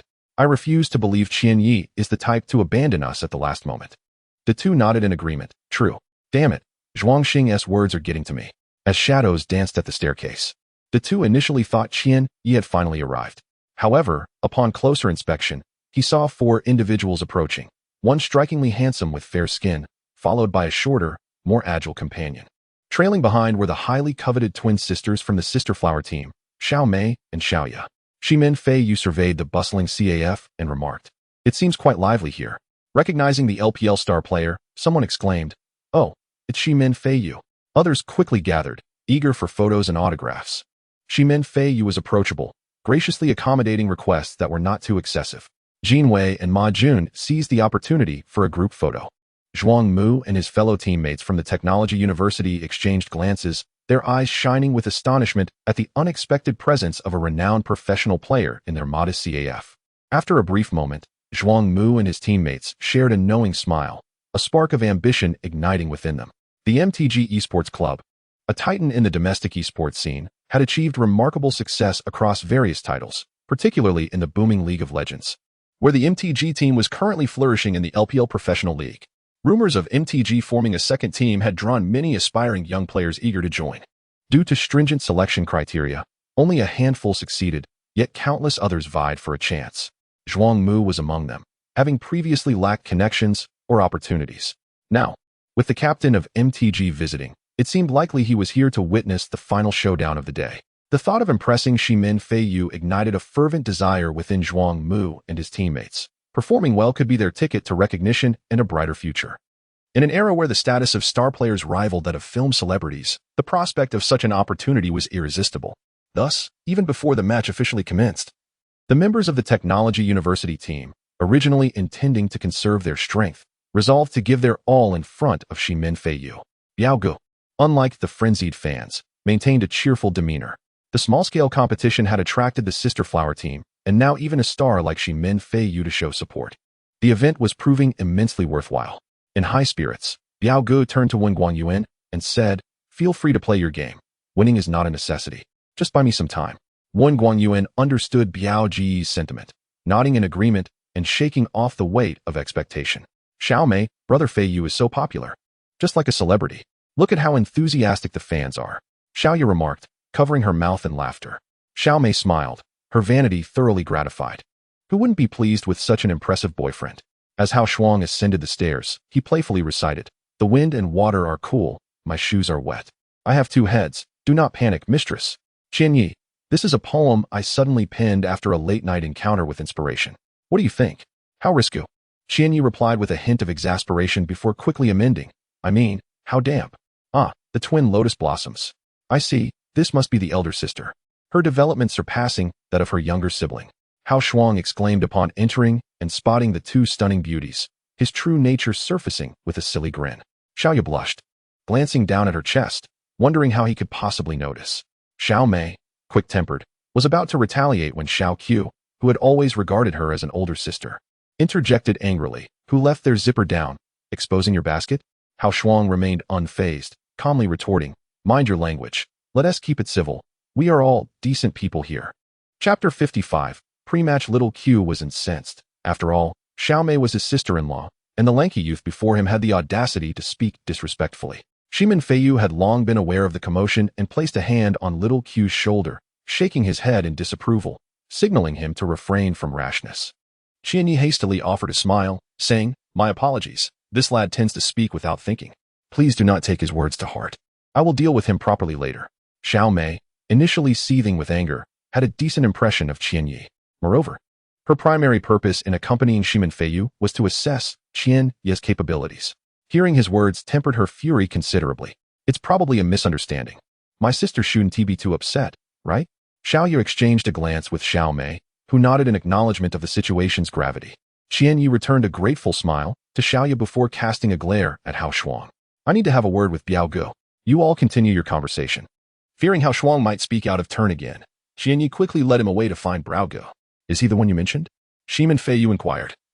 Watching as Qianyi took Hao Shuang aside, Xiao Mei nodded, replying, yes, his name is Lin Qianyi. He is currently a senior at City No. 3 High School and often engages in some coaching. His strength is profound and his exact rank remains unknown. Today, he should demonstrate his capabilities, especially since the Technology University team is somewhat renowned here and possesses considerable skill. Now I am intrigued, Shimin Feiyu remarked, crossing his arms with a calm smile. Xiao Mei admired the handsome profile of Shimin Feiyu, tucking a loose strand of hair behind her ear and smiling sweetly. Don't pull me along. I can walk by myself. Hao Shuang protested, freeing himself from Qianyi's grasp. You're not too shabby. It seems that the younger sister of those twins has taken a liking to you. Qianyi retorted, stop babbling nonsense just because you see a pretty girl. We're here to compete, not to flirt. Your crude remarks are best kept to yourself. You might get yourself into trouble. Hey, if they weren't talking. I honestly wouldn't be able to tell which one is the younger sister and which is the elder. How did you spot it so easily? Hao Shuang shot a disdainful glance at Qianyi. Let us just say the elder is a tad more developed than the younger. I can discern such things with just my eyes. I'm quite skilled at this. You finally made it. I thought you were going to forfeit. Biao Ge greeted them with a smile, glancing at Hao Shuang. This is my good brother, Hao Shuang, Qianyi introduced. Biao Ge. I have some personal thoughts regarding today's match. Go ahead, speak your mind. Biao Ge encouraged. Qianyi briefly outlined his strategy. His forte lay not in the top lane, jungle, or support roles, but rather in the mid lane and ADC positions. For this match, Qianyi planned to transition into the ADC role, allowing Hao Shuang to take on the support duties, as they had previously collaborated as a bot lane duo, ensuring seamless synergy. Suddenly adding someone, what about us? Wen Guangyuan expressed dissatisfaction at the last-minute swap, irritated by Qianyi's tardiness. He is a free agent I brought in. If we win, you can divide the prize money however you see fit, Qianyi stated confidently. Seeing Qianyi's self-assured demeanor, Biao Ge harbored no doubts. Qianyi had brought him numerous surprises, and he presumed his newly acquired ally would be similarly impressive. The prize money isn't an issue. As long as we secure a victory, paying an additional salary is no great matter. Arrange as you wish. I have no objections, Biao Ge affirmed. You tricked me into this match without any intention of compensation? Hao Shuang accused, pointing an accusatory finger at Qianyi. Qianyi chuckled awkwardly. It's merely a chance for you to hone your skills. And besides, we're brothers. I wouldn't shortchange you. I can forego my share. Boss Biao is quite generous. Hao Shuang flashed a charming smile at Biao Ge. Wen Guangyuan, overhearing their exchange, felt a twitch at the corner of his eye. Honing skills? Using this crucial match to practice? Who are we up against? The illustrious Technology University team. Zhao Ling expressed trust in Qianyi, saying, just tell us what positions to yield. I'm flexible as long as we win. Did you hear the taunts from the Technology University team? It felt as if they were mocking us as novices. Since I lack the ability, I'd rather step aside for someone more capable. Zhu Yi and Yin Xian exchanged looks, agreeing with Zhao Ling, and expressed their unwavering trust in Qianyi. What do you need us to do? Zhu Yi offered, patting his chest. I can contribute by cheering from the sidelines. Yin Xian added. In just 2 days, the transformation from skepticism to unconditional trust was evident to Qianyi, who felt no surprise. To gain others' faith, one must demonstrate commensurate prowess. It is akin to winning a woman's hand in marriage. One must possess the capacity to care for her for a lifetime. Often, external doubt stems from one's inadequacies. If one merely laments the skepticism of others, it reveals a degree of immaturity. Qianyi swiftly organized the forthcoming strategy. Throughout the recent training matches, he had not been inattentive or deliberately concealing his strength. Rather, he had been observing the individual capabilities of each member of the Lungting team. The new bottom lane duo would consist of Qianyi and Hao Shuang, with Zhao Ling remaining in the jungle, Wen Guangyuan in the mid lane, while Yin Xian would assume Qianyi's former top lane position, with Zhu Yi as a substitute. With the new lineup established and Biao Ge present, there were no objections from the team. As 8 o'clock approached, both teams began preparations for the match, and the Technology University team soon learned of the personnel changes within the Lungting team. Do you think hiring a chef will guarantee victory? How laughable, they scoffed. Hao Shuang had arrived in haste, hastily removing his apron but still clad in a white coat and a small cap. As he passed by, Zhuang Xing frowned. The lingering scent of mutton and charcoal from Hao Shuang was overwhelming, nearly causing him to recoil. Huaxia observed Qian Yi adjusting the equipment and whispered, "This seems rather amusing. Qian Yi is a high school student, and his friend is merely a barbecue cook. Is it true that true experts blend in so seamlessly?" Shimin Feiyu squinted, observing the synchronized actions of Qian Yi and Hao Shuang as they adjusted their machines, a smile slowly forming on his lips. Typically, casual players merely check the sensitivity of their mouse or the condition of their keyboard. However, professional players have their unique adjustment methods to enhance precision and minimize errors. For instance, as Qian Yi and Hao Shuang took their seats, they both instinctively began by adjusting their mice, opening the control panel to disable mouse precision, then fine-tuning their graphics settings, such as adjusting asynchronous flipping, disabling vertical sync, and increasing the FPS value. They meticulously adjusted the distance between the keyboard and mouse to ensure their fingers remained in contact with the keys when using Q, W, E, R, D, F, and space. They also angled the keyboard to create a slight incline, allowing for shorter keystrokes, explaining why many professional players prefer to position their keyboards at an angle. Ordinary players lack such meticulousness. Those who do are either true experts or professional players, leading Shimin Feiyu to feel that his decision to attend was indeed wise. This is quite intriguing. Chapter 56. Forcing a lane. After both parties took their seats, they entered the pre-established match room. Initially, the intention was to come and dominate. But unexpectedly, they found themselves engaged in an exhibition match. Han Guang chuckled. Sun Tai was well aware of the underlying implications of Han Guang's words. He smirked.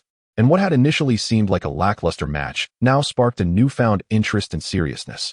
Zhuang Mu, with a hint of solemnity, remarked, "Let us all perform well. Perhaps today's match will serve as the launching pad for your ascent." "So this so-called loaning team is our stepping stone to success," Han Guang replied, his eyes glinting with determination. No one in the professional team from the University of Technology disagreed with Han Guang's assertion.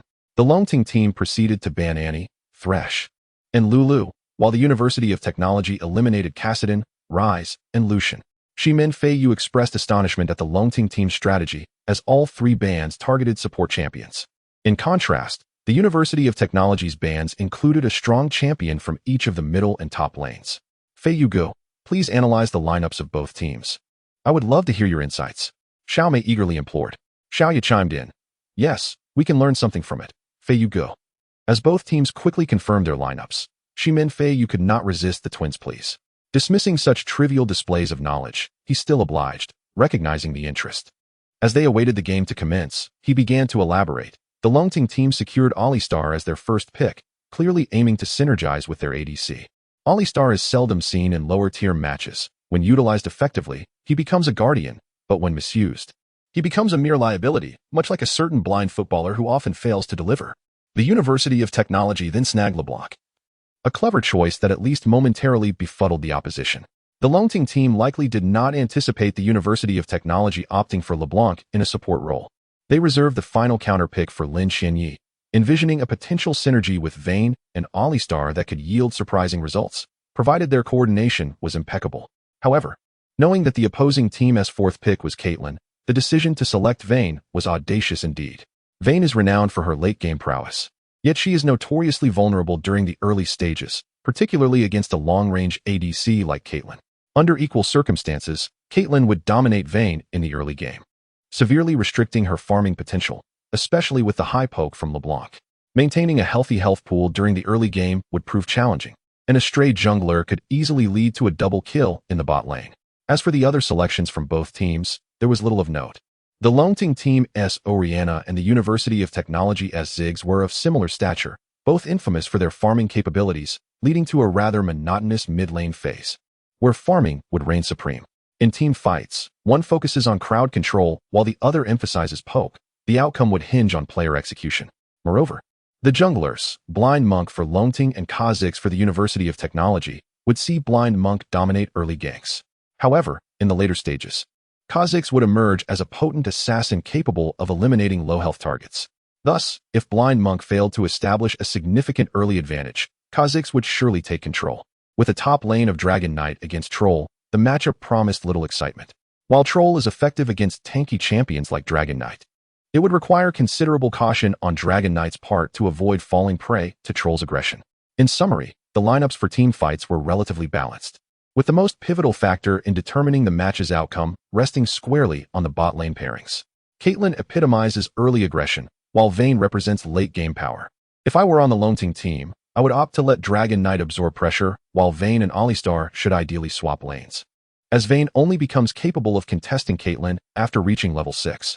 However, if no proactive lane swap is initiated, I can only say that Lin Xianyi possesses an abundance of audacity. Listening to Shimin Fei Yu's detailed and astute analysis, Xiao Mei's eyes sparkled with admiration, while Xiaoya nodded vigorously. De Tu and Ma Jun, along with others, gathered around, sensing that Shimin Fei Yu's insights did not bode well for Qian Ye's confrontation with Han Guang. Welcome to Summoner's Rift. The computer's voice boomed, and both teams, fully equipped, surged forth from their respective fountains. This time, the Longting team occupied the blue side, and an unspoken understanding regarding the level 1 engagement loomed large. Regrettably, both teams misjudged each other's intentions. The Longting team's 5 members converged on the red area of the University of Technology, while the latter stealthily approached Longting's red zone from the Upper Dragon's Passage.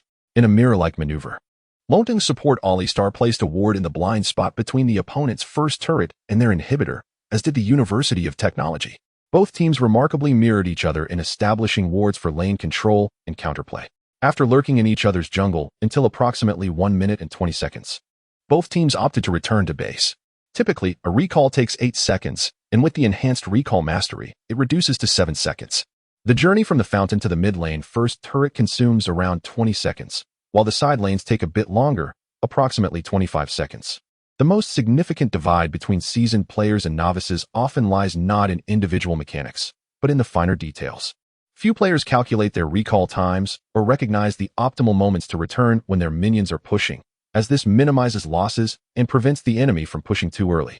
Moreover, few recall the timing of champions like Ezreal or Draven, and later Jinx's ultimate abilities, which travel from their fountain to the enemies in 8 seconds, for seconds in mid lane. During early skirmishes, they may not even recall that a health potion can negate ignite damage before level 3. Haha, did their bot lane truly misjudge the lane swap? Or are they genuinely intent on facing off?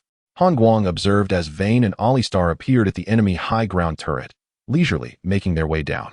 His spirits lifted. If it was the former, they were foolish.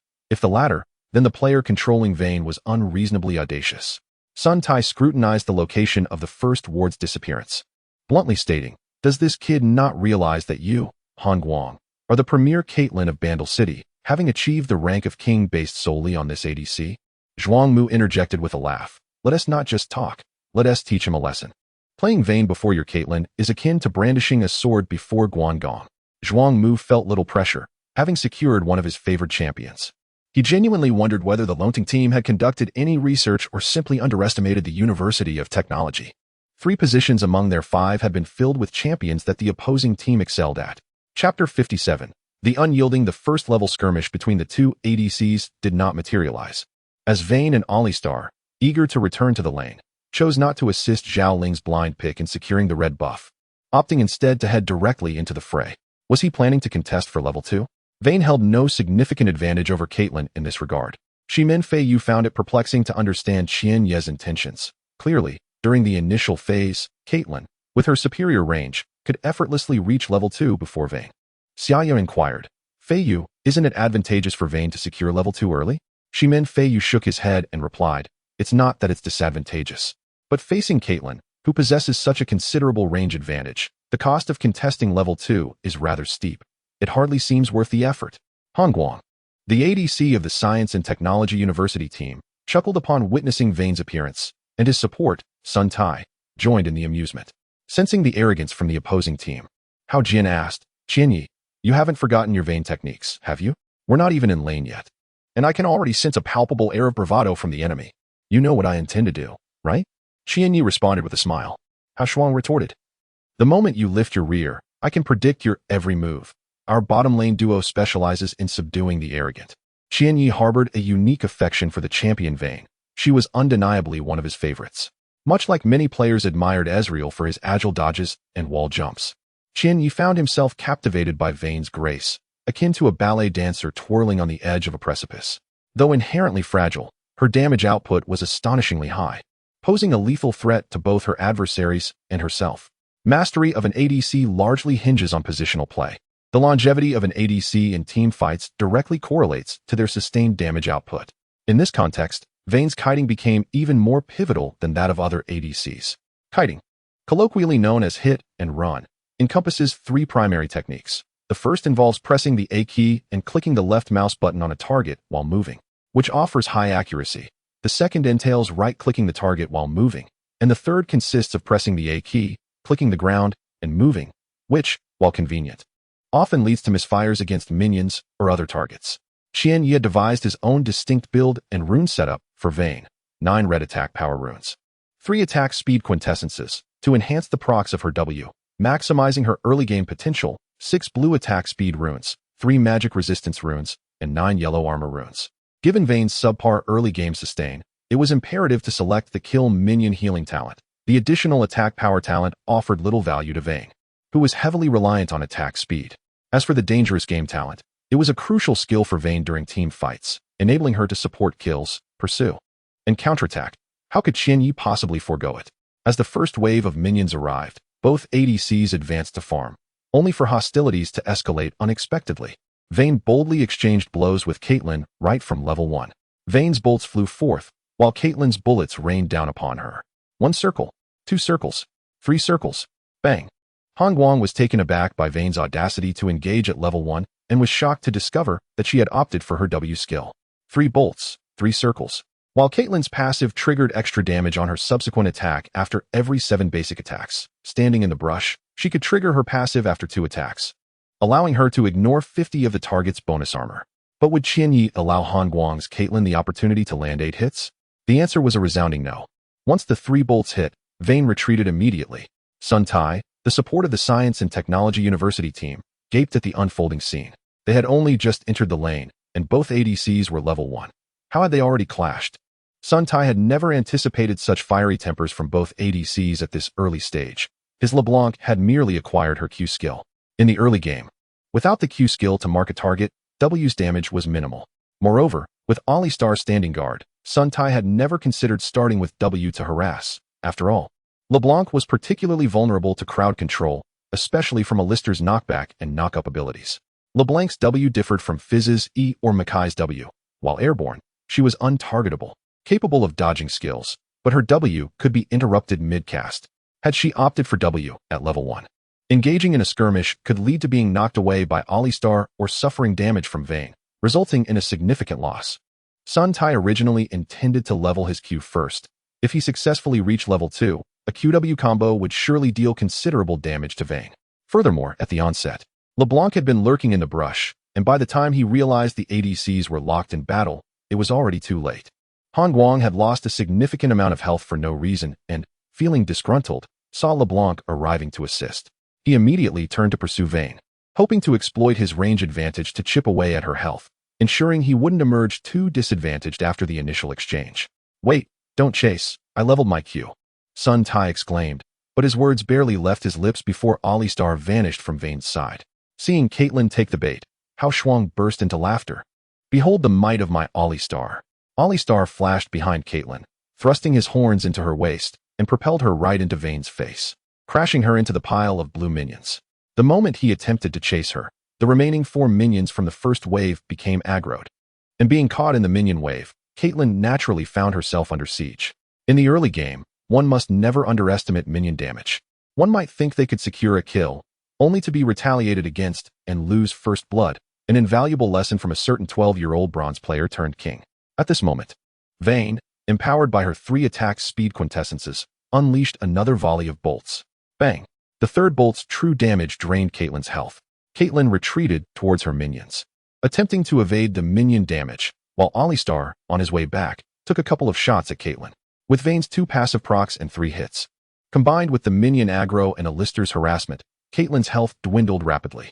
Even though LeBlanc managed to land a Q on Vayne, it paled in comparison to the damage Caitlyn had sustained. In the level 1 skirmish, Vayne, aided by her W skill and Alistar's flash, successfully diminished Caitlyn's health. From the perspective of losses incurred, it seemed the Dragon Rising Team South bottom lane duo had suffered a significant setback, especially given that they had expended a summoner spell, one of the most valuable ones, in fact, their flash. However, the fierce engagement between Vayne and Alistar at level 1 left those observing in astonishment. It was their first time witnessing such ferocity from Vayne at the onset. The Dragon Rising team's duo, having gained a health advantage with the flash exchange, secured the early level 2 advantage, forcing Caitlyn to retreat momentarily and quickly use a health potion to recover. Was it a loss to trade flashes for health? Jinyi inquired, as the murmurs and laughter from the onlookers reached his ears. Huaxia replied confidently, "They don't understand a thing. This is a massive win." Qianyi glanced at the approaching level 3 for both duos, a smirk playing on his lips, who said Vayne was weak early on. My Vayne is destined to claim ahead by level 3. For most, Vayne's lack of AoE wave clear often leads to failures in securing level 2, reliant on minions under the tower and needing assistance with early damage from a Doran's blade. While many players might prioritize Q for Vayne, Qianyi's strategy against Caitlyn emphasized leveling W. The time to claim a kill had arrived. As soon as Alistair's head flashed, signaling his ascension to level 3. A wicked grin spread across his face, resembling a brawny giant encountering a defenseless little Red Riding Hood. Chapter 58. Scheme Vayne possessed slightly more experience than the ADC, Caitlyn. Moreover, Caitlyn's first skill at level 1 was W, and at level 2, she would undoubtedly select an upgrade to Q, only unlocking E at level 3. Just as Caitlyn was one minion away from reaching level 3, Huaxia's Alistar let out a ferocious roar and charged forward, not targeting Caitlyn, but rather the elusive LeBlanc flanking her. It turned out that Alistar was not adept at executing the WQ combo. Sun Tai sighed in relief. A crucial criterion for mastering Alistar is the ability to perform the WQ combo. This combination can immobilize enemy units for almost 2 seconds, making it an exceptionally powerful control maneuver. Whether in lane or team fights, Alistar's skillful execution of this combo often creates opportunities for kills. Many novice Alistars, however, become liabilities due to their inability to utilize the QW combo effectively. If misused, the W skill could transform into a misguided maneuver, granting enemies a chance to escape. Just as Sun Tai finished his thought, believing that the support from the Longting team was merely a novice, he witnessed Alistar using W to launch LeBlanc into the air, maneuvering from the side to position himself behind Caitlyn. Earth Shatter! Alistar roared, forcefully striking the ground, causing Caitlyn to be affected and involuntarily knocked into the air for 5 seconds. Meanwhile, Qianyi's Vayne transformed into a stealthy huntress, evading the impending assault. Having already established a tacit understanding with Alistar, Vayne rolled to the side with her Q skill to adjust her angle. As Caitlyn landed disoriented, a flash of light illuminated above her, instantly elevating her to level 3. Yet she could not activate her E skill in time. Demonic Judgment. Vayne released a colossal bolt, repelling Caitlyn. The moment Caitlyn, having just been knocked back, collided against the wall near the river, she was stunned once more for 5 seconds. Most of the audience was astounded by Alistar's feigned attack, while Vayne's seamless execution of her control skill went unnoticed. Only a few keen spectators recognized Vayne's meticulous maneuvering, or perhaps from the outset. This skirmish was a calculated scheme. Before Alistar even leveraged LeBlanc's displacement, Vayne had already dared to engage Caitlyn head-on, knowing that without this bait, Caitlyn would not have advanced carelessly into LeBlanc's flanking position, thereby granting Alistar the opportunity to initiate control.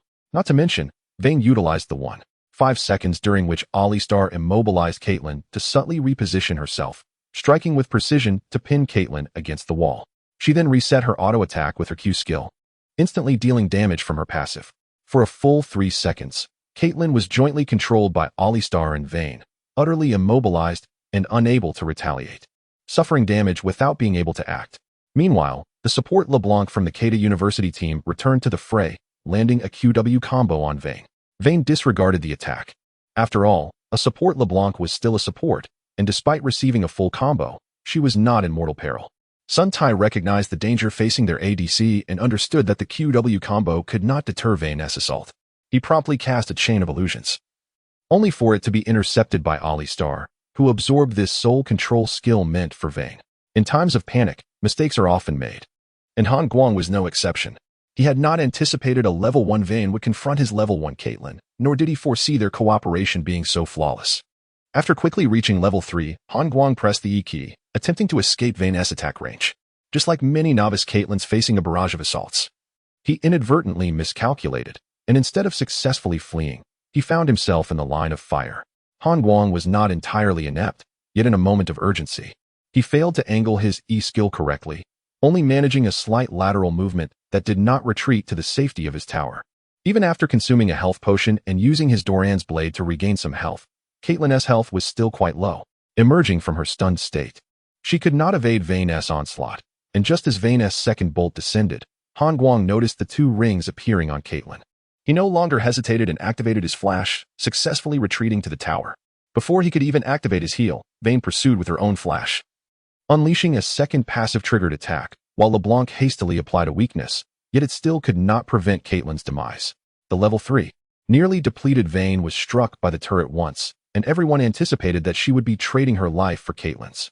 Suddenly, Alistar let out a triumphant roar, showering Vayne and the surrounding minions with green vitality. 69 health. Sun Tai's eyes widened in disbelief as he witnessed Vayne escape the tower with less than a sliver of health, unable to comprehend the scene unfolding before him. First blood. How soon had this moment arrived, and in the bottom lane no less. Not only was the Keida University team shocked, but the entire audience erupted into gasps of astonishment. To witness a late-game ADC like Vayne secure first blood at level 3 was unprecedented. How was this even accomplished? Yin Xian was diligently facing off against a troll in the top lane when the first blood notification sounded in his headphones. Upon glancing at the screen, he was astonished to see it was Vayne who had secured it. After a difficult swallow, Yin Xian weakly inquired, "Is it just first blood? What is the big deal?" Soon, you all will be dropping your jaws in disbelief. Hao Shuang felt no sense of accomplishment, responding dismissively. When Guang rolled his eyes, he had not witnessed the bottom lane's explosive first blood, yet Hao Shuang's bravado was excessive. Would Vayne really achieve a pentakill at level 6? Let us clear this wave of minions and return home. Our jungler should be arriving soon. Xianye remarked, glancing at his status. Alright, I'll go play some wards. Blind monk, come with me to the jungle to hunt for scuttle crabs. Hao Shuang chuckled. Zhao Ling was taken aback. Hunt crabs? Hao Shuang, growing impatient, replied, we're going to take down the scuttle crab.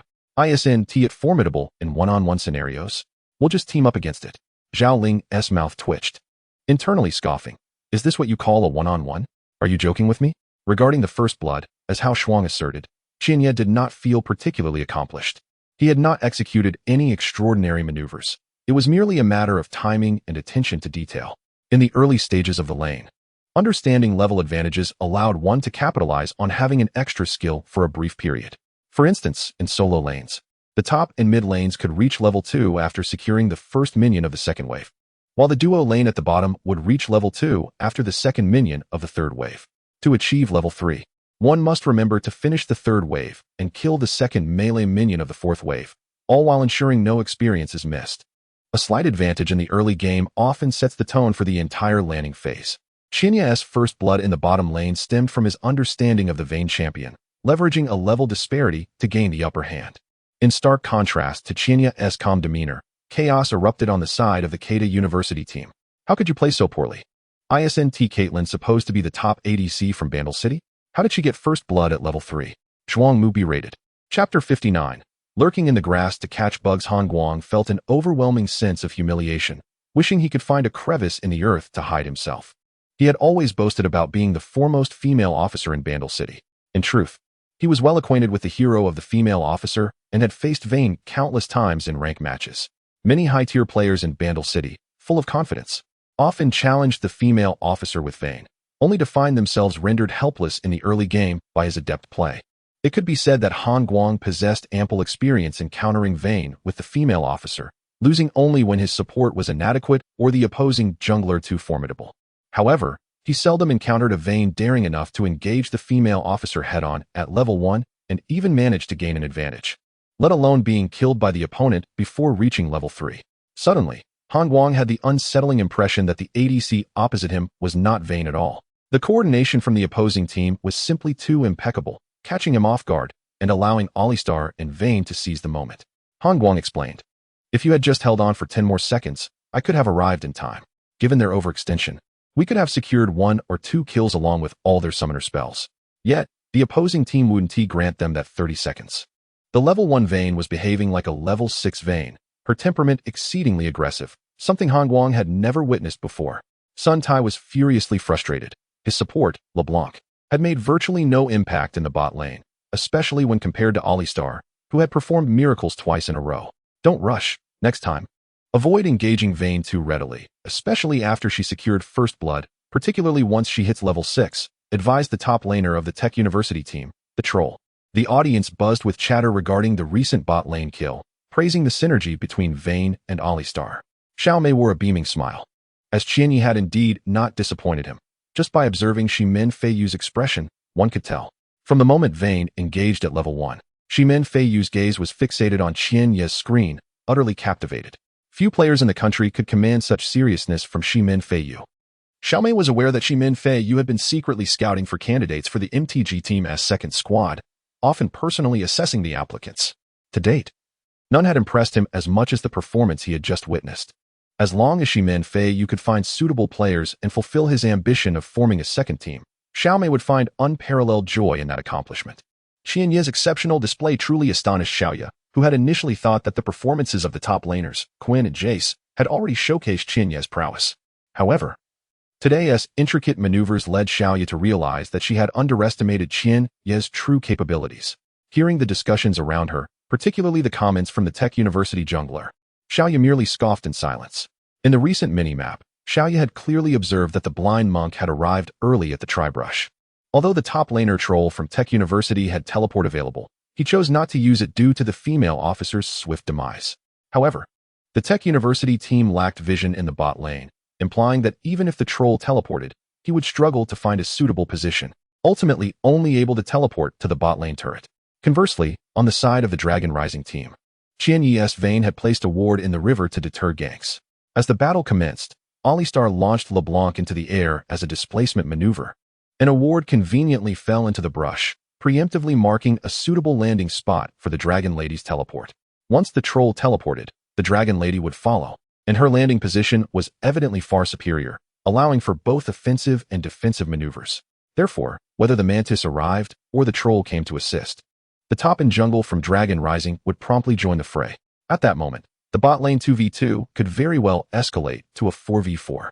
Given the brevity of the female officer's death, it was apparent that if Tech University opted for rapid assistance, the female officer would fall swiftly, instantly creating a 3 versus 4 scenario. Most crucially, many only witnessed Qianyi's Vayne flashing into the turret and delivering the final blow, with Alistar's timely healing pulling Vayne back from the brink of death, unaware that Vayne's healing had yet to activate. Merely relying on his confidence in calculating health, Xiaoya marveled at how formidable Qianyi's skills were. Such unwavering confidence in survival underscored that Qianyi was not solely proficient in wave control, leveling up, and calculating turret damage with remarkable precision. These thoughts lingered in the minds of the spectators as the match continued. Following the kill at level 3, the bot lane duo of the Tech University team, the female officer and LeBlanc, indeed became much more cautious, especially the female officer, who, without her flash and with LeBlanc having exhausted her ignite, no longer dared to engage Vayne and Alistar recklessly. Sun Tai, the support for Tech University, no longer underestimated Alistar, who adeptly utilized his W as a displacement skill, proving to be a cunning player. In the mid lane, the Clockwork and the Bomb Guy exchanged blows. The mid laner of the Tech University team, having experienced many tournaments and undergone systematic training, displayed a significantly higher skill level than Wen Guang. Although both were merely trading farm, achieving a solo kill was not a simple feat, as the gap in fundamental skills gradually revealed itself in the minion counts. Inxian, transitioning from support to top lane and using the Dragon Lady against the troll, surprisingly held his ground, neither side gaining an advantage. With no decisive outcome in the mid lane, and both top laners evenly matched, the female officer in the bot lane became increasingly reclusive. Naturally, Vayne, already at a disadvantage, found it impossible to counter the turret-sheltered female officer, as it would be unwise to dive under the turret with Vayne. Thus, the sole potential breakthrough point lay in whether the junglers could leverage ganks to break the stalemate across the lanes. Vayne and Alistar pushed the minion wave to the enemy turret, both reaching level 6 successfully. When Vayne ventured out again, she was armed with a small dagger. By the time she arrived at the lane, the minion wave for the purple side had just reached the turret, and even without Alistair's assistance, Vayne could effortlessly farm under the turret. Once the blind monk hit level 6, Hao Jian took charge of the strategy. "Blind monk, follow me. Let us lie in wait in the brush to catch some bugs." He signaled towards the blue area of the purple side. Zhao Ling frowned and inquired, "Do you know where the Mantis is?" The jungler from Tech University had been absent from vision for quite some time, presumably leveling up. The level 6 Mantis was vastly different in combat effectiveness compared to his pre-level 6 form. "Oh, I'm just guessing. He's either in the blue area or the red area. Does the Mantis dare venture alone to take the Rift Herald?" Hao Jian glanced at the recently established vision in the Dragon-S Canyon, speaking boldly. Do you think it's a lottery? Can you really guess correctly? Zhao Ling shot a glance at Qian Yi, and seeing no objections from him, reluctantly followed behind Ali Star. Hao Jian offered no explanation. The mid-lane bomb guy, having just returned home, aggressively pushed the lane, likely preparing to join the Mantis for his blue buff before heading to the side lanes for support. Did he intend to go home to replenish his health? Guessing? There's an art to guessing in this game, Hao Jian said with a smug grin, nearly breaking into a poem on the spot.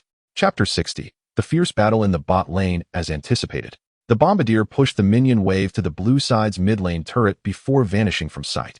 When he reappeared on the lane, he bore a fresh blue buff. Simultaneously, Zhao Ling's blind monk and Hao Shuang's Ali Star had crossed the small grass patch in the center of the Dragon River and were swiftly heading towards the purple side's blue jungle area. The duo entered the blue zone from the side path of the mid-lane river, with Ali Star leading the charge and the blind monk following closely behind. The jungler from the Technological University, Kha'Zix, had just finished clearing the Great Wraith camp and was preparing to recall from the bush near the blue buff.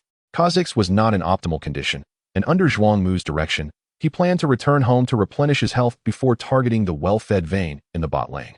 Just as Kha'Zix pressed the recall button, a bull appeared before him, closely followed by the blind monk. Startled, Kha'Zix utilized the advantage of being in the bush to turn tail and flee before Ali Star could discern his position. Judging by Kha'Zix's leap, he had prioritized upgrading his E-skill upon reaching level 6. As Kha'Zix landed at the Three Wolves camp, a ward from the blue team quickly fell between the wolves, and Ali Star used his W skill, Headbutt, as a mobility skill to knock up the large wolf, while simultaneously closing in on Kha'Zix. Can this even happen? Kha'Zix muttered under his breath as he activated his ultimate, seeking to escape the range of Alistair's assault. Hao Shuang chuckled. Where do you think you're running, little bug? Upon entering the Three Wolves camp, Ali Star placed a second ward, which was a true sight ward, right at his feet, rendering Kha'Zix's ultimate invisibility ineffective. With a mighty smash to the ground, Ali Star unleashed his Q skill, and Kha'Zix found himself airborne. As he descended, the blind monk had already closed in. Heavenly Wave. The blind monk raised his hand, landing a Q skill on Kha'Zix, and with the application of his E skill to slow. Kha'Zix was soon beset by both Ali Star and the blind monk. The blind monk retained his second Q, waiting for Kha'Zix to flash over the wall. In a dire state, Kha'Zix utilized his flash to escape over the wall, but the blind monk swiftly followed with his second Q, delivering 2 more basic attacks, culminating in a decisive finish with his ultimate, the Dragon's Tail. Zhuang Mu's Bombardier was already en route to the blue area, while the support from the bot lane, LeBlanc, was also on her way. However, Kha'Zix fell too swiftly, and the mid lane's Orianna was closely trailing the Bombardier. The Vayne in the bot lane likewise vanished into the grass of the Dragon's Canyon defense. To be candid, Zhuang Mu understood that there was a potential opportunity to eliminate the enemy jungler and support as they converged on the blue zone. Yet the mid lane Orianna and ADC Vayne would soon arrive, making a 4-on-3 engagement far too risky. Zhuang Mu decisively opted to retreat, prioritizing the Bombardier's development and avoiding the unnecessary risk of relinquishing the recently acquired blue buff to the enemy. The jungler from the Technological University, Kha'Zix, seethed with frustration. Having expended his flash and ultimate, he still met his demise, granting the blind monk a kill. Just as LeBlanc returned to the blue area to offer support, Vayne, who had been controlling the minion wave, re-entered the lane. With only Caitlyn present, Vayne swiftly pushed the wave, and by the time Ali Star returned to Vayne's side, the blue minions had already reached the turret. In Xian, withdraw a bit and maintain distance from the troll, prepare to teleport. Just ensure the troll doesn't interrupt you.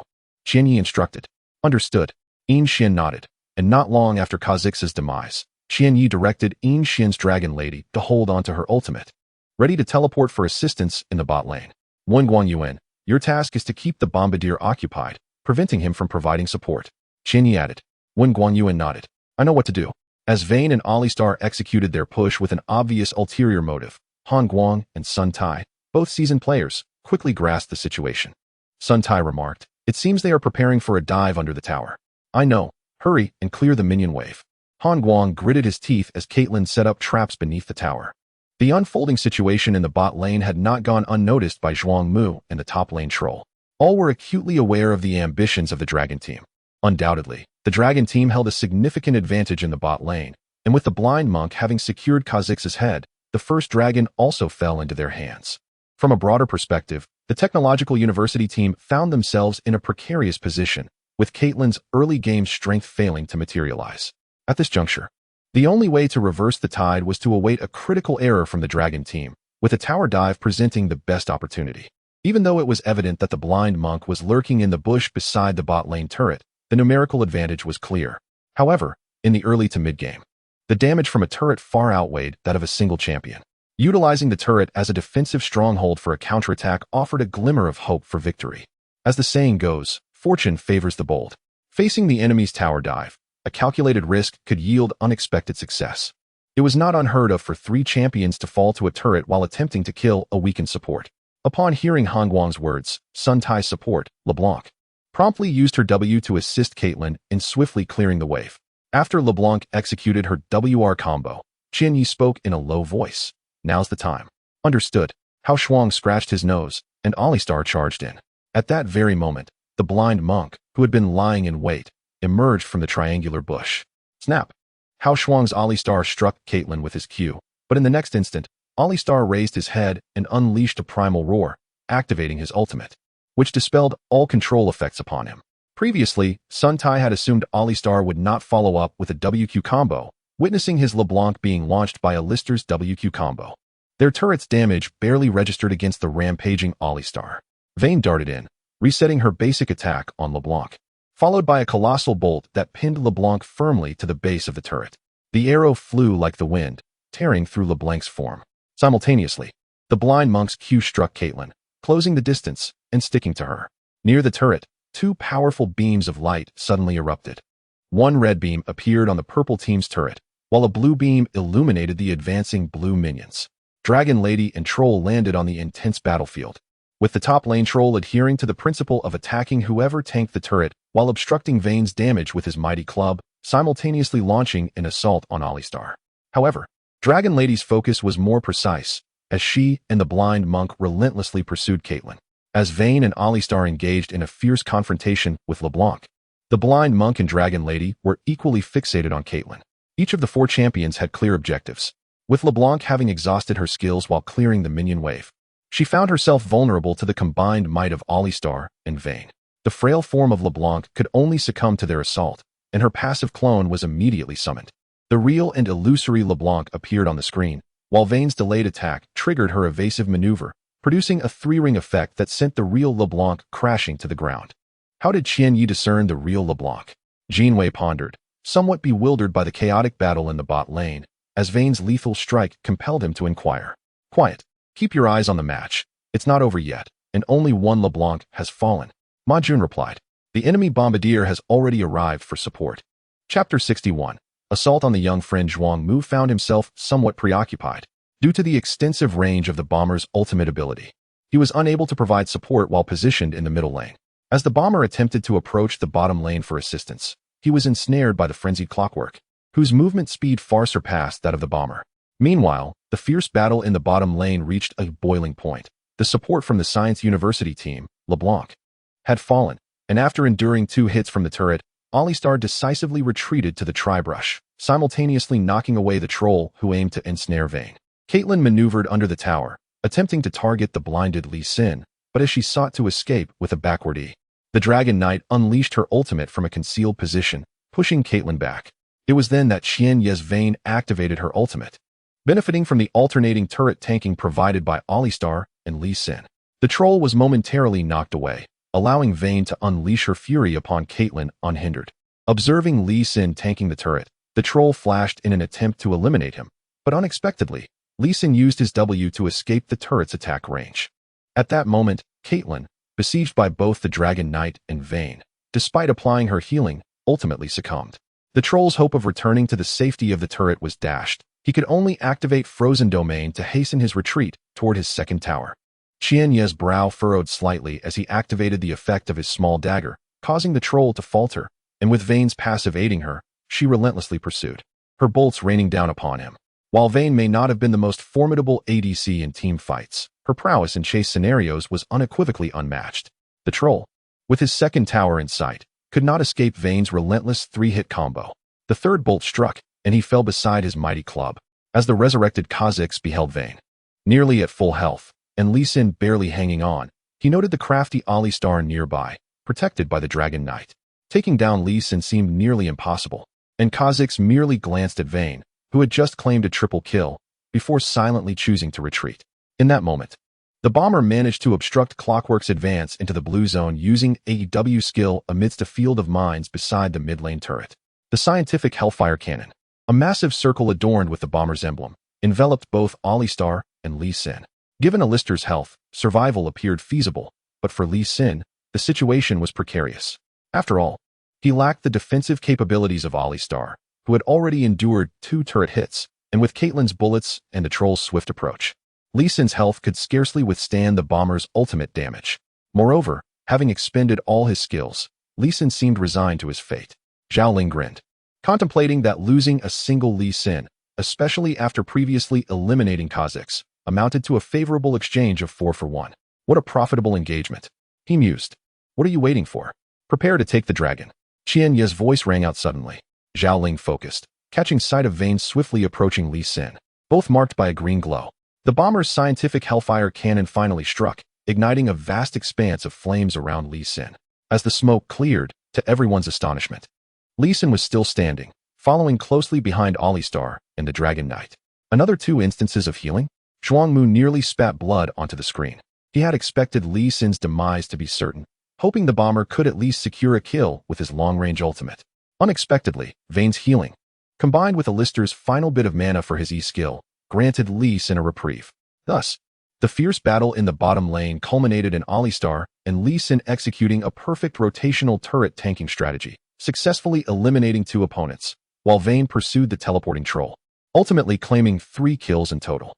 As Zhuangmu diverted his attention to finish off the nearly defeated Lee Sin in the brush, he finally fell victim to Clockwork's calculated opportunity, suffering a rapid QWR combo that brought the bomber's health to a critical low.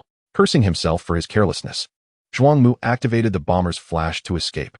Wen Guangyuan, not one to let such a prime opportunity slip, had been under significant pressure from the bomber earlier in the game due to the disparity in skill level, often losing health to the bomber's Q. Now, having finally found a chance for revenge, he pursued eagerly. After Zhuangmu used his flash, Clockwork immediately followed suit, landing 2 basic attacks that felled the bomber. Finally claiming his first kill, Zhuangmu's expression darkened, as if he had just consumed something bitter. If Kha'Zix's earlier demise was included, it meant the Science University team had suffered a complete wipe, a pseudo-team wipe at that, which was not his greatest concern. What truly alarmed him was Vayne's burgeoning power in the bottom lane, having secured a triple kill. In merely 10 minutes, Vayne had amassed 4 kills, including First Blood, establishing herself as a formidable presence.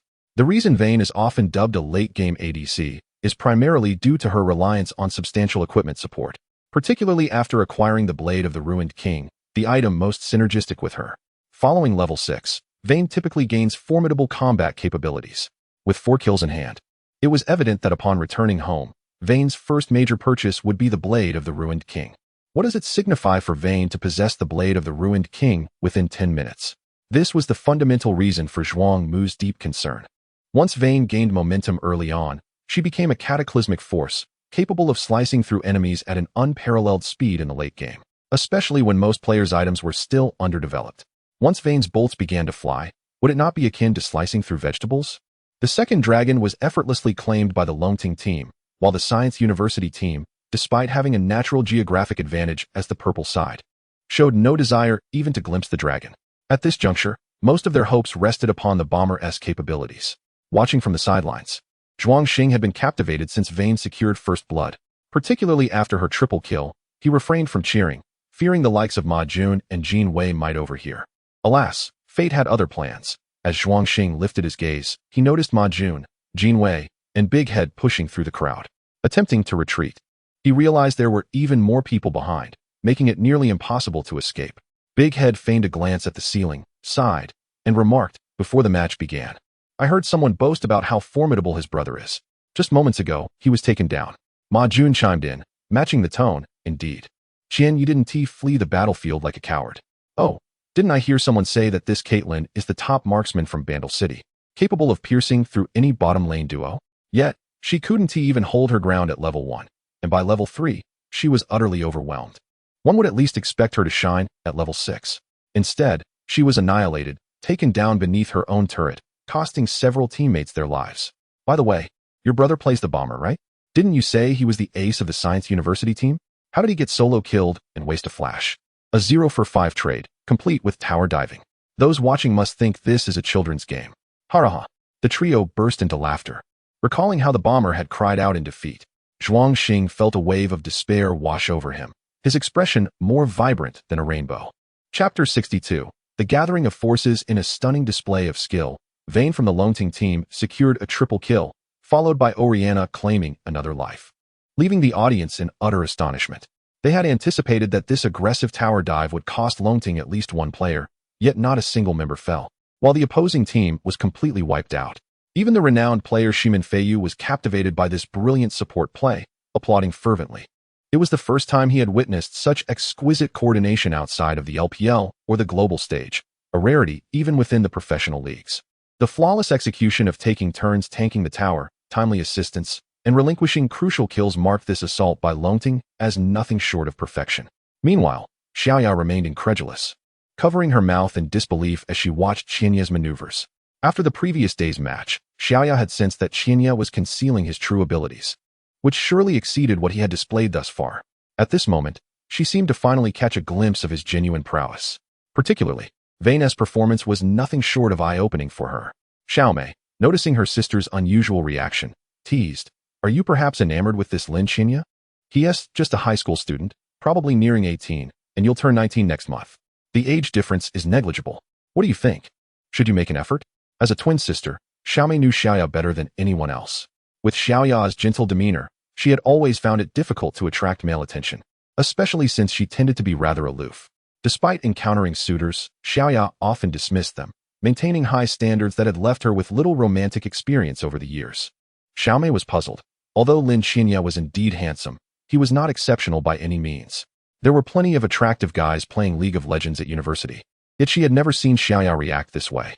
Furthermore, unless one could achieve the level of skill exhibited by Shimin Feiyu, becoming a renowned professional player with a promising future, he hardly met the criteria for Xiaoya's ideal partner. Huaxia, overhearing her sister's teasing, flushed with embarrassment and retorted, "What nonsense are you spouting? I simply admire his skill and wish to learn from him." "Skill? What skill are you referring to?" Xiaomei blinked innocently. Xiaoya's face turned crimson, nearly bursting with indignation as she exclaimed, "You little pervert. What are you always thinking about? As a girl, you should maintain your composure and dignity. How can you be so shameless?" Xiaomei burst into laughter. "I have always been without shame. Who is truly embarrassed here? Enough of this. Focus on the match. We're on the verge of a significant advantage." Huaxia knew she could never outwit her sister in verbal sparring and decided to turn her attention back to the game. Longting secured 2 consecutive major advantages, all stemming from their bottom lane. Vayne had become extraordinarily powerful, to the point where the opposing Kazakhs had no desire to even glance at the bottom lane, knowing any attempt would likely result in a free kill for the enemy. The team from Science and Technology University recognized this reality, with Vayne boasting 4 kills. Even if Caitlyn had an extended range, she was already on the brink of collapse. Instead of wasting time in the bottom lane, they opted to assist in other areas. When assessed thoroughly, aside from the bottom lane, the other lanes for the Science and Technology team did not suffer significant disadvantages. Oriana had secured a kill, but her minion count far exceeded that of her opponent. Even after being solo killed once, her equipment still surpassed that of Oriana. The matchup between Trundle and Dragon Lady was evenly matched, with 3 assists. Dragon Lady had a fighting chance against Trundle. In team fights, the only way to counter Vayne was through high burst damage. If she could be eliminated in a single combo, the rest of Longting's team would pose little threat. In this vein of thought, Kazakhs lingered in the jungle, waiting for Oriana to make a mistake or for Bombardier to create an opportunity. A resounding crash echoed as the bottom tower of Science and Technology University fell, with Vayne and Alistar effortlessly demolishing the enemy's outer tower after claiming the second dragon. At this point, Vayne's equipment rendered her nearly unstoppable in direct confrontations. When LeBlanc was knocked away by Alistar, Vayne swiftly unleashed 3 arrows, narrowly avoiding elimination thanks to LeBlanc's clone. With Caitlyn left alone, she dared not linger near the outer tower and retreated in resignation. Qianya was not overly arrogant. He knew it was too soon to pressure the enemy's second bottom tower. After pushing the minion wave across the river, Vayne returned to claim her red buff, while Alistar ventured to the enemy's blue side, establishing wards to illuminate the area. A fake ward was placed at Big Ghost, another at the 3 Wolf camp, and the final true ward was positioned in the brush near the mid-lane outer tower. As Alistar moved down the river, he scanned to confirm whether there was enemy vision above the thick wall in the mid-lane brush. Alistar's series of ward placements had transformed the enemy's blue side into his personal garden. Any movements from the opposition would be visible. Hey, does our top laner understand the concept of strategy? Hao Shuang inquired. Yin Xian shot him a glance and replied, what are you implying? Hao Shuang chuckled. Do you understand the art of temptation? Please, play a bit more aggressively in the top lane, ideally drawing the enemy's Kha'Zix over. Yin Xian remained silent. But Xianya understood Hao Shuang's intentions and said, follow Hao Shuang's lead, and Oriana, manage the minion wave. Wen Guangyuan observed the positions of Alistar and Vayne. Noting that the opposing duo, Caitlyn and LeBlanc, were desperately trying to maintain control over the minion wave to prevent it from pushing forward. Once Vayne made her appearance, Caitlyn would be left helpless. I understand, when Guangyuan nodded. Zhuang Mu was no novice. As a core member of the science and technology team, not only did he possess exceptional individual skills in the mid lane, but his game sense was also top-notch. While he coveted the blue buff that rightfully belonged to Oriana, he restrained his impulses, knowing that carrying the team rested heavily on his shoulders. Suddenly, he sensed something amiss with Oriana. The vision around the Dragon River and blue side had dimmed. This is bad. There's danger. Zhuang Mu immediately alerted his teammates. Looking at the mini-map, he saw Caitlyn and LeBlanc controlling the minion wave, while Dragon Lady and Trundle were entangled in combat, and Kha'Zix had successfully maneuvered behind them. These fools. The enemy is clearly pushing mid. Zhuang Mu scolded. At the same time, Zhao Ling's Lee Sin lay in wait near the enemy's F4. While Qianya's Vayne and Hao Shuang's Alistar lurked in the brush by the purple team's outer tower, poised to strike. Wen Guangyuan could intuitively sense that it was time to push. Chapter 63, Limitless Potential. Zhuang Mu's eyes twitched at the corners, with the support of the blue buff. The speed at which the clockwork pushed the lane was undeniable. His teammates were scattered far and wide, and as he surveyed his surroundings, he found nothing but the defensive towers offering support. Having just witnessed the perfect tower dive execution in the bottom lane, Zhuang Mu had made up his mind. Abandon the tower. He would flee as far as he could. The significance of the mid lane first tower in the first 20 minutes could not be overstated. Yet if he were to be killed now, even the second tower would be at risk. Just as the bomb man decisively chose to retreat, the blind monk emerged from the F4 bushes, while Alistar appeared at the exit near the Three Wolves camp, effectively blocking the bomb man's escape route. Had the bomb man been a real person, he might have trembled in fear, unable to suppress a nervous reaction. With the clockwork advancing towards the tower and the blind monk and Alistar closing in, Zhuang Mu felt that unless he had two flashes at his disposal, he would undoubtedly be treated like a football, either kicked away or volleyed into the air. Moreover, there was no telling where the Vayne, who had just secured a quadra kill, might be lurking. Zhuang Mu had never been one to succumb to despair. He would not easily yield until the final moment. Since his adversaries sought a tower dive, he resolved to make a desperate stand beneath the tower.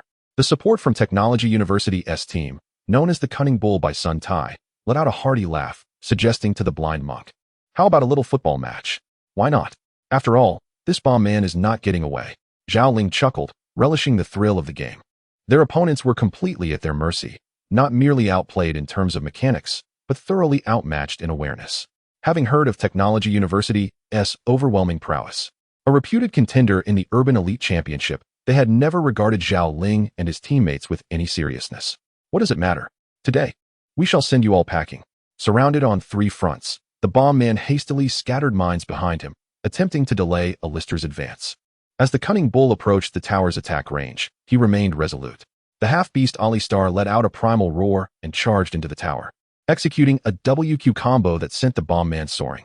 Upon landing, the bomb man deployed a W skill-timed bomb. But just as he was sent airborne by his own explosion, the blind monk delivered a kick that sent him crashing down. At that moment, the closest allies, Caitlyn and LeBlanc, heard Zhuang Mu's call for assistance and hastily abandoned their minion wave, rushing towards the mid lane. Every movement by Caitlyn and LeBlanc was observed by the Long Tung team, as Alistar's preemptive ward played a crucial role, especially in the bush beside the mid lane first tower. Under the blue team's true sight, no one was aware of Vayne's position. Like a leopard lying in wait, she stealthily stalked her unsuspecting prey. As the bomb man fell from the sky, landing right in front of Clockwork, she executed a swift QWR combo, eliminating him in an instant. Simultaneously, Qianya's Vayne activated her ultimate, evading detection as she closed in on her targets. Caitlyn and LeBlanc failed to notice Vayne's approach until it was too late. A massive crossbow bolt struck Caitlyn at an acute angle, pinning her against the wall across from the three wolves' camp. Swoosh, swoosh, swoosh. Vayne unleashed a barrage of bolts, piercing Caitlyn's body. Seeing this, LeBlanc responded with a QWR combo, dealing a significant portion of damage, but as a support champion. Her output was limited. Though Vayne had taken considerable damage, she appeared unfazed, bolstered by the lifesteal effect of the blade of the ruined king. With 3 arrows hitting true, Caitlyn had lost more than half her health. Even with the 2 of them attacking Vayne, given her current equipment, Han Guang had every reason to believe that his Caitlyn would not survive 3 shots. Sun Tai, witnessing this, released his E-skill, the Phantom Chain, only to have it dodged by Vayne's Q. Seizing the opportunity, Caitlyn flashed over the wall, fleeing desperately towards the safety of her mid-lane high ground tower. Almost simultaneously, Vayne pursued, activating the active effect of her Blade of the Ruined King, just as Caitlyn barely reached the tower's attack range, where Vayne's relentless arrows struck her down. With Caitlyn eliminated, Vayne's ambush was a success, but chasing LeBlanc for a double kill was now unlikely. However, Qian Yu was surprised to learn that the Dragon Lady had been killed by Kha'Zix and Trundle. Yin Xin sheepishly explained, "Sorry, I just mistimed my flash." "No worries. We achieved the strategic objective." Hao Shuang dismissed the mistake with a grin. This tactic is known as feigned retreats and covert maneuvers. We wiped out their mid laner and ADC, and we even secured a mid lane tower. Zhao Ling laughed. Having initially thought Qian Yu was merely hiding in the bushes for fun, it turned out he was planning a 1v2 against Caitlyn. With 4 kills under his belt and his current build, Zhao Ling had no doubt that Qian Yu could easily take down Caitlyn. However, destroying the tower remained a priority, as Vayne ignored the fleeing LeBlanc and joined her teammates to push mid lane. Kha'Zix and Trundle realized they could not return in time to defend the tower and instead opted to trade the first tower for the mid lane tower. Little did they expect that Long Tongue's team would dismantle the tower so swiftly as they moved to demolish the mid-second tower after the exchange. With Clockwork's wave-clearing prowess and Vayne's explosive damage, Technology University's mid-second tower lost a significant portion of its health until the bomb man respawned and launched a long-range ultimate to repel the assault. Incredible. A true 1v2. Jean Wei's admiration for Qian Yu soared once more. "Did you see that? That is Vayne for you." 3 arrows and she took down half of Caitlyn's health in an instant. Caitlyn didn't even have the courage to retaliate, Detu remarked. Ma Jun chuckled. Now that Qian Yu's Vayne has 5 kills, don't be surprised if he can handle a 1v5 situation if he continues to farm. Zhuang Xing felt a twitch at the corner of his mouth, clenching his fists in frustration as he mentally admonished himself to remain silent. With Detu and Jean Wei watching closely, he knew any rebuttal would invite a barrage of criticism. Observing the scene, Shimin Fei Yu's smile widened. "What do you think? I told you I had a good eye for talent." Xiao Mei chimed in, nudging Shimin Fei Yu playfully. Shimin Fei Yu ruffled her hair affectionately, nodding, "Your instincts are indeed sharp. Otherwise, why would you have chosen me?" "Just kidding. This lad is truly gifted, and our MTG team will certainly recruit him. After a period of systematic training, his potential will be boundless." Chapter 64. The Art of Tormenting the Fountain. 1. The concepts of feigned attacks and hidden strategies articulated by Hao Shuang may be somewhat vague, as the majority of the audience present were not well versed in these tactical terminologies. However, the remarkable prowess of the Longting team was evident from the ultimate outcome. After successfully demolishing the bottom lane, the most strategic move would be to advance in the mid lane to further consolidate their advantage. This game is aptly dubbed a tower-pushing game, for once a defensive tower is destroyed, not only does it yield a significant economic benefit, but it also allows for encroachment into the opponent's jungle. For instance, should the Science University team's bottom lane tower fall, the purple side, which should have had an unparalleled geographical advantage in the Dragon contest, would lose its positional leverage and find itself at a disadvantage in the ensuing skirmish. Previously, in the event of a failed Dragon contest, they could retreat to their own bottom lane tower, but now that path is unobstructed, allowing the Longting team to flank at any moment, whether through teleportation or ambush, employing a highly adaptable tactical approach. Moreover, the right half of the purple side's blue jungle would become fraught with peril. Thus, once the opponent's bottom lane tower is obliterated, the optimal subsequent action is undoubtedly to secure the dragon and squeeze the opponent's jungle economy before regrouping to push mid. The first mid tower holds immense strategic significance within the initial 15 minutes. Its destruction leads to the opponent's red and blue jungles becoming prime targets for invasion, resulting in a series of ambushes and buff contests, turning their jungle into a hunting ground for the adversary. Generally, when both teams are evenly matched and each lane is balanced, the only means to widen the economic gap apart from securing kills, is through jungle resources and buff control. Should one side gain an advantage, their best course of action, aside from pushing towers and claiming dragons, would be to invade the opponent's jungle, suppressing their economy and further escalating their own. The Longting team has adopted this very strategy. After dismantling the Science University team's mid-lane tower and significantly weakening their second tower, for players divided into two groups to sweep through the opponent's red and blue jungles. The blue side's mid and bottom lanes had already pushed to the opponent's tower, leaving no expectation that the adversary would disregard their defensive tower's minion wave to contest the jungle. After all, following Vayne's earlier ambush, who would dare face her divine crossbow alone without at least 3 allies? As their advantage grew increasingly palpable, when Guangyuan's Orianna secured 2 kills, both against the previously formidable mid-laner, Bomb Man. In a state of elation, when Guangyuan grew increasingly optimistic about a match he initially viewed with skepticism, he suddenly felt an illusion that the Science University team was not as formidable as others had proclaimed.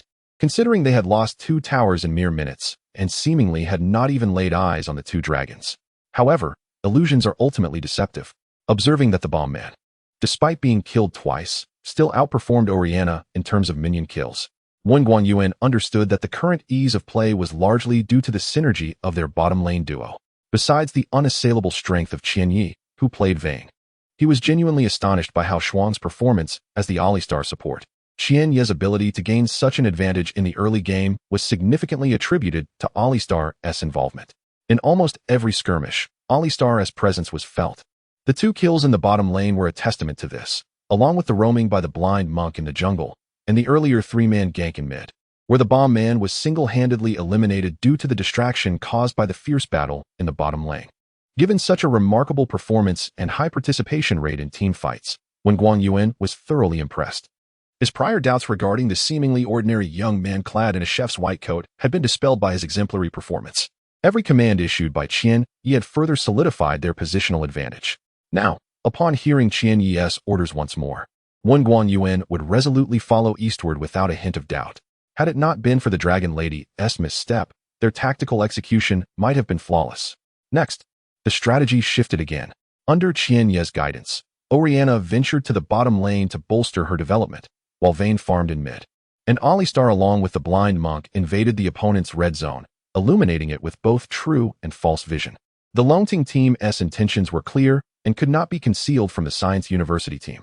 However, Qian Yi had no intention of shrouding their strategy, openly signaling their aim to push the top lane tower and challenging the opponents to defend against it. The AD carry and LeBlanc were urgently redirected to the top lane to assist the troll, while the jungle was thoroughly swept, leaving the Mantis with nothing to do.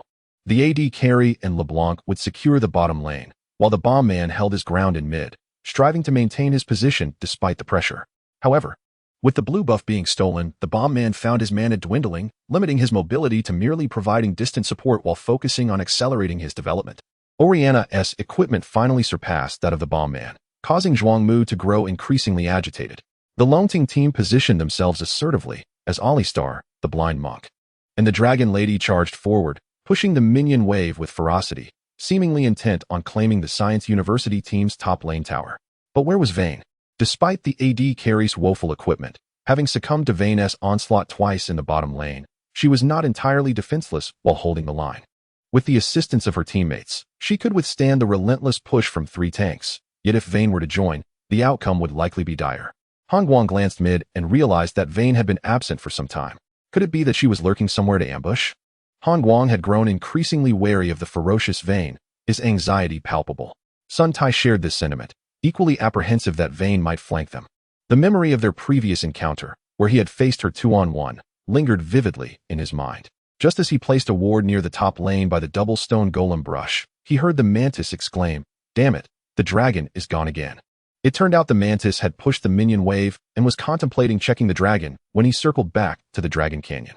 Upon placing a ward in the river, he witnessed the enormous dragon, with its massive wings flapping, emit one last defiant roar before plummeting from the sky. Vayne had just been beside it, ready to claim her bloodthirsty prize. The Mantis dared not linger, turning to flee. After all, facing a Vayne with 5 kills was a daunting prospect, even for 2 champions. The morale of the Science University team took a significant hit upon realizing that Vayne had single-handedly slain the dragon without anyone noticing. In such a brief span, They had lost 3 dragons, and the economic disparity continued to widen. The 2 tower dives had only deepened their despair, as their defensive towers seemed utterly ineffective against the Longting team's onslaught. In this realm of bloodshed and chaos, who could truly withstand the might of Vayne? Would you like to torment the fountain? Qianyi suddenly inquired. Chapter 65. The Art of Tormenting the Fountain. 2. Tormenting the Fountain. What a coveted aspiration it is in the hearts of many players. Almost rivaling the exhilaration of achieving a pentakill, regarded as one of the most thrilling experiences in the Summoner's Rift. Who wouldn't yearn for such a delightful spectacle? Moreover, considering that the opposing team is the prestigious Science and Technology University team, a top 8 contender in the Urban Elite Championship. While their prowess may not match that of elite professional teams, they are certainly more than capable of overwhelming amateur squads, particularly those akin to the Dragon Rising team, which operates out of an internet CAF. Facing them is akin to battling against bots, hardly worthy of concern. If it were indeed possible to torment the fountain before the Science and Technology University team's crystal base, what a joy that would be. It would serve as a fitting retribution for their prior arrogance. Zhao Ling chuckled heartily, having awaited this very sentiment from Qianyi. The mere sight of Vayne filled him with confidence. He would even welcome his champion, the blind monk, to equip supportive items like the crucible. In Xian, feeling guilty over his earlier blunder that allowed the enemy jungler, the Mantis, to secure a kill, was initially apprehensive about whether his mistake would necessitate a strategic overhaul by Qianyi. However, upon hearing Qianyi's enthusiastic declaration, he felt a wave of relief wash over him. Tormenting the fountain? Such an exhilarating endeavor certainly requires my participation. In Xian clapped his hands, eager to join in. Upon hearing this, Wen Guanyuan was taken aback momentarily, but then realized the terrifying potential of Vayne in the bot lane within merely 20 minutes. She had amassed 2.5 major items, and with the synergy of her W skill, her ability to dispatch tanks was akin to slicing through vegetables and slaying enemies like mowing down grass. It seemed that tormenting the fountain was not entirely out of reach. We shall follow your lead, Wen Guanyuan affirmed with a nod. Hao Shuang glanced at the unfolding situation and inquired, Qianyi, which lane shall we strike first? With a smile, Qianyi replied, the bot lane. Hao Shuang's eyes lit up, a knowing smile creeping across his face as he discerned Qianyi's strategy. As he would put it, in the early stages of the match, both sides would adopt a defensive standoff, akin to a shielded formation. Once an advantage emerged in any lane, it would swiftly morph into an offensive thrust, with the most well-equipped players serving as the spearhead. At this juncture, Dragon Rising was poised to pierce through the mid and bot lane defenses of the Science and Technology University team, with Vayne as the sharp tip of their spear, aiming to secure victory swiftly. The optimal strategy was to utilize this spear to breach the enemy's high ground defenses, allowing for an unimpeded advance. Dragon Rising regrouped, 5 players moving through the river towards the enemy blue buff area. After sweeping the jungle clean, they marched towards the second turret in the bot lane. Their momentum was palpable as they assembled to push forward. The troll, having already destroyed the enemy's upper first turret, was forced to teleport back to defend the tower against Dragon Rising's assault.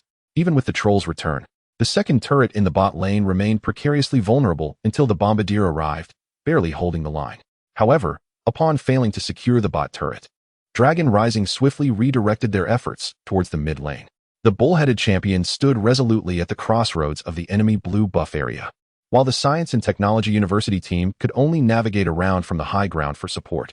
This delay allowed their already weakened mid-second turret to fall, and as Dragon Rising executed a flanking maneuver, the bull-headed champion unleashed his ultimate, enduring the onslaught of the turret and 2 players, depleting his health significantly and forcing the bombardier to retreat. With the bombardier absent, Dragon Rising's 4 members easily dismantled the second turret in the bot lane, advancing towards the enemy's high ground turret. The Science and Technology University team fought valiantly to defend, ultimately managing to repel Dragon Rising. 3 minutes later, as the troll had just pushed the minion wave to Dragon Rising's upper second turret, he was compelled to return to defend, for the Dragon Lady was still pushing in the bot lane, seemingly intent on a split push strategy. Zhuang Mu, overwhelmed by the relentless waves of minions in both lanes, noted that the dragon had respawned, and the wards they had placed offered a clear view of the dragon's lair. Should we seize the opportunity to ambush the dragon while they are preoccupied in the top lane? The jungler, Mantis, tentatively suggested. The dragon? Zhuang Mu mused, glancing at the minimap. At this stage, a single dragon appeared insufficient to alter the tide of battle. The disparity in tower strength was too great, and their only hope lay with the Baron. With a sigh, Zhuang Mu's attention was suddenly captured, his pupils dilating in alarm. No, they are attempting to steal the Baron. In the red buff area, Han Guang, having just secured the red buff, was taken aback. If the enemy secured the Baron buff, it would spell disaster for their chances in the match. Unbeknownst to them, Dragon Rising had systematically eliminated the vision in the Baron area. Had Zhuang Mu not alerted them, the situation might have gone unnoticed. Fortunately, the Mantis and the Enchantress were nearby, and upon Zhuang Mu's warning, the three promptly rushed towards the Baron pit. The Enchantress, agile as ever, placed a ward just in time to witness the four enemies, aside from the Dragon Lady, reducing the Baroness' health to below 5,000. The Mantis positioned himself strategically, ready to contest the Baron, while the marksman sought to leverage her range to harass from the sidelines. At that moment, the bull-headed champion suddenly appeared in the Baron pit, utilizing his Q skill to knock the marksman airborne before she could react with any abilities. Following up with a brutal charge, the bull-headed champion sent the marksman crashing into the Baron pit. The clockwork champion had long been prepared, waiting for the marksman to fall into his trap. Shockwave, he commanded, as a tremendous pull emanated from his magic sphere. And with the combination of his W and Q skills, the marksman fell without having a chance to cast a single spell. With the marksman down and the Baron's health dwindling, the Mantis leapt into the air, poised to snatch the Baron. The only opportunity for a comeback for the Science and Technology University team. What? Before the Mantis could land, he was pinned against the Baron pit's wall by Vane's skill, while the blind monk executed a swift combination of skills, sending the Mantis flying into the bushes of the purple side's red area, where he was swiftly eliminated. The Enchantress, hoping to exploit her agility to contest the Baron, found herself thwarted by the bull-headed champion and the blind monk. As a support champion, she stood little chance in a one-on-two situation and was forced to retreat. Zhuang Mu gritted his teeth, the Bombardier unleashing his long-range ultimate in a desperate attempt to secure the Baron at the last possible moment. However, Vane's damage output was overwhelming. Even with only the clockwork champion assisting, their speed in taking down the Baron was astonishing. Just before the Bombardier's ultimate struck, Vane fired her final shot, finishing off the Baron. Simultaneously, Yin-Xian's Dragon Lady teleported to the enemy's red area, while the Enchantress found herself ensnared, her skills depleted. She barely held on with her clone before the blind monk finished her off with a well-placed Q. What began as an audacious attempt to steal the Baron turned into an unexpected windfall. Qianyi initially believed they would be fortunate to claim a single kill on the Mantis, yet the Science and Technology University team continued to falter. With only the Bombardier and the Troll remaining, the Science and Technology University team could do nothing but watch as Dragon Rising's 5 members swept through the Baron area, effortlessly dismantling the mid-high ground turret and the crystal. During the defense of the 2 Nexus turrets, the bull-headed champion launched the Bombardier into the air, while the Troll and the revived marksman rushed in. Vane activated her ultimate, pinning the marksman against the enemy's crystal, securing the kill with 3 swift arrows. At that moment, Zhuang Mu realized that Vane had already acquired 3 core items, Blade of the Ruined King, Infinity Edge, and with 2 of her 3 arrows landing as critical hits. The marksman had not even a moment to cast her summoner spells. Subsequently, the Longting team, despite having a significant opportunity, failed to capitalize on it by dismantling the dual turrets. Instead, they retreated to their base. Moments later, the Tech University team, having lost their middle and bottom lanes, witnessed the entirety of the Longting team congregating before their base crystal, positioned just outside the fountain. The bull-headed champion danced outside the fountain, incessantly taunting. It seems I have glimpsed a greener pasture. I am quite irate, and the consequences shall be dire. Zhuang Mu silently observed the 5 members of the Longting team standing in a line, his face pale with fury, his lips nearly bleeding from being bitten. Chapter 66. Welcome to the Drail Alliance. Being cornered by 5 opponents at the fountain was an experience that Zhuang Mu had seldom encountered since joining the Science and Technology University team. Especially by the Dragon Rising team, a rather obscure and inconsequential group from a cyber CAF. The humiliation was akin to being caught in a compromising situation. What game behavior could most directly, brutally, and simply dismantle an opponent's psychological defenses? It was not achieving a pinnacle or acquiring 6 items by taking down both dragons. Rather, it was being trapped at the fountain, unable to escape. At this point, even seasoned professionals would find it hard to maintain their composure and continue the match. The top laner from the Science and Technology University team, playing as Troll, had lost the will to continue. Yet, Zhuang Mu was unwilling to concede defeat. Did he intend to wait for his opponents to toy with him before demolishing the base? Unable to tolerate Zhuang Mu's refusal to acknowledge failure, The top laner switched to a blind champion, charging out from the fountain. Qian Yi merely smiled, and the other members of Dragon Rising did not attempt to intervene. As the bull charged into the fountain, he was immediately struck by the laser beams within and was left critically injured. Fortunately, Huaxia's swift reflexes allowed the bull to retreat without perishing. Seeing this, the jungler from the Science and Technology University team, playing as Mantis, pounced forward, hoping to eliminate the bull and refresh his E-skill to leap back. However, the bull executed a seismic smash that sent the Mantis flying. And the other members of Dragon Rising swiftly followed up with their abilities, instantly eliminating the Mantis. The marksman stood in the fountain, attempting to shoot at the enemy. However, her equipment was inadequate, and even after several shots at the Dragon Lady, she could not inflict significant damage. Sun Tai did not harbor much hope for the situation. The enchanting lady had barely used her W ability before being left with low health, retreating alongside her clone back to the fountain. The bombardier dared only to huddle in the fountain, casting skills, fearful to step outside. Soon, the super minions from both the mid and bot lanes of Dragon Rising arrived, flooding the screen with a dense wave of blue minions. Even without Qian Yi's assistance in demolishing towers, the two turret defenses of the Science and Technology University team quickly lost health due to the relentless assault of the super minions. In a cacophony of destruction, the two turrets crumbled one after the other. "I'm done. Let's wrap this up and start again," Huaxia yawned, as the bull initiated his ultimate ability within the fountain, giving away a kill. The others focused their fire on the crystal of the Science and Technology University base, and moments later, amid a tremendous explosion, the scene froze at the moment Vayne charged into the fountain. Victory! Qian Yi tossed aside his headset, while Huaxia, brimming with pride, swayed his hips in front of everyone and hummed a little tune. "My goal is a man with 3 legs. I still want. Mama said a man must take care of his big bird, cannot let it fly around aimlessly, disappearing here and there. Moe, I must work hard. Da de me 11 hulada, hugu iya 11 hula 11. My donkey's call is the mightiest. An octuple kill is so powerful it can burst a flower. What is an octuple kill?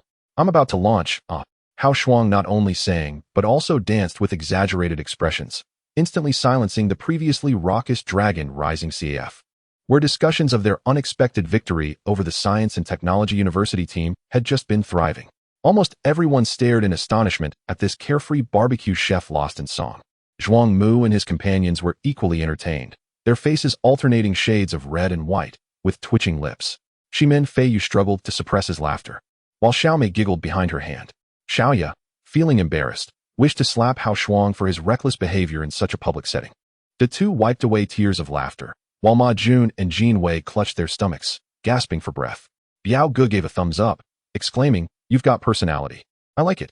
Wen Guangyuan lowered his head, secretly chuckling, while Zhao Ling and Yin Xian remarked, "So vulgar, so violent."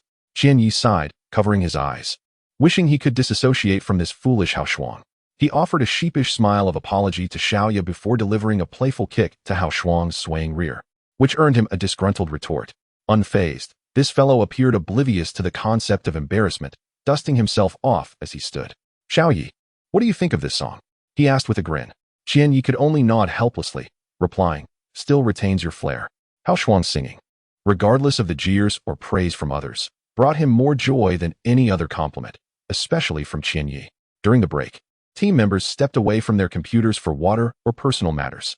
Qian Yi merely stretched and noticed Xiaoyu approaching, prompting him to discreetly tidy his attire.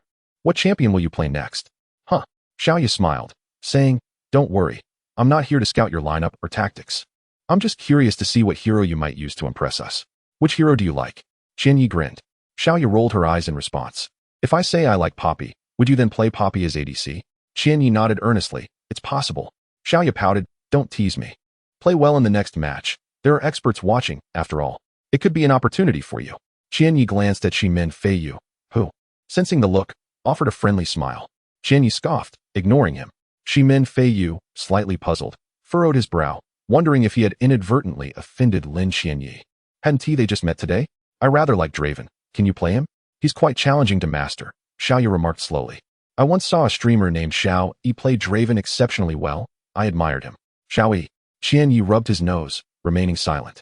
Xiaoyu wished to continue the conversation, but when Guang Yuan and others approached, inquiring about the next match's strategy, Xiaoyu waved goodbye, leaving Qian Yi with a parting glance. It was Xiao Lan, having arrived late due to personal matters, walked in to find no one in a match, as the first round had already concluded. Asking around revealed that the first match had finished, and upon looking up, she spotted Qianyi and Xiaoyu exchanging glances. Zhou Xiaolan's cheeks puffed in annoyance, and she turned to sit near Biao Ge. Just as Biao Ge contemplated striking up a conversation, he wisely chose silence upon noticing Zhou Xiaolan's expression, who would seek discomfort. Zhuang Xing saw his brother still seated, expressionless, seemingly lost in thought. Feeling a bit aggrieved, he approached, asking, "Brother, didn't you say you could easily defeat Lin Qianyi?" "Shut up." Zhuang Mu, already vexed, flared up at Zhuang Xing's unwelcome reminder, igniting the anger he had been suppressing. Zhuang Xing, already embarrassed by the ridicule from De Tu, Ma Jun, and others, had hoped to find solace in his brother's words. After being scolded, he defiantly retorted, "Zhuang Mu, why are you taking out your frustration on me? You were the one who boasted earlier. Why blame me now? This is just the first match. Who says we can't win? It was merely underestimating them. You go away. In the next match, we'll show them." Zhuang Mu waved his hand irritably, not truly wishing to scold his younger brother. Chapter 67. The first grab for ADC. In the stillness of the night, devoid of wind or snow, Tang Fei Bai ascended the solitary mountain, where graves and tombstones surrounded him, densely packed as if stretching into infinity. This was one of the largest cemeteries in WH City. Regardless of the accolades one amassed during life or the wealth and influence they wielded, in death, they were reduced to mere inches of earth, as ephemeral as smoke. Tang Fei Bai walked alone to the steps flanked by tombstones, pausing before one in particular. With a heavy sigh, he sat on the ground, lighting incense and candles, which soon flickered as paper money danced in the air. He placed a bottle of red watermelon juice before the grave, chuckling, "Others come to pay their respects with wine. But here I am with a bottle of watermelon juice. Who could resist this flavor, Xuanzi? Come, have a sip." In the desolate cemetery, no one would come to share the warmth of that watermelon juice. Tang Fei Bai uncorked a beer for himself, pouring out his thoughts. "Xuanzi, I remember your plans back then. I thought they were utterly absurd. I was just a wayward student, expelled from school, working menial jobs in a shabby restaurant, and spending my meager earnings in a dingy internet CAF to play games. Everyone, including my parents, believed my fate was to toil for the rest of my life, merely hoping to marry someday. Xuanzi, I can still vividly recall when you draped your arm around my shoulders and said, 'Xiao Bai, why not pursue a professional career?' I was clueless about what being a professional gamer entailed, and you, rather unkindly, offered no explanation, merely suggesting that gaming could be lucrative. I was a staunch skeptic, having only heard of people spending money to play games, never of anyone earning from it. In those days, there were many charlatans. Yet I foolishly believed in your words. Do you remember our first trip abroad? You pointed at the Statue of Liberty, saying, 'Once we win the World Championship, let us go up there and relieve ourselves.' I vividly recall the astonished faces of the foreigners when you were crowned the king of eSports. We, a quintet brimming with youthful ambition, believed that upon returning home, sponsorships would flow in, propelling our team to the pinnacle of the gaming world. Just as we were buoyed by our dreams, you left us without so much as a farewell. Do you know how I felt when I saw you lying in that hospital bed? I wanted nothing more than to slap you awake. You may have departed unceremoniously, but I'll carry on for you. Yet, those ungrateful souls you nurtured have seemingly forgotten who elevated them. How many of them will pour a glass of your favorite watermelon juice before your tomb on Qingming Festival?" As Tang Fei Bai poured out these sentiments, his face was awash with tears. He wiped his face with his sleeve, tilting his head back to gulp down a mouthful of beer, only to be met with a coughing fit. Once he regained his composure, he continued, "Didn't you say you found a promising talent? Someone whose potential was being squandered by not playing eSports? I assumed your judgment was impeccable, yet you never divulged the identity of that individual. Perhaps you sought to temper his ambition, to hide his brilliance until the right moment, but you left without revealing who he was, that brother-like prodigy of yours. The others in the team signed long-term contracts, while I remained unsigned. Money was of little concern to me, even if the new recruits earned thrice what I could. I never complained. I simply awaited the arrival of that talented individual you spoke of. If he pursued a professional career, I would switch teams without a second thought. For he was your disciple, and that legacy must carry on. Yet, I waited in vain. That Korean team clinched the S3 World Championship last year, and my frustration grew. Today's youth seem obsessed with streaming for quick riches, forgetting the purity of our early aspirations. If only you were here, we wouldn't have to contend with such mediocrity. The current esports environment in our country is too tumultuous. If this continues, we may not see a championship in S4, let alone S5. Alas, I've spoken too much today. I merely came to keep you company for a while. With that, The inebriated Tang Fei Bai leaned against the tombstone and drifted into a light slumber. If anyone were to witness him conversing with himself in the graveyard at night, they would surely be startled. In stark contrast to Tang Fei Bai's solemn atmosphere, the Dragon Rising Internet CAF buzzed with excitement, particularly regarding the upcoming second match. The Technology University team was renowned, and their loss in the first match was perhaps due to overconfidence. Everyone anticipated that they would unleash their full potential in the second match, a sentiment shared by the other members of the Dragon Rising team. Zhuang Mu and his teammates had meticulously discussed strategies, determined to employ a carefully honed tactical formation meant for the National University League. However, they had faltered in their first attempt against the Internet CAF team, and without needing Zhuang Mu to suggest it, everyone agreed to utilize this formation against Dragon Rising. This was a matter of pride. Thus, the Technology University team felt a collective pressure to win. Meanwhile, aside from Wen Guangyuan and a few others who appeared somewhat tense, Qian Yi and Hao Shuang were unusually relaxed. With Hao Shuang discussing the intricacies of the song 8 kills he had just performed, Biao Gu leisurely lit a cigarette, indifferent to the match's outcome, as he had already profited from the tournament. Whether Qian Yi could enhance the performance of Dragon Rising would depend on their skills. Soon, both teams resumed their seats. Unsurprisingly, the Technology University team banned 3 champions, Vayne, Alistar, and Oriana, having faced considerable difficulties against them in the previous match. The first time Wen Guangyuan was targeted in this manner, he felt a mix of pride and astonishment at the attention. The Dragon Rising team opted to ban Fishman, Li Xin, and Trant, a choice that took the Technology University team by surprise. When the Technology University team confirmed their support champion, the Dragon Rising team's first pick left everyone astounded. An ADC as the first pick? This was a rarity in competitive play. What was more startling was that Qian Yi's chosen ADC was none other than Draven, a champion without any mobility. Ignoring potential counters by selecting Draven first was audacious. Xiaoya gasped, covering her mouth in disbelief as she stared at Qian Yi. She had merely jested, never expecting him to take it seriously. Chapter 68. Draven's standard equipment regarding the issue of first picking an ADC, unless it is a currently popular and must-ban ADC. It is rare for anyone to select an ADC in the initial draft. Typically, both primary carries are reserved for later picks, not only to adapt to the opposing team's composition, but also to target a specific champion. For instance, if the enemy team boasts a plethora of tanks, champions like Vayne or Kog'Maw would be excellent choices. Conversely, if a fast-pushing strategy is in play, champions such as Caitlyn or Tristana would undoubtedly take precedence. Choosing an ADC or mid laner early can render one susceptible to counter strategies, especially in the later stages of the game when, aside from the mid lane AP carry, the ADC is responsible for a significant portion of the team and Oppo's damage output. A swift demise of the ADC often spells doom for team fights. If the Longting team were to select a functional ADC like Jhin, the audience would likely grasp the rationale more easily. However, picking Draven raises eyebrows. Aren't they concerned about the enemy team assembling a composition heavy on crowd control and burst damage? After all, Draven, lacking mobility, is particularly vulnerable to such tactics. Had it not been for Vayne's spectacular performance in the first match, many might have assumed that the ADC player from Longting was foolishly overconfident. Yet, perhaps this is indeed a manifestation of their self-assuredness. Nevertheless, such bravado seems excessive.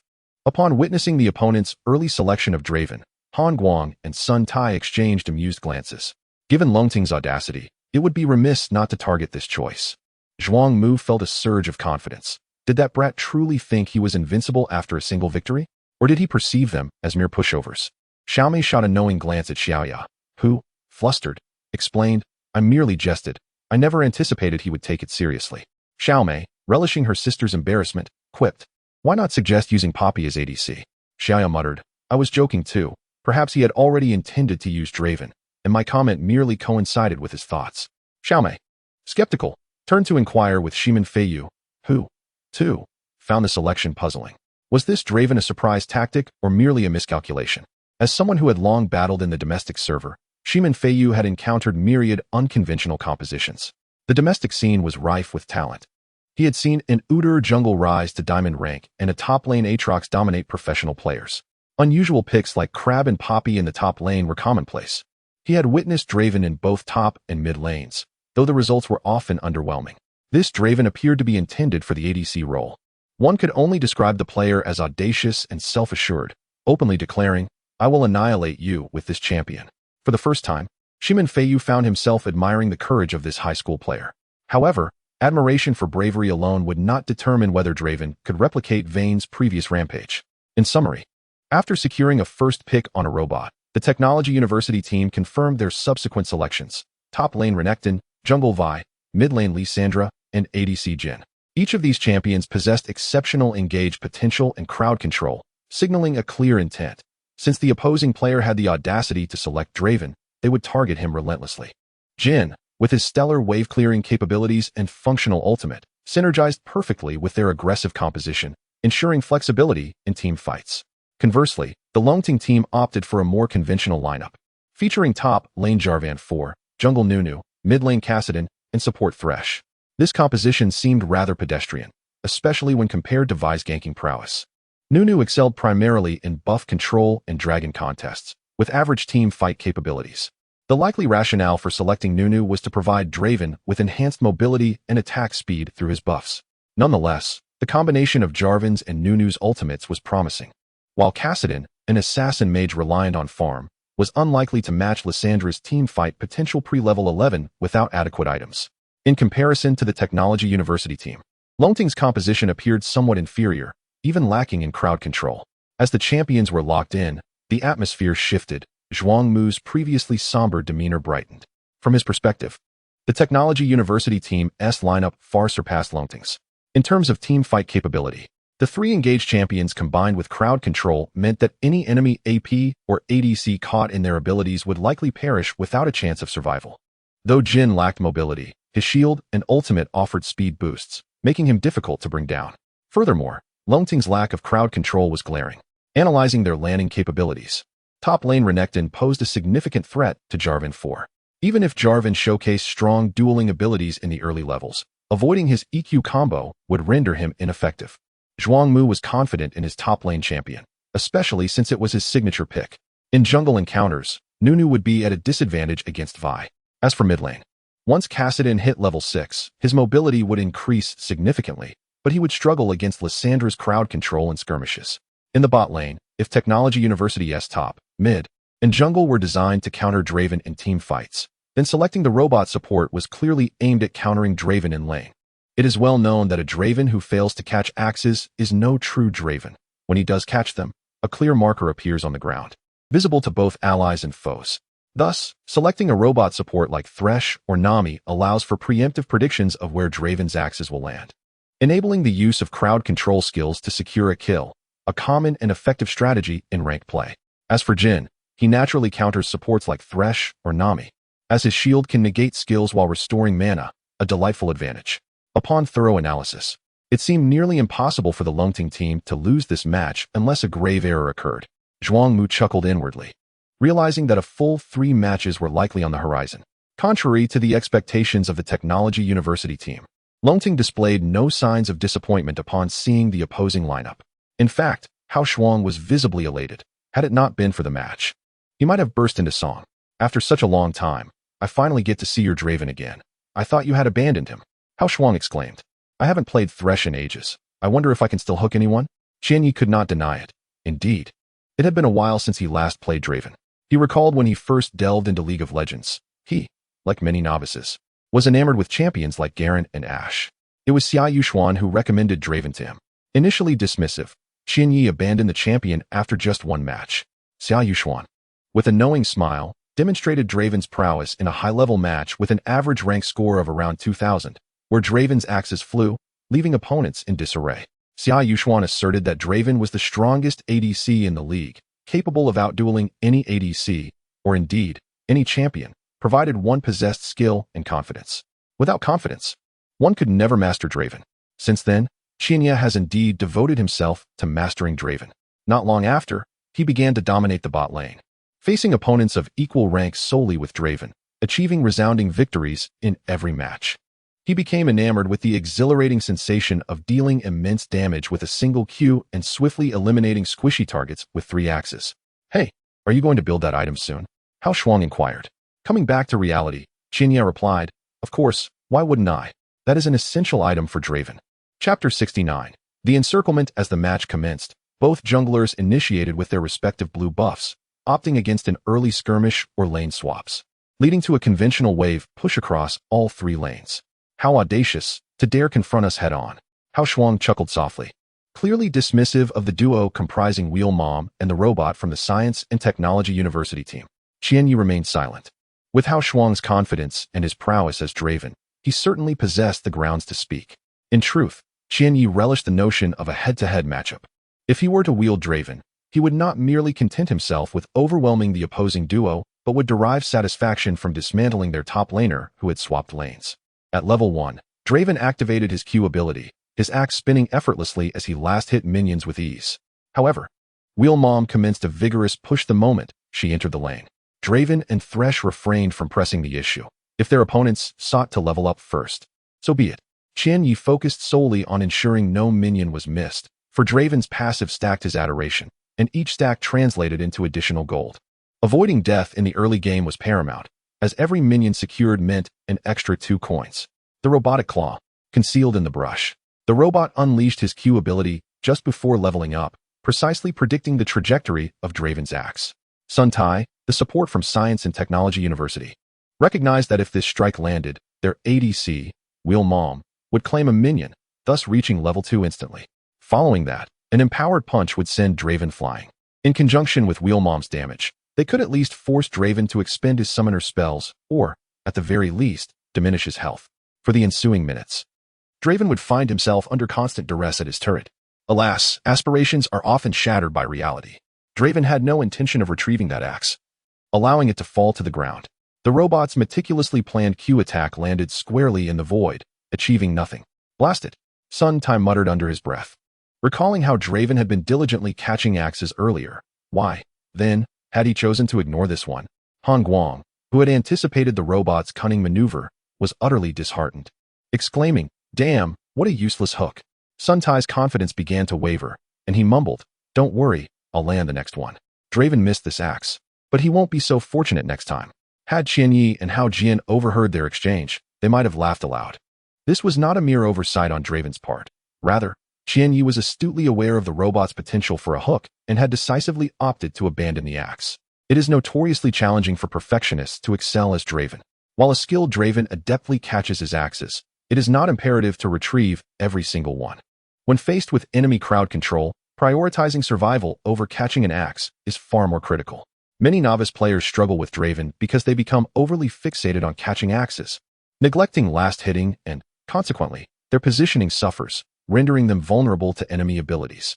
In truth, the trajectory of Draven's spinning axes follows a specific pattern. When stationary, the axes will return to land at his feet or within a distance of 100 units to either side. Should he move while the axe is in flight, it will land approximately 400 units in front of him, following the direction of his movement. Thus, the notion that catching axes hinders positioning is absurd. A proficient Draven uses his movement to control the landing of his axes. At this moment, Wheel Mom and the robot from the blue side reached level 2 first. After applying pressure on Draven and Thresh, they both leveled up, and the minion wave balanced itself once more in the river's central vicinity. Thresh refrained from throwing his hook, only opting to strike Wheel Mom when her positioning faltered, utilizing his E-ability's passive to land a couple of attacks. Early on, one must never underestimate Thresh's auto-attacks. If he lands a few, the ADC will be in dire straits. Han Guang found this Thresh particularly irritating, sneaking in a few hits here and there, embodying the essence of that pesky barbecue vendor. The audience was left feeling disenchanted, expecting Draven to replicate the aggressive playstyle of the previous match's vein, securing kills before level 6 and subsequently soaring to dominance. This methodical landing phase was decidedly lackluster. Meanwhile, the top lane erupted into a lively exchange as both champions reached levels 1 and 2, while Kassadin in the mid lane, bolstered by his flask, occasionally traded blows with Lysandra. Moments later, the movements of both junglers piqued the audience's interest. The jungler from Science and Technology University, Vi, after failing to secure ganks in other lanes, rushed toward the bottom lane with both buffs in tow. Nunu, the jungler from Dragon's Roar team, seemed to sense impending conflict and hurried to join. Vi stealthily maneuvered from the bottom lane's turret to the brush on its side, biding her time for the perfect opportunity.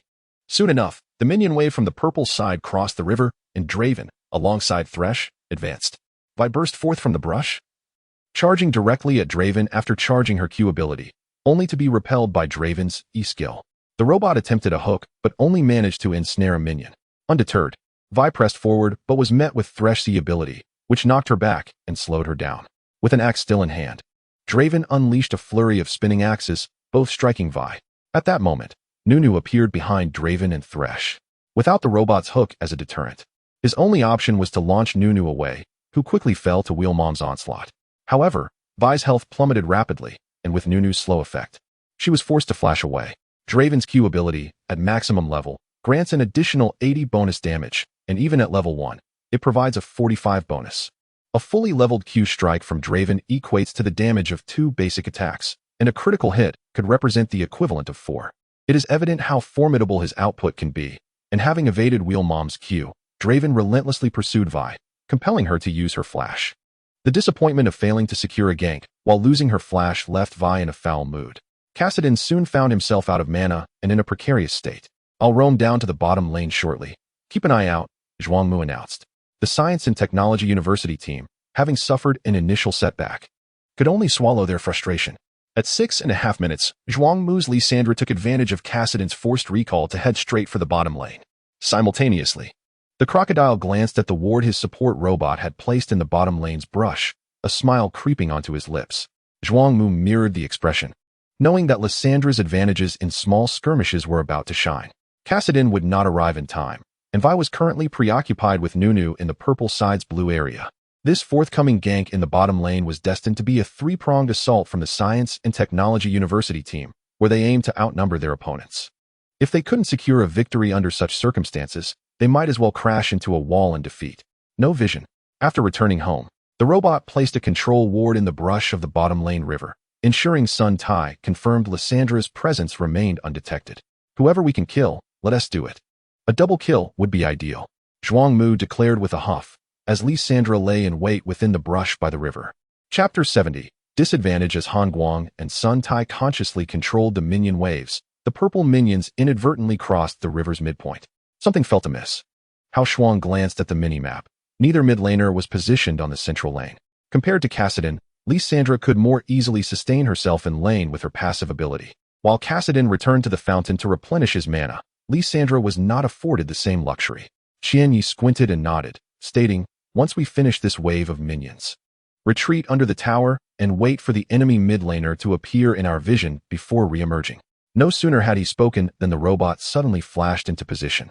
Unfortunately, Draven's movements were too cautious. The robot could merely land a punch on Thresh, who was knocked back.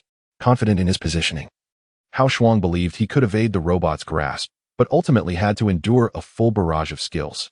At that moment, an icy claw shot down the river, Lysandra's glacial path. "This is bad. We're ambushed," Hao Shuang exclaimed in surprise. "Don't panic, just engage," Qianyi urged. "Reinforcements from the top lane are on their way." Zhuangmu was equally determined to gain an advantage in the bot lane. He intended to eliminate Draven, but his support had targeted the opposing Thresh instead, so they would have to eliminate Thresh first. "Draven and Appos. S movements are too careful. We aren't and Appos. T close enough," Sun Tai explained. "No worries, let us take down Thresh first." Zhuangmu gritted his teeth and smirked. "Close your eyes and let the frost take you." Lysandra approached the battlefield using Glacial Path, and Zhuangmu unleashed his skills without reservation. With a sweeping motion, Lysandra conjured a flurry of frost, her ultimate, Frozen Tomb, encasing Thresh. In the next instant, the blue team's 3 members concentrated their fire on Thresh. Qianyi had retained his axe in hand to manage his mana. Seeing Thresh under siege, Draven immediately threw both axes, dazzling in their flight, striking Lysandra, who was at the forefront. Zhuangmu gasped, "Why does that hurt so much?" Qianyi's Draven possessed a unique set of runes: 2 physical penetration, 1 attack damage, 9 armor in yellow, 1 attack damage, and 8 magic resistance in blue, and still 9 attack damage in red. His mastery was 2190, and the double-edged sword was essential for him. He took pride in his positioning and damage output. Hence Lysandra felt the sting of Draven's axes more acutely than others. The moment Lysandra appeared in the bot lane, Yin Xian heard Qianyi's call for assistance and promptly teleported to the ward in the bot lane. How is he so accurate? Yin Xian gasped. Just moments ago, Qianyi had ordered him to assist before Lysandra even arrived. Could he have predicted her gank? Yin Xian surveyed the river in the bot lane, noting the absence of his team's wards. Was this awareness? With Qianyi's command, Yin Xian's top lane Jarvan arrived slightly faster than the incoming Renekton. There's no way to let them escape. Thresh's hook hit the wheelchair mother, briefly interrupting her output. This momentary control allowed Thresh to survive for an extra second, sufficient for Huaxia's Thresh to unleash his E-skill, knocking up both Lysandra and the robot. The robot executed his Iron Fist skill but had retained his hook, rendering him largely ineffective against the rampaging axes of Draven from behind. Thresh fell first. Lysandra's last Q skill secured Thresh's kill, but Draven's W skill refreshed infinitely, unleashing a torrent of axes that severely wounded Lysandra as she attempted to flee. At that moment, Jarvan teleported down. "Don't chase," Qianyi urgently cautioned. Yet, in a moment of rashness, Yin lunged forward, executing a combo that caught Lysandra. Qianyi sighed in resignation. Draven, in a swift motion, eliminated Lysandra. What had begun as a one-for-one trade, losing a support for a mid laner, now turned into a significant loss. Huaxia shook his head. Draven could have easily secured the kill on Lysandra with a flash, and once Jarvan arrived, he only needed to withstand the incoming Renekton or intercept the robot's hook. If he could have blocked either skill, Draven would have had a chance to escape. With Jarvan's EQ combo followed by a flash, he might have survived. Draven could have secured a mid laner kill, rendering the trade favorable. However, Xian's impulsive approach turned the tide drastically. Qianyi understood that the robot had been saving his Q skill specifically for Draven, and with Renekton teleporting in, the objective was evident: to kill Draven. Despite his reluctance to use his flash, Qianyi was forced to create distance as Renekton closed in. Simultaneously, the robot, seeing Draven evade the hook, turned his attention to Jarvan, who was being relentlessly attacked by Wheelchair Mother, with the robot and Renekton closing in, forcing Jarvan to flash to escape. But the robot finally hooked, and Jarvan was subjected to a brutal assault. Just as he flashed away, Renekton, failing to stun Draven, inadvertently caught Jarvan instead. The ground quaked. Jarvan unleashed his ultimate but was swiftly surrounded by 3 members of the blue team, leading to his demise. Qianyi assessed the situation and deemed it unnecessary to use his healing spell. Draven's loss of flash was already a significant setback. In a 1-for-2 exchange, the Tech University team secured 2 kills. Xian felt a pang of guilt, saying, "I'm sorry, that was my mistake. It's fine, as long as Draven is alive." Huaxia waved dismissively. In the past, he would have berated his teammates for such errors. Zhuangmu laughed. Even though Lysandra had fallen, it was not without merit. Moreover, this was the first time they had gained an early lead against the Lungting team. Zhuangmu felt it was worthwhile, having taken 1 kill each in the top and mid lanes, which was undoubtedly a profit. Given Qianyi's confidence in selecting Draven, Zhuangmu was eager to see how the rest of his teammates would fare. With everyone else collapsing, he wondered how they would protect Draven. Did Draven truly believe he could take on 5 opponents single-handedly? Without flash, Draven would likely be unable to engage effectively in the bot lane for the time being. Thus, Huaxia summoned the jungler, Nunu, to embark on a dual roam. Previously, when partnering with Qianyi, Huaxia's support had never favored remaining in the bot lane. Much like their last match, where he ventured into the brush to hunt, Huaxia preferred roaming. Has the kill blade been acquired? Huaxia glanced at Draven in the bot lane and inquired. Qianyi nodded, given the current situation. It seems like there's still a long way to go to stack it. That's fine, as long as you have the kill blade. We should be fine this match. I'll go roam, just be cautious in the bot lane, Huaxia remarked. Meanwhile, the Tech University team began to exhibit their strength, showcasing superior detail across the map, aside from the bot lane, compared to the Lungting team. Huaxia intended to accompany Nunu to control the enemy's blue buff, curbing Lysandra's development and support. As this was her peak phase, Kassadin needed time to grow before he could exert influence.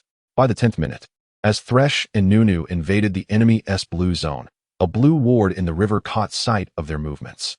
In the top lane, after securing a kill, Renekton kept Jarvan pinned beneath the tower, while Vi lurked near the large ghost, aware that Kassadin's wave-pushing capability paled in comparison to Lysandra's. After rapidly pushing the lanes in the mid and top, the Tech University team turned their attention to the river, preparing to ambush Thresh and Nunu in their jungle. Chapter 71. The Little Dragon team. As Huaxia's Thresh ventured into the enemy's blue zone, he sensed impending danger, for both the top and mid lanes were conspicuously absent. "Hurry," he urged. What? Zhao Ling, momentarily bewildered, was tempted by the nearby blue buff, easily within reach. Enemies are approaching. Huaxia could not afford to elaborate further. He retreated to the river near the entrance of the Baron Pit, tossing a lantern at the snowman Nunu, who had reached the enemy's blue buff. Trusting the prowess of his support, Zhao Ling did not hesitate, recalling the flawless performance of Thresh in their previous skirmishes.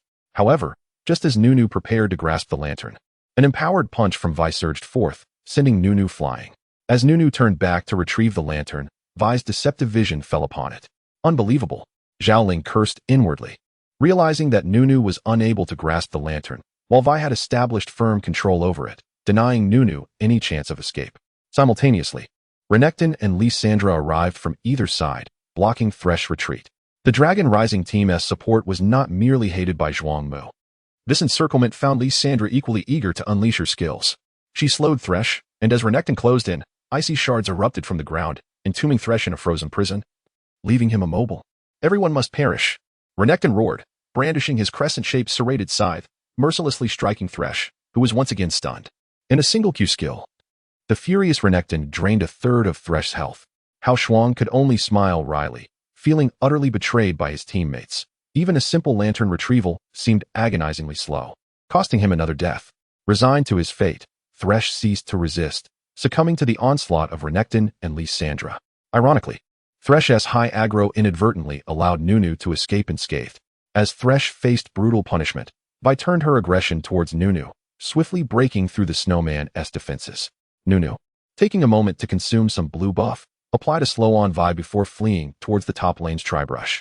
Engaged in their assault on Thresh, Renekton and Lysandra were unable to pursue Nunu, who, upon reaching the Tribrush near the opponent's top turret, flashed over the wall into the river's brush. Meeting with the prince who had come to assist. Observing Thresh's dwindling health, they promptly turned away, resolutely abandoning their ally.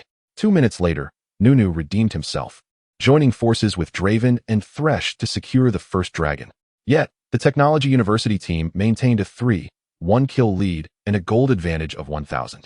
Most importantly, these two small skirmishes had subtly bolstered the morale of the Technology University team, who, shaken in the previous match, now brimmed with confidence. The so-called prowess of the Dragon Rising team was revealed to be nothing extraordinary. Their defeat in the first match was likely due to overconfidence, and with renewed focus. The Technology University team remained a formidable presence, dismissive of ordinary CAF teams.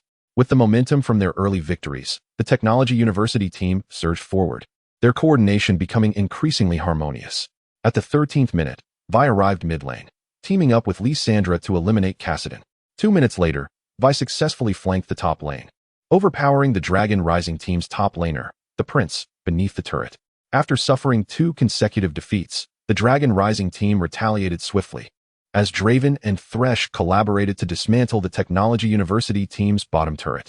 In the initial skirmish in the bottom lane, Draven secured a kill and promptly returned home to purchase a Bloodthirster. Although he had yet to stack its power, the Wheel Mom could hardly withstand the damage from Draven's 2 flying axes, enduring relentless pressure from both Draven and Thresh. During this time, Han Guang began to voice his grievances towards his support, Sun Tai. The robot's Claws Haven T landed a single hit on Draven. Sun Tai remained silent, as Draven's movements were indeed elusive, consistently placing his axes just behind minions. Furthermore, Thresh was not solely focused on ensnaring the Wheel Mom. Any misstep by the robot would result in being caught by Thresh, allowing Draven to unleash a devastating combo. Fortunately, the Technology University team maintained advantages across all lanes. Otherwise, Han Guang genuinely feared a repeat of the previous match's collapse. As for Draven, having acquired the Bloodthirster early, he had yet to stack its power, which amused Han Guang. The Bloodthirster was particularly potent in the early game, losing its effectiveness as the match progressed. Zhuangmu remained unperturbed, having just slain Kassadin, and sought to repeat the feat. If Kassadin, a late-game AP threat, fell victim to further ambushes, he would pose little danger to the backline. At the 16th minute, the robot and Vi roamed mid-lane, once more eliminating Kassadin. Meanwhile, the Prince, unable to contend with Renekton, watched helplessly as their top turret succumbed to destruction.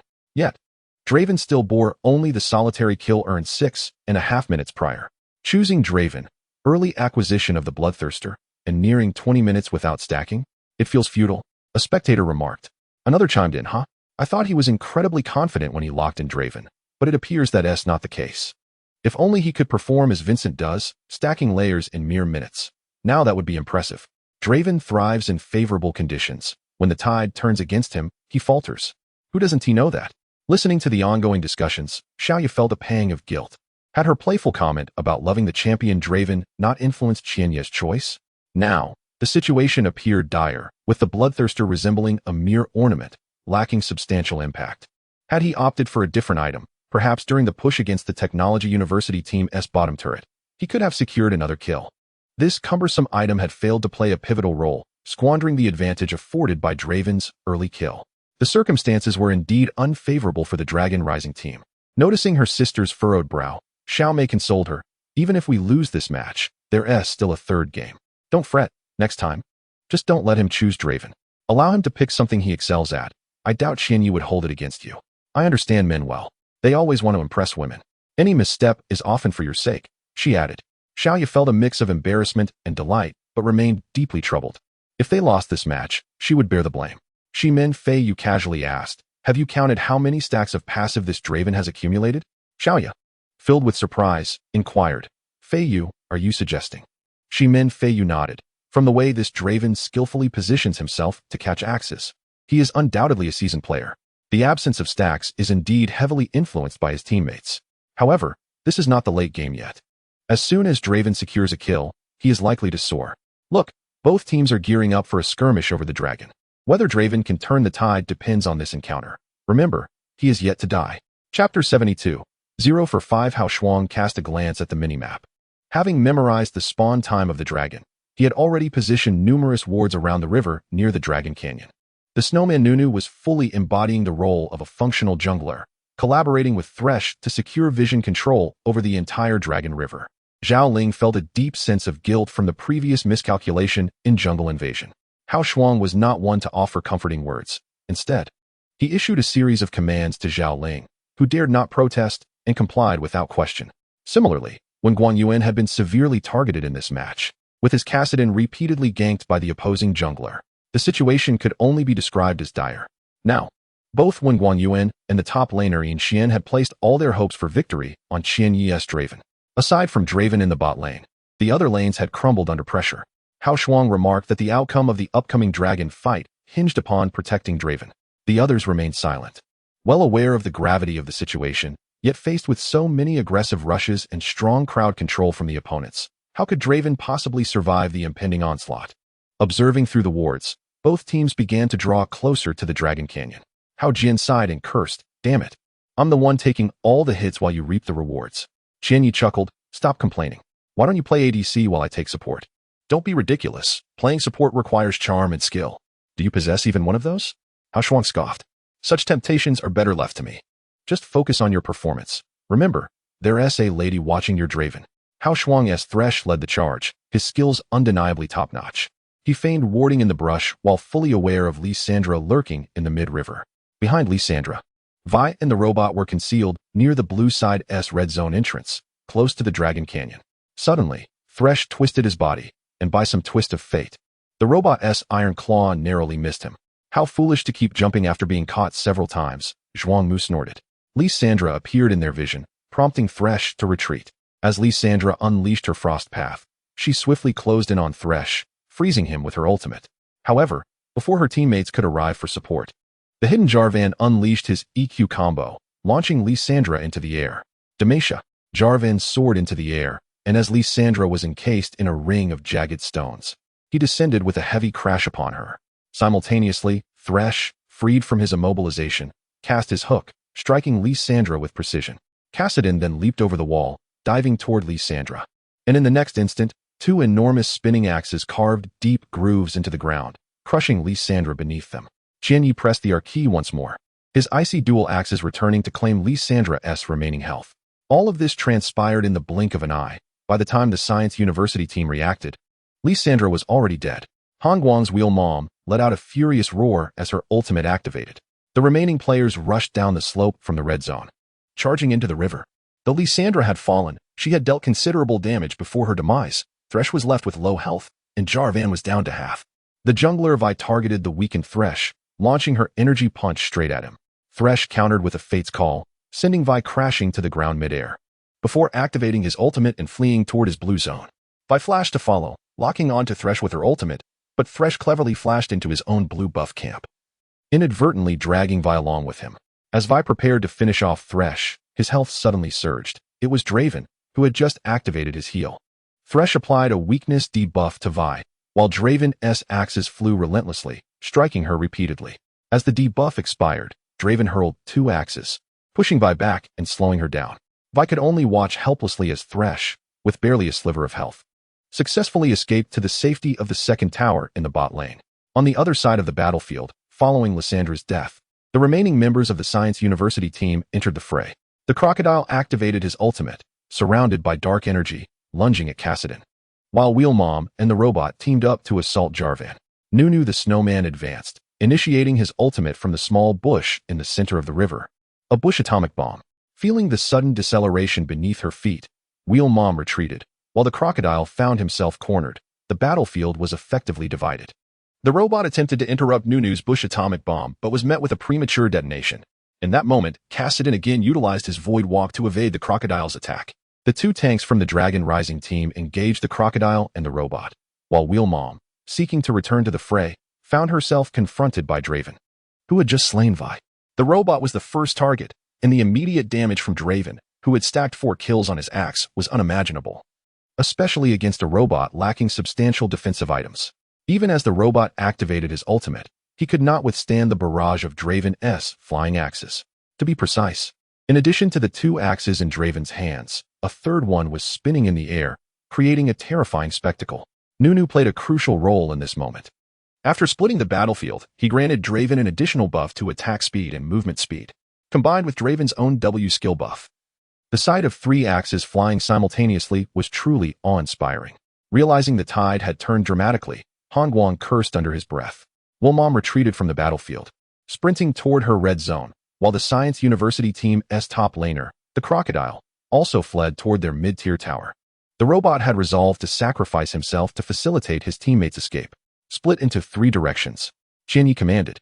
Nunu stayed behind to keep the robot occupied, while Kassadin and Jarvan pursued the crocodile, and Draven followed Wheelmom. With the axe's refreshing W skill, Draven dashed forward, bolstered by the blue buff he had seized from Lysandra, and entered a frenzy mode, his axes spinning like wheels of fire. The crocodile, having retreated to mid lane, found himself slowed by Kassadin. Just as he intended to turn and eliminate Kassadin, Jarvan's EQ combo came off cooldown, striking the crocodile decisively, allowing Kassadin to claim his life. Faced with Nunu's snowball slowing him down, the robot found himself utterly trapped, ultimately being chased down and killed by Nunu. As for Wheelmom, she had barely reached the brush outside her red zone when Draven, in hot pursuit, felled her with a swift axe. Ace, as the computer notification echoed. Silence enveloped the internet CAF, with spectators exchanging bewildered glances. Wasn't it said that the Science University team held a significant advantage? Weren't they deemed invincible in team fights? How could they be utterly annihilated in a single encounter, losing 0-5 after being lured into a trap by a wild Thresh? Remarkably, the Dragon Rising team emerged unscathed, while the once dominant Science University team was completely wiped out. Moreover, Draven had achieved a triple kill and 2 assists, his kill count skyrocketing as his previously useless knife transformed into a true slaughtering blade in an instant. Heavens, how could this have happened? Chapter 73. Tensions rising. Huaxia had been quietly observing the match, unperturbed even as the Longting team found themselves at a significant disadvantage early on. Despite Draven acquiring the lethality of the killing blade early in the game, it proved to be of little consequence. The other lanes fell victim to relentless ambushes, and the jungle incursions resulted in assaults. Yet Huaxia remained remarkably composed. Through their brief encounters, while not deeply acquainted, Huaxia held an unwavering belief in Qian Ye's cunning strategies, particularly that of the seemingly unassuming barbecue vendor with his mischievous gaze. Clearly, they were kindred spirits. The early game tactics they employed, characterized by a deliberate underestimation before a sudden escalation, were indeed thrilling, as evidenced by the audience's reactions. However, the outcome of the Dragon skirmish, resulting in a staggering 0-5, was somewhat unexpected. The Technology University team had been hasty. Had Lysandra waited for her teammates, the outcome might have been different. It must be said, the spectacle was quite remarkable. Shimin Feiyu felt increasingly elated. Initially anticipating the discovery of a promising newcomer during his visit to WH City, he now sensed an unexpected boon. If he could recruit this bottom lane duo from Longting, it would significantly alleviate the ongoing challenges in forming a second team. With further refinement, their ascent to the first team would not be out of reach. Last year, the MTG team underperformed, failing to qualify for the S3 World Championship, which left their loyal fanbase disheartened and the management in turmoil. Similarly, SKT1 experienced a lackluster spring season, prompting a bold restructuring that led to the formation of what is now known as SKT1. The results of this overhaul are well known to the global gaming community. The newly formed SKT1 team not only triumphed over their old rivals, but also clinched the Ogian Summer Championship and dominated the S3 World Championship, emerging as the preeminent team worldwide. The MTG management sought to emulate this model, introducing a competitive rotation system where performance dictated starting positions. Unfortunately, finding suitable candidates proved elusive. As a stakeholder in the family enterprise and a potential heir to the club's future, Shimin Feiyu was particularly invested, which is why he hastened to WH City upon viewing a video from Xiaomei. Now, it appeared that this journey was indeed worthwhile. Two promising talents could serve as a vital lifeline for the beleaguered MTG team. The Dragon Skirmish was a twist of fate for Shimin Feiyu. Lysandra initiated the assault decisively, yet her teammates failed to synchronize, leading to a dispersion of damage that allowed Draven to capitalize. Should they manage to eliminate Draven in the next team fight, the Technology University team might still have a chance at victory. Longting's composition leaned towards a protective strategy for Draven, but it was not the conventional approach. A single misstep could spell disaster. They could only hope that Nunu and Thresh would safeguard Draven. And no doubt Qian Yi was acutely aware that without summoner spells or the Mercury treads, he would be reluctant to engage. Listening to Shimin Feiyu's analysis, Xiaoya grew increasingly concerned. All of Longting's fortunes rested on Draven, who, as Shimin Feiyu remarked, was indeed the linchpin for their success. The Technology University team was undoubtedly cognizant of this fact and would likely target him accordingly. Without mobility, the next team fight promised to be even more perilous than the previous one.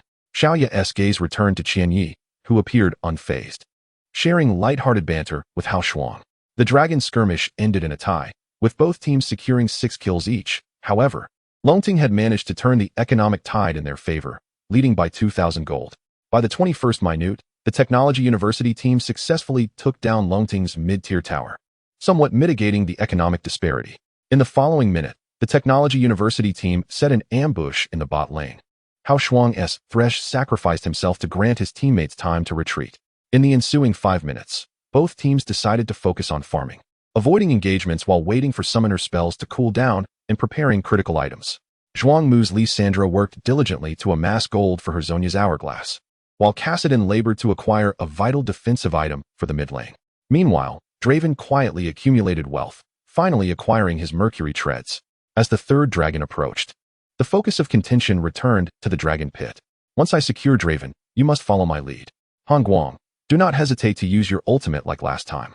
Deploy it at the earliest opportunity. Zhuangmu reiterated insistently to his teammates.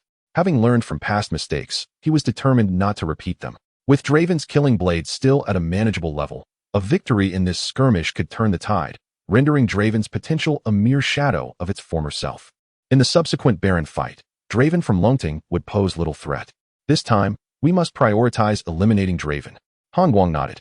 Noting that his own defensive item was ready, Mercury treads along with his shield and double summoner spells gave him a fighting chance. Both teams quickly congregated in the narrow dragon pit, with the blue side, the Technology University team, occupying the left side, and the purple side, Longting, claiming the right. As both sides vied for vision control around the dragon pit, Zhuangmu felt bolstered by his Zhonya's hourglass. It was Lysandra who initiated the engagement. Her glacial path breaching Longting's defenses, her ultimate ability freezing Draven in place.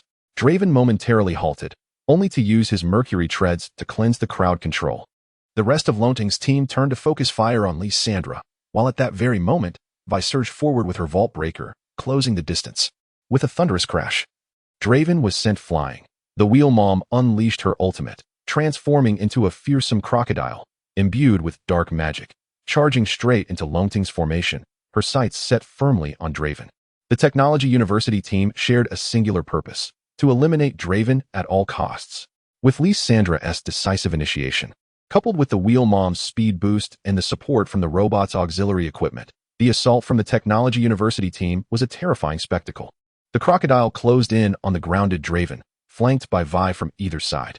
This is it. They are clearly intent on taking down Qian Ye's Draven. The two could hardly bear to watch, realizing that after sustaining so much damage, it would be nearly impossible for Draven to survive. Ma Jun sighed, clearly. The lineup on Qian Ye's side was inferior to that of the Technology University team, and there was no way to halt the onslaught if the opponent truly committed. Draven's killing blade was about to fall. Chapter 74. The quintuple kill of Draven. Alas, these individuals are utterly contemptible. If they possess any skill, they should refrain from targeting Draven. Jin Wei exclaimed in frustration.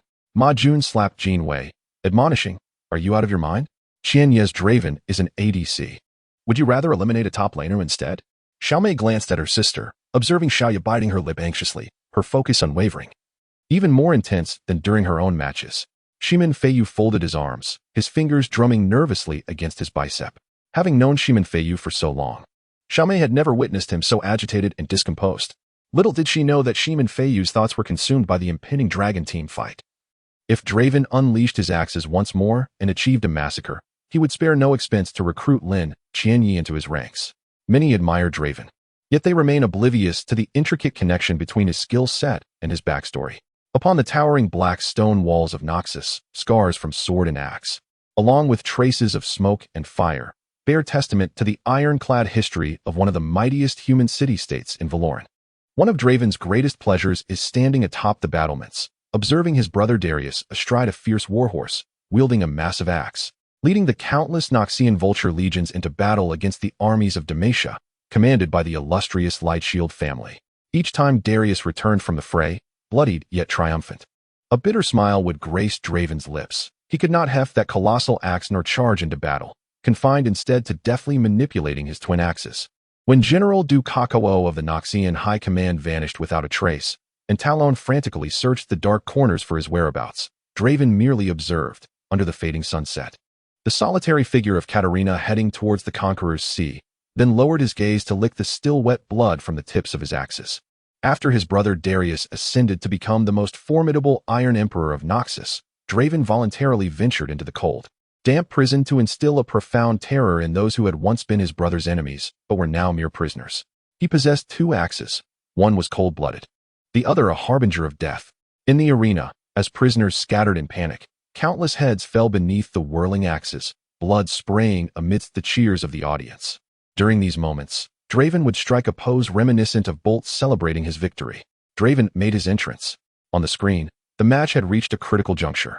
The crocodile on the left, Vi on the right, as all anticipated Draven would find himself flanked by both. Thresh unleashed his ultimate, and Draven flashed over the wall.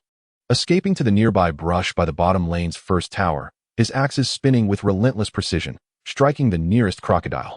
The Q skill's range of 925 units was sufficient to outshine most ADCs, especially with just a flimsy wall separating them.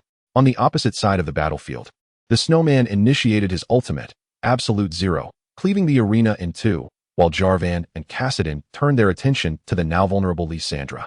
Seeing Draven evade capture, the crocodile recklessly flashed over the wall to pursue him. Unexpectedly, a lantern appeared at Draven's feet.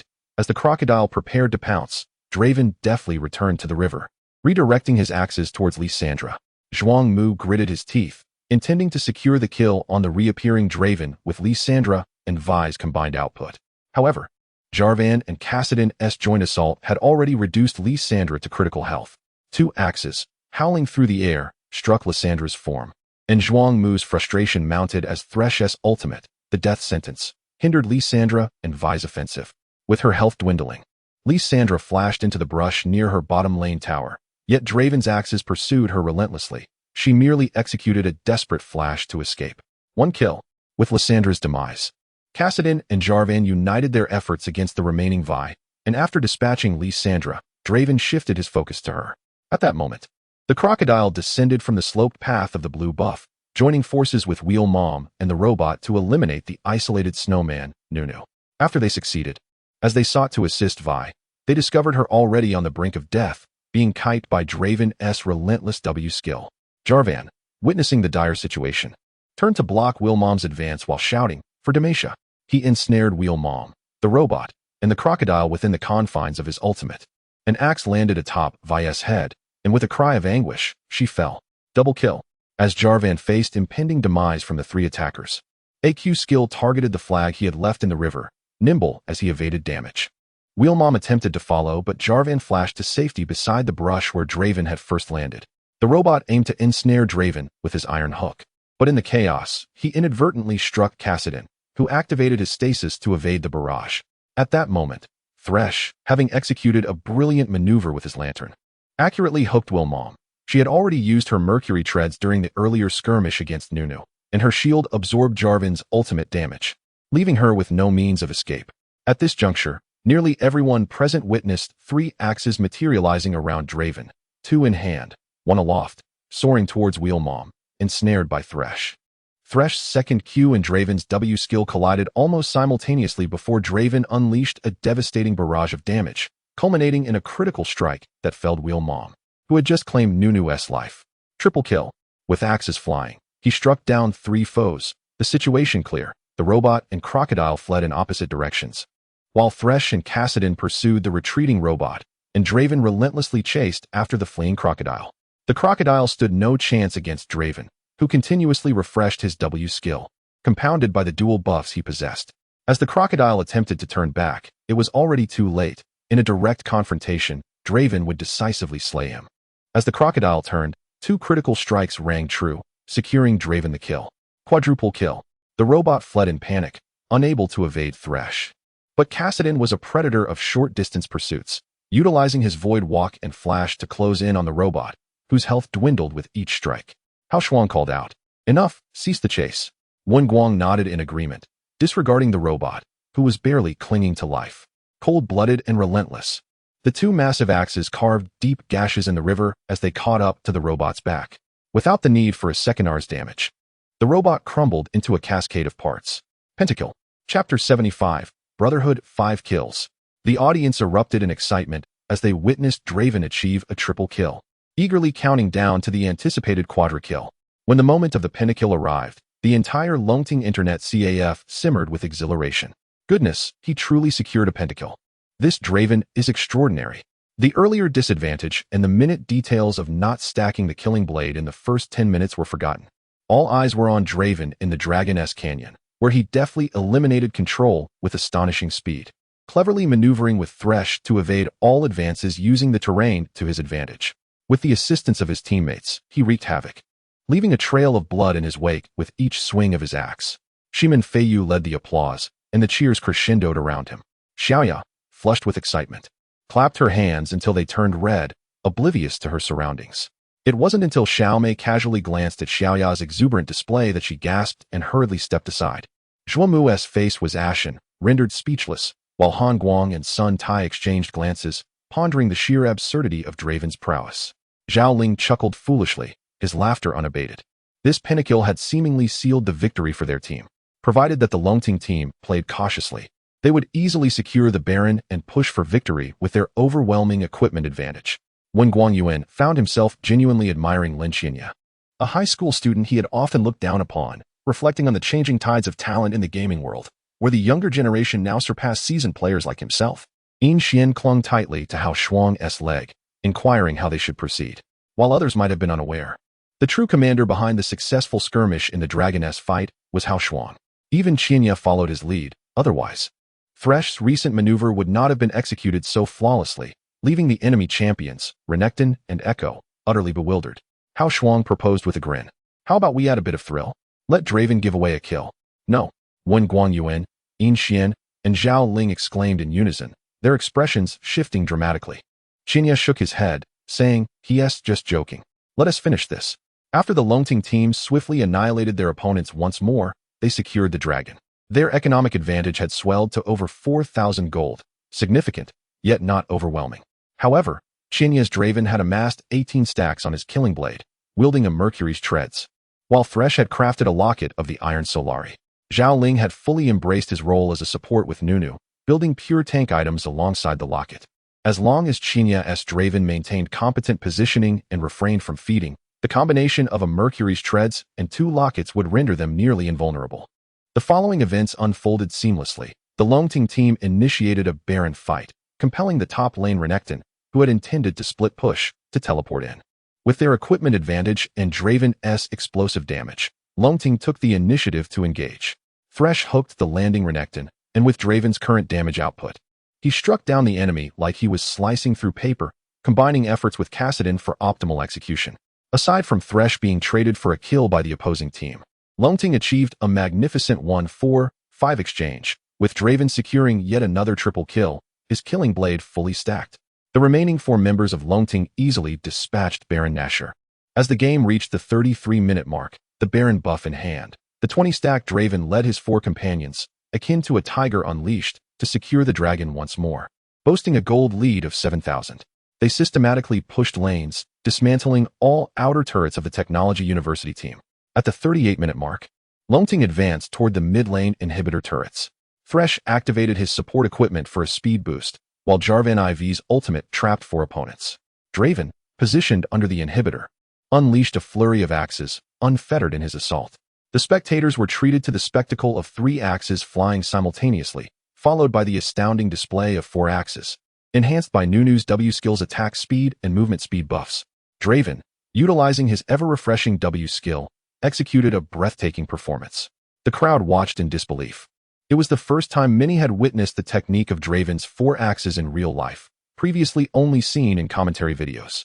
The audience lamented as the dazzling display of 4 axes lasted only for a fleeting moment.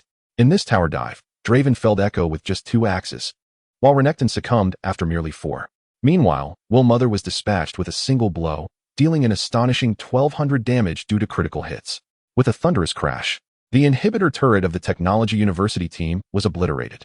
Concurrently, Kassadin, utilizing his Riftwalk, secured the kills of Will Mother and Blitzcrank, leading to a complete team wipe. The outcome became inevitable as the Nexus Crystal of the Technology University was destroyed, granting victory to the Longting team in the second match. Not only the spectators, but even Shimin Feiyu felt a sense of longing. It had been rare to witness such a riveting contest on the professional stage. Within the player area, Zhuemu clenched his fists, silent, while Han Guang and Sun Tai exchanged apprehensive glances, hesitant to speak. They understood they had encountered formidable opponents today. It was fortunate that their adversaries had not sought to provoke them further. Zhuemu took a deep breath and coldly remarked, "What are you waiting for? Do you want to be the subject of ridicule?" Amid the knowing gazes of the onlookers, the 5 members of the Technology University team exited the Longting Internet CAF. Their demeanors downtrodden, almost fleeing the scene in fear of lingering too long. In the world of competition, the victor reigns supreme. Such is the nature of most affairs. The original members of the Longting team, having successfully defended their title, would undoubtedly reap the rewards, finding the 3-day defense significantly easier than anticipated. All thanks to the so-called high school student, Lin Xinya. Under Wen Guangyuan's leadership, the Longting team expressed their gratitude. Biaoge was exceptionally pleased with the promotional impact over the past few days, particularly with today's match, which exceeded his expectations. He had arranged for the highlights of Vayne and Draven's kills to be recorded and looped on the CAF's front desk screen to attract more patrons. Typically stingy with cash, Biaoge was unusually generous today, promptly handing over cash to honor previous promises, ensuring Hao Shuang received his share as well. "Let us collaborate more in the future," Biaoge said, meaningfully shaking Qianya's hand. Hao Shuang, clutching a thick wad of cash, tossed it directly into Qianya's hands. "What are you doing?" Qianya exclaimed, wide-eyed. "I'm just a single man.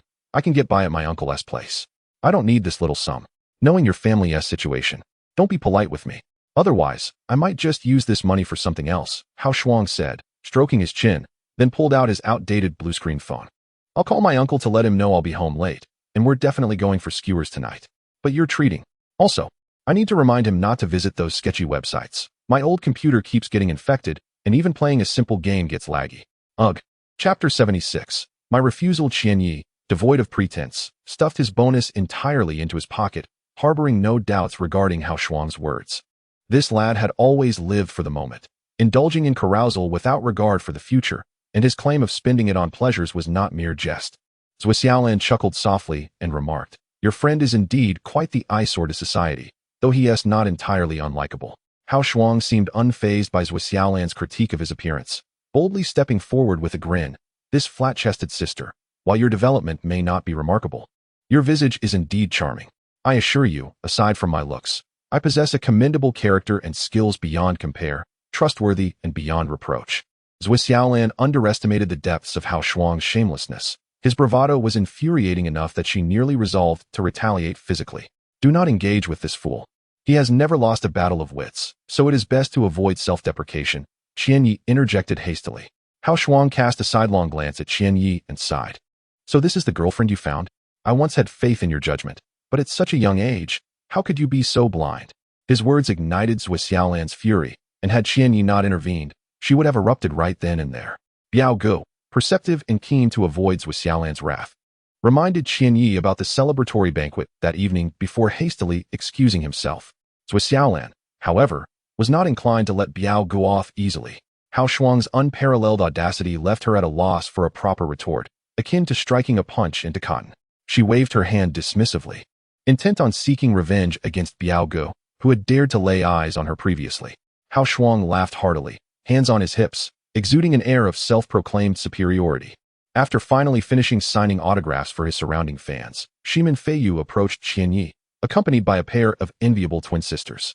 Shimin Feiyu, the mid laner for the MTG team, politely bent slightly and extended his right hand, demonstrating respect for Qianyi. Lin Qianyi, from the 1001 Nights, Qianyi replied with a slight smile, reciprocating the gesture. The MTG team, a titan in the realm of eSports, prompted Hao Shuang to jest. Could it be that you've come to this humble internet CAF specifically to witness our extraordinary skills? Perhaps you were so enthralled by our prowess that you now seek to invite us to join your MTG team? Shimin Feiyu's expression turned awkward as he clarified, not quite. Though I did come to WH City with a purpose, it's not as exaggerated as a visit akin to Liu Bei's 3 visits to the thatched cottage. I do indeed have intentions of recruiting Qianyi, but I wouldn't bow in submission. Beside him, Xiao Qiu frowned at Hao Shuang's jest, which unwittingly placed Shimin Feiyu in an awkward position.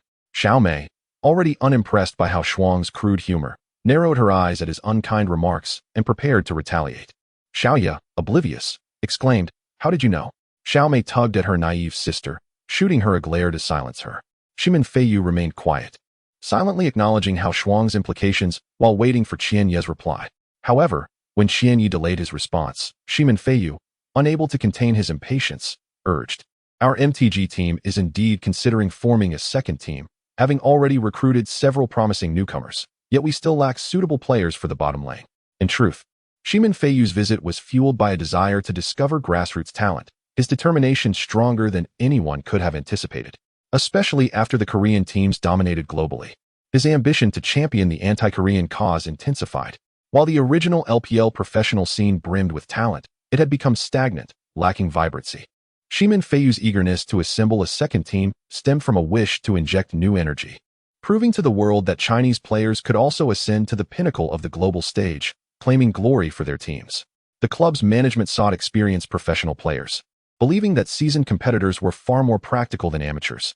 However, I contend that true talent often emerges from the grassroots. Those professional players are tainted with the lethargy of established teams. What I desire are fresh, spirited teammates. The mission against Korean dominance cannot merely be spoken of, hence, my sincere invitation for you to join our club. Rest assured, the remuneration will be satisfactory. Shimin Feiyu lowered his stance, speaking earnestly, his sincerity palpable. And the offered conditions were indeed generous. Had it been anyone else, they would have readily accepted such a proposal. Wen Guangyuan and the members of the esteemed Longting team lingered nearby, overhearing the conversation between Shimin Feiyu and Qianyi. Zhao Ling swallowed hard. The temptation was hard to resist. Not only were Shimin Feiyu's terms appealing, but the mere reputation of the MTG club was a significant draw. Who does not recognize that the MTG club has long been a leader in domestic esports since its inception in CS, achieving remarkable feats in War 3, Dota, and StarCraft? For young aspirants seeking to turn pro, joining MTG is a dream many yearn to fulfill, as a solid foundation profoundly influences a player's brief career span. A pang of jealousy surged within Wen Guangyuan. He too once harbored dreams of becoming a professional player, but due to his innate limitations in age, that dream faded away. The fact that Qianyi, still in high school, received such a prestigious invitation from the MTG club was enough to incite envy. Shimin Feiyu awaited Qianyi's response, confident that such generous conditions would not be declined. Just as Qianyi prepared to speak, Hao Shuang clapped his hands, exclaiming something that nearly pushed Xiao Qiu to the brink of fury. "It sounds even better than a song." Hao Shuang chuckled. Feiyu is asking Qianyi, "So what is your input?" Xiao Mei reproached. Hao Shuang's intent was clear. He perhaps hadn't articulated it well, but Qianyi's answer was unmistakably a rejection. With a long sigh, Qianyi nodded and stated, "I must decline. My apologies." At this declaration, not only Shimin Feiyu, but everyone present was left in stunned disbelief, staring at Qianyi as if they could not fathom what they had just heard. Chapter 77. Teachers are all scheming individuals naturally. Few believed Hao Shuang's words. But when Qianyi provided an answer, it was resolute and unwavering, indicating that it was not a response made without careful consideration. Xiaoyu became anxious and said, "Qianyi, think about it. This opportunity is exceedingly rare. Do you know how many aspiring professional players lack connections or find themselves in clubs that can't even qualify for the LSBLA League? Brother Feiyu's promise could grant you direct entry into the LPL Professional League. This chance is indeed a once-in-a-lifetime opportunity. Please reconsider. Don't rush to respond. You could wait until after your college entrance exams. Perhaps you don't wish to abandon your studies just yet, but I believe Feiyu would be willing to wait for a few months. Before the anxious Xiaoya could finish her sentence, Qianyi waved his hand, smiled gratefully at her, and said, I understand this opportunity is rare, and I know that Shimin Feiyu has genuinely extended an invitation. However, I have made my stance clear. Thank you for your kindness.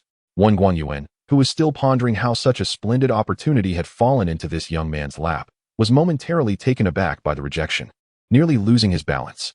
To refuse such a once-in-a-lifetime offer without a second thought, had Lin Xianye's mind been caught in a door? He discarded an opportunity that others would covet, showing no appreciation whatsoever. Zhao Ling's eyes widened as she grasped Yin Xian's arm, shaking it vigorously and asking, Did I hear that correctly? Am I mistaken? Yin Xian, with a self-deprecating smile, shook his head. I think you've gone mad. Yin Xian, too, longed to join a professional team, especially one as prestigious as MTG, given the flourishing state of the domestic eSports environment. The treatment of professional players was akin to that of white-collar workers, stable salaries, a large fan base, and the ability to earn money through streaming after retirement, far superior to the current life of a gaming CAF player. Shimin Feiyu had not anticipated Qianye's answer to be so resolute, leaving him both amused and vexed. He could not help but feel a sense of loss. It was indeed a waste for such a rare talent not to pursue a professional career. The primary concern for Shimin Feiyu was not wanting Qianyi to be poached by another club, which would not merely be a loss for MTG, but rather introduce a formidable competitor with boundless potential. Could you share the reason for your refusal? Surely, it would allow me to let go of this hope. Shimin Feiyu sighed, feeling quite helpless. Hao Shuang remarked, There isn't a good apple among the Shimin clan. They were not good before, and they are hardly better now. Watch your mouth. Just because our brother Feiyu values you doesn't mean you can act so arrogantly. Xiao Qiu scolded. Hao Shuang shrugged. Didn't you always know I have a way with words? Qianyi signaled for calm, preventing the situation from escalating, while Shimin Feiyu indicated that Xiao Qiu need not be overly agitated. Although it seemed that cooperation had become unlikely, Shimin Feiyu preferred to avoid any further conflict. I currently have no intention of pursuing a professional career, especially with the college entrance exams approaching. Moreover, I am not in a position to aspire to a prestigious team like MTG, Qianyi stated with regret. All right, I understand. Thank you. Shimin Feiyu refrained from further arguments and departed with his entourage of two sisters and Xiao Qiu from Longting Internet CAF. Brother Feiyu, why do you and that scoundrel seem to have such animosity toward each other? Did you offend them before?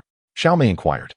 Shimin Feiyu glanced at the distant city lights coming to life, the traffic leaving trails of crimson in the night.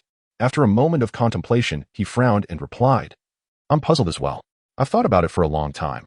Today is the first time I've met Lin Xianyi, so there's no old grudge. And certainly no new enmity. You personally extended an invitation, and they rejected such favorable conditions. I truly wonder if they are foolish or simply too proud. Thinking they can't find a few promising talents like them in the entire nation, Xiao Mei scoffed, aligning her perspective with Shimin Feiyu's as his girlfriend. Shimin Feiyu smiled slightly, embracing Xiao Mei, appreciating her words. Speaking of pride, none present could compare to Shimin Feiyu, who had always enjoyed a smooth path in life. A typical wealthy airborne with a silver spoon, a student at a prestigious national university. Though currently on a break from studies, he would eventually return to school to obtain his degree post-retirement. His current status as the top mid laner in the country and a core member of MTG made him the object of adoration for countless female gamers. Xiaoya timidly suggested, perhaps there are underlying reasons. Qianyi shouldn't be that kind of person. Xiao Mei shot a glare at Xiaoya. Why are you trying to defend them? Shimin Feiyu paused, pondering a remark from Hao Shuang that had gone unnoticed by others. No good can come from the Shimin clan. I must return, otherwise. My sister will start pestering me, Shimin Feiyu said, ruffling Xiao Mei's hair apologetically. Upon hearing that Shimin Feiyu was leaving so soon, Xiao Mei felt a twinge of disappointment, but suppressed any resentment after his parting words. Shimin Feiyu's sister, Shimin Feishua, was a formidable woman whose potent presence silenced even Xiao Mei, who feared no one else. The arena tournament held by Longting Internet CAF concluded successfully, and as the greatest beneficiary of this event, the owner, Biao Gu, would not miss the celebratory banquet that must follow the final victory. However, the celebration consisted of simple skewers, The barbecue stall at the plaza was not upscale, but the atmosphere was relaxed, encouraging enjoyment without restraint. Following their seating, the group quickly began to drink and animatedly discuss the day's matches. Zhou Xiaolan, insisting on joining for a free meal, was displeased with Hao Shuang, who chowed down while critiquing others' grilling techniques. She quietly settled beside Qianyi. Biaoge was particularly fond of the young barbecue chef, and Hao Shuang's affectionate shouts of Biaoge made him smile broadly. Biaoge, since you say you and Qianyi are classmates, and he is still studying, how did you devote your prime youth to the noble art of barbecuing? Biaoge inquired. Hao Shuang casually wiped his greasy mouth with his sleeve. You wouldn't understand. Those teachers are all scheming individuals. While diligently listening in class, they often ramble on. If I happen to zone out for a moment, they suddenly call on me to answer questions. Is there any justice in that? Sighing, Hao Shuang raised his head in a mock display of sorrow. Back in the second year of middle school, I spent 2 seconds retrieving a pin that had fallen under my desk, and when I looked up, I realized I was forever severed from mathematics. Chapter 78. The third-party Biaoge was momentarily taken aback, but the others quickly responded, bursting into laughter. Zhou Xiaolan could no longer contain herself and let out a giggle. Qianyi shook his head with a smile and handed a plate of grilled eggplant to Zhou Xiaolan. Unlike these boisterous men, Zhou Xiaolan preferred light fare over heavy meats. Is what Hao Shuang said true? Zhou Xiaolan whispered to Qianyi, covering her mouth. Qianyi replied, Don't listen to this fool. He truly can't read, but he didn't bow down to pick up a pen. He was trying to peek under the skirt of our new female math teacher. The young math teacher, just out of school and barely over 20, had been so frightened that she cried in class, her tear-streaked face even attracting the principal's attention, making Hao Shuang a notorious figure in the school. Zhou Xiaolan, who had just begun to tolerate Hao Shuang, immediately wore a look of disdain, unconsciously tightening her legs together, even though she was wearing fitted jeans today. As the drinks flowed, Biaoge, with his slightly tipsy eyes, earnestly patted Qianyi on the shoulder and said, I may lack in many areas, but my judgment is spot on. I chose you from the vast sea of people, and thanks to you, our recent competitions have been successful. Do you have any future plans? A talent like you is wasted on merely practicing for others. Zhou Xiaolan, who had spent the night quietly sitting with the men, finally heard Biaoge address the main topic. With a beaming smile, she discreetly gave Biaoge a thumbs up. Biaoge, though inebriated, nodded in acknowledgement. Qianyi had long seen through this little trick and chose not to expose it, simply lowering his head to sip his drink. I'm not afraid of offending anyone. Even with Hao Shuang and me, the Longting team can only dominate mediocre internet CAF teams. If we were to face professional teams, we would stand no chance. Qianyi stated bluntly. Wen Guanyuan did not refute this. He was acutely aware of his own capabilities. Indeed, as Qianyi had said, they lacked the resources to compete against professional teams. In life, one cannot rely solely on hard work. Talent is essential, and most importantly, one must be on the right path. Without the right direction, effort is futile. Wen Guanyuan understood that, given his current skill level, he would likely never step onto a professional stage, especially since he had already missed the prime age for becoming a professional player. The other members of the Longting team nodded in agreement. If someone else had said such things, they might have felt a twinge of dissatisfaction. But after witnessing Qianyi's true prowess over the past few days, they found his assessment quite fair and devoid of any intent to belittle others. Have you considered participating in the City Elite Championship? Biaoge asked, his eyes lighting up. Qianyi did not deny it, replying, I have thought about it, but circumstances have not permitted. However, rather than saying I wanted to join the City Elite Championship, I am more inclined to participate in the National Internet CAF League after the last few days of defending our position. This year's league seems to be sponsored by ASUS, known as the ASUS Cup National Internet CAF League. The champions have a chance to directly enter the Demacia Cup League and compete against top-tier teams nationally. Most importantly, it offers an opportunity to qualify for the LSBL Professional League. Biaoge was taken aback by Qianyi's response, which diverged significantly from his expectations. He had hoped to leverage Qianyi's skills to gain recognition for Longting Internet CAF in WH City. He would be content with merely reaching the provincial competition. However, the implications of the National Internet CAF League were far more significant. Qianyi was clearly aiming for a semi-professional team. Supporting an Internet CAF team meant accommodating 5 additional employees, which posed a considerable burden for Biaoge, who was just starting out. If they were to nurture a semi-professional team, the expenses would be entirely different. Biaoge felt the weight of this responsibility. Hao Shuang fell unusually silent, quietly drinking as he awaited Qianyi's next words. From the moment Qianyi approached him, Hao Shuang had a rough idea of Qianyi's intentions. It was evident that Qian Yi aimed to reassemble the original team, a notion Hao Shuang had long held onto after their previous defeat. Qian Yi said, "Brao Ge, you need not feel too much pressure. I only wish for you to provide Longting Internet CAF as our training base. You need not worry about our salaries. Of course, we will register under the name of Longting Team for the National Internet CAF League until I gather my full roster. I will need to borrow 2 of your players to help us compete." "Borrow 2? Biao Gu inquired. "Aren't you and Hao Shuang the only ones?" Hao Shuang chuckled. "There is one more person. As long as Qian Yi is willing to step up, others will flock to join us in no time. The only concern is whether Qian Yi dares to show up himself. Otherwise, I might be used as cannon fodder." Qian Yi cleared his throat and smiled broadly. Zhuo Xiaolan, intrigued, wondered what kind of person the third member of Qian Yi's original team was. That even someone as audacious as Qian Yi would feel intimidated and resort to using Hao Shuang as a shield. Qian Yi continued, "You need not worry about the player situation, Biao Ge. As you may have heard, we previously formed a team, but it disbanded shortly after. Finding the right players will take some time. In the meantime, we can borrow 2 of your Longting team players to fill in. With the 3 of us during the preliminary rounds, it should suffice. By the time we have our full roster, we should be well on our way to the provincial competition. If we manage to regroup the original 5 before the national finals, we may very well have a fighting chance. Initially, we will compete under the Longting Internet CAF banner as compensation for using it as our training base. What do you think? This deal is a guaranteed win for you. How could it not be worthwhile?" Hao Shuang asked, placing a hand on Biao Ji's shoulder. Biao Ge suddenly realized that Qian Yi had always harbored ambitions of turning professional. He had gone to great lengths to entice Zhuo Xiaolan to persuade Qian Yi to participate in the City Elite Championship. "This is indeed a great deal," Biao Ge exclaimed, slapping his thigh in agreement, fully understanding Qian Yi and Hao Shuang's intentions. It was just a few computers. Even dedicating a VIP section as a training room posed no challenge whatsoever. Having the Longting Internet CAF's name attached to their participation would provide invaluable publicity. Biao Ge was well aware of Hao Shuang and Qian Yi's capabilities, and he had no doubts about the strength of the third player. The 2 alone could easily dominate the Science and Technology University team, so with 3, including 2 former Longting team members, they might just stand a chance in the National Internet CAF League. "What is the name of that third player? It seems Qian Yi is quite wary of them," Biao Ge asked curiously, leaning closer to Hao Shuang. "Ha ha ha. It's more than just wariness." Hao Shuang grinned, replying, "Do you know Tom and Jerry? Qian Yi is that mouse." Chapter 79. Old Grudges. Do you ever feel fear? Zhuo Xiaolan nudged Qian Yi, laughing. "This isn't like you at all. Everyone possesses vulnerabilities. It's hardly surprising."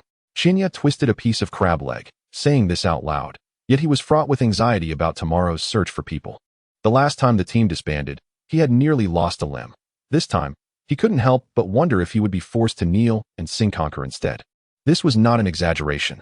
That person was indeed capable of such actions. Even Hao Shuang, who was fearless and reckless, had experienced a terrifying incident where a mouse was shoved into his pants in the middle of the night, nearly leaving him impotent for life. Biao Ge had another question. "Though you're merely associated with Longting Internet CAF, what if you genuinely make it to the national finals? Surely, you will need a club, right? You can't be considering rebuilding the team while also managing a club, can you? Balancing both as a professional player and as a club manager, can you handle that?" Hao Shuang replied, "Biao Ge, you don't understand. Qian Yi never engages in a battle without preparation. Since he harbors thoughts of rebuilding the team, he has likely already considered the next steps." Hao Shuang smacked his forehead, suddenly remembering to ask, "Oh right, Qian Yi, you haven't told me yet. If we truly rebuild the team, where will we find a club?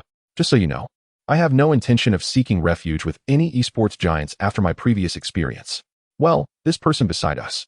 Qian Yi suddenly clapped Zhuo Xiaolan on the shoulder, startling her as she was contemplating the implications of Hao Shuang's words.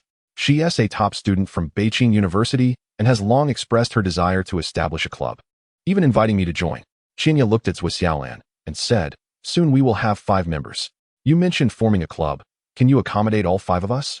Zhuo Xiaolan was utterly bewildered. She had come here under the pretense of joining for a late-night meal, primarily to persuade Biao Ge to convince Qian Yi to participate in the City Elite Championship, hoping to ease Qian Yi into the professional scene and eventually recruit him for her club. Zhuo Xiaolan believed her plan was flawless and was gearing up to persuade Qian Yi, only to find him taking the initiative. However, Zhuo Xiaolan had no semblance of a club at all, and Qian Yi's unexpected turn of events left her flustered. Hao Shuang stared at Zhuo Xiaolan, incredulous, exclaiming, "Xiao Yi, have you lost your mind? Haven't you learned your lesson from your previous encounter with women? And now you want to dive in again?" Zhuo Xiaolan retorted. Hao Shuang. What do you mean? Although my club has yet to take shape, I vow that in the near future I will indeed establish an eSports club named TSG. Hao Shuang paused, processing her declaration for 3 full seconds before turning his gaze to Qianya, who smiled and nodded slightly. All right, I believe you. Here's to the forthcoming TSG club. Hao Shuang raised his glass, noticing Zhuo Xiaolan still in shock. Come on, raise your glass. Why are you just standing there? What on earth is happening? Zhuo Xiaolan had prepared for a verbal duel with Hao Shuang, but even he, typically unpredictable, seemed to relent, his expression sincere, not mocking. Qianya prompted her, and Zhuo Xiaolan, still dazed, lifted her glass to celebrate the club's name being confirmed. After you rebuild your team, if you truly manage to represent Longting in the national finals, what should the team's name be? Zhuo Xiaolan asked after sitting down, ensuring she was not dreaming by pinching her thigh. Hao Shuang smiled slightly, saying, it's a bit premature to discuss that. Although our third member is a certainty with Qianya leading, the other 2 are still questionable. Whether we can successfully rebuild remains uncertain. But since you brought it up, I'll answer for Qianya. If we make it to the national finals and you successfully establish your club, our team will surely be named TSG. Really? The surprisingly smooth progress of this trip to WH City left Zhuo Xiaolan feeling as though she were in a dream. She found it hard to trust Hao Shuang's words and turned her inquisitive gaze toward Qianya.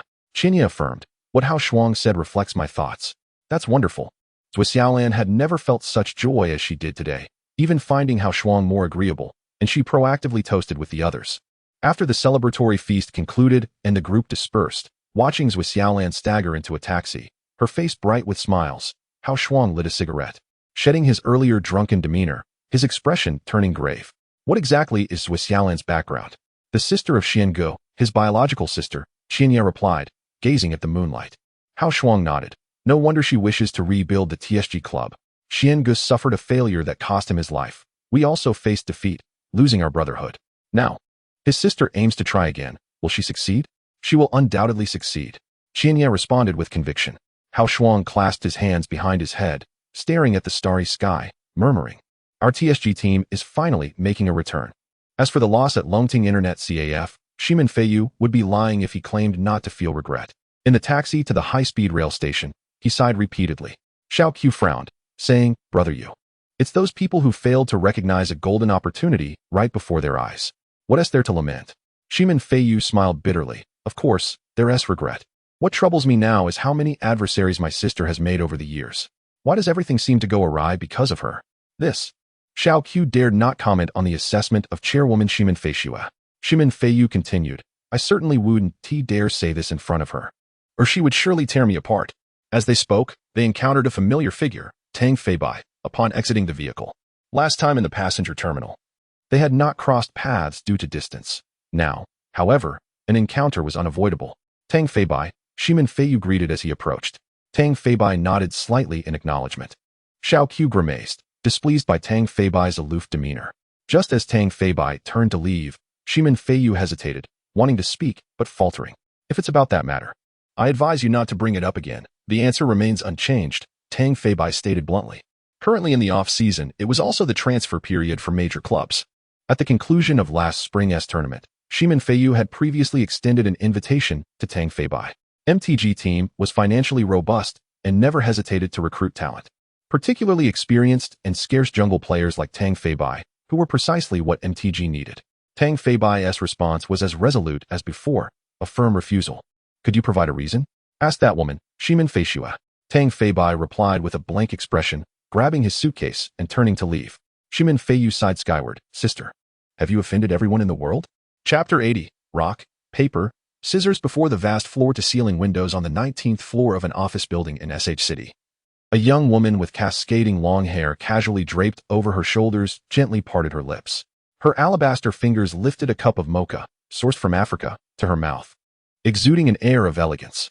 Clad in a tailored professional outfit that could scarcely conceal her graceful silhouette, she sat basking in the midday sun, its rays filtering through the glass and casting a warm glow upon the handcrafted wool carpet. Merely from this slightly languorous profile, the male employees in the company found their hearts stirred like cat's paws. Miss Shimin Feiyu has returned and is waiting outside the office, announced the secretary from the adjacent office, her voice resonating against the solid wood of the executive desk. Understood. Let him in, replied the long-haired woman. Her her steps graceful as she returned to the genuine leather chair behind her desk, gently placing her coffee cup down. Crossing her legs to reveal a glimpse of her black stockings. Adjusting her glasses perched upon her high nose, she leaned back in her chair, hands clasped, awaiting the arrival. Knock, knock. A sound echoed as Shimin Feiyu's head peeked through the door. Upon seeing Shimin Feiyu seated behind the expansive desk, an invisible aura of pressure enveloped the over 100-square-meter office. The corners of Shimin Feiyu's mouth twitched as he cleared his throat, finally stepping inside. Bowing his head before his sister, "Sister, I'm back. You still remember to return?" Shimin Feiyu's stern visage revealed no sign of emotion, intensifying Shimin Feiyu's anxiety. He dared not speak, lowering his head in silence. Despite having taken a leave of absence, abandoning training to venture elsewhere at the onset of the competition warranted punishment according to the club's regulations, regardless of the reason. If it were for official business, I could temporarily overlook it. However, if it were to meet that little girlfriend of yours, then you would forfeit all your personal time this year. The MTG team is not merely my labor of love. I hope you grasp that as a core member, should you continue in this manner, you might as well retire and be an honest team manager. Huh? Do you think the salary of a professional player even amounts to half of that of a team manager? Shimin Feiyu's slender fingers tapped rhythmically on the wooden surface, producing a steady ticking sound. Shimin Feiyu had long prepared himself to endure his sister's wrath, willing to accept any punishment, save for the mention of retirement, which struck a chord in his heart. Summoning his courage, he raised his gaze to meet his sister's eyes and declared, "Punish me if you must, but do not constantly threaten me with retirement. I have vowed that if I cannot ascend to the world stage, I shall never willingly retire." Shimin Feiyu showed no mercy, snorting coldly, "Just you? You boast of being the top mid laner in the LPL, yet how vast is the chasm between you and your Korean counterparts? Do you not comprehend it yourself? Therefore, my journey to the foreign land was not for personal matters, but to seek potential newcomers who could stand against the Koreans alongside me." For the first time, Shimin Feiyu stood resolute before his sister, observing her brother's stubborn expression. Shimin Feiyu momentarily drifted into nostalgia, recalling the fervor of a certain individual as they spoke of their grand aspirations. Shaking off the reminiscence, she inquired with feigned interest, "Pray tell, why did you return empty-handed this time?" Seeing that his sister was not angry, Shimin Feiyu recounted in detail his first encounter with Qinya at Longting Internet CAF in WH City and his chance meeting with Tang Feibai. Shimin Feiyu rested her chin on her hand, a lock of hair cascading down to her chest. "This habitual gesture of yours inadvertently reveals your gentle side. Are you implying that I am not gentle? Not like a woman? Haha, I never said that." As memories floated back, Shimin Feiyu straightened in her seat and remarked softly, "Having a proud spirit is not without merit. In attracting talent, mere inducement is never the best approach. Providing assistance in times of need is far more heartfelt than mere embellishment." "Indeed, you are right, sister. I was too hasty," Shimin Feiyu acknowledged. Shimin Feiyu continued, "As for that Lin Qinya, there is no need to pursue him further. He offers little benefit. Regarding Tang Feibai, we indeed share an unpleasant history. Moreover, there are many junglers in the country. If need be, we can spend some money to hire a Korean foreign aide. Honestly, I possess little fondness for Korean aides. If we are to resist the Koreans, does hiring their aid not defeat our purpose?" Shimin Feiyu wished to argue further, yet Shimin Feiyu waved her hand. "Sister, I shall take my leave now." With a resigned sigh, Shimin Feiyu turned to close the office door behind him. In the vast office, solitude reigned like a tomb, devoid of vitality. It was only in such an exceptionally quiet environment that Shimin Feiyu could feel the air around her breathe without oppression. Opening the tall four-door refrigerator, amidst various exquisite fruits, her slender fingers retrieved a cup of freshly squeezed watermelon juice, without regard for the precious wool carpet beneath her feet. Shimin Feiyu slowly poured the refreshing juice onto the ground. "Asian, your brother is coming for revenge." A smile graced Shimin Feiyu's lips, yet a mist gradually formed in her deep-set eyes. She opened the drawer beneath her desk, revealing a photograph lying quietly within, almost identical to the one Tang Feibai kept on his bedside. The only distinction was the girl with a ponytail beaming in the background, youthful and radiant. It was evident that the photograph Tang Feibai possessed had been cropped during post-processing. The one resting in Shimin Feiyu's drawer was the authentic original. "You will never witness my most desolate moments, for it is only in your absence that I feel the deepest loneliness," Shimin Feiyu whispered, her eyes welling with tears. WH University is a renowned institution in the country, famed not only for its century-long history, but also for its cherry blossom avenue that blooms in March. A great figure once penned, "Amidst a sea of green, a cluster of cherry blossoms emerges, delicate pink and enchanting to the heart. At this moment, it was not yet the season for the cherries to blossom at WH University, hence, the mesmerizing scenery remained unseen. At the university's entrance, Qianye and Huaxia stood hesitantly, reluctant to enter. Huaxia wore a mournful expression, lamenting, "Xiaoyi, can you truly bear to send me to hell?" Qianye looked apologetic. "This is unavoidable. I assent to it. If I were to enter directly, she would undoubtedly attack me with a knife. If you go, you may suffer a bit, but you will recover in a few days." "Endure a bit of pain? Recover in a few days? To hell with you, Lin Qianye. How can a brother do this to me? You know how heavy-handed she is. Do you think she will be gentle with me? Let us not forget the last time, when my nasal bone was broken, nearly ruining my looks." Huaxia cursed, stalling for time, still unwilling to step inside. Qianye sighed. "If it weren't for you stealing her underwear, cursing me as an accomplice, and then claiming I had body odor, would she have gone berserk? You had your nasal bone broken, and did I not lose a tooth?" The two lingered at the entrance of WH University for quite some time before Qianye suddenly stated, "Are we still men if we are scared to enter like this? Indeed, we cannot be considered men. In her presence, we are both women," Huaxia admitted with resignation. "Shall we resort to the old method?" Qianye had no better options for Huaxia. "The simplest solution is the best." Huaxia glanced at the rock Qianye had chosen, then at his own scissors, feeling a pang of emotion. "Will you not ever change it up? After playing this many times, you always lead with rock." Qianye grinned. "You do the same." The Buddha proclaimed, "If I do not descend into hell, let my brother cast me into its depths." Huaxia offered a bitter smile, shaking his head with a sense of melancholy reminiscent of the chilling winds over the Yi River as he entered the school gates. Before departing, he turned and defiantly raised his middle finger towards Qianye. Chapter 81. The best of times within the verdant confines of WH University. The sun-dappled pathways are alive with clusters of students strolling side by side, their laughter and cheerful banter echoing the exuberance of youth. At the entrance of a girls' dormitory, the words "Boys, please stop" are prominently displayed, while the vigilant dormitory matron keeps a watchful eye on the male visitors loitering nearby. In addition to the numerous boys awaiting their girlfriends, a few female students can be seen holding hands as they wait for their friends to descend. Amidst the crowd, one girl stands out, leaning against a nearby tree. This girl, known as Now, boasts a height exceeding 1.7 meters, making her a striking figure on the bustling streets and an even more captivating sight on campus, especially in her 6-centimeter high heels.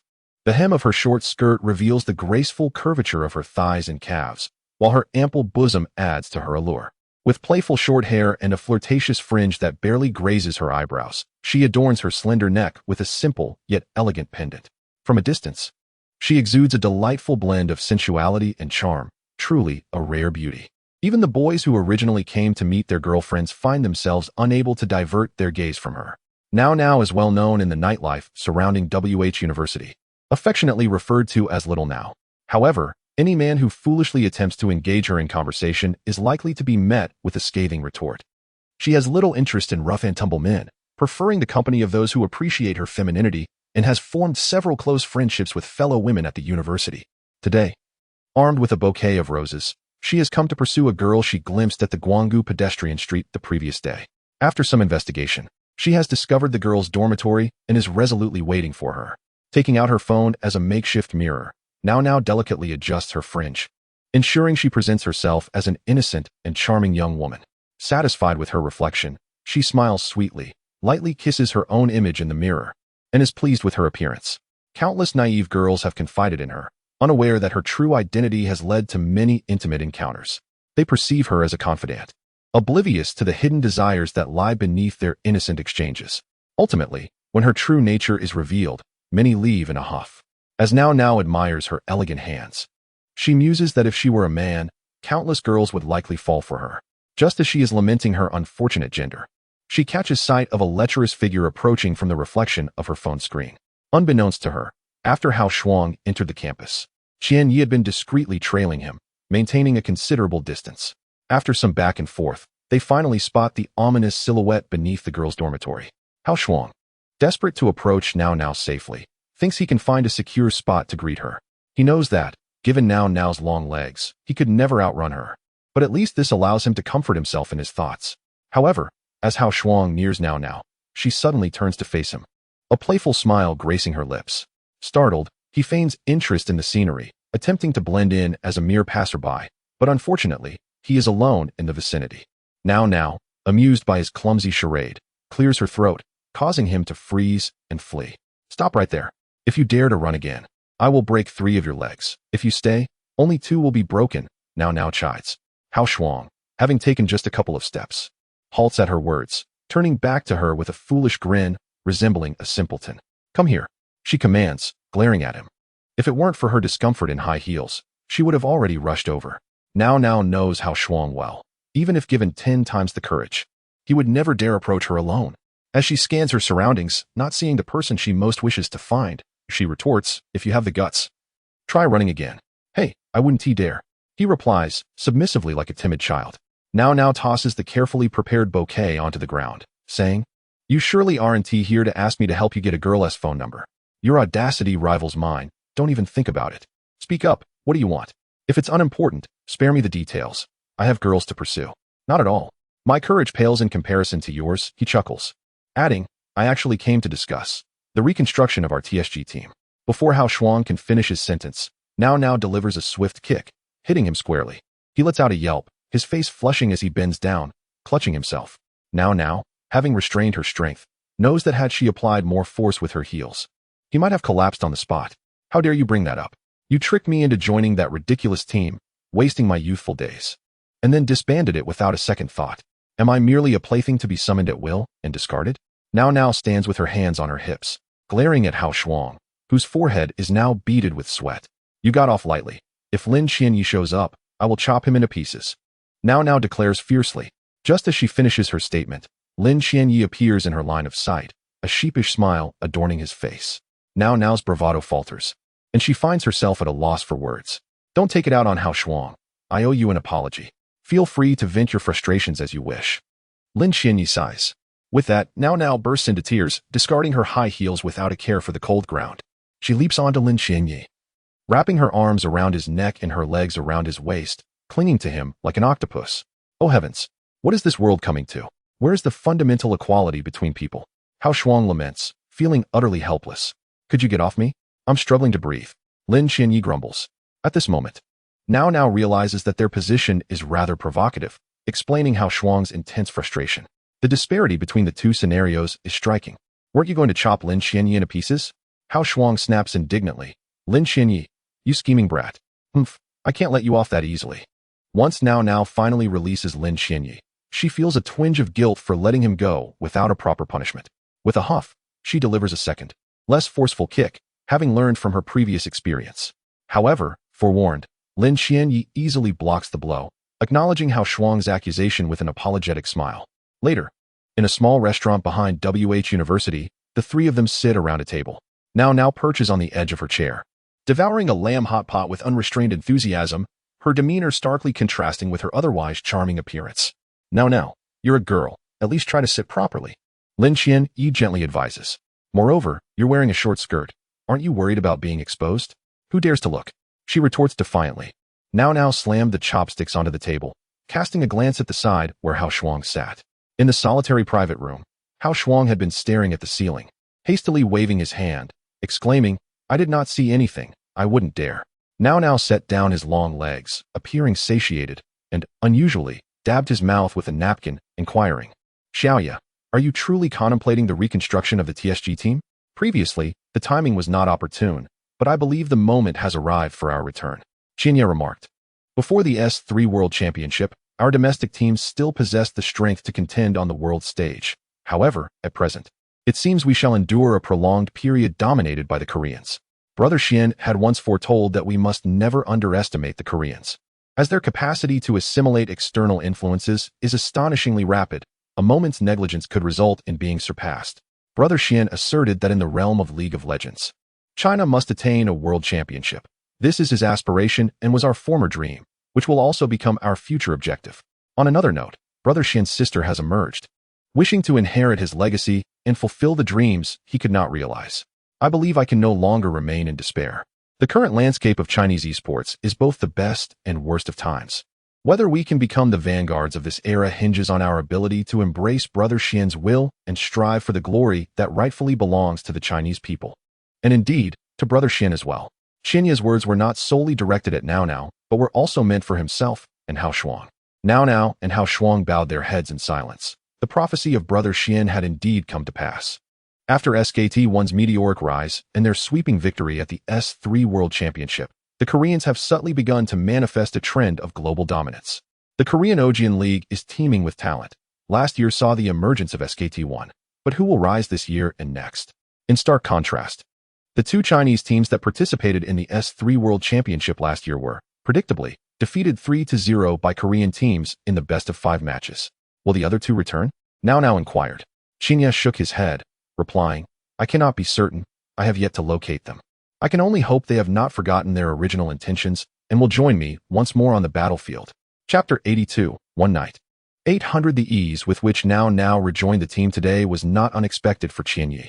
She was indeed a person with a sharp tongue but a tender heart. Through casual conversation, Qianyi learned that after the disbandment of the original team, Now's life had not been easy. Having fallen behind in her studies, her academic performance languished in the lower tiers upon her return to school. With her divorced parents unwilling to provide support, she relied solely on her elderly grandparents, making it difficult for her to sustain herself. With little hope of entering university, Now was compelled to drop out and seek work. However, her tender age made it challenging to find suitable employment. Eventually, she spent 200 yuan to acquire a fake identity card, which allowed her to work at a club selling drinks. The struggles of a girl under 18 striving amidst the materialistic neon lights were unimaginable. Utilizing her deceptively alluring appearance, Now managed to navigate the club scene well. And with her tough demeanor and unique interests, she mingled adeptly among her diverse colleagues, even gaining a somewhat notorious reputation. Unfortunately, it was often the naive girls who bore the brunt of the challenges. Upon hearing Now's recent experiences, Hao Shuang and Qianyi fell into silence. Despite Now's seemingly light-hearted recounting, the reality of life in a club was far grimmer than her words suggested. What are you doing? Do you pity me? What kind of person do you think I am, to need pity? Now exclaimed, glaring and striking the table emphatically. Suddenly, Qianyi raised her hand and gently patted Now's head, declaring, Today, I make a promise. I will never let you suffer again. The TSG team will surely carve out a space for itself in the domestic arena. You will undoubtedly become one of the most renowned female professional players in the country. Now looked up, smiled, and wrapped her arms around Qianyi's neck, saying, I love hearing that. Now that sounds like you, Xiaoyi. Although you did trick me once, I still believe in you. After all, we are brothers. Indeed, with brothers united, their strength is unbreakable. Hao Shuang chimed in, gazing at Qianyi, who was embraced by Now, with a hint of jealousy. After being tricked by Shimen Fei Shuai last time, I have little fondness for the domestic clubs.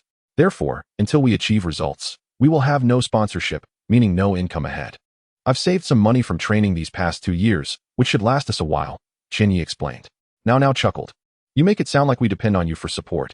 I've saved quite a bit in tips myself. It should suffice for quite some time. Hao Shuang grimaced. I don't have a single penny saved. I might need you to support me. How pathetic. Now playfully kicked Hao Shuang away. How will you explain this to your uncle? Will he agree? Qianyi inquired. Unlike Now, who was alone, Qianyi felt no worry for her. A simple nod from Now would suffice. Hao Shuang was different. He had an elderly uncle managing a barbecue shop alone, with insufficient staff. Hao Shuang's absence would leave his uncle overwhelmed. Hao Shuang assured, you needn't worry about that.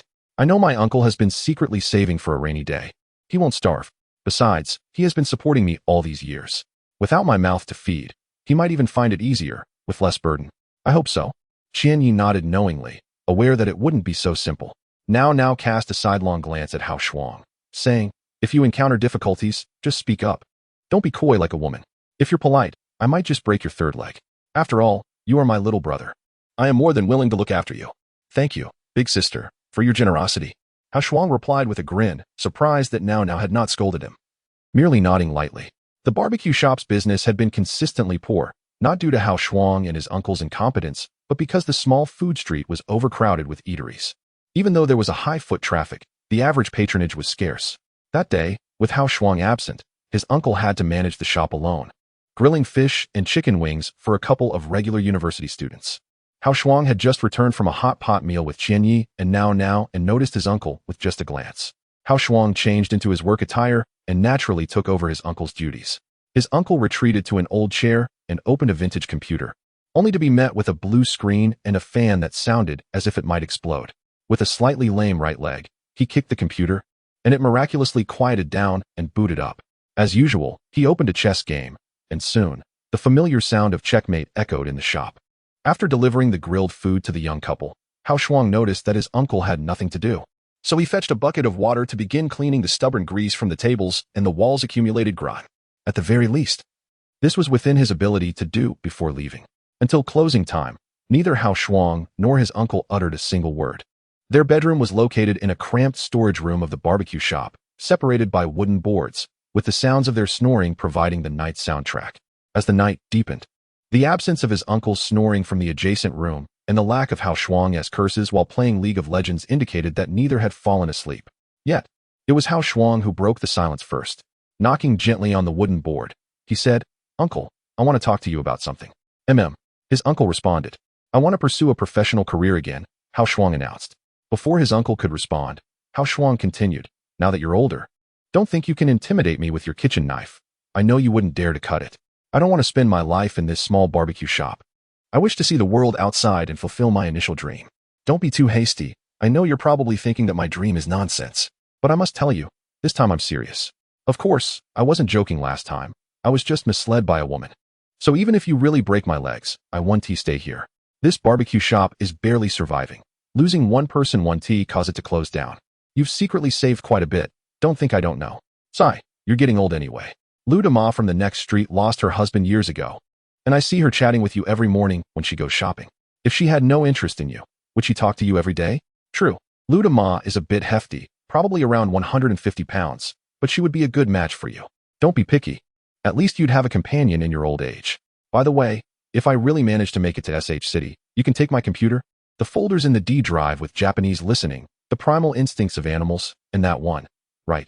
The feasibility of piston movement. All those are seeds I downloaded secretly, no viruses. When you feel lonely at night, don't go looking for adult websites. With this computer, if it gets a virus, it's done for. You'll definitely rely on that old chess-playing computer of yours then. Oh, and in the back toilet. I've saved up 98 yuan over the past 3 years. Don't think it's too little. It's enough to buy a decent bottle of wine. Consider it my way of showing gratitude for taking me off the streets and caring for me all these years. Rest assured, once I achieve success, I will certainly take you to indulge in the most extravagant pleasures, those that cost a staggering 800 for the entire experience in a single night. As he spoke, Huaxia felt a twinge of sadness in his nose, and the more he reminisced, the more his heart ached, especially when recalling that fateful year when he was 9. The sultry, sharp-eyed young woman from the neighboring shop, flaunting herself on the street, accused him of stealing money from her home. Her husband, in a fit of rage, struck Huaxia so hard that blood flowed from his nose, prompting his uncle to rush in with a bone knife. Without uttering a word, his uncle shielded Huaxia behind him and thrust the knife into the man's calf, only to find himself detained at the police station for half a month. Ultimately, a settlement was reached with compensation, but from that day forth, his uncle's leg had developed a slight limp. However, ever since, no one dared to bully Huaxia, neither at school nor on the streets. As Huaxia reminisced, he spoke for quite some time, only to lift his gaze and find his uncle, draped in a coat, standing at the door. Damn it, don't you know how to knock? Standing there in the dead of night without a word can scare someone half to death. Do you think you're a doorman? With a swift motion, Huaxia turned from his creaking bed and hastily wiped away the tears at the corners of his eyes, directing his ire toward the slightly hunched figure at the entrance. His uncle pulled a crumpled savings book from the folds of his coat and tossed it to Huaxia. You little rascal, this is what I've saved for you over the years, originally intended for your future bride. Since you plan to leave, I want to stop you. Remember my words. If you come back crying after being bullied, don't expect me to let you in. Huaxia stifled his tears and retorted. Could you not be so sentimental? Damn it, you've genuinely moved me. He chuckled. I'll consider Aunt Lou. But she's not after me. She's after our delicious barbecue. You know nothing. His uncle's culinary skills were unmatched on this street, not to be taken lightly. Feeling a chill, his uncle adjusted his coat and said, if you're going to leave, then hurry up. With one less mouth to feed. I can only imagine how much food I'll save. If you don't fare well, come back and work for me again. I promise you won't starve. Must you always be so pessimistic? Can't you say something encouraging? It sounds as though you expect me to fail, Huaxia replied, tucking away the savings book with a scoff. His uncle shook his head, prepared to return to his corner to sleep, when suddenly he recalled something important. He turned back and advised, don't forget to change your computer login password. I've tried several times and couldn't get in. Go to sleep, you old lecher. Huaxia kicked the door shut behind him. And I'll remember what you just said. His uncle's voice echoed once more. How Shuang couldn't he help but smile wryly. I won't he forget. 800 for the entire experience. Chapter 83. Uninvited guests. Dongxing Internet CAF stands as the preeminent player among the chain CAFs in WH City. With its flagship store nestled near the bustling Guamao business district, the establishment boasts an upscale ambience and attentive service, having pioneered various offerings such as female companions and cat servants, which have drawn a significant clientele of white-collar workers and high-income individuals from the vicinity. Dongxing Internet CAF has earned the moniker of the Starbucks of Internet CAFs, as its premium services have transformed the traditional image of Internet CAFs as dingy, chaotic spaces filled with smoke and litter. Contrarily, possessing a platinum membership card at Dongxing Internet CAF symbolizes a certain social status, similar to the rankings in League of Legends. Dongxing's membership tiers include bronze, silver, gold, and beyond. The annual fee for a bronze card is 200 yuan, while the silver card costs 400 yuan, and the platinum card exceeds 5,000 yuan, with tiers above that being unaffordable for the average person. Of course, one gets what one pays for. Silver cardholders enjoy complimentary hot beverages daily, along with an hour of female companionship, while gold cardholders have exclusive access to private rooms. And the services for platinum members are even more extravagant. In accordance with Dongxing Internet CAF service ethos, patrons are entitled to meticulous VIP-level service. The founder of Dongxing Internet CAF, Hu Jun, is a man of the 80s, just 35 years old, yet he presides over more than 20 chain CAFs, with assets exceeding 100 million yuan, marking him as a prodigious entrepreneur. Hu Jun began his journey in 2003 with a modest cyber CAF equipped with 10 outdated computers. He adeptly navigated market trends, initially organizing competitions for games like CS and StarCraft, and later capitalizing on the popularity of titles such as World of Warcraft, War 3, and Dota to amass a considerable following. Though the decline of the Internet CAF industry temporarily halved his wealth, the meteoric rise of League of Legends allowed Hu Jun to pivot his business model toward high-end Internet CAFs. He swiftly established WH City's first Internet CAF team. Over the past 2 years, the Dongxing team has participated in numerous competitions, and under the guidance of retired professional players that Hu Jun has hired at great expense. The team's reputation has grown, solidifying Dongxing's status as a well-known Internet CAF in WH City. Yet, few could fathom that Hu Jun once led an inconspicuous life as a street thug, heavily influenced by gang culture in his youth. However, his keen intellect enabled him to extricate himself from that world, and within a mere decade, he has built an impressive empire. On this day, as usual, Hu Jun remained in his office at the flagship store in the Guamao district. From his window, he could readily absorb the vibrant atmosphere of the economic hub. Typically, he would spend this time inspecting the various Dongxing branches scattered throughout WH City. Hu Jun relished driving his Audi Q7 during these rounds. The reverent gazes of the staff at the branches made him feel as though he were traversing his own kingdom. Although he hadn't fulfilled his youthful aspirations, the chorus of boss who from his many subordinates filled him with a sense of satisfaction. Brother-in-law, I have gathered some information, a young man announced as he entered, standing half a meter behind Hu Jun. The young man, Yuan Sheng, is Hu Jun's brother-in-law and the manager of the flagship store. Benefiting from his sister's connection to Hu Jun, Yuan Sheng has proven himself invaluable to Hu Jun with his charm, diligence, and sharp intellect. Brother-in-law, I have learned that Biao's Longting Internet CAF will also participate in the National Internet CAF League this year. I heard they have recruited a team to compete for a spot in the provincial tournament, and you might be familiar with this team, Yuan Sheng continued. Wen Guanyuan, their former top player, was poached by Dongxing at a high salary. Otherwise, Wen Guanyuan and his team wouldn't have been invited by Biao to compete at Longting. Hu Jun chuckled, recalling how eagerly Wen Guanyuan wished to join Dongxing. However, apart from their top player's marginal capability, the rest of the team did not merit Hu Jun's investment. Biao has truly fallen from grace. I wouldn't even consider them trash, yet he seems to cherish them as treasures. Longting team? Huh. The name is as unremarkable as Biao himself. I expected something more impressive from him. But this is simply disappointing, Hu Jun remarked, shaking his head with amusement. Brother-in-law, there are some things I am unsure whether to say. Yuan Sheng hesitated. However, the Longting team is not as simple as it appears. Oh, Hu Jun raised an eyebrow, intrigued. What makes it so complicated? Pray, enlighten me. Yuan Sheng relayed the information he had gathered, detailing the past 3 days of competition, particularly the encounters between Longting and the Sister Flower team, as well as the Science and Technology University team, emphasizing the appearance of Shimen Fei Yu and a high school student named Lin Xianyi.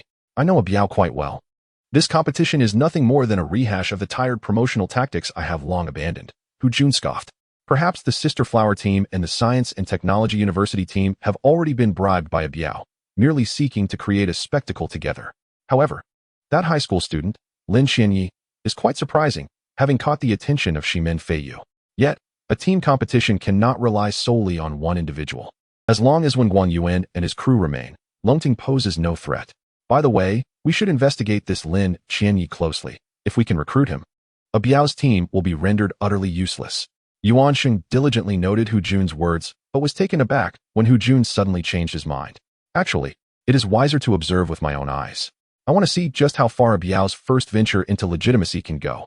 After all, I didn't even congratulate him on his last opening. Today is a perfect opportunity to present him with a token of appreciation for his past mentorship. Very well, I shall prepare the vehicle, Yuan Sheng exclaimed, eagerly rushing downstairs. Inside Longting Internet CAF, according to the rules of the National League of Legends Internet CAF League, a Biao had already registered the Longting team, with preliminary matches scheduled in 2 weeks. True to his word, a Biao reserved 10 computers in the VIP area for Qianyi, allowing them to train and enabling Wen Guanyuan to arrange practice matches. At that moment, Qianyi, Hao Shuang, and Now were busy configuring their machines in preparation for today's training. Half a month may seem brief, but even after a prolonged absence, Qianyi and Hao Shuang could quickly regain their previous energy after a few rounds of practice. The primary concern was Wen Guanyuan and his team, who had struggled to keep pace with Qianyi and the others. Having only 2 weeks to adapt was a tight time frame. Just then, a Biao received a phone call, his brow furrowing in response. It's been so long since the opening. Is it not a bit late for congratulations? A Biao thought bitterly, deciding to greet them personally at the entrance. Chapter 84. The 3 Essential Elements of Success. Ah, Mr. Hu. What a rare visitor. As Hu Jun stepped out of his Audi, Biao Ge warmly approached and shook his hand. Hu Jun nodded slightly and smiled. Biao Ge, you opened your Internet CAF without notifying me? If I hadn't asked, no one would have informed me, so I arrived a bit late. Please don't take offense. Haha, Mr. Hu, you flatter me. Your presence graces my humble establishment. Please come in. Biao Ge stepped aside graciously. Hu Jun, feeling no need for formality, naturally walked ahead while Biao Ge followed him upstairs with a beaming smile. As Hu Jun ascended, he surveyed the CAF's decor, occasionally shaking his head. Biao Ge observed in silence. Upon entering the CAF, even Hu Jun was taken aback. There was scarcely an empty seat in sight. Most screens displayed the vibrant landscapes of Summoner's Rift, with players engaged in team battles or lane farming. It was predominantly League of Legends, with little variety in games. This was somewhat unexpected for Hu Jun, a newly opened Internet CAF, particularly one in an area where patrons had yet to develop a consumption habit, would typically see minimal foot traffic in its early days despite increased promotional efforts. However, if situated in a prime location, such crowds could be anticipated. The positioning of Longting Internet CAF was merely average, making such a turnout quite commendable. Yuan Sheng, following Hu Jun, handed Biao Ge a substantial red envelope. Biao Ge accepted it graciously without hesitation. The CAF's layout was not particularly expansive, and soon Hu Jun's gaze naturally settled upon the group of Qianyi and his teammates who were training. Upon Hu Jun's entry into Longting Internet CAF, Wen Guanyuan had already spotted him, the prominent figure behind Dongxing Internet CAF. He vividly recalled the day when Hu Jun poached his team's top laner, leaving the team on the brink of dissolution. Wen Guanyuan had humbly approached Hu Jun, pleading for him to provide jobs for himself and his teammates. The response he received was a condescending dismissal, and he would forever remember Hu Jun's disdainful words. I do not need useless individuals here. Due to the significant disparity in skill, Qianyi was currently engaged in last-hitting practice with Wen Guanyuan. They were in a custom match without runes or innate talent, assessing their last-hitting numbers over 10 minutes, facing off against 5 computer-controlled opponents. What are you daydreaming about? You've missed several last hits in this wave. Qianyi's voice jolted Wen Guanyuan back to reality. Noticing the unfamiliar figure behind Biao Ge, Qianyi paid it little mind. Training in a CAF did not compare to having a dedicated training facility, and interruptions were commonplace. Generally, Qianyi remained indifferent to such occurrences. But the comments made by the stranger beside Biao Ge began to irk him. Is this your Longting team? Hu Jun inquired, gesturing towards Qianyi and the others. Biao Ge chuckled. Indeed, we've just started. It may not meet your standards, merely casual play. Oh, I heard your Longting team registered for the National Internet CAF tournament? Hu Jun asked with keen interest. Yes, just as a way to gain experience, though I don't harbor high hopes. After all, it's a newly formed team. If we can progress past the preliminaries to the city competition, I'll be satisfied. The provincial and national finals are merely a distant dream, Biaogu replied, nodding. Hu Jun laughed heartily. Biaogu, you're being modest. You have a wealth of talent here, not just students, but also young ladies. Are you planning to form a mixed-gender team? Naughty, overhearing Hu Jun's remark, raised her middle finger in front of him. Hu Jun's smile faltered slightly as he remarked, this young lady certainly has a fiery temperament. Ah, they're just kids. Mr. Hu, please don't take offense, Biaogu said, giving a thumbs up to Naughty with a wink. Isn't this a bot match? You train using this. Why not challenge another team for a scrim? Practical experience is paramount. What you lack right now is real combat experience. Bots are for beginners, Hu Jun casually remarked as he glanced at the screen. Biaogu replied, since we're a newly formed team, our coordination is lacking. We can only practice against bots. Finding a team to scrim is not easy. Perhaps Mr. Hu could be generous and arrange a scrim between the Dongxing team and us. After a moment of contemplation, Hu Jun stated, my Dongxing team does not engage in lower-tier matches. Those rascals look down on average internet CAF teams, especially newly formed ones. They are currently busy challenging professional teams, claiming they want to be thrashed to learn and improve. Biaogu chuckled but remained silent. Hu Jun cast a surprised glance at Wen Guangyuan. Oh, what are you doing here? Where until you going to visit my Dongxing internet CAF? Wen Guangyuan smiled ruefully. Thank you for remembering this useless individual, Mr. Hu. Haha. I was just joking. Your skills are quite commendable. I see you've even formed a new team here. Keep it up. I have faith in you. Hu Jun encouraged, patting Wen Guangyuan on the shoulder earnestly. I hope to meet Mr. Hu's Dongxing team on the battlefield one day, to measure our skills against yours. Wen Guangyuan said, biting his lip determinedly. Hu Jun shook his head. That seems unlikely. The Dongxing team is aiming for the provincial finals. Though it would be best if you could persevere until then. I can't assist much. I can only cheer for you. Qianyi observed Hu Jun coldly. While Naughty and Hao Shuang grew impatient. Naughty asked, Shuang, do you know the 3 essential elements of success? Hao Shuang replied, I'm not sure. I've been walking the path of failure. Naughty laughed. First, persistence. Second, shamelessness. Third, persistently being shameless. This Mr. Hu seems like a successful individual. He must be well versed in these 3 elements. Indeed. Hao Shuang nodded earnestly. Yuan Sheng stepped forward, scolding, can you not speak so recklessly? Hao Shuang stood up and grinned. I can converse with people, but with animals, naturally, I cannot. I don't speak foreign languages. Damn. Just as Yuan Sheng rolled up his sleeves, Hu Jun pulled him back. Biaogu, sensing it was time to intervene, said apologetically, Mr. Hu, the kids can be quite brash. Please don't take offense. I'll have a word with them. With remarkable composure, Hu Jun responded, I understand. They are just kids. Sigh. If they happen to advance and face the Dongxing team, I will certainly ensure those rascals engage in a proper spar with your Longting team. Youthful exuberance can be both a blessing and a curse. This was a lesson you imparted to me long ago, Biaogu. I remember it clearly. Biaogu watched as Hu Jun and Yuan Sheng laughed heartily while departing, his once jovial expression gradually turning cold. Chapter 85. The 4 major teams after Hu Jun departed. Qianyi approached and inquired, Biaogu, what is the background of this Hu Jun? Biaogu donned a smile and replied, he was once my subordinate. Now he's successful and flaunting his power in front of me. In the early days, Biaogu was daring and combative, not at all resembling the amiable Methria Buddha he appears to be now. During brawls, he was always the first to charge forward, commanding the respect of a group of young followers, among whom was Hu Jun. On several occasions during gang disputes, Biaogu deemed Hu Jun and a few others inexperienced and likely to suffer losses, so he chose not to involve them, opting instead to bring along more seasoned brothers. Hu Jun, feeling overlooked and believing Biaogu was deliberately suppressing his rise, became discontented. Biaogu often reminded him, you are still young. There is ample time ahead. While youthful vigor is commendable, excessive fervor may not always yield positive outcomes. Eventually, Hu Jun felt that aligning with Biaogu offered him no promising future and decided to switch allegiances. Such a change of sides was considered taboo in their world, where loyalty is paramount. Hu Jun's swift transition from Biao Ji's crew to confronting his cousin led many to scorn him, labeling him as a traitor.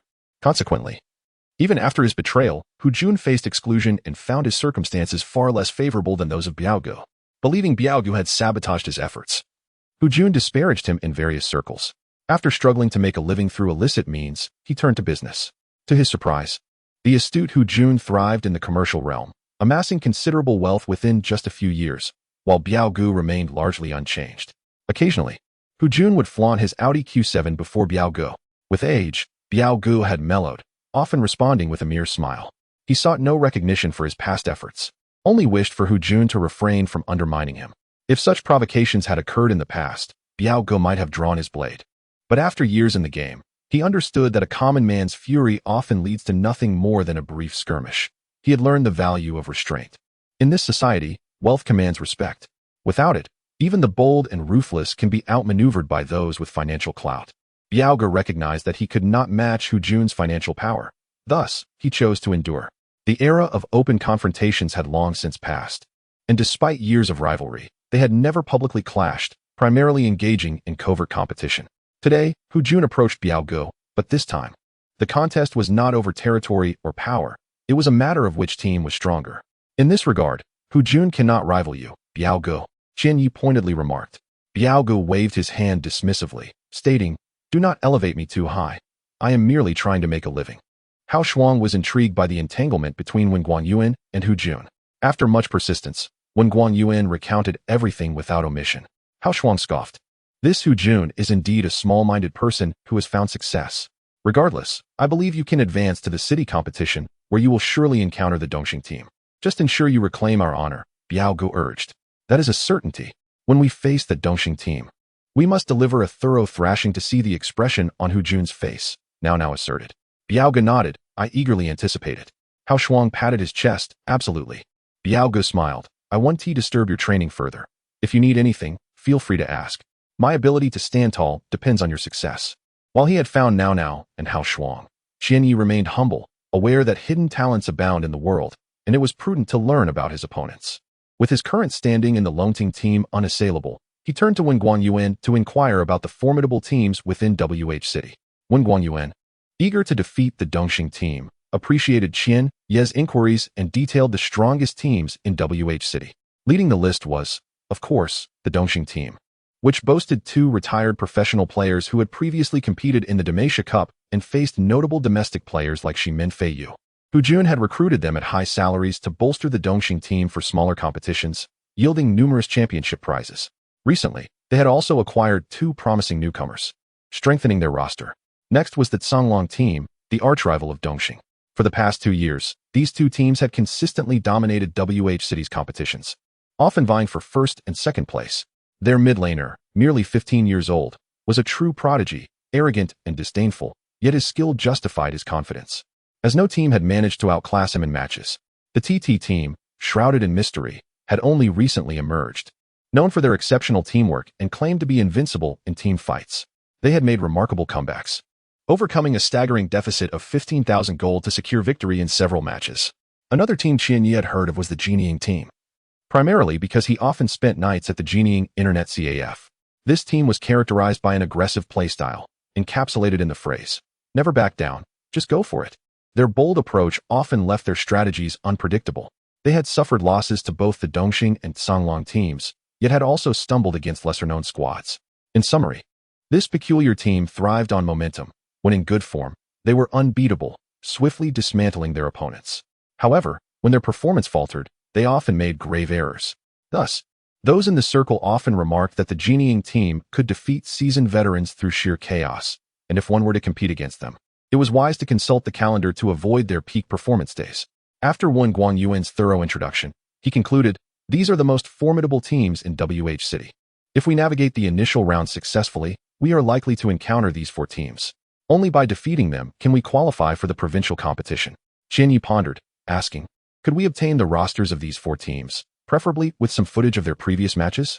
I'll leave it to you. He turned to Now. Analysis is your forte. It would be best to devise 4 distinct strategies tailored to counter these team styles. Chapter 86. The Prodigy. The National LOL Internet Cafe League is regarded as a grand event in the eyes of gamers across the nation, particularly for those aspiring to pursue a professional career in eSports, yet struggling to find a pathway. This league serves as a shortcut to the professional realm. However, the fierce competition is not to be underestimated, as numerous internet cafes are scattered throughout cities, each boasting a plethora of teams, resulting in the elimination of many contenders. Once, a team composed of 2 second-year middle school students and 3 first-year high school students surprisingly won several matches, although they were ultimately eliminated. This fact alone underscores the immense popularity of the game League of Legends. The National LOL Internet Cafe League has further intensified this fervor, embodying the spirit of esports for the masses. As the city preliminaries approach, the walls of various internet cafes are plastered with promotional posters, announcing that anyone with an ID and 5 teammates can participate in the preliminaries. This event undoubtedly ignites the passion of many casual players for team competitions. It is common to witness temporary teams clashing in internet cafes, with the victors earning the opportunity to represent their cafe. Establishments like Longting Internet Cafe and Doxing Internet Cafe, which boast dedicated teams, are spared from this preliminary chaos. After nearly half a month of competition and selection, the internet cafes submitted their team rosters, ready for the city preliminaries. Following another week of fierce contests, 8 teams emerged victorious, with the 4 major teams previously mentioned advancing with ease. Among them, the Dongxing team and the Songlong team remained undefeated, entering the semifinals with a flawless record. The TT team and the Songlong team also achieved commendable results, leaving many players unsurprised by the advancement of these 4 teams. After all, they are dubbed the 4 major teams for a reason. Every year, such competitions witness the fall of established teams alongside the rise of newcomers. For instance, the Hongfinglin team, which reached the semifinals last year, unexpectedly faltered, while the Longting team and 3 lesser-known teams became the fortunate participants in this year's semifinals, gaining the opportunity to face off against 4 renowned teams. The quarterfinals were set to take place at Chiyu Internet Cafe, featuring the recently emerged and enigmatic TT team against the home team, Chiyu. This marked the first quarterfinal showdown in WH City, drawing considerable attention from spectators, including players from the other 6 competing teams who came to scout their potential opponents. Entering the top 8 indicates that every team possesses commendable strengths, and no one dares to underestimate their forthcoming adversaries. Xinya, too, arrived early at Chiyu Internet Cafe with the members and substitutes of the Longting team, intent on studying the competition. Regardless of whether the Chiyu team or the TT team ultimately triumphed, both would become potential rivals for the Longting team. Hao Shuang and Now had already procured snacks and secured the best seats to observe the match, eager to gauge the capabilities of both teams. Now, a natural focal point wherever she goes, captivated attention with her long legs, ample bosom, and striking beauty, particularly her alluring figure. Hao Shuang was genuinely thrilled to be there. Ordinarily, he would have been disinterested in such a match, but he could not resist Xianya's insistence about the strategic importance of respecting one's opponents.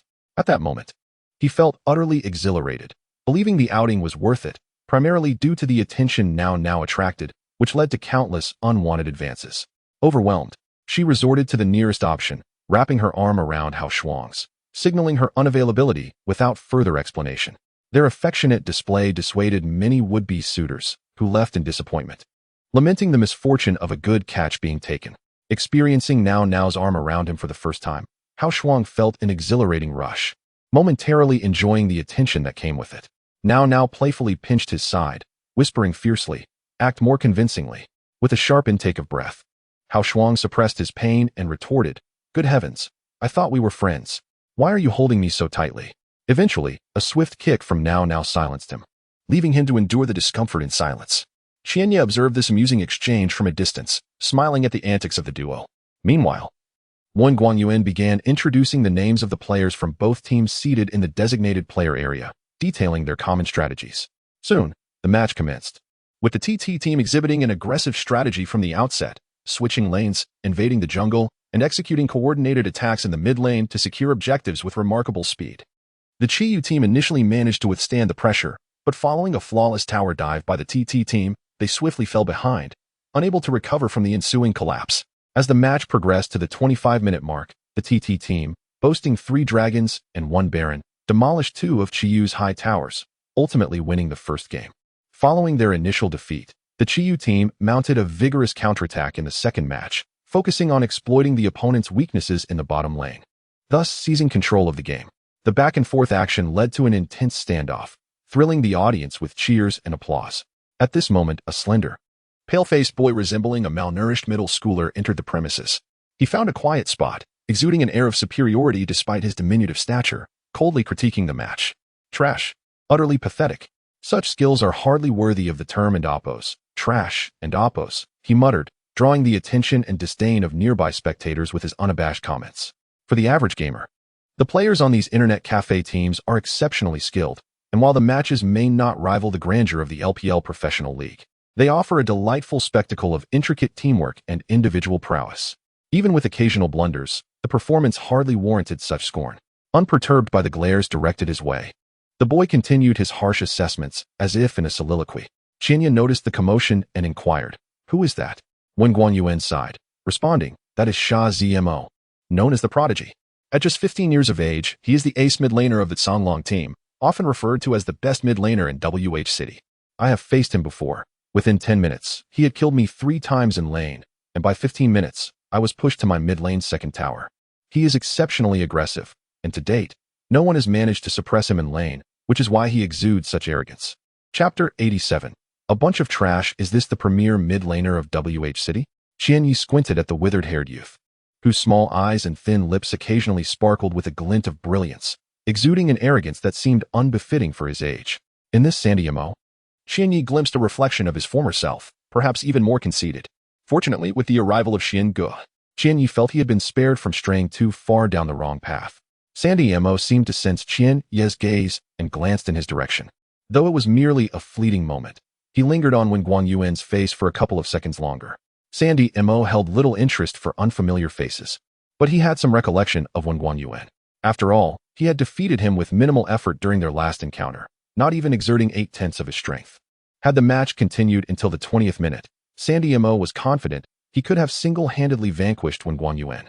To him, such a feeble opponent was hardly worthy of his attention. He dismissed Qianyi entirely and flashed a grin at Wen Guanyuan, giving him a thumbs up before slowly reclining back. When Guanyuan's expression darkened, he was infuriated yet helpless.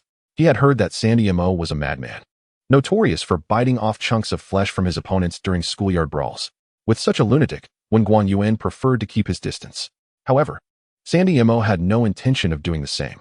Perhaps his mood was somewhat better today, as he headed directly towards Qianyi and Wen Guanyuan, relishing the opportunity to push them into the mud and then stomp on them. The reason was simple. Having been bullied in his youth, he sought to reclaim a semblance of balance in adulthood. At the tender age of 5, Sandiamo's mother could no longer endure his father's drunkenness and quietly left one autumn night. He vividly remembered her turning a deaf ear to his anguished cries. And that night, the autumn winds felt as biting as the chill of winter. Growing up in a single-parent household, he often faced bullying at school as the unwanted child while suffering beatings from his inebriated father at home. In the first year of middle school, he was falsely accused of stealing money by his deskmate. As he felt the depths of injustice, not a single familiar face in the classroom spoke in his defense. Overwhelmed with rage, he lunged at his deskmate, unleashing years of pin-up fury with his teeth and blood. Unsurprisingly, he was expelled from school. And with no hope from his alcoholic father, he turned to petty theft to survive. Gaming became his refuge, where he found joy in slaughtering inexperienced opponents. After months of relentless practice, he finally reached the pinnacle of the strongest rank. His love for the mid lane was profound. He relished the feeling of watching his opponents futilely struggle against their inevitable demise, a thrill that sent shivers down his spine. Thus, Sandiamo began to gain a modicum of fame in WH City, eventually being absorbed into the Songlong team. Others were unaware of his tumultuous past, merely attributing his personality quirks to some inherent flaw. Now, as Sandiamo approached, Wen Guanyuan forced a bitter smile and said to Qianyi, "Let him be arrogant. It's just his little quirk." Despite being shorter than both Wen Guanyuan and Qianyi, Sandiamo adopted an air of superiority. He pointed at Wen Guanyuan and inquired, "I heard you made it to the top 8 this time?" The Longting team merely stumbled into the semifinals by sheer luck. Wen Guanyuan forced a smile, unwilling to show any friendliness towards Sandiamo, knowing that a conciliatory approach would only invite further ridicule. Longting team? Never heard of it. Must be some trash team that emerged from obscurity. With your pathetic skills, it's no surprise you'd end up there, Sandiamo scoffed. Wen Guanyuan clenched his fists, suppressing his rising anger. Looking at the groupings, it seems we are likely to face Songlong team. Oh, Sandiamo's interest peaked. Are you looking forward to being humiliated again? Rest assured, if we do meet, I won't hold back. Just don't let me rack up an infinite number of kills. You might not even get a chance to surrender. Qianyi intervened, calming the simmering Wen Guanyuan. Apologies, but I am the new mid laner for Longting team. If we do meet, it will be me facing you. After the return of Now, Qianyi restructured the Longting team. Previously, the TSG team excelled in mid-jungle and jungle support synergy, but Qianyi had always played mid-lane. He had filled various roles out of necessity. It was commonly believed that girls could only play support, yet Now, who appeared cute but was truly fierce, excelled in the jungle. with champions like Jarvan and Lee Sin as her specialties. The latest lineup of the Longting team consisted of Yin Xian in the top lane, Qian Yi as mid laner, Now as the jungler, and when Guang Yuan shifting to ADC, partnering with Huaxia in the bot lane, while Zhao Ling and others served as substitutes. During the preliminary rounds of the city competition, neither Now nor Qian Yi participated. This was partly due to hidden tactics and abilities, as Qian Yi regarded Now as a secret weapon, at least for the top 8 matches. Upon hearing that the opponent was not the trashy Wen Guang Yuan, but rather an unfamiliar face, Sandy Mo dismissed Qian Yi entirely, viewing him as no different from the rest of the garbage. Who left their zipper undone and exposed themselves. Unbeknownst to them, Hao Shuang appeared behind Qian Yi, while Now, arms crossed, looked down at Sandy Mo, her lips curling into a sly smile. Little brother, would you like a lollipop? I have some right here. Hey, Now, be modest. Don't scare the poor child. He might cry and go home looking for his mother, Hao Shuang cautioned. At the mention of mother, a vein throbbed on Sandy Mo's forehead as he glared at Qian Yi and the others, his anger boiling over into a mocking smile. Very well, a bunch of trash. See you on the battlefield, assuming you can last until then. Now flashed a sweet smile and waved. Goodbye, little trash. Sandy Mo snorted and turned away, no longer interested in the outcome of the remaining matches between the Qiyu team and TT team. Once he was gone, Hao Shuang nudged Now, advising, stop pretending. That smile of yours is downright chilling. Chapter 88. Lollipop in the first match of the regional playoffs of the LOL Internet CAF League in WH City. The TT team secured an early victory, only to be countered by the Qiyu team. However, in the decisive third match, the TT team, renowned for their prowess in team battles, overcame a daunting economic deficit of 5,000 gold at the 15-minute mark. Following 2 spectacular skirmishes over the dragons, they managed to reverse their economic standing and ultimately annihilated the Qiyu team in an ambush at the Baron Pit, claiming their first victory in the playoffs. The following day, the Longting team faced off against a newly established team named Tiantangnio in the playoffs. Neither team had much notoriety, particularly Longting, which had only been formed less than a month prior, leaving many unfamiliar with their name. The match took place at the main branch of the Tiantangnio Internet CAF, with a sparse audience. Onlookers might have mistaken it for a clash between amateur teams, as the enthusiasm was nowhere near that of the prior encounter between Qiyu and TT. In truth, the matches were equally thrilling, with the first game stretching to a grueling 55 minutes, ultimately claimed by the Tiantangnio team through a strategic swap tactic, putting Longting at a disadvantage. The second match saw Tiantangnio capitalize on their lower lane advantage, securing 2 early dragons. Longting struggled in the other lanes until Tiantangnio made an error during a push, allowing Longting to retaliate successfully and swiftly eliminate the Baron, leading to a decisive victory after 42 minutes. In the third match, Longting again found themselves at a disadvantage until Qianya, their mid laner, executed a remarkable 4-1 split push, breaching the enemy's lower base and taking down a crucial turret. Seizing the moment as Tiantangnio rushed back to defend, Longting stealthily claimed the Baron and triumphed in the final team fight, concluding the match at precisely 40 minutes. With only a handful of spectators, the match between Longting and Tiantangnio ended quietly, and both teams returned home without much fanfare. Qianya regarded the lack of attention with a smile, finding solace in the anonymity that kept their weaknesses concealed. Unexpectedly, the 3 matches were covertly recorded by 2 teams, the Dongxing team, owned by Hu Jun, and the Canglong team. Hu Jun was taken aback by Longting's unforeseen progression to the playoffs, considering them a second-rate CAF team that should have been eliminated in the preliminary rounds. This stroke of luck piqued his vigilance. After years of keeping Wen Biao under his thumb, he could not allow Longting to rise so easily. If Longting had reached the playoffs, they must possess some level of skill. Confident in his Dongxing team, Hu Jun dismissed any concerns regarding weaker opponents, attributing his focus on Longting to his respect for Wen Biao. With the prospect of facing Longting in upcoming matches, Hu Jun harbored no doubts about his team's ability to defeat them. His true desire was to witness Dongxing utterly crush Longting and relish the expression on Wen Biao's face, which would be the pinnacle of satisfaction for him. While a complete shutout seemed improbable, Hu Jun believed that achieving 20 kills against Longting would not be a challenge at all. His confidence was unwavering, otherwise, his investments in recruiting players would have been in vain. After viewing the recorded matches, Hu Jun inquired about their assessment. Huaxia, awkwardly rising from his seat, replied, Brother Jun, it's not a big issue. Their overall strength is average. Hu Jun glanced at the hefty recruit he had lured with a high salary, and upon receiving the expected response, turned his gaze to the bald man beside him, asking, Sun Ziguan, what do you think? Sun Ziguan, a observing Guahai, felt little affinity for a teammate who had switched teams for financial gain. As a retired professional player, Sun Ziguan's discerning eye saw through the superficiality. I watched all 3 games. Against a team like Tiantangnio, Longting lost the first match. Though they managed to win the next 2, it was a struggle, with the matches approaching 40 minutes each.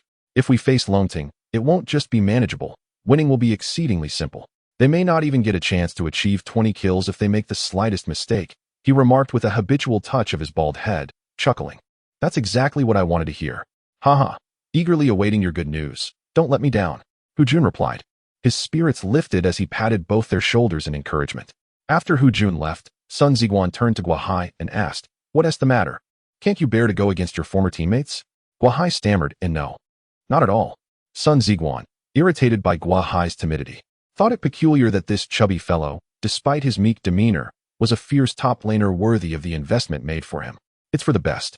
If Longting gets lucky and faces us, I hope you won't hold back, even if some of them were once your teammates, Sun Ziguan cautioned. Guahai nodded repeatedly, assuring, I understand, Brother Guang. As for Longting, Sun Ziguan mused, I hope they can hold on until they meet us at Dongxing. With a cold smirk in his heart. Upon returning from Chiyu Internet CAF, Sha Zimo wore a dark expression. His teammates, aware of his volatile nature, steered clear of him. Due to his esteemed status at Kanjing Internet CAF, he had a private room reserved solely for him, a space where intruders could expect harsh reprimands. As he entered his room, the sounds of chairs crashing and keyboards smashing echoed, accompanied by primal roars. Has the madman lost it again? Who provoked him? Let's steer clear of him, whispered the teammates of Songlong, exchanging worried glances. The manager of Songlong Internet CAF, Xiao Ma, chuckled helplessly, Stop gathering around. Go about your business.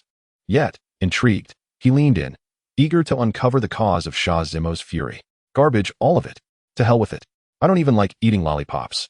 Chapter 89. The supportive cheer squad. 2 days later, based on the list of teams advancing to the semifinals, the Longting team finally faced off against the Songlong team.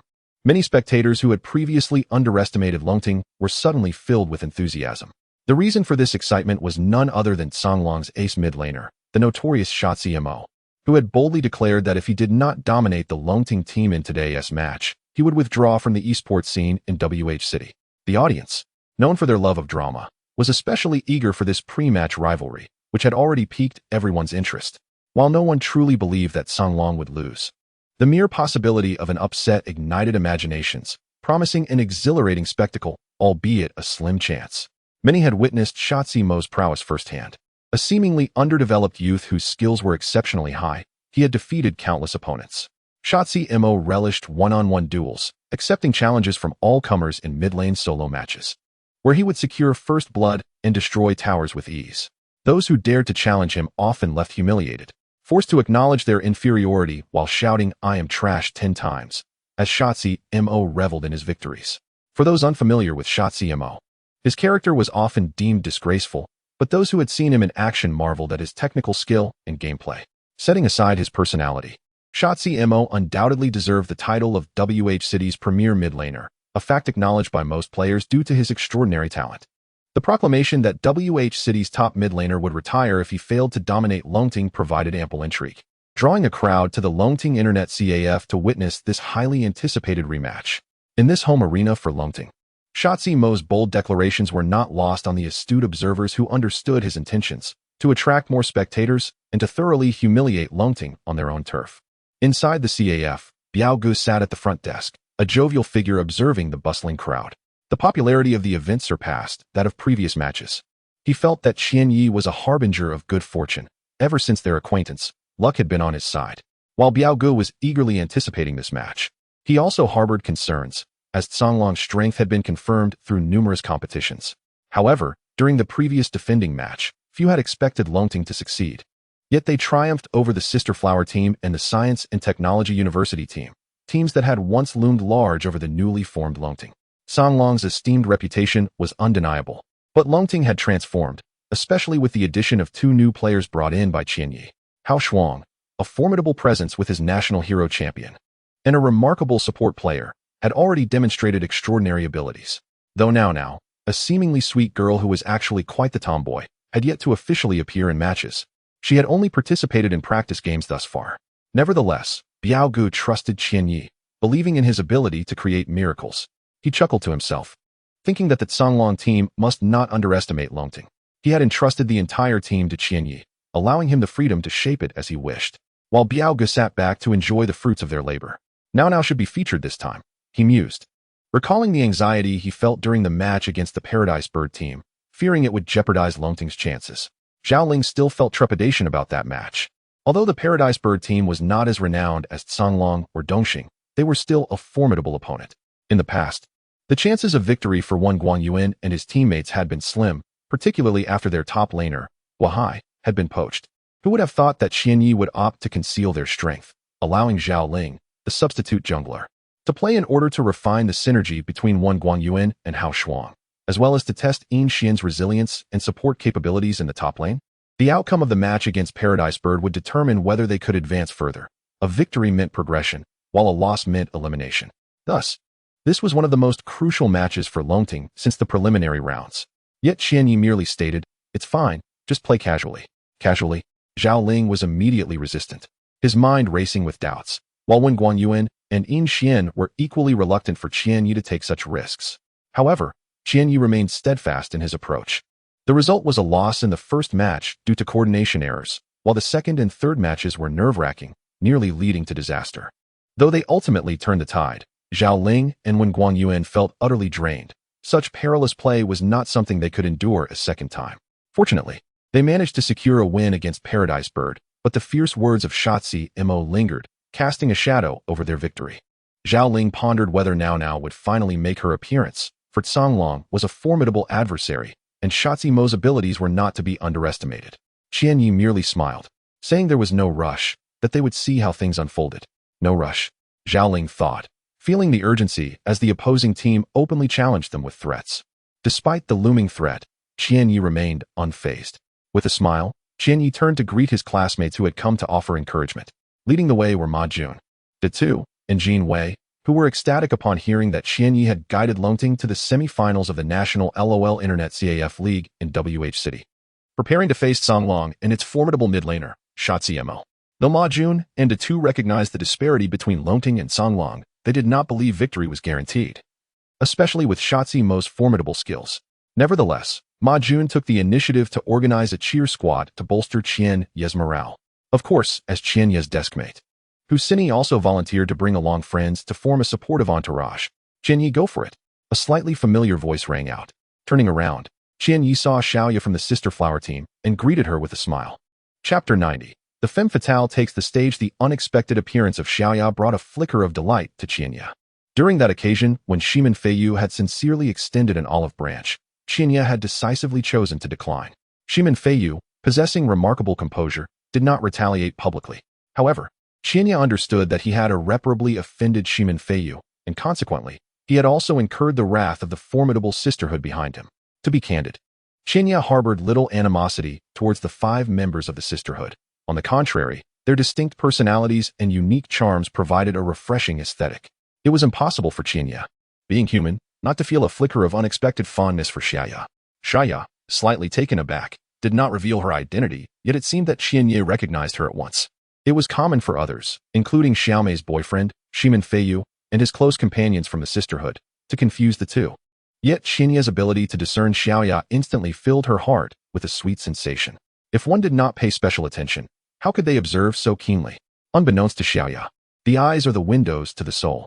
While her sister Xiaomei was vivacious, her eyes often sparkling with lively brilliance, Xiaoya herself was serene, her gaze subtle and reserved.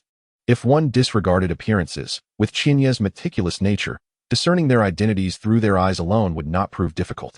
Go for it. Xiaoya beamed sweetly, raising her little fist in encouragement. Xiaoya was not alone. The adorable Qiuxiu, known for her cuteness, accompanied her. The two shared a close bond within the sisterhood. Xiaomei, harboring resentment over Qianyi's rejection of Shimin Feiyu's invitation, had attempted to thwart Wu Shangnan and Piao Xue's desire to attend. But the two had seized the opportunity to sneak over while Xiaomei was distracted. Pouting, Qiuxiu remarked, "Our Xiaoya is quite the looker, so you must not lose. Just so you know, Xiaomei was once bested by that fool Mo, and she has been itching to reclaim her honor, but that madman is truly formidable. Xiaomei claims that apart from Feiyu, no one in WH City can match him. She genuinely wants to see if you can defeat that fool Mo, though you should know. She has been upset with you over the Feiyu matter. Must you insult him so casually and give him a nickname? His name is Shizimo, Xiaomei interjected, playfully tapping Qiuxiu on the head. Rubbing her head, Qiuxiu huffed. Shizimo always calls others trash. I merely gave him a nickname. Amused by the two girls, Qinya inquired, do you truly believe I can defeat this Shizimo? Indeed, I believe in you. Although I have not seen you play mid lane, your prowess is evident, Xiaoya replied earnestly, nodding her head. Thank you for your kind words. Qinya raised her hand in gratitude. As Xiaoya and Qiuxiu represented the rare few who held faith in the Longting team for this match. During this time, Huaxia remained unaware of Qinya's activities. Despite being close in proximity, today's match was revealed to her through Datu. She had exerted considerable effort to persuade several friends, who were not particularly fond of League of Legends, to come and support Qinya. Upon witnessing Qinya happily chatting with a sweet-looking girl, a sense of discomfort filled her heart. In contrast to their previous interactions, Qinya's demeanor towards her had grown markedly colder. Huaxia sighed, lowering her gaze. Indeed, beautiful girls often attracted more male attention. At this moment, the manager of the Songlong team, Brother Ma, found himself in a predicament, feeling both exasperated and helpless. The capricious Shizimo was a double-edged sword. If wielded correctly, he could be exceedingly sharp, but if mismanaged, he could inflict pain upon oneself. This young man had not consulted with the team or informed his manager, yet he boldly declared that if he failed to annihilate the Longting team, he would withdraw from the eSports scene in WH City. Was he intentionally trying to provoke distress? Brother Ma firmly believed that the Songlong team had a significant chance of victory today. However, even the best can stumble. What if they were unexpectedly defeated by the Longting team? Would he truly have to face the loss of Shizimo, whom he had nurtured for so long? Suppressing his dissatisfaction with Shizimo, Brother Ma led the Songlong team to the venue, the newly opened Longting Internet Cafe, which had yet to gain popularity. Welcome, welcome, Brother Ma. Do take it easy today and don't let us lose too embarrassingly. Biaoge greeted him warmly. Brother Ma smiled, not minding whether this was flattery or not. It was pleasant to hear. He shook hands with Biaoge, courteously responding, not at all. Your Longting team possesses immense potential, having achieved such results in a short time. With a bit more cohesion, it would not be long before you are among the top teams in WH City. Haha, I appreciate your kind words, Brother Ma.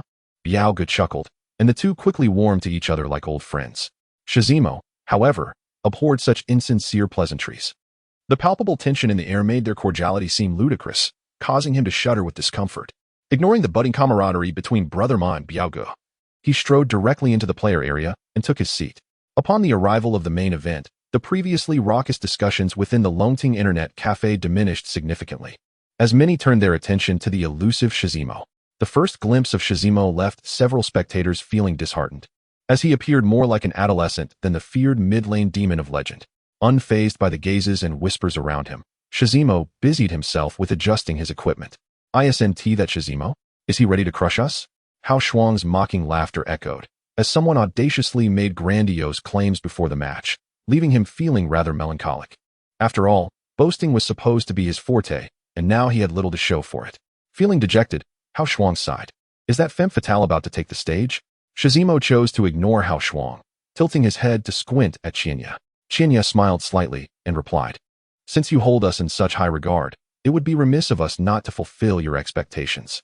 Upon hearing Qinya's words, Zhao Ling, Wenguan Yuan, and Yin Xian exchanged glances, their spirits lifted. It seemed the long-awaited trump card was about to be revealed. Wow, little brother, your description is quite apt. I adore this nickname, but do be careful not to let this femme fatale make you cry. Now parted the crowd, revealing her dazzling smile, her beautiful eyes crescent-shaped with mirth. Chapter 91. The dragon's roar against the Tsong wolf. The entrance of Now instantly rendered the air in the internet CAF stagnant. Such a stunning beauty turned out to be the legendary jungler of the Longting team. Over the past few days, she had been playing as a substitute. And while rumors circulated about the jungler being a beauty, I had thought it was mere exaggeration. The reality was even more breathtaking than I had imagined. As most spectators were lost in fantasies about Now's exquisite long legs, she made a gesture starkly contradictory to her image, her right fist raised defiantly towards Huaxia, unexpectedly extending a slender, pale middle finger. What left everyone even more astounded was her subsequent action, with a resounding thud. Now placed one of her long legs on the table, propping herself up with her left hand, adopting the pose of a brazen femme fatale, gazing down at Huaxia with a playful smirk. Little brother, soon you shall taste the prowess of this vixen. I guarantee it will leave you in ecstasy. Now laughed heartily. Hao Shuang surveyed the surroundings, noticing that few were not left agape, some with expressions exaggerated enough to fit an egg in their mouths. With good intentions, he cautioned, Hey, hey, hey, mind your image. Be careful not to expose yourself. Get lost. I'm wearing jeans today, Now retorted, narrowly avoiding Hao Shuang's slap as he attempted to intervene. Huaxia Mo fixed his gaze on this audacious woman, who had previously stirred memories of his wounds. His lips curled in disdain as he let out a scoff, prompting Now as anger to flare even more. Hao Shuang sensed trouble. Now was unafraid of being scorned. But she detested condescension even more, far more infuriating than being caught with her skirt lifted. As the atmosphere threatened to escalate into a brawl, Hao Shuang rushed forward to restrain her. This is a public setting. Can we not act civilized? After the match, we can settle it in a secluded alley. However you wish. Trash, get out of my way. Huaxia Mo shot back, glaring at Hao Shuang. Well, kindness met with ingratitude. Hao Shuang shrugged helplessly, realizing he had underestimated Now's willingness to fight.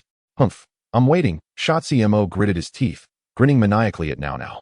Now, unable to tolerate such arrogance, pondered whether it was time to teach him a lesson. Are we done yet? Qianyi interjected, his voice cold and commanding. Before the audience could fully recover from the shock of the sweet girl transforming into a fierce woman, Now took a few deep breaths, turning to Qianyi with a pout of feigned innocence, obediently replying, Enough, and then adorably sticking out her tongue, the rapid shift in demeanor strikingly swift. Was this lunatic Huaxia Mo truly insane, or had he merely gained an equally eccentric counterpart? Xiaoma, observing from the sidelines, couldn't help but twitch at the absurdity of it all. Apologies, the youth can be quite peculiar. Please do not take it to heart, he remarked apologetically. Peculiar? Xiaoma scoffed inwardly. She was perhaps even more erratic than Huaxia Mo. This was merely a prelude of minor skirmishes, but after this exchange, the tension between both teams had escalated to a point where a mere spark could ignite an explosion. The audience's enthusiasm surged once more. The match had yet to commence. Yet the atmosphere was already ablaze with anticipation. Would the madman Huaxia Mo truly massacre the Longting team? Or could this neurotic beauty of a jungler from Longting wield a surprising effect? Curiosity abounded. As the match approached, both teams took their seats. And after a series of pre-match preparations, they entered the ban pick phase. Longting team initiated the first ban on Rek'Sai, causing Tsang Wolf's jungler, Li Hao, to furrow his brow slightly. Rek'Sai was his signature champion, perfectly suited to his playstyle. Li Hao preferred a farm-oriented jungler, typically choosing Rek'Sai or Elise, rarely appearing before level 6 unless he could secure a kill on his first gank. Though disappointed by the loss of his first choice, he maintained a slight smile. Having his favored champion banned was a form of recognition of his skill. Tsang Wolf team banned Nidalee, the mid laner Qian Ye's most frequently used champion during the preliminary rounds. Following Longting's second ban on Malphite, Tsang Wolf's top laner, Hu Zhongping, let out a disdainful snort. Malphite had been his most used champion recently, but it did not mean he excelled with tanky champions. He preferred those who could swiftly dive into the enemy backline. Tsang Wolf's second ban demonstrated their respect for Qianyi, targeting the mid laner champion Syndra. For the final bans, Longting targeted Orianna, while Tsang Wolf banned Alistar. Audience members familiar with the intricacies of the match shook their heads with smiles. It was evident that Huaxia Mo's bravado was not mere arrogance. The ban list alone indicated that Tsang Wolf was tactically attuned to their opponent, rather than dismissing them outright. Tsang Wolf's manager, Xiaoma, observed the bans quietly, his heart tightening. The Longting team indeed possessed some foundation. At least these 3 bans posed a significant challenge to Tsang Wolf. With 2 of their preferred compositions now off the table, it appeared that their opponents had conducted thorough research on Tsang Wolf. However, as Tsang Wolf was a well-known CAF team in WH City, their extensive competitive experience was not something the fledgling Longting team could match. Even if they could not deploy those 2 planned compositions, Tsang Wolf still had 3 alternative strategies. Targeting Tsang Wolf would not be a simple endeavor.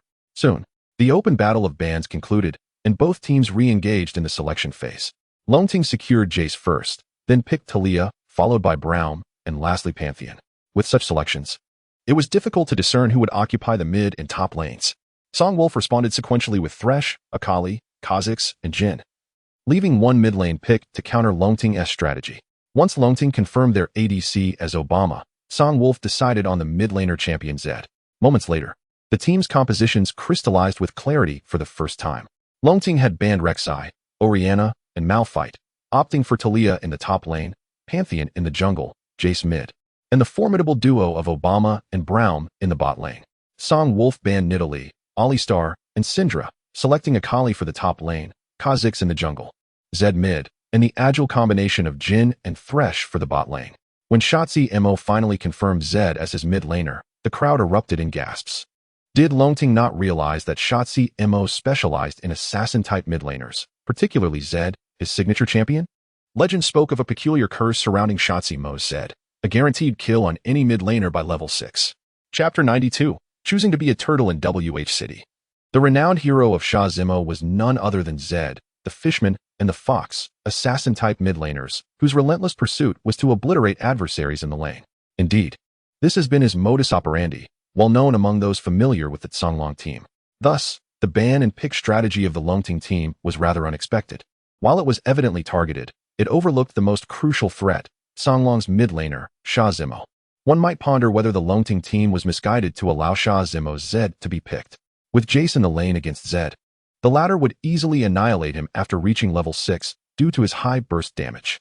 Moreover, would Huaxia Mo grant Jace the opportunity to whittle down Zed's health? Even before the game commenced, the impending mid-lane rivalry sparked intense discussion among the spectators, predominantly comprised of players from lower tiers such as Gold and Silver, with only a handful of higher-ranked players present. In lower-tier matches, Zed's pick rate significantly surpasses that of Jace, as many players are enamored by Zed's flashy multiple displacements and, more importantly, his formidable landing capability, especially the astonishing burst potential he possesses after level 6, making him a quintessential assassin. In contrast, Jace enjoys less popularity. His complex skill combinations coupled with a lack of mana in the early game diminish his appeal in lower-tier matches. Upon witnessing Huaxia Mo secure his signature champion, Xiao Ma Guo's eyes sparkled with delight.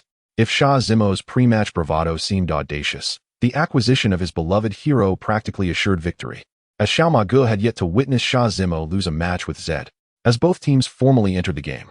The purple side's Longting team opted for a defensive formation in their jungle, a passive strategy that drew ridicule from onlookers. The fearsome level 1 team fight potential of Braum is notorious, yet here they were, huddled in retreat. Songlong team, perhaps wary of Braum's level 1 prowess, refrained from venturing out, instead adopting a linear formation to place wards in the red and blue jungles. This cautious demeanor disappointed many who expected Songlong to assert their dominance from the outset. Longting's bot lane duo, Wen Guanyuan and Hao Shuang, chose a standard lane matchup, not out of confidence in their skills, but rather due to the perceived weakness of the opposing bot lane. With Miss Fortune lacking early game strength, Obama would not suffer in trades, while Braum possessed a certain edge over Thresh. Thus, as long as they avoided ganks from the jungler, they should navigate the landing phase without significant trouble. Songlong, however, was disinclined to switch lanes, confident in their own capabilities against Obama's Braum, and also to ensure the proper development of their champion, Riven. De Tu and Jin Wei, uncertain about both teams' compositions, turned inquiring gazes toward Xiaoya, who, not without a hint of vanity, was approached for her insights. Xiaoya bore no ill will towards Qian Ye's classmates, and as she observed the matchups unfold, she began to analyze the strengths and weaknesses of both teams for De Tu and Jin Wei. The characteristics of both teams were quite pronounced. Longting leaned towards early game aggression, while Songlong favored late game scaling, particularly with Riven and Miss Fortune representing late game powerhouses. Strictly speaking, Kha'Zix could also be included in this assessment. Nevertheless, with Zed bolstering Songlong in the early game, and Kha'Zix's damage not being negligible, the latter's emphasis on assassination and cleanup in the late game was evident. Coupled with Thresh, a highly protective support, if Miss Fortune could safely develop in the bot lane, she would inevitably become a formidable force. On the other hand, Longting's composition was clearly tailored for early to mid-game dominance, epitomized by Jace, Pantheon, and Obama. While Obama performed well early on, his strength only escalated into the late game. Many who selected this ADC aimed to secure an advantage during lane phases. Pantheon, an early game powerhouse, with his passive crits and half-screen ultimate, offered significant damage and support capability. However, as the game progressed, his limited growth and skill set would render him less impactful. A well-executed ultimate could initiate a fight effectively, but a poorly timed jump could lead to disastrous outcomes for his team. Jace's most distinguished ability lay in his capacity to push lanes and towers around the 20 to 30-minute mark, leveraging poke damage and a fully charged W skill as a means to expand their lead. However, as the game wore on, the effectiveness of Jace's poke would diminish against opponents with fully developed armor and health items. Although Longting featured a late-game powerhouse in the form of the roaming mage, their strategy appeared to lean more towards mid-game skirmishes and support. In summary, If Longting failed to secure a decisive advantage by the 30-minute mark, their chances of victory would dwindle significantly as time progressed. Datu and Ma Jun listened in a daze, yet grasped the crux of the matter. If Qian Yi could not suppress Zed and provide support to expand advantages in other lanes early on, the fate of Longting would be perilous. The trio had yet to witness Sha Zimo's true prowess, but they had heard tales of this madman's past performances, where obliterating an opponent's mid-lane turret within mere minutes seemed commonplace. Qian Yi, you must hold your ground. Datu silently clenched his fist, cheering for Qian Yi in secret. Nearby, Husini smirked wryly, recognizing the reason behind Qian Yi's fondness for Huaxia. Her analytical prowess was simply beyond her reach, and it seemed that kindred spirits were indeed represented by Qian Yi and Huaxia. They're coming. The early stable landing phase has left the spectators on edge, Datu remarked, as both junglers reached level 3 simultaneously. Pantheon and Kha'Zix, having completed their red buffs, ventured towards the mid lane, viewing it as the focal point of this contest and eager to extend their support to the mid laners. Songlong's jungler, Li Hao, glanced towards mid lane and suggested, "Shall I wait in the mid lane for a while? Given your positioning, Pantheon is likely to approach." Despite his arrogance, Sha Zimo exhibited remarkable caution and composure during the game. Sensing Pantheon's proximity, he accepted Li Hao's offer of support.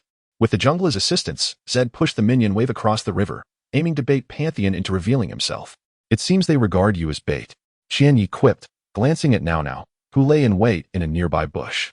Now chuckled softly, replying, "I think I'll opt to be a turtle instead. Patience is key." Chapter 93. The nuances of landing. Li Hao had been lurking in the grass by the right riverbank in the mid lane for a good 15 seconds. Yet the anticipated appearance of Pantheon was nowhere to be seen. This left him perplexed. Was the jungler from the Dragon Rising team blind? The mid lane Zed had already pushed the minion wave to Jace's turret, with Pantheon's ganking prowess. Making an appearance now would not only threaten Zed but could at the very least force out a flash, a valuable asset in the early to mid-game. Many players have felt the significance of a single flash. Possessing an advantage in summoner spells can often translate into a solid edge in landing, with countless examples of snowballing from such a lead. How composed he must be, Li Hao mused. After all, whether in the top lane or jungle, Pantheon's burst damage at level 3 is formidable. A gank from a powerful Pantheon at this stage would have a high probability of securing a kill. Eventually, after waiting for 15 seconds, Li Hao could no longer contain his impatience. He informed Zed and turned his attention to the bottom lane. Qian Yi had been biding his time. Although Jace consumes mana early on, taking the talent that restores health and mana upon killing minions, combined with the passive mana regeneration from his Hammer Form SW skill, the mana recovery from basic attacks in Hammer Form, albeit minimal, becomes precious in the early game. Regardless of whether Jace is in Hammer or Cannon form, his damage output is significant. As Qian Yi remained tucked beneath the turret, Sandemo was at a loss for how to engage. Nonetheless, he couldn't help but smile quietly, believing Qian Yi to possess considerable skill. Otherwise, he wouldn't dare to rebut with such confidence in his presence. However, now he found himself oppressed under the turret, evaluating the landing performance over the past few minutes. Sandemo could only concede that Qian Yi had some merit. After all, 2 of the 3 health potions he had purchased were already consumed, leaving him with 2/3 of his health. Jace, through mere incidental pokes, had managed to chip away at Zed's health, which, while mildly irritating, was not yet a cause for concern. The fact that Jace had grown timid in his presence indicated to Sandemo that he had already lost half the battle. Sandemo was unaware that Qian Yi's subtle attrition of health stemmed from a unique combination of runes and talents. Qian Yi's rune setup diverged from the conventional mid-lane Jace. He opted for 3 attack speed quintessences, 8 fixed attack damage reds, 1 critical strike, 9 fixed armor yellows, and 9 fixed magic resist blues. The yellow and blue armor runes are standard fare for mid-lane assassins, as the early game armor significantly mitigates damage. Naturally, against an AP mid-laner instead of Zed, blue runes would include some magic resistance. Typically, mid-lane Jace players would favor quintessences that enhance attack damage or a combination of attack damage and armor penetration, with reds similarly focused on attack damage and armor penetration, while blues would often comprise magic resistance or cooldown reduction, which is crucial for Jace. Through systematic testing, Qian Yi determined that a setup of 1 attack damage quintessence and 2 armor penetration quintessences, paired with 9 fixed attack damage reds, offers a significant advantage in the early game. Conversely, 1 attack damage quintessence and 2 armor penetration quintessences paired with 9 armor penetration reds yield greater strength in the late game, particularly when targeting enemy champions. When attacking minions, pure attack damage configurations yield higher damage, while attack power is more efficient when damaging turrets. Qian Yi's choice to replace one of the 9 attack damage runes with a critical strike rune reflects a belief in luck. After all, fortune can play an essential role in the competitive arena of Summoner's Rift. From a gameplay perspective, players who prefer farming lean towards attack damage runes, while those who wish to adopt a more aggressive approach may find armor penetration to be a superior option, especially in the late game when armor penetration becomes particularly potent. The combination of armor penetration and attack damage in quintessences is the most common setup for Jace, making Qian Yi's selection quite rare. Qian Yi's rationale for this choice was rooted in his desire to secure last hits under the turret while pushing the wave. Additionally, he had a personal preference for 3 attack speed quintessences, which allowed his Jace to execute smoother kiting in the early game, thereby inflicting more damage with basic attacks during movement. This rune setup draws inspiration from the unique runes employed by Samsung White's mid laner, Pawn. During Season 4, caution is advised against casual experimentation, as it may lead to detrimental outcomes for teammates. This is precisely why Qian Yi frequently managed to whittle down Zed's health during their exchanges.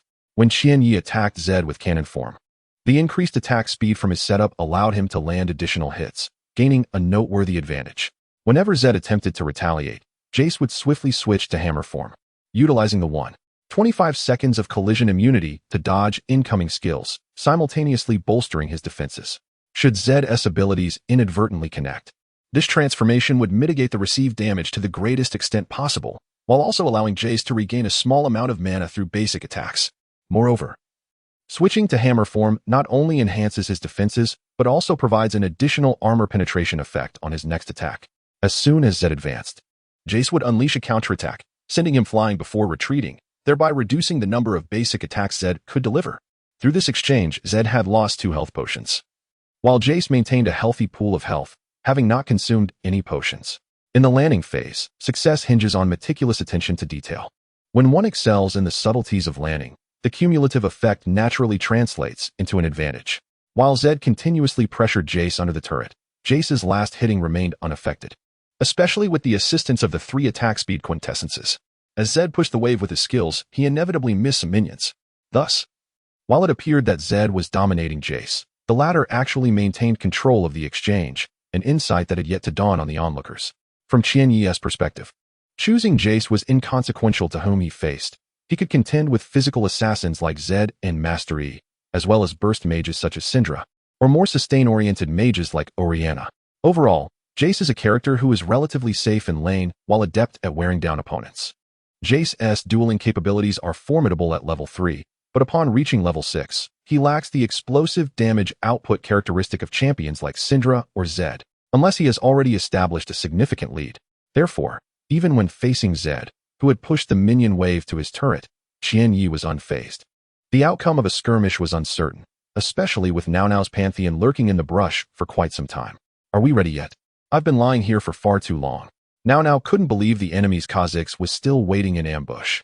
However, without Qian Yi's signal, her Pantheon remained quietly poised. Let me just hammer down this ranged minion. Qian Yi smiled calmly. Chapter 94. Unspoken coordination. As the second minion beneath the mid-lane tower fell to Jace's melee form of Mercurial Hammer, his gaze swiftly turned towards Zed. With a mighty blow, feel the thunder. Skyward leap.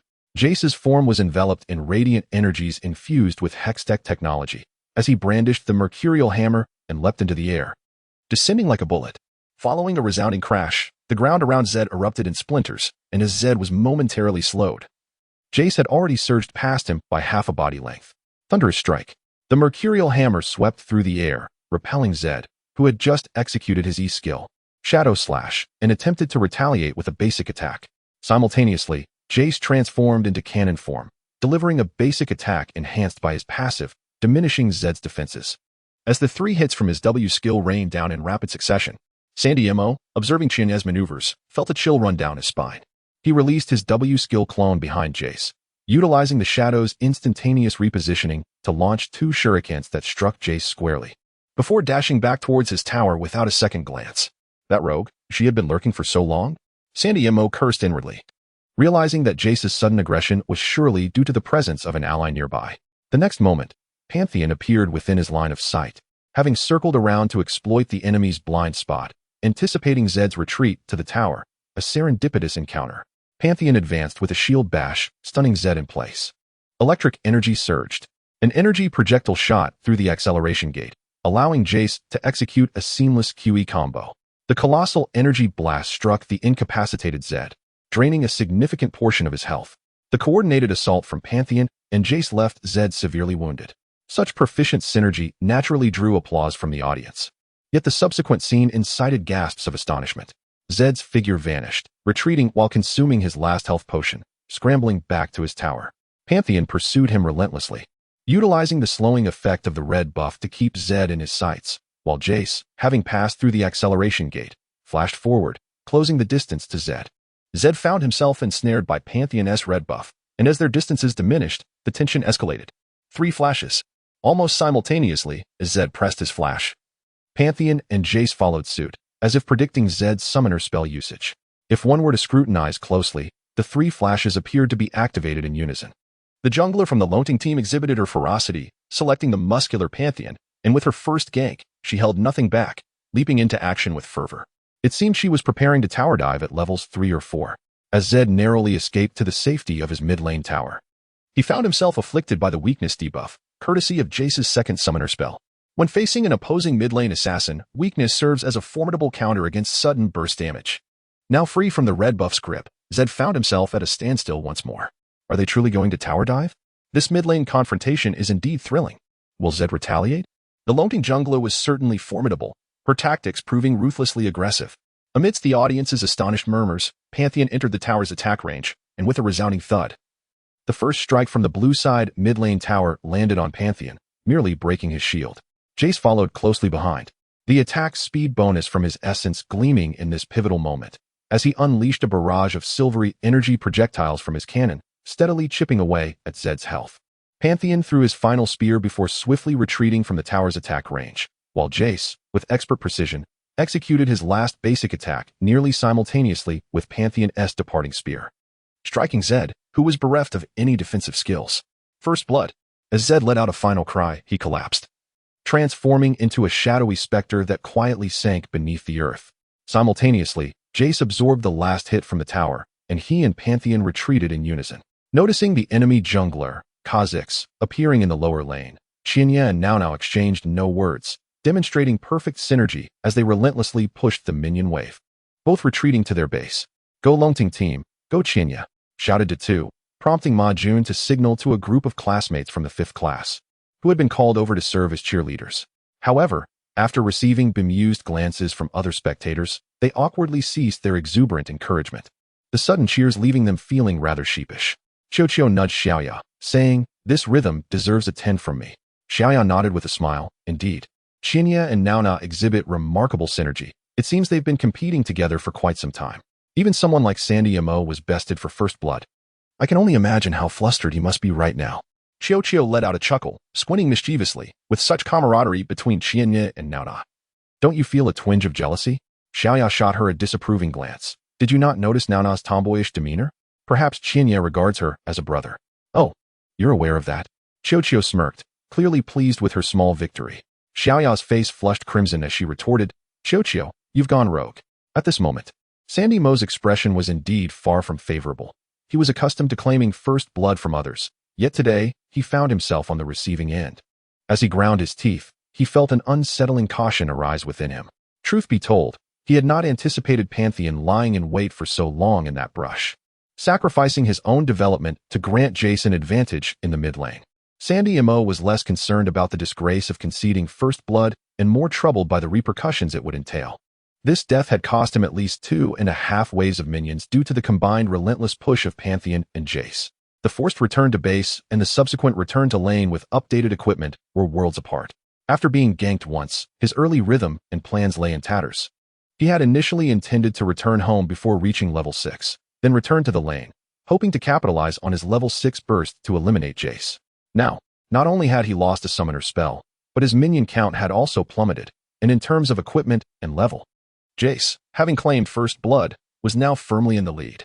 Xian's wandering mage faced minimal conflict with the blade dancer in the top lane, as both champions lacked substantial early damage and relied heavily on leveling and items. As long as neither side made a significant blunder, securing a solo kill would prove to be a challenge. While the mid lane erupted in fierce combat, Skirmishes also unfolded in the bot lane. Huaxia felt an ominous premonition, exclaiming, "Retreat." When Guan Yuan paused momentarily, asking no further questions, and followed behind Braum towards their bot tower, abandoning the tantalizing blue side-ranged minions. At that moment, Thresh brazenly flashed forward. "Do not waste your skills," Huaxia cautioned as Braum pivoted, placing himself in front of Obama. However, Obama instinctively used his E-skill to escape. Believing Thresh was about to utilize Death Sentence to ensnare him, Huaxia cursed under his breath. Is he not aware of Thresh's skill range? How could Death Sentence possibly reach him? It was merely to provoke Obama into using his escape. As anticipated, Thresh's predictive chain ensnared Obama, who had just expended his displacement skill. Simultaneously, Thresh cast his lantern towards the brush by the river, revealing the presence of Kha'Zix. Together with Jinx, who leaped forward with her W ability, they all focused their attention on Obama. Chapter 95. 5 strikes in 1 second. Huaxia felt utterly helpless. In such situations, it is imperative to remain composed and not panic. Had Guan Yuan refrained from recklessly using his skills, even if Thresh had ensnared his Braum's resilience would have sufficed for an escape. Yet, Obama inadvertently found himself ensnared by Thresh's hook. Such blind and frantic ADCs are truly a sight to behold. Huaxia, exasperated, first applied weakness to misfortune, then turned to slow the approaching Kha'Zix with his Q skill, but on screen, Kha'Zix almost flew to Obama's side in tandem with Thresh. During the prior skirmish, Obama was already low on health, and once Thresh and Kha'Zix closed in, Thresh promptly launched a knock-up followed by a slow. Although he sacrificed his flash, he was soon overwhelmed by Kha'Zix's complete skill rotation, and then, with misfortune flashing in, unleashed her Q skill, which, despite her being weakened, resulted in Obama's swift demise under the concentrated fire of the three. Huaxia didn't even spare a glance at Obama's lifeless body. He turned and left, not even lingering beneath his own tower, knowing that with Braum's current health, death was inevitable. Thus, after eliminating Obama, the bottom duo of the Songlong team pushed 2 waves of minions, inflicting severe losses upon him. Within roughly 5 minutes, the kill score stood at 1-1. While the Longting team gained an advantage in the mid lane, they promptly relinquished it again in the bot lane. When Guan Yuan bit his lip in silence, acutely aware of his blunder during the recent skirmish. Had he heeded Huaxia's commands, Kha'Zix would have returned empty-handed, squandering a GNK opportunity.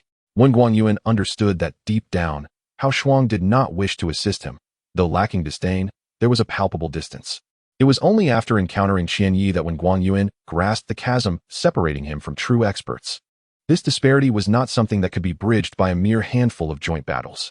Certainly, when Guan Yuan longed to establish an advantage in his lane to assist his teammates. It's alright, the bot lane isn't as disastrous as imagined. Since I cannot carry, I will focus on cooperating with my teammates, Huaxia suddenly spoke. When Guan Yuan was momentarily taken aback, then nodded earnestly, responding, "Understood." Nearby, Qianyi had been attentively observing the bot lane and was somewhat surprised by Huaxia's words. Had it been in the past, he would likely have erupted in a tirade under similar circumstances. It seems that the failures and setbacks had not only fostered growth in Qianyi. No one would doubt that the Songlong team was centered around their mid laner, following a wave of kills in the mid lane, despite the bot lane quickly retaliating. The other members of Songlong showed no signs of joy. Their jungler, Li Hao, had not anticipated the patience exhibited by the enemy jungler, Pantheon. When he saw Sha Zimo's Zed returning to lane, looking utterly disheveled with 2 swords in hand, he weakly remarked, "Soon, I will gank mid with Thresh to secure a kill for you." Sha Zimo, who was steadfastly holding his ground against Qianyi's Jace, nodded in agreement. Arrogance aside, he was not foolish. Having been targeted in the early game without the aid of teammates, it was difficult to turn the tide alone, for this game necessitated 5 players. Without Flash, Jace's movements in the mid lane became even more cautious. He never pushed the minion wave past the river, focusing solely on last hits. As long as Zed refrained from recklessly advancing, Jace had no desire to retaliate. Learning from previous painful lessons, Sha Zimo was even more restrained, maintaining equilibrium with Jace. While Qianyi's solid last-hitting skills made it challenging for Sha Zimo to regain an advantage. As they approached level 6, Sha Zimo's heart began to race. He clearly observed from the vision granted by Thresh and Kha'Zix that Pantheon was engaging the large ghost, still some distance from the mid lane. Meanwhile, after Misfortune and Thresh had thoroughly pushed the minion wave, Thresh found the opportunity to roam with Kha'Zix. Misfortune in the bot lane was not overly concerning, as she possessed her W skill and would soon have her ultimate, making it difficult for Obama and Braum lacking strong crowd control, to eliminate her unless she made a grave mistake. Thresh and Kha'Zix swiftly made their way through the river to the mid-lane brush, awaiting Jace's misstep. During their journey, they utilized trinkets and wards to confirm that Jace had no vision in the brush near the Dragon River. In fact, while Thresh vanished from lane, Huaxia's Braum had already slipped into the triangular brush beside the bot lane tower. As long as Obama did not place himself directly in danger, it would be challenging for Misfortune to take him down single-handedly. Following that, Braum cleared the blue side vision that had detected Panton's movements. With both Zed and Jace reaching level 6, and noting Jace's cautious positioning, Huaxia could no longer remain idle. With Kha'Zix and Thresh providing support, he felt confident that even without Flash, Zed posed no threat to Jace. Assessing their combat capabilities, Huaxia decisively utilized his Shadow Slash to engage, splitting Zed's form into 3 shadows that dashed forward. As Zed approached, Jace activated his W skill, instantly switching to hammer form to bolster his defenses against Zed's damage. The 3 shadows landed, immediately closing in to unleash their assault on Jace. Skyward leap. Bang, bang, bang. Instead of fleeing, Jace counterattacked on the spot, following a triple strike. He once again utilized his hammer form's Thunder Strike to push Zed back, spinning and repositioning to avoid another hit, maximizing his ultimate's damage. 5 strikes in 1 second, a fundamental operation for Jace. Aside from the cannon form's QE combo, switching to hammer form after activating W allows Jace to unleash a rapid 3-hit combo, complemented by his hammer form's Q and E skills for ranged poke. A proficient Jace, if able to land a cannon form QE combo on an enemy carry, pressing W to switch to cannon form for a 5-strike combo, coupled with a magic cut, can often eliminate the opponent's backline in a single maneuver. This sequence is renowned as the legendary 5 strikes in 1 second, striking you down to the point of incapacitation. Do not mistakenly think that Jace is limited to long-range poking in cannon form. His explosive damage in close combat is equally formidable, especially given the lethal nature of his E-skill. Huaxia's expression turned cold. Both Jace's reaction and speed exceeded his expectations. Zed's ultimate and damage output were shockingly rapid, draining health even faster than Jace. Desiring to avoid a counter-kill from Jace, Huaxia had no choice but to retreat, leaving the remainder to his teammates. With a whoosh, as Zed's second strike landed, Jace's health dwindled to less than a third, just as Kha'Zix and Thresh appeared on the lane, heading straight for the critically wounded Jace.